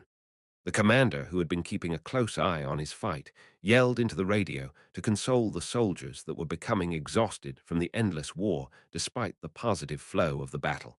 He turned his feet. The remaining dragon was also dying under the cooperation of the soldiers. He could see BM, Genie, Minamoto, Mayang Yanghe, Christopher, and others holding onto the back of the large monster, sticking toothpicks into its body. It was now up to them. Those were the ones that he bothered keeping alive. This scene before his eyes was the reason he did something as tedious as being involved in the association, strengthening them despite his irritation, and letting them live even though it would have been easier to kill them off. It was their job to stop what they could with their own strength. He looked at the sky. A strange aura was still flowing out of the greedy mouth of the huge fissure. Immediately after the apocalypse bringers showed themselves, he had to face a question due to the murky mana of nature flowing out of the fissure. That question, expressed in one line, went something like this: Apocalypse Bringer Elf. Bringers of apocalypse led to serial attacks and were destructive. Weak dimensions that failed to deal with them early on would definitely be ruined by them, and that was one of the ways black dragons used to destroy dimensions. However, the apocalypse bringers weren't deemed very dangerous interdimensionally. Strong dimensions could massacre them early on, whereas the apocalypse bringers in weak dimensions would wipe the races off of that world without holding back, and end up destroying themselves by devouring each other due to lack of food. And the black dragon would come down to the world full of corpses to lay its nest. In that sense, the current situation was somewhat strange. It was strange even for him, who was a master of hunting black dragons. Lifting his gaze, he looked at the sky. Elves, what kind of existences were they? They were a race that almost lived eternally. Occurring from nature, they lived solely to protect and guard Mother Nature.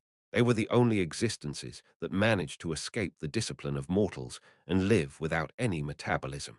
They did not have a desire to eat, because they could live by absorbing the mana of Mother Nature. They did not have any desires for reproduction, nor did they have the ability to reproduce. Nature was the one that was in charge of maintaining their numbers. They did not have any desire to improve and lived in satisfaction at what they were given. Up to that point, they seemed unrelated to bringers of apocalypse. What else was there? The fact their bodies were unable to be injured because of the remarkable recovery of Mother Nature, or the fact that they built up mana inside their body endlessly, only to return to the dirt and end their lives according to their own judgment when their individual power was deemed dangerous to nature. Wait, a red light flashed in his head. Returning to nature on their own judgment when the mana that built up inside their body might be dangerous to nature, was it? Wait, that means kicking off the ground. He flew to the sky. There were still a few monsters falling down from above, but that did not matter. He made his sword aura as long as possible and indiscreetly swung the 200-meter blade to destroy anything that approached him. Pieces of flesh and bones began raining down from the sky. After reaching high above, he gazed into the world behind the fissure. The place where he could feel the strongest density of an elf's mana was emanating ambiently with blue light. It's there. Going closer towards it, he started feeling a fluctuation of mana that perfectly matched with his hypothesis. Those bastards, the black dragons, were planning something outrageous. In a hurry, he shouted into the radio, "Genie in Siam, make the largest barrier you can make. Soldiers, scatter. Distance yourselves as much as you can." After saying that, he turned his gaze. Now, even he was starting to feel anxious. The rarest species out of all the dimensions was the elf. The forementioned attributes of an elf were extremely different to the characteristics of an apocalypse bringer's germ. He created a hypothesis. What happens when a germ of an apocalypse bringer infiltrates into the land of elves? It's not an easy world to go into, so even if millions of germs were thrown into it, only one or two elves would be infected. Let's say a germ flies diligently and finds an elf that is walking by itself. Going in, it infects the elf, covering its body with purple darts. It takes control over its body.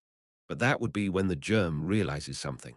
Even though it makes the elf act on its instinct, the elf would not bite other elves because their entire race had no individual desire.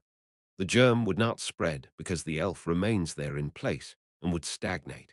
So the elven apocalypse bringer would probably do nothing but stay still.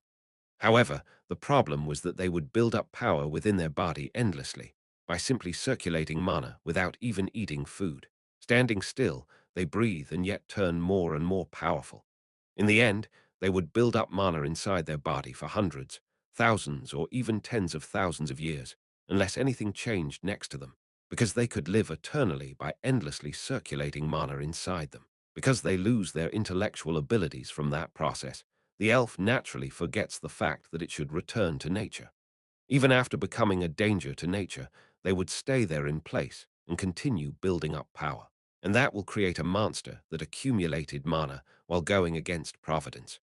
The elven apocalypse bringer would only move when something changes in their environment. If someone were to destroy the forest, the elven apocalypse bringer that became a monster over tens of thousands of years would move on its instinct to crush the enemy of nature to death. Damn it, he lamented upon finally realizing what the last weapon that the black dragons had prepared for the long night was. Suddenly, dirt, trees, and a forest started to fall from the large crevice going down the sky. It came down like a landslide happening from thin air, and the abundance of nature made it look as if someone was pouring a whole island. In the midst of the falling dirt and fragments of nature flickered a bluish-black light that began resonating with the sky of the long night. A large number of huge roots, resembling those of the world tree, came pouring out from the sky and fell like devouring ocean waves as they intertwined in the air. And soon, the roots cracked open, revealing someone inside. What in the? A commander unknowingly gasped in shock into the radio. Standing in the air was one that was the size of a human, who, however, gave off a vastly superior presence compared to the adult dragons. He thought the hypothesis in his mind had been absurd, and had never thought such a thing actually existed. Elven bringer of apocalypse, opening its purple eyes, it observed the world in its darkness. Then the elf raised its hand. Bluish-black aura gathered to one spot and soared up like a large tree as mana that must have been saved for an epoch, with each unit being at least hundreds of thousands of years, gathered to its immense weapon. As the unfathomable amount of aura that had been hidden inside its body exuded out and allowed them to see just how immense it was, the soldiers questioned their eyes. Am I dreaming? Is something as absurd as that even possible? Seriously, Tung, that was when the guy shot its mana. Out of the rankers that ignorantly jumped in to stop it, 13 were annihilated in the literal meaning of the word. They literally disintegrated in the air and vanished. The aura of eradication that was discharged from the weapon followed the trajectory and destroyed the nearby superhumans, monsters, and landscape. There was no sound accompanying that strike, and that made it even more frightening. Soon as shrieks, yells of commanders, and voices filled with shock disturbed his ears through the radio. Act with caution. Yu Jitae soared into the sky with a shout. Chapter 395. Road to Happiness, 6. But was he nervous because of that? No. A smile left his mouth as his mind was put at ease. It was because he was certain that he would be able to kill it. Although he had never consciously dwelled on it in his life, there was a pride lying deep inside his heart. In the first iteration, he learned how to use a sword. In the second iteration, he learned how to fight better and hunted a ridiculous number of monsters in the third iteration. After the fourth iteration, he grew through his death and learned hundreds of different skills. And after going beyond the fifth iteration, he sharpened his own weapon and achieved a unique authority that rendered the hundreds of skills he learned useless. Even so, his greed was still there. He had to become stronger because that had been his way to freedom. In the sixth iteration, he killed the existences that protected worlds and stood at the extreme limits in terms of physical prowess. Since the period of time he spent crazily seeking power was very long, this thought of his was his pride, yet at the same time was the single notion inside, and the tool he could always believe in. I am strong. Everything within the scope of existences is all in my control. He was certain of it. In the end, neither the long night nor that dirty hostility could ever affect him. Because that had been his mindset from the start, there was no reason for him to be nervous in the slightest. No matter who the enemy was, and no matter how they interfered with him, it was impossible for there to be anything in this world that he couldn't physically destroy. What could possibly dare defeat him? Even though it was an arrogant and egoistic mindset, what about it? That was the fundamental ideology in his mind, and because of that, he was relaxed throughout the fight against his foe. In his head, there was only pleasure that was so strong that it threatened to melt his brain. The elven apocalypse bringer fiercely retaliated. The ground was turned upside down as soldiers disappeared into the distance as if they were struck by a tidal wave. Each and every attack of the elf was in a cone shape and destroyed more things as it got further away. Sometimes, thousands of humans were exterminated. Each of those strikes were so ferocious that it befuddled even Yu Jitae. The elf was stronger than most sovereigns and was also overwhelmingly stronger than the demon archduke. Some of the successful attacks left a big mark on his body. His military uniform that had not a single drop of blood till now was ripped, and the shirt inside was torn apart. As the fight lasted longer, more wounds were carved on his body. The aura of eradication did not even let Yu Jitae recover properly. His skin was ripped out. Blood splattered from the wound going down all the way from his eye to his chin, and a punch to his chest tore through his muscles and crushed his bones. But in the end, he still managed to grip onto the elf's chin, and he then threw its body onto the vast wasteland beneath. Gathering the immensely huge killing intent of his shapeless sword into one dart, he stabbed it into the guy's head. Branches stemmed out from the head of the elf. They covered the wound and pushed his shapeless sword out as mana that was as expansive as that of one whole dimension tried to regenerate its body in real time. It was okay. All he had to do was create more wounds the more it regenerated. All he had to do was destroy faster than the recovery speed. At one point, he was smashing the guy's head with all his strength. The ground was jolting by dozens of meters with every thud. No matter how tough, it still crumbled under his fist. And the tougher it was, the more it contributed to solidifying his position in his mind. Arrogance reared its head just like when he had been killing sovereigns in the past. Life was like a desert. Everything he met down the dry and dusty path of sand was his enemy. He killed them. His enemies killed him if he couldn't kill them, but life repeated itself until he could kill them in his next encounter. That was his life. Hostility. Black Dragon Lugiathan. It wasn't even funny. Do you think a mere dragon like you holding hostility against me would even be a threat as big as a rat's tail? It must have used its head in its own way, judging from how it tried to agitate the baby dragons using balm. That definitely was a staggering experience, but they were astonishingly stupid and blind, and Balm's inorganic state must have been unexpected. They were too sloppy. In the end, this was what they had sent trying to stop him, but unfortunately for them, the elf's head was crumbling down at the tip of his sword. He felt amused. This toothless beast was desperately trying to fight back by biting his ankle, not knowing that there was a metal plate above it. And now it was time to crush that insolent chin of the beast. Breaking was his forte. Saving someone, on the other hand, was not. He had never even considered learning that before because he had never wished to live in the first place. When the white bird died, he was inwardly quite bitter that he couldn't save it, but looking back, not being able to save it wasn't that bad either. If you can't come back to me, how about I follow after you? What is that place like? Are you happy in that world of freedom?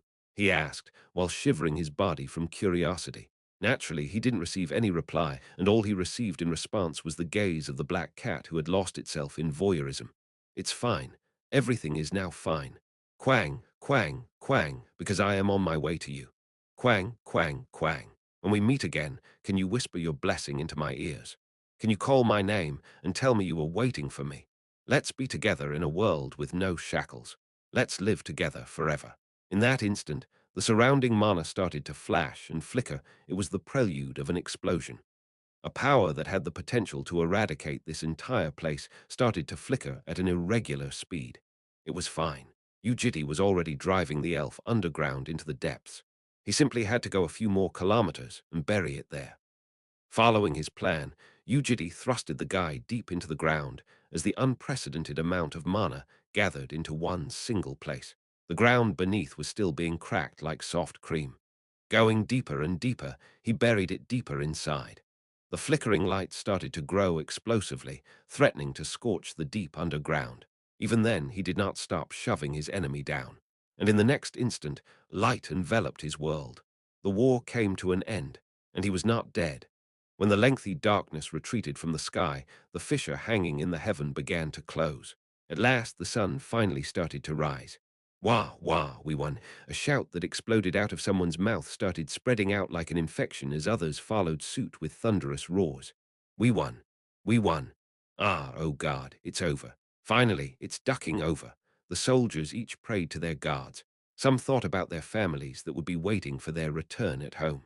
Some were crying with the corpses of their comrades in their arms, and others were crawling out from the mountains of dead monsters. Regardless of what was going inside their head, they all felt liberated. Yu Jitae was the same. He thought everything was over. However, the black cat suddenly started walking up to him, and the needless notification of the cat immediately made his mind do a 180-degree turn. The authority key X alerts you that the last fragment of the long night has not come to this place. It was something he did not want to know about. The authority key X alerts you that the trajectory of the last fragment is heading to the dimensional cruise. His head that had been excited and fluffy from the sense of liberation felt like it was being bombarded. Do you realize what you are saying? Bending his back, he grabbed onto the nape of the black cat. The cat stayed still while simply blinking its golden eyes. He released the grip as the cat settled back down on the ground. A situation that was completely outside his expectation made him freeze. The last fragment was heading to the dimensional cruise. How in the world was that possible? Sending the baby dragons back home was conceptually different from simply making them board a ship and going back with it. It was planned and perfected by making use of the power of origin fragment that originated from a dragon's transcendent authority. So how was it that hostility could still aim for the dimensional cruise? Is there still something I am missing? The authority, key X, does not lie. Confusion budded inside after feeling the cat's gaze. Key was telling him that it was a very dangerous situation and that he had to hurry. His mind turned distant. He couldn't understand how his life was still being entangled by uncertainties even at this point. What kind of wretched power was it that was at work, that it could obsessively continue spouting out things that were beyond his expectation? The path that was supposed to be nearing the end started distancing away again for no reason. Even though the baby dragons were now a lot stronger than they were when they left for the amusement, hostility was beyond their capability. It wasn't certain whether hostility could fully reach the baby dragons, though. Key's opinion was the same. It was saying the last fragment was heading towards the cruise ship. It didn't reach the ship yet, and that in turn meant that it was also possible for hostility to miss the ship. Key did not refute his line of thought. But what if the kids were to be exposed to hostility by any chance? They know, that's not it. Let's think. The long night had been going on for 20 days, and by now, the baby dragons should have fully left the Earth's dimension. They should have entered the outer dimensions already. The outer dimension was a unique place. It was similar to an open sea, and it was impossible for anyone to avoid being lost without the specific coordinates. That should be the same even for hostility.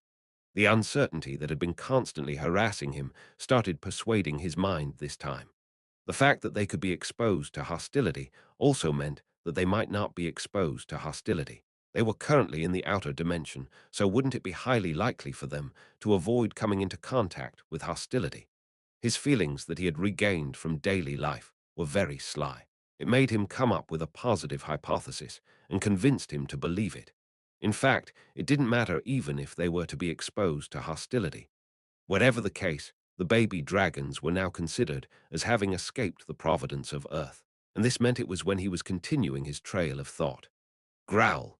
The black cat growled in protest while revealing its fangs, asking him why he wasn't doing anything. The authority, key X, states there is a relatively high chance that the dimensional cruise would be at risk. By mentioning the likelihood, the cat added weight to its claim that the baby dragons were in danger. Since when did the cat even care about that? The baby dragons. They were now outside Earth's providence. The authority, key X, states there is a relatively high chance that the dimensional cruise would be at risk. After pondering about what he should say in response to that statement, he summarized the thoughts that should be going inside his mind into one sentence. So what? Chapter 396. Road to Happiness. 7. The sense of urgency that had been suddenly soaring inside him quickly settled back down. Drawing the boundaries with those words helped him organize his mind. The baby dragons are in danger, so what about it? It had nothing to do with him anymore. He knew himself that cleaning the house of their belongings was nothing but an act of formality. Now, it was time to really throw the kids out. There was affection and a deepened bond. That was an undeniable fact. However, that too was just a shackle stopping him from reaching freedom. Was everything an accessory if there was a flower imprinted on it? Was the thing entangling one's hand a bracelet as long as it was made of gold? No, whatever it was, anything that restricted the hands and feet from moving freely was a shackle. That was why the baby dragons were a different type of shackle to him. It was none of his business. Let's not involve myself in their matters. Let's live for myself. In any case, they were now beyond the dimensional boundaries of Earth, and whatever happened, they had nothing to do with Earth. Earth, that had been constantly swayed around from uncertainties for 1,000 years, at last gained its freedom. Why would I ruin this valuable opportunity with my own hands? Would I bother running away from the freedom that had finally come near me and lock myself in time again? No, that would not happen. I am not that stupid. The authority, key X, states there is a relatively high chance that the dimensional cruise would be at risk. Stop growling before I crush your damn mouth. After forcing the cat to shut up, he turned his feet back home. The elven bringer of apocalypse was a lot stronger than most sovereigns, and he had never pushed himself to such limits before while fighting someone in the 7th iteration. There were still traces of eradication, left behind all over his body, which he had to heal. His feet were in a hurry as he returned to Unit 301. Why was it here out of every possible location? He didn't know why himself, and could only guess that it must be something like a homing instinct. Reaching out, he grabbed onto the knob, but he turned it excessively, and the knob ended up falling apart. Stopping his feet, he slowly closed his eyes. After closing his eyes, he controlled his hasty emotions. What a fiesta! What kind of childish thing was this? He had been living far too long without bothering to control his emotions, and controlling his emotions that began threatening to jump out was therefore not an easy feat. What he hoped for was a complete death from Providence. Although striking his neck with a guillotine might seem simple, it was in fact a very delicate task. He had to get rid of the remaining slivers of eradication from his wounds to make sure unnecessary attributes of mana won't be added to the guillotine. Going into the house, he flicked the switch, but the light wasn't turned on. It was because he turned the breaker down on the day he cleaned up the rooms of the children. Yu Jitae heaved a deep sigh. He thought his internal turmoil was somewhat controllable now, but a strange feeling struck him the moment he thought that. His eyes were on the refrigerator. To be exact, his eyes were on the yellow post-it note stuck on the fridge must open. The world turned hazy. Was that note always there? He couldn't remember it that well, and he therefore hesitated. Soon, he decided to open the fridge and was met with an unpleasantly lukewarm gush of wind. At the same time, his nose picked up an odor that used to be very hard to smell at Unit 301. It was the smell that something had gone wrong, as if something was rotting away. That musty smell made him frown. Yu Jitae closed his eyes with the scowl still on his face.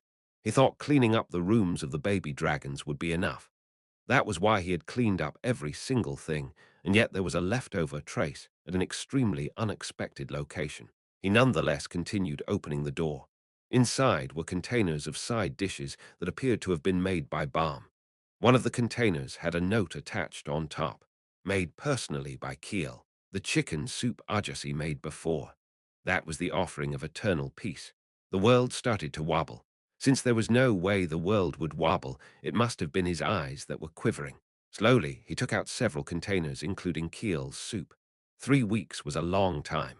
He opened the lids, and most of them had already gone off. The offering of eternal peace was in an especially worse state and had blue molds all around. He turned the note and looked at the back page. Thank you for giving us delicious food all the time. Don't forget to eat. I love you. He dipped his finger into the moldy soup and brought it to his mouth. The soft and subtle scent of the soup was no longer there. From within the lukewarm and sticky texture of the liquid, he could feel the smell of soap which should not exist in a food. Once again, he dipped his finger for another taste. Both the taste and the smell were disgusting, and the sticky texture of the soup was even more disturbing. Something was falling down from his head.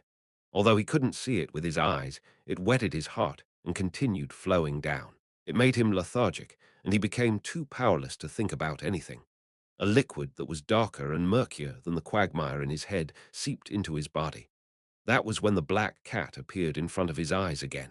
The authority key X states there is a relatively high chance that the dimensional cruise would be at risk. He ignored it. Rather, he decided to ignore it. It was fine. There were still no problems. The black cat stopped him in his tracks. Even though he wanted to kick it, it disappeared right before he could and reappeared one step further away. The authority, key X, states there is a relatively high chance that the dimensional cruise would be at risk.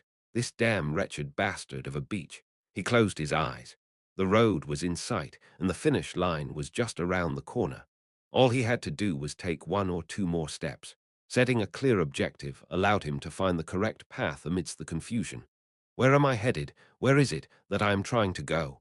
The authority, key X, states there is a relatively high chance that the dimensional cruise would be at risk. What about it? He threw the soup container at the table.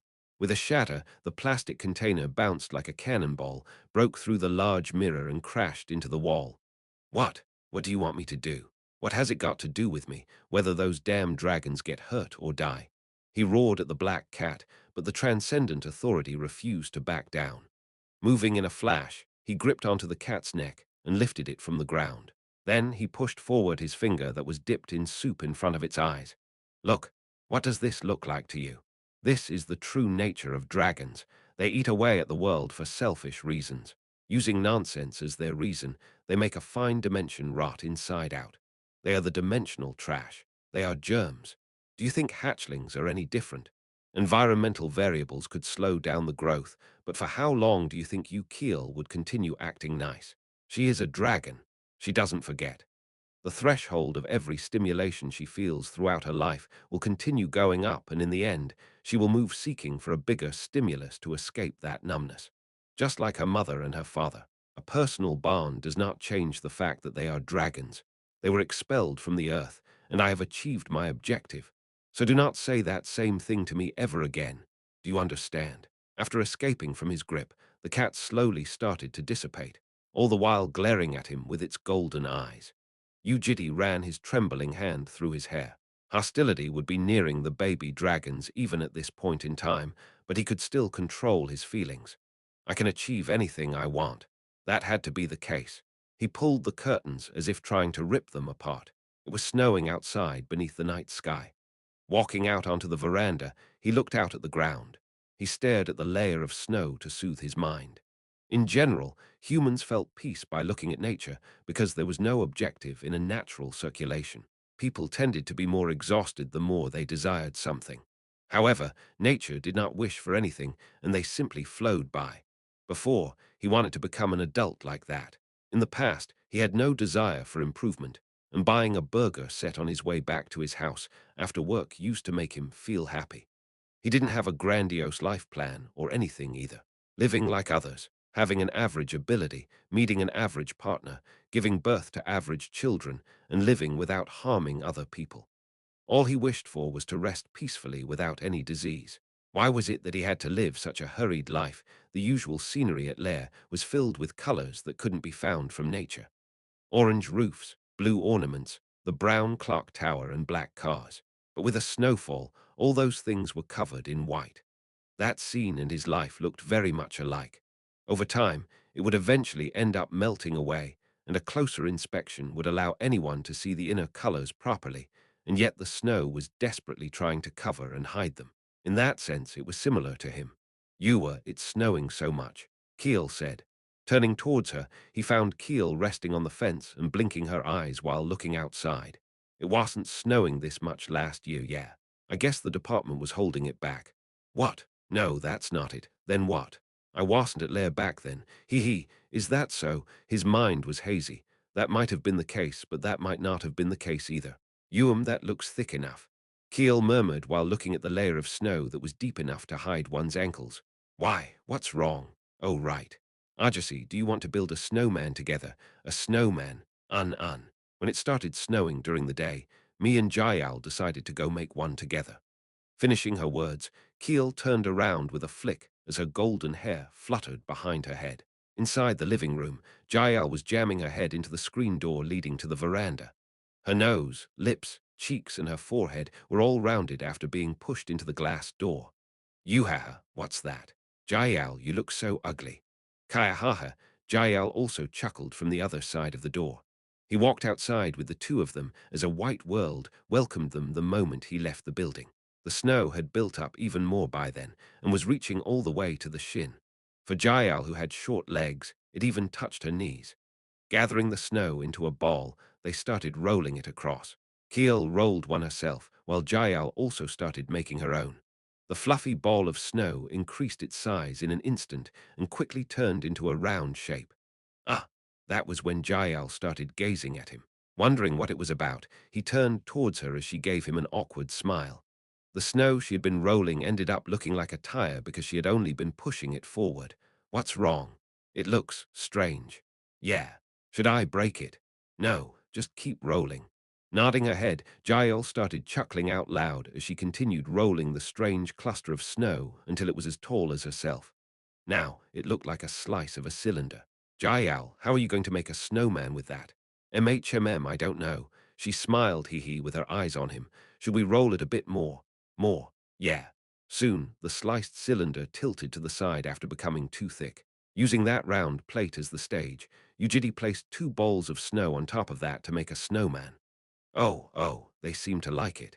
He added the arms, the nose, and the eyes with twigs.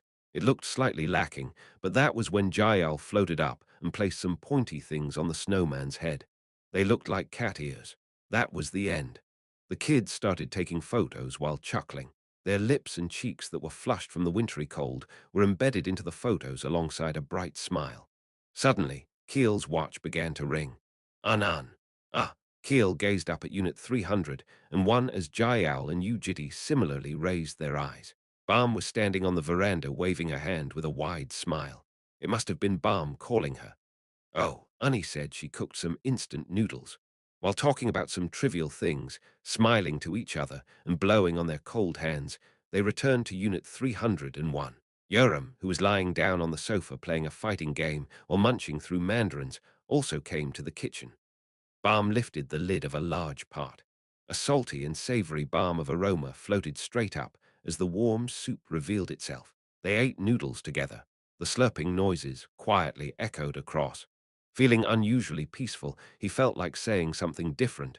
Feels very comfortable and nice. Suddenly the kids all turned towards him and they then looked at each other. Did he say something strange? While he was tilting his head, Keel opened her small mouth. Of course, right. Of course. Keel continued with a bright smile. Because it's a dream. Chapter 397, Road to Happiness, 8. What? A dream. In that instant, the world flipped on its head and brought him to a different location. Where was this place? It wasn't Unit 300, and one he was in the corridor of the cruise ship. Lifting his head, he found Keel. Drenched in blood with an amputated arm, Keel was blinking her only remaining eye while looking into his eyes. That eye slowly started to close. After firmly shutting her eyes, Keel stopped breathing. He couldn't move. Turning his head, he found Balm and Yoram lying dead. Balm had her neck snapped and twisted in a weird angle, whereas Yoram had a hole in her chest. Where was Jael? He soon found Jael covered in blood stuck at the corner of the room. She was still breathing. Unconsciously, he rapidly ran up to her and raised the child. Seemingly from pain, her eyes were in a frown as she looked at his face. He couldn't say anything. Words weren't coming out of his mouth. Because of that, he hoped Jael would say something. He wanted the subsiding rate of her breath, the weakening pulse of her heart, and the extinguishing light of her life to bloom back up. However, Jael did not say anything. While simply gazing up into his eyes, she moved her lips that were contorted from the pain to slowly surface a smile. Soon, when her eyes lost their focus, the child, she stopped breathing. Filling his vision was a familiar ceiling. Unable to comprehend what just happened, he had to look around the surroundings. He was on a bed, lying down with the pillow under his head. Currently, he was in his room. Was that a dream? Was everything just then really just a dream? That was my first dream in 200 years. When did I fall asleep? And why did I go to sleep? It took time for him to perceive the odd turn of events. Heaving a dense sigh, he covered his face with his 2 hands. As his head finally started to acknowledge that as a fact, he felt a scorching heat rushing out from inside his body. This bloody. Yu Jitae went out to the living room. Everything entering his sight seemed unbearably disgusting. He flipped the table upside down and lifted the damned refrigerator and threw it at the wall. The fridge was crushed alongside the walls of the living room, revealing Yoram's room on the other side. That wasn't enough to satiate his fury, and he continued breaking everything around him. If he didn't relieve his temperament like this, he didn't know what he would do after leaving the house. He stopped moving only after breaking down everything inside his once precious house. He had to regain his rationality. He had to gather his mind back together and avoid being pulled around by his emotions. A situation had to be rationally analyzed as a situation. At this point, he couldn't help but admit it. The agony that had been soaring higher and higher ever since the baby dragons left was becoming thicker as he got closer to death. Right now, even his rationality was being shaken, and he was feeling less and less confident about his death. He couldn't even control his thoughts and his emotions. At the same time, the sense of crisis that popped out of his body was now suffocating him by the throat like a hunting snake. This was the current situation at hand. If so, what did he have to do? He left Unit 301 in a hurry. Even though he was a planning person that drew hundreds of plans in his mind, he hadn't prepared for a situation where his mind was too shaken to die. It was like how coaches wouldn't devise a plan against a nuclear attack during a soccer match, because that should obviously never happen. Regardless, that was what was happening. In order to achieve his objective and die, he had to empty his mind. Yu Jitae quickly flew to Mexico. At San Jose del Cabo was the headquarters of the world's biggest illicit drug traders. He walked down the back alleyways while anxiously throwing his gaze everywhere. His aura wasn't even being hidden, and those at the end of his gaze were all frightened. Some of them even wetted their pants and fainted. He walked forward in an exceedingly urgent set of steps. Or why, you overthud the man who tried to stop him was flung off until it crashed into the wall. He did not chat with anyone stopping his march. There was no time to spare. In possession of the boss of this place, ADA was the world's strongest drug in existence. It was the treasure that came over from the alternate dimension of Lamdaran. The strongest drug across all dimensions made to comfort the tears of the queen, who was left alone after her two beloved sons killed each other out of their blind thirst for power. Hand over defrost, Yu Jitae said after rushing into ADA's office. The guards protecting the office were either unconscious or dead. ADA, the boss of cartel, was a woman with an appealing dart under one of her eyes. Black hair was flowing down her back, and a cigarette was in her hands. Even though it was a sudden turn of events, the woman who became realistically clever throughout her life at the battlefield quietly opened the drawer and threw him a small bottle. Defrost was the heirloom passed down her household, and no one was supposed to know about it outside of her knowledge. She curiously asked him, "Do you even know what that does?" "I do." Yu Jitae shook the container as more than 100 pills clinked inside. "Do you really know what it is? You are being very reckless with it, though. I know, so shut your mouth." Defrost. This drug was such a ridiculous item that the amount of pills inside the container could theoretically immerse the entire global population of 3.2 billion into a 10-year illusion. Plus, the lethal dose amount for a normal superhuman was merely 0.7 ng. Usually, it would be used by grinding a sliver of it into a bathtub of water, but he had no time for that. Due to the sense of urgency grasping him from the tip of his toes to the top of his head, Yu Jitae opened the lid and tilted the container to pour several pills into his mouth. A few of the pills ended up dropping on the floor due to his shivering hands, while ADA watched him a twitch in her eyes. After pouring pills into his mouth, he crushed them with his teeth. Crunch Kuka groan left his mouth as his body immediately came to a stop. Twisting his neck in an odd direction, he deeply breathed out. His body started shivering like crazy because all of his blessings related to abnormal state resistances were disabled. Although his mana that reached the limits of an existence instinctively tried to protect him, the effect of defrost was just too powerful. A black flower bloomed inside his muddled mind, and they soon increased in number. From 1 to 10, from 10 to 100, and from 100 it became a garden of flowers. The land drenched in blood was slowly being covered by those flowers. A dry groan left with his breath. No pleasure in this world would ever be as great as this. The pleasure was even larger due to his blunt senses recently having become clearer by living through a daily life. While slowly breathing out, he gave a satisfied smile.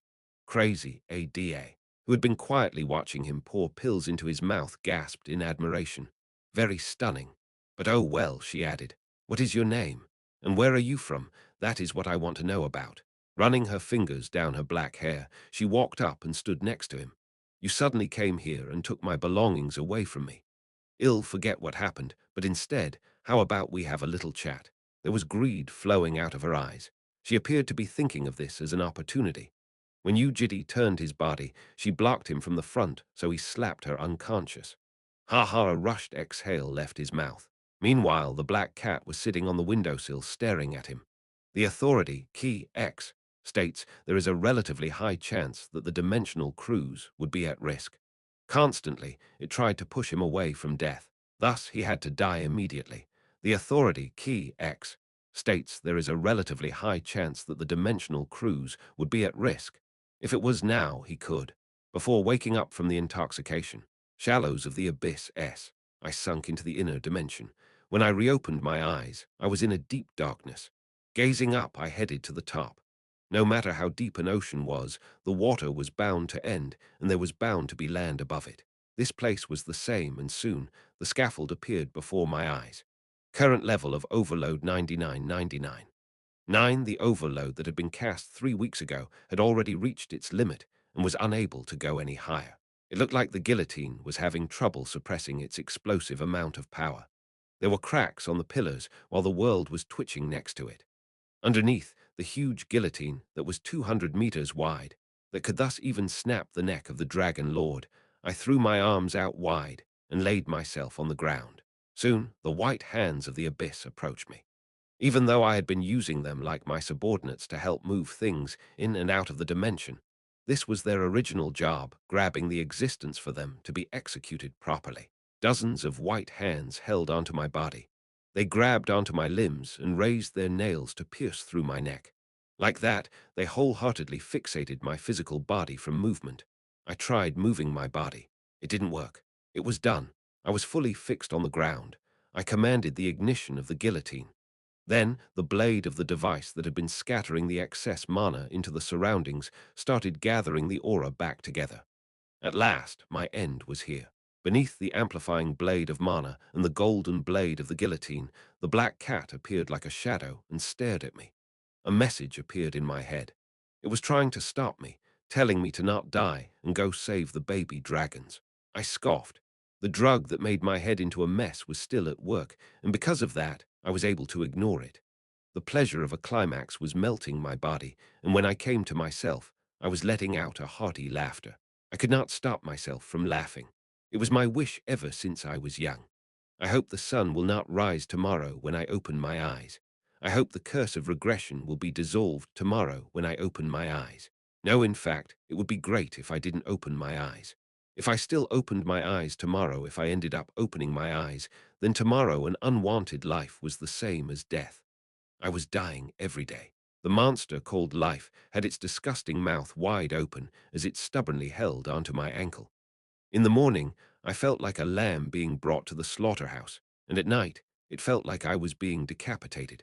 That repeated itself, because life did not come to an end, and I was restricted from death. If only I was not selected by the vintage clock. If only I died with my parents at the hands of the monsters. Or if only I was not born in the first place, that was my desperate wish over the countless iterations of the past. At this moment, I was falling. Falling meant I was being led somewhere. Even though I was always brought to the original place and constantly shoved into the pit of despair, today was different. I was now heading to freedom. The deeper it was, and the darker everything became around me, I couldn't help but rejoice at the fact that I was reaching the conclusion. Because living was the same as death, it was instead only at the face of death that I was finally feeling alive. Black cat, go away. If you understand me, then get away from my sight forever. Which narration in existence would possibly change my mind? What feeling in existence could push me into the ditch of hell? Oh, white bird, have you earned your freedom? I too am going to your side. I wish to be happy with you through death, so the happiness you mentioned must be freedom. Is that correct? Your last words are finally going to be achieved. You will, definitely, become happy. That was what you said. You were correct. Through endless trials and tests, I am finally standing at this place. I will become happy through this, right? Because I am finally laying my hands on freedom. The blade of the guillotine departed. That blade shone brightly like the sun. It started to brighten up the darkness of the abyss around me. It slowly became bigger. The blade turned unfathomably enormous. I laughed. I was so uncontrollably excited. At last, I achieved it. I have accomplished it with my own hands. I laughed even louder. I am free. But at one point, the necklace was crushed from the unbearable pressure of the falling blade of mana. That was the last present Jael had given him. Not only had he reduced his resistance against mana to the bare minimum, he had also made his internal blessings take in all the surrounding mana without fail for death. When the memory crystal shattered, everything the baby dragons had filmed with him as the protagonist during the last trip dug deeper into his head. No narration in existence could possibly change his heart. That was what he thought. Someone crying their eyes out, someone pleading that they would die upon going back, someone whispering words of love into his ears, as well as someone's pinky finger promising for a re-encounter. None of them were able to change his mind. He wasn't wrong there. Gentle and soothing memories seeped into his brain, his crooked smile vanished from his face. Bright and chuckling voices reached his ears, his heart thumped all the way to the ribs. Their encounter with the falling stars appeared in his mind, his fingertips turned numb. The dying kids in his dream resurfaced in his head, his closed mouth opened a little. The tiny hands, smiling lips, their eyes looking at him, and the confession of a girl who had stayed with him the whole time ever since their first meeting.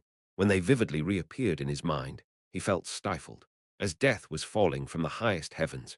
As it neared him while brightening up the world, all the emotions that he had avoided and disregarded started rapidly removing the maddened thoughts in his heart. A detailed narration wasn't what was needed to shake him. A small daily life was enough.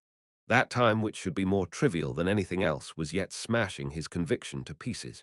Yu Jitae wanted to live. Road to Happiness End. Chapter 398. Let us love one. The authority, key X, has confirmed the met requirements of an emotion. Filled emotion, fear. The authority, key X, states that the obelisk of fear located at the basement of Vintage Clark has been cast with light. With this, 10 out of the 11 obelisks have been cast with light. He was scared. Even when he was at the mouth of a large monster, even when his body was shredded by the spears of monsters in the depths and had to release Yoram's hand, and even when Baum found out about his past, never had he felt so frightened. For him, life was a continuance of time for the purpose of death. He lived to die. Because of that, the desire to live was the same as denying all his life into nothing. Therefore, he was scared of the fact that he wanted to live, even more so than how others would fear death. With eyes filled with fear, he looked above. Through the extreme tension, with time seemingly stopping at every instant, the blade of the guillotine drew near. The output was as high as it could possibly be, and the bright light emanating out of the blade was so intense that it could fill the world with its brilliance. A blink of an eye and his life would come to an end. Therefore, this was his last chance to question himself. I want to live. He now had to prove this unbelievably hideous emotion. 1. Life was nothing but pain. Wasn't it now so evident that life was just a repetition of pain? How was Haas Seatbeel's death, and how were all of his innumerable suicides? How was the death of everyone in the village that cherished and looked after him, losing to the first sovereign and being locked in a world with a distorted timeline? Limbs chopped off, vocal cords torn apart, and muscles and guts in full display. What about those 90 years that he was forced to live as an undying piece of flesh in the corner of a prison cell? Was that not painful? And what about the death of the only source of joy across all moments, the white bird? Logically speaking, he was an existence that should not live. 2. Do I have the right to live? He killed people. Inciting other people, he made them kill each other. He robbed with the excuse that there were monsters to be killed and scammed others when he was short of money. Because it was necessary, he anatomized the dragons alive for over hundreds of times. Even so, he was not confident in confessing his sins and deceived the children until the very end. He knew the tower of sin was as tall as the sky. If living required a qualification, he definitely did not have one. 3. Can I change my mind later? No, it was impossible. Guam, the monarch of the highest heavens, had died to him outside the providential dimension. He would not come back to life even with his regression. The blade of the guillotine he got from the monarch was already falling, and it would not be able to be used again after this. Therefore, he would have no chance to change his mind. Despite all that, do I still want to live? He stretched his eyes wide open. He wanted to live. In spite of realizing how selfish and despicable it was, Yu Jitae wanted to live. Even though there was no logical or emotional reason to live, he still wanted to live. Although living was as frightening as how death felt to others, even so, he still wanted to live. He moved his arms. Breaking himself free from the white hands of the abyss, he squirmed his arms and legs to stand up. The nails stuck all around his body, and the hands holding his limbs back started being flung off one by one. He wanted to live. He wanted to stay alive and hear Jael calling him daddy. He wanted to live. He wanted to stay alive and see Keel becoming the guardian of someone else. He wanted to live. He wanted to stay alive and watch Yoram achieve her revenge against her oldest Unny and convey the words that had yet to be conveyed. He wanted to live. Living on, he wanted to continue the rest of his life with Balm. Until the very end, he was full of deceit and had never been honest with the kids. That was something he shouldn't have done. If there was something to atone for, he should have done it. He at least should have tried to, even if the kids did not forgive him. If I was still allowed to live, no matter how horrendous and disgusting it may be, I want to live without running away, without turning or looking away from condemnations, without blaming my sins on pain, and by undoing all the entangled knots. That was how he wanted to live. I want to live and watch the lives of the baby dragons a bit more. Kook. After escaping from the white hands, Yu Jitae grabbed onto as much killing intent as he could and blocked the incoming blade of the guillotine. Kaka-kaka-kank. The collision against the descending blade resulted in a tremendous aftershock that shook the abyss. His bones were going out of joint, and the world was turning half blurry and red due to the burst in one of his eyes. Even then, he withstood it until he shattered the blade. The golden sword aura scattered and brightened up the darkness all the way to the horizon. His body was shaking, and his mana was trembling as if it would explode with one mistake. On top of that, his legs were also shivering, but he started moving without any further delay. Flying into the sky, he ripped through the dimension and returned to the real world. Belatedly, his heart was starting to be filled with regret. The time he had wasted was relatively long, and his head turned cold. Ki! He roared from his chest. The black cat flew in from somewhere and landed on his shoulder. He asked whether the baby dragons were still safe or not. The authority, Ki X, states that it is impossible to tell even with the status of a transcendent authority. Due to the dimensional cruise being in the outer dimension, it was already too far. Thus, he became even more rushed. Speeding over the vast ocean at a speed faster than missiles, he flew forward while creating a deep crevice in the water behind his path, alongside waves reaching several meters in height. Now, he would no longer be shaken. His emotions had been in a turmoil because his long-time conviction had been shaken towards the very end. After setting his heart once and hardening it, he no longer felt confused. One issue was that the interdimensional drug, defrost, was still pulverizing his mind into smithereens. Something floated above in his mind. It was the black piece of trash that reared its head when he was hurting Yoram with his own hands in the past. In fact, it might have been staying inside him from way back in time. The name was Guilt. Its mouth ripped open, revealing lines of teeth. They looked like that of a shark, but there was an abnormally large amount of them. Alongside an unsightly smile, it asked him, "Don't you think it's too late?" "No, it won't be late," he was certain from the depth of his heart. "You are the one who wasted all that time." Forcing out the remaining effects of defrost, he ignored the words of the black filth, but it continued blabbering its mouth.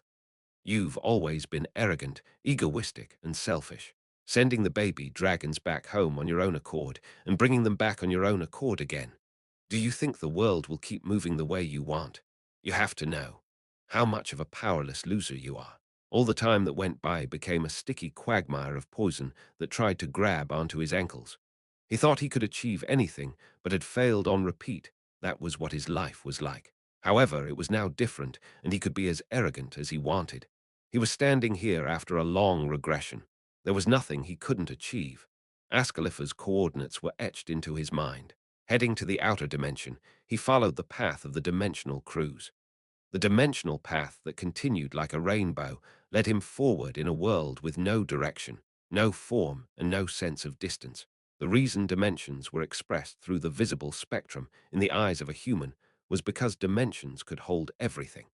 Because they held everything that jumbled inside without merging with one another, dimensions could be seen by human eyes like a rainbow. However, a dimension that could not be comprehended by a human would seem empty. Spaces that were incomprehensible to a human eye were located in between those rainbows, and that was what the outer dimension was. He, however, could understand them through conceptualization, SS. Using his authority, he spotted traces of the dimensional cruise that had crashed across the gaps of the dimensions. He flew after the trace. Before long, the first dimension they stopped at appeared in front of his eyes. It was a small, nameless world. The moment he arrived there through the dimensional gap, Yu Jitae gave a frown. The dimension was like a small island and was about as big as Jeju Island. At the center of the island, around 20 km in the sky, was the cruise's totem. It was the device installed here for the crews to be teleported safely in case there was a dimensional disjoint happening nearby. But there was something strange about this place. He raised his gaze and looked around. The island was covered with a green forest. Innumerable stalks of grass were intertwined, and the forest giving off a dense fragrance of nature was nothing unusual, but it was just too much. What he was feeling was unusually excessive, and the amount of nature-attributed mana here should have been less than half of what existed. Maybe this dimension was one that had more natural essence than others. He decided to leave it at that, and threw his body towards the dimensional gap again. For a fairly long period of time, he flew across the dimension like a missile, as the second place they had stopped at appeared before him. This, too, was a dimension he did not know of. It seemed to be one inhabited by people with a low level of scientific civilization. Large blocks of wood were traveling across the sky by following down a steel path while puffing out steam. It felt even stranger for Yu Jitae. The mana of nature was even stronger in this place, with there being especially more behind the path of the cruise ship. Mana of nature, dimensional cruise, and a very dense cluster of mana, it was increasingly more suspicious. At this point, it was obvious who the owner of that mana was. Yu Jitae threw his body into the dimensional gap again while wearing a frown. Out of the countless things that he had been turning away from because of him believing in his death, there might have been one that he shouldn't have looked away from. Now that he decided not to turn away from life again, he recalled the ones that had been the most shocking to him in the seventh iteration. Finding Jael precious was a shock. Feeling like wanting to protect Keel was shocking. Wishing for Yoram to live after going back was another shocking emotion. However, there was one that couldn't be compared to any of the above. If there was one shocking event that existed within the scope of daily lives, while at the same time being the most harmful to a daily life, there was one such thing for now. He decided to deny it, because it was just way too absurd. It took a lot of time to reach the third dimension they stopped at, even though he was currently using all of his power to dash through dimensions. Right now, he was even sacrificing a portion of his authorities through conceptualization, SS. Those were abilities that became useless when his strength stopped advancing at the limit of an existence. Even though it was okay to discard them any time, they were the only remaining evidence of his past that had always been aiming for death, so he had been keeping them till now as trophies. But now, he threw all of them away. He did not need them. And when he at last reached the third dimension, his face crumpled into a deep scowl. The name of this dimension was Aranral, and was the world Yu Jitae had visited when going to the demon world in the past. It was a world with a severe lack of water compared to the size of the dimension. This place was therefore always under the threat of a drought, because the trees with horrendously strong vitalities devoured nature excessively. Those dry trees reached all the way to the sky and stopped the land beneath from receiving any sunlight. Looking at this place in the past, he thought what a world of firewood. But now, before his eyes, Aranral was being scorched into ashes. This was a very small dimension. It was even a little bit smaller than Hateling, but there was no reason why this land would turn into a sea of flames. And besides, this fire, it was the flame of a red dragon. He was dumbfoundedly gazing across the world when suddenly a dot in the distant sky entered his sight. Going closer, he checked what it was and realized it was a fragment of the dimensional cruise. His heart turned heavy as if a piece of lead had sunk down. The dimensional cruise was invincible against external attacks. It was because any attack aiming for the cruise ship would be from the outside. He created it so that it would protect the outside as much as possible. It would take more than a few days even if a whole group of dragons were to attack it as a group, because the ship was the best device he had personally made in the sixth iteration. If so, then what was this? He looked at the fragment of the broken cruise. Why was this here? He denied it. He thought that could never be the case. It indeed was strange. It was so strange that he couldn't understand it and had questioned himself from time to time. Why am I feeling a romantic emotion? To whom is it that I am feeling such a burning desire?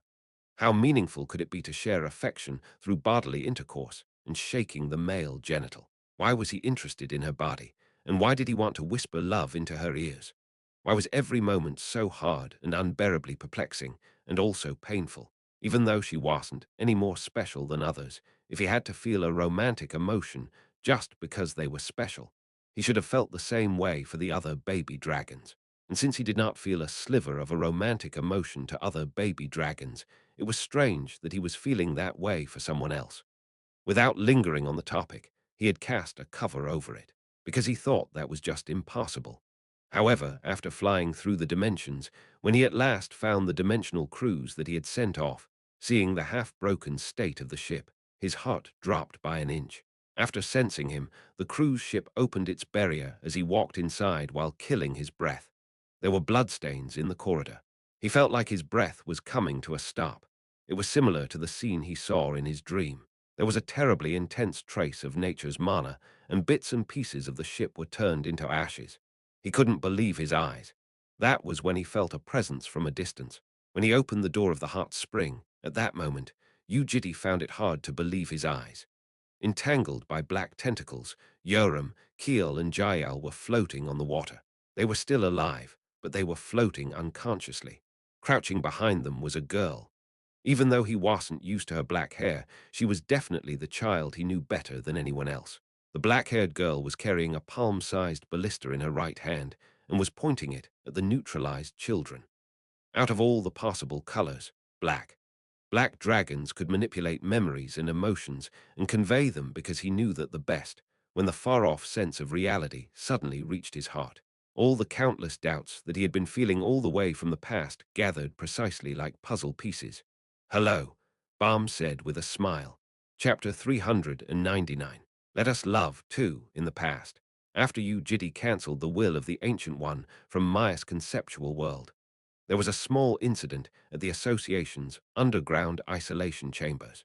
Listening to the commotion outside, the black-haired black dragon Mayu was blankly sitting there gazing at the wall as if waiting for someone.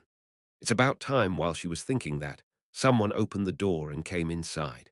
Mayu saw the green-haired baby dragon that she detested and was put in a bad mood, but that was only for a split moment. When the black wall inside her heart fully cracked open, Mayu realized everything. She realized who the one in front of her was, as well as the content of her given mission, who it was that she was supposed to help. It's been a while. We meet again. That was why Mayu greeted her with a welcome heart and a bright smile on her face. Hello back then. Balm did not understand Maya's next words. My dear sister. His mind heavily sank to the bottom. He scrutinized the opponent. It was definitely Balm. There was something like a fingerprint in mana, and surprisingly, the existence in front of him had one that was 100 the same as Yu Balm's. He calculated the distance. 11 meters. Being a superhuman among superhumans, he could go 15 laps around that distance in the blink of an eye, but he did not move rashly. He observed the surroundings. This place was completely encroached by Balm's mana. It was filled with the most intricate formula out of every mana attribute, alteration, that distorted one's sense of distance and diverged one's sight from looking straight.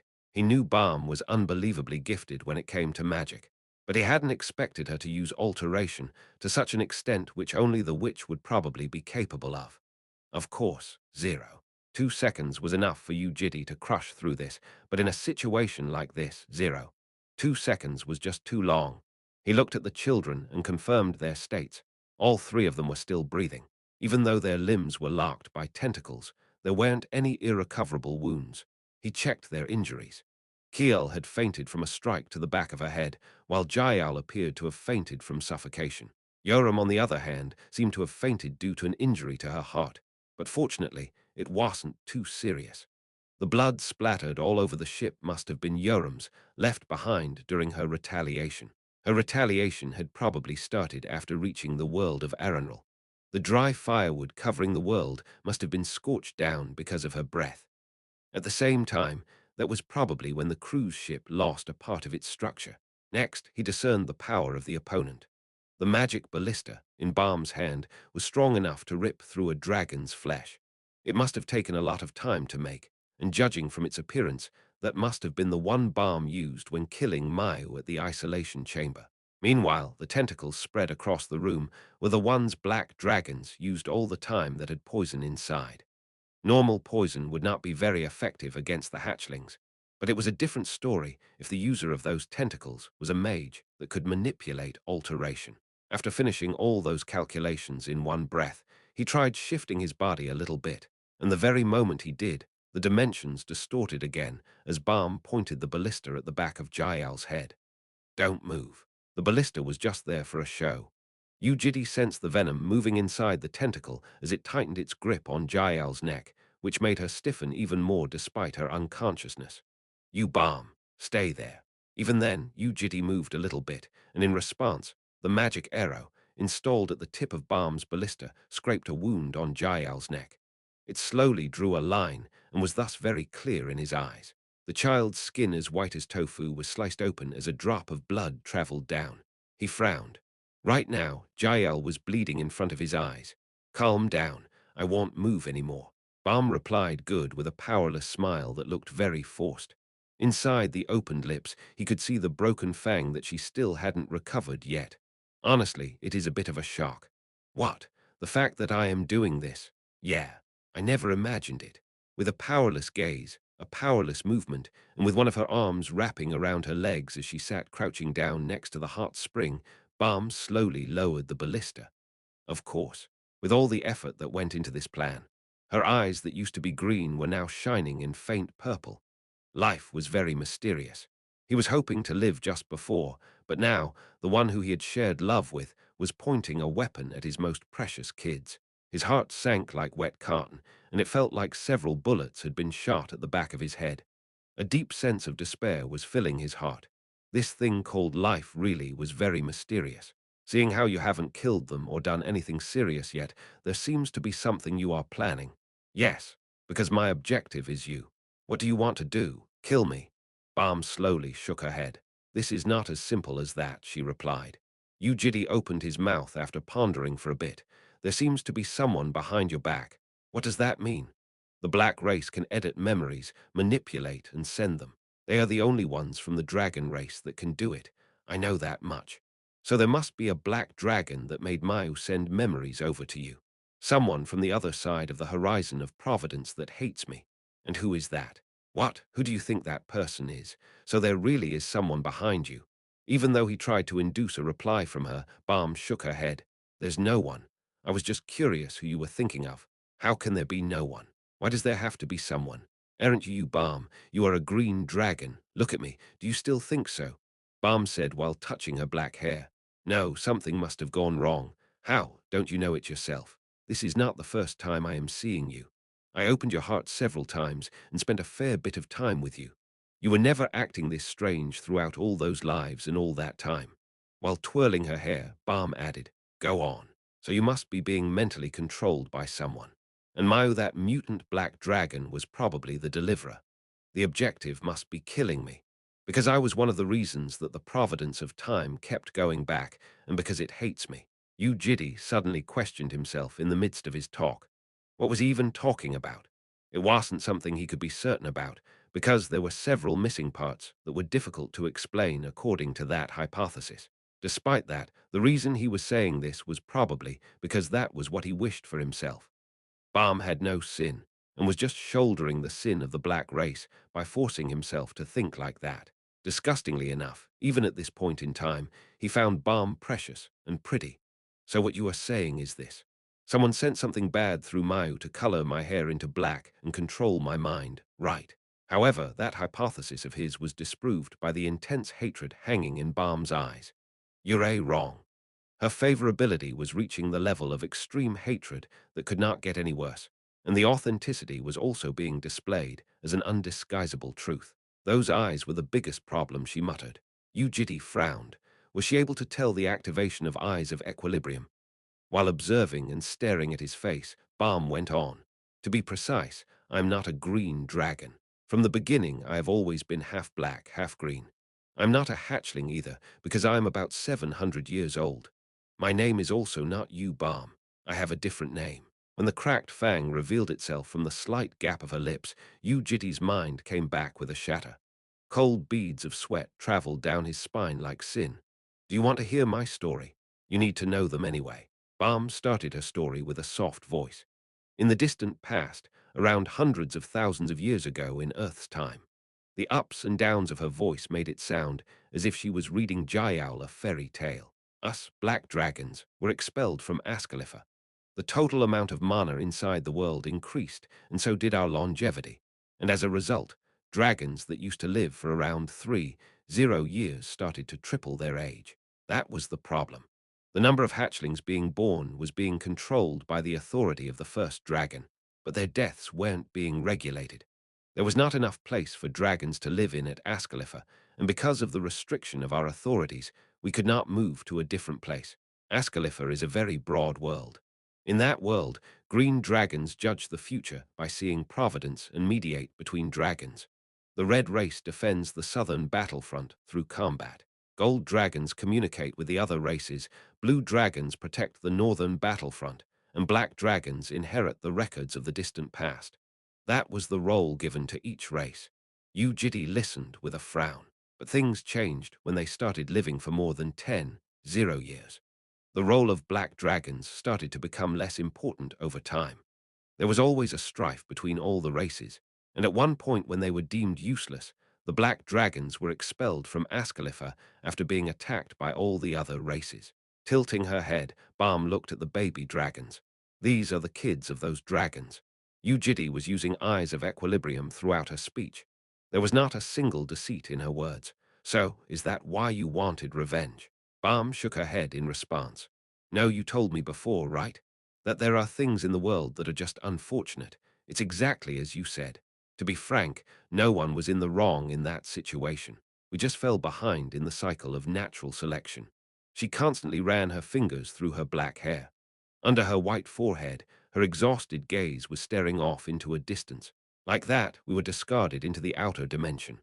Part of the leaders of the race considered this a natural process like me, but most of the black dragons couldn't accept it. They were stupid. They constantly breathed out fury and hatred, which was endlessly conveyed to each other to later create a resonance. Their anger and hatred were multiplied until it changed the characteristic itself of the entire race. The black dragons scattered to all parts of the outer dimension, and like what you said, they were treated like dimensional trash. Looking for shelters to stay in and rivers to rest by, they viciously traveled everywhere. I'm not asking you for an understanding. I also think they're apathetic. I'm just telling you that's how it was. As if she was dreaming, Balm continued while blankly gazing at the thin air. Back then, my mother thought this. If we truly want to re-establish ourselves, then we must go back to Ascalipha. We must kick the other dragons out and find our home again. Her idea was different from a normal revenge. It was a competition within natural selection. She always said the same thing. Let's become great dragons. Let's become a great race. One of the dragons that misinterpreted her intention headed to the northern front and had a big fight with the blue dragons. Maybe that was when this child lost her parents. Balm caressed Jael, who still had a tentacle coiling around her body. All of our attempts were useless, and we were slowly dying. There were many restrictions that kept us from returning to Ascalipha. Those dragons always kept to themselves, and they didn't consider us as the same race. That was why my mother came up with a big plan. In that instant, Yu Jitae remembered the words Balm had said in the past. Balm had grown for a certain objective ever since her youth, and her mother used to tell her that there was a grand schema in plan for her. Did you figure it out? She gave a powerless smile. Then the lethargic voice of a dragon began to leave her mouth as an adult dragon's voice. Since we inherit the memories of the past, let us gather all the treasures leading up from the past into one. Let us accept the countless seeds of other races to select the best dragon.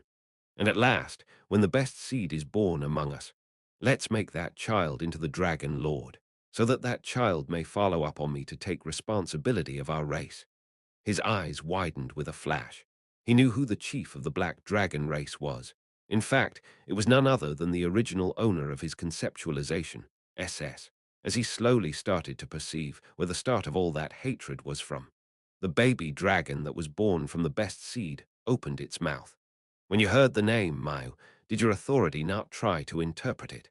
Balm tightened her arms around her legs as an even gloomier voice left her mouth. "My mother, Lugiathan, gave birth to 31 children over thousands of years, and assigned a number according to their order of birth. The first would be Alpha, the second Beta, and the third Gamma that would be the interpretation in Earth. So the 12th entity that you met must have been interpreted to Mayu M. And I was the 8th daughter of my mother, Lugiathan. She got the seed by bewitching a male green dragon. If you interpret my name using the same method, my name would be Theta. Not Balm, however. This was only the start of her story. At last, the root of all her hatred started leaving her mouth. It was when that child just turned 10. Chapter 400, Let Us Love 3. She remembered the illusion. At a place that was dark all around, with white tiles covering the floor. When she was crouching on the ground, wearing Yu Jitae's large business shirt above her naked body. The chain, looking like a dog leash, had been reaching all the way into the darkness. Someone pulled the other end of the chain, and she collapsed on the ground. Taking hold of her startled heart, she glared into the distance. At last, when someone started to appear from the deep darkness, her eyes widened into circles. A black-haired female adult, drenched in blood with countless stab wounds around her mouth. Back then, she did not know who that woman was, but now she knew that it was her mother, Lugiathan. Myriads of thoughts flashed past his head. Several presumptions popped up in his mind before disappearing again. Because he wanted to keep considering the girl in front of him as Yu Balm, he had to force those thoughts away. However, there definitely were numerous skeptical points he felt while living a daily life with the kids. He could finally understand those seemingly trivial things that he had missed back then. If your race enjoys creating things, how about becoming a novelist or a painter? I don't know. Even though she was a green dragon, she had no talent at drawing or sculpting and did not feel any interest in it. And as for novels, a certain professional novelist in the 6th iteration evaluated her text as this: "She appears to be completely untalented. The characters are dead. The narration is weird, and the main theme of the story is gloomy and without any message. Writers with a slightly strange mentality tend to write like this." Looking back at how every individual entity showed the same characteristic depending on their heritage, that indeed was very abnormal. According to his knowledge, there was no green dragon that had no talent in performing arts. That wasn't the end. You know how I like traveling. In fact, the reason I continued traveling was because of that. I didn't know what else to do. Balm had been traveling ever since she left for her amusement. Rather than how green dragons liked staying in their house, this was closer to black dragons who wandered across dimensions. Every female dragon is pretty, and males are handsome. We change it like that because we know that appearance is a very strong authority in human society. If you give compliments for everything, what meaning would it have? The common ones become less expensive, right? No one wants things that anyone could have. Her mentality was very distorted. It was warm, yet sometimes it was shivering cold. She tried to analyze things by going into mysterious lengths for things which others would usually ignore. Thinking back, he could come up with even more things. The fact that only the protector of the green dragon was the one that survived the dimensional distortion. The fact that her novel was about a ghost carrying out revenge against a murderer. The fact that the fruit she got from the spirit tree was a rotten and molding one. And the unknown scribble at the end of her diary was another example. What was shocking was that that was not even close to the end of it. As the shocking truth, one by one, came back up to the surface, the frown on Yu Jitae's face turned increasingly more serious. His instinct might have been warning him the whole time about the things that he had ignored due to looking from the perspective of a daily life. That Yu Balm was the hostility. An immense shock shuddered his mind. The effect of defrost that still had yet to be fully removed from Yu Jitae's body rose back up and messed with his emotions. Meanwhile, Balm observed him as if she was savoring the sight before her eyes. "You seem surprised. Did you remember something?" No. Was she even Balm at this point? Yu Jitae could no longer think of her as Balm. Let me finish what I was saying.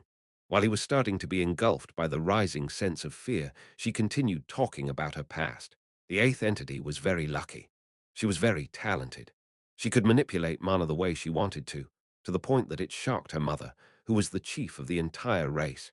And unlike most half-bloods that lost the abilities of one side, the child could use the abilities of both the green and the black race. That was already amazing, but there was more. You see, that entity, she was the only one that could travel in and out of the horizon of Providence. This was very significant because it meant the existence of the child could be completely hidden from the eyes of the other dragons of Ascalipha.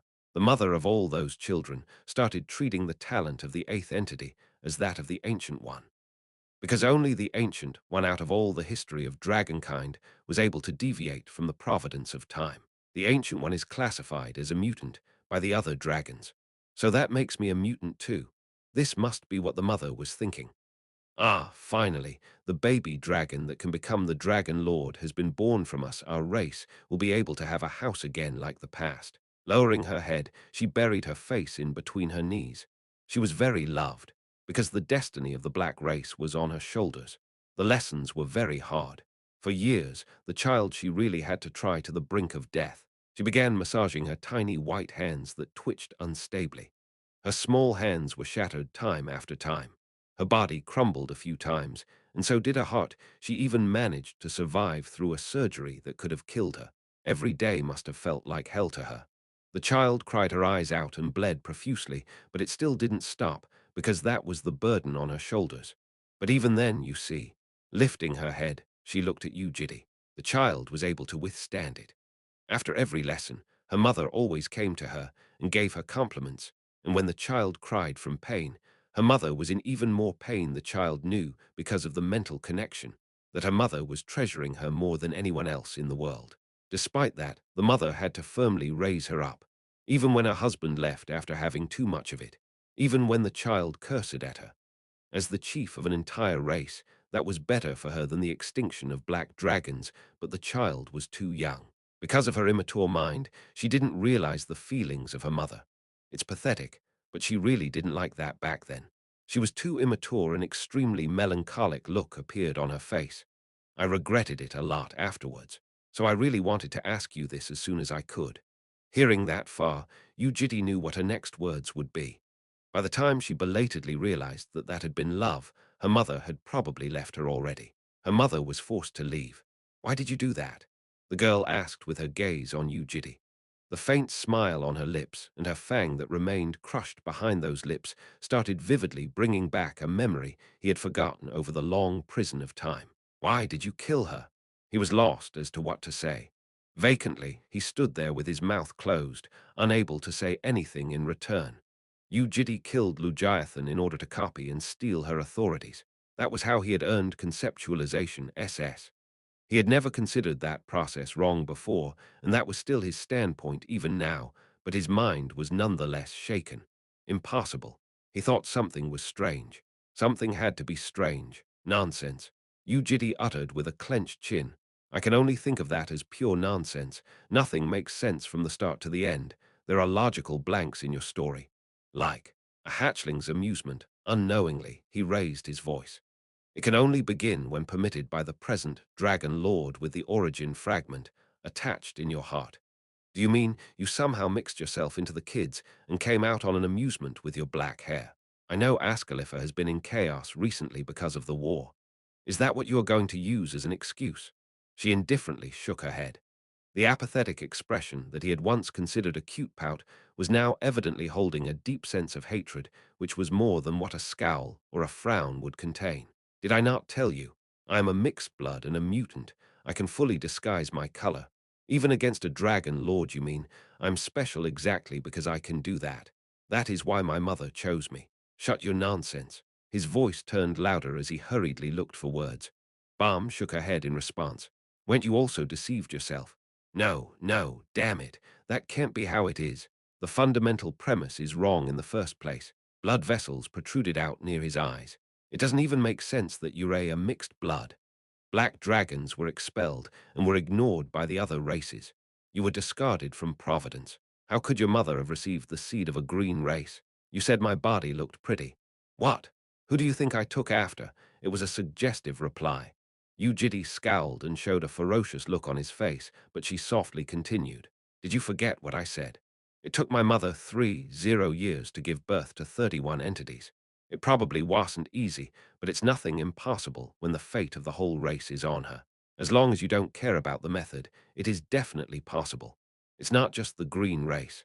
My mother took in the seeds of every race, and it's just that the lucky child happened to be from the green race. Calmly, she refuted his logic, but he still could not comprehend her words. How could such a thing be possible? How could reality be so horrendous and garbage? Anything else? Her words sounded like she was both arrogant and bored. It felt like he would receive appropriate rebuttals whatever he asked, and made him feel extremely shit, because that was in turn telling him that all of this was true. However, he still had to refute it somehow. Timeline. How are you going to explain this stupid timeline? What?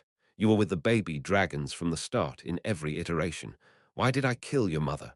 It was because of you, dragons. You have never done something like this to me in those previous iterations. Probably. If you were outside the horizon of Providence, you wouldn't know what happened on the other side. And if you were inside, you would have been involved in the regression of time Providence. The world returns to its original point.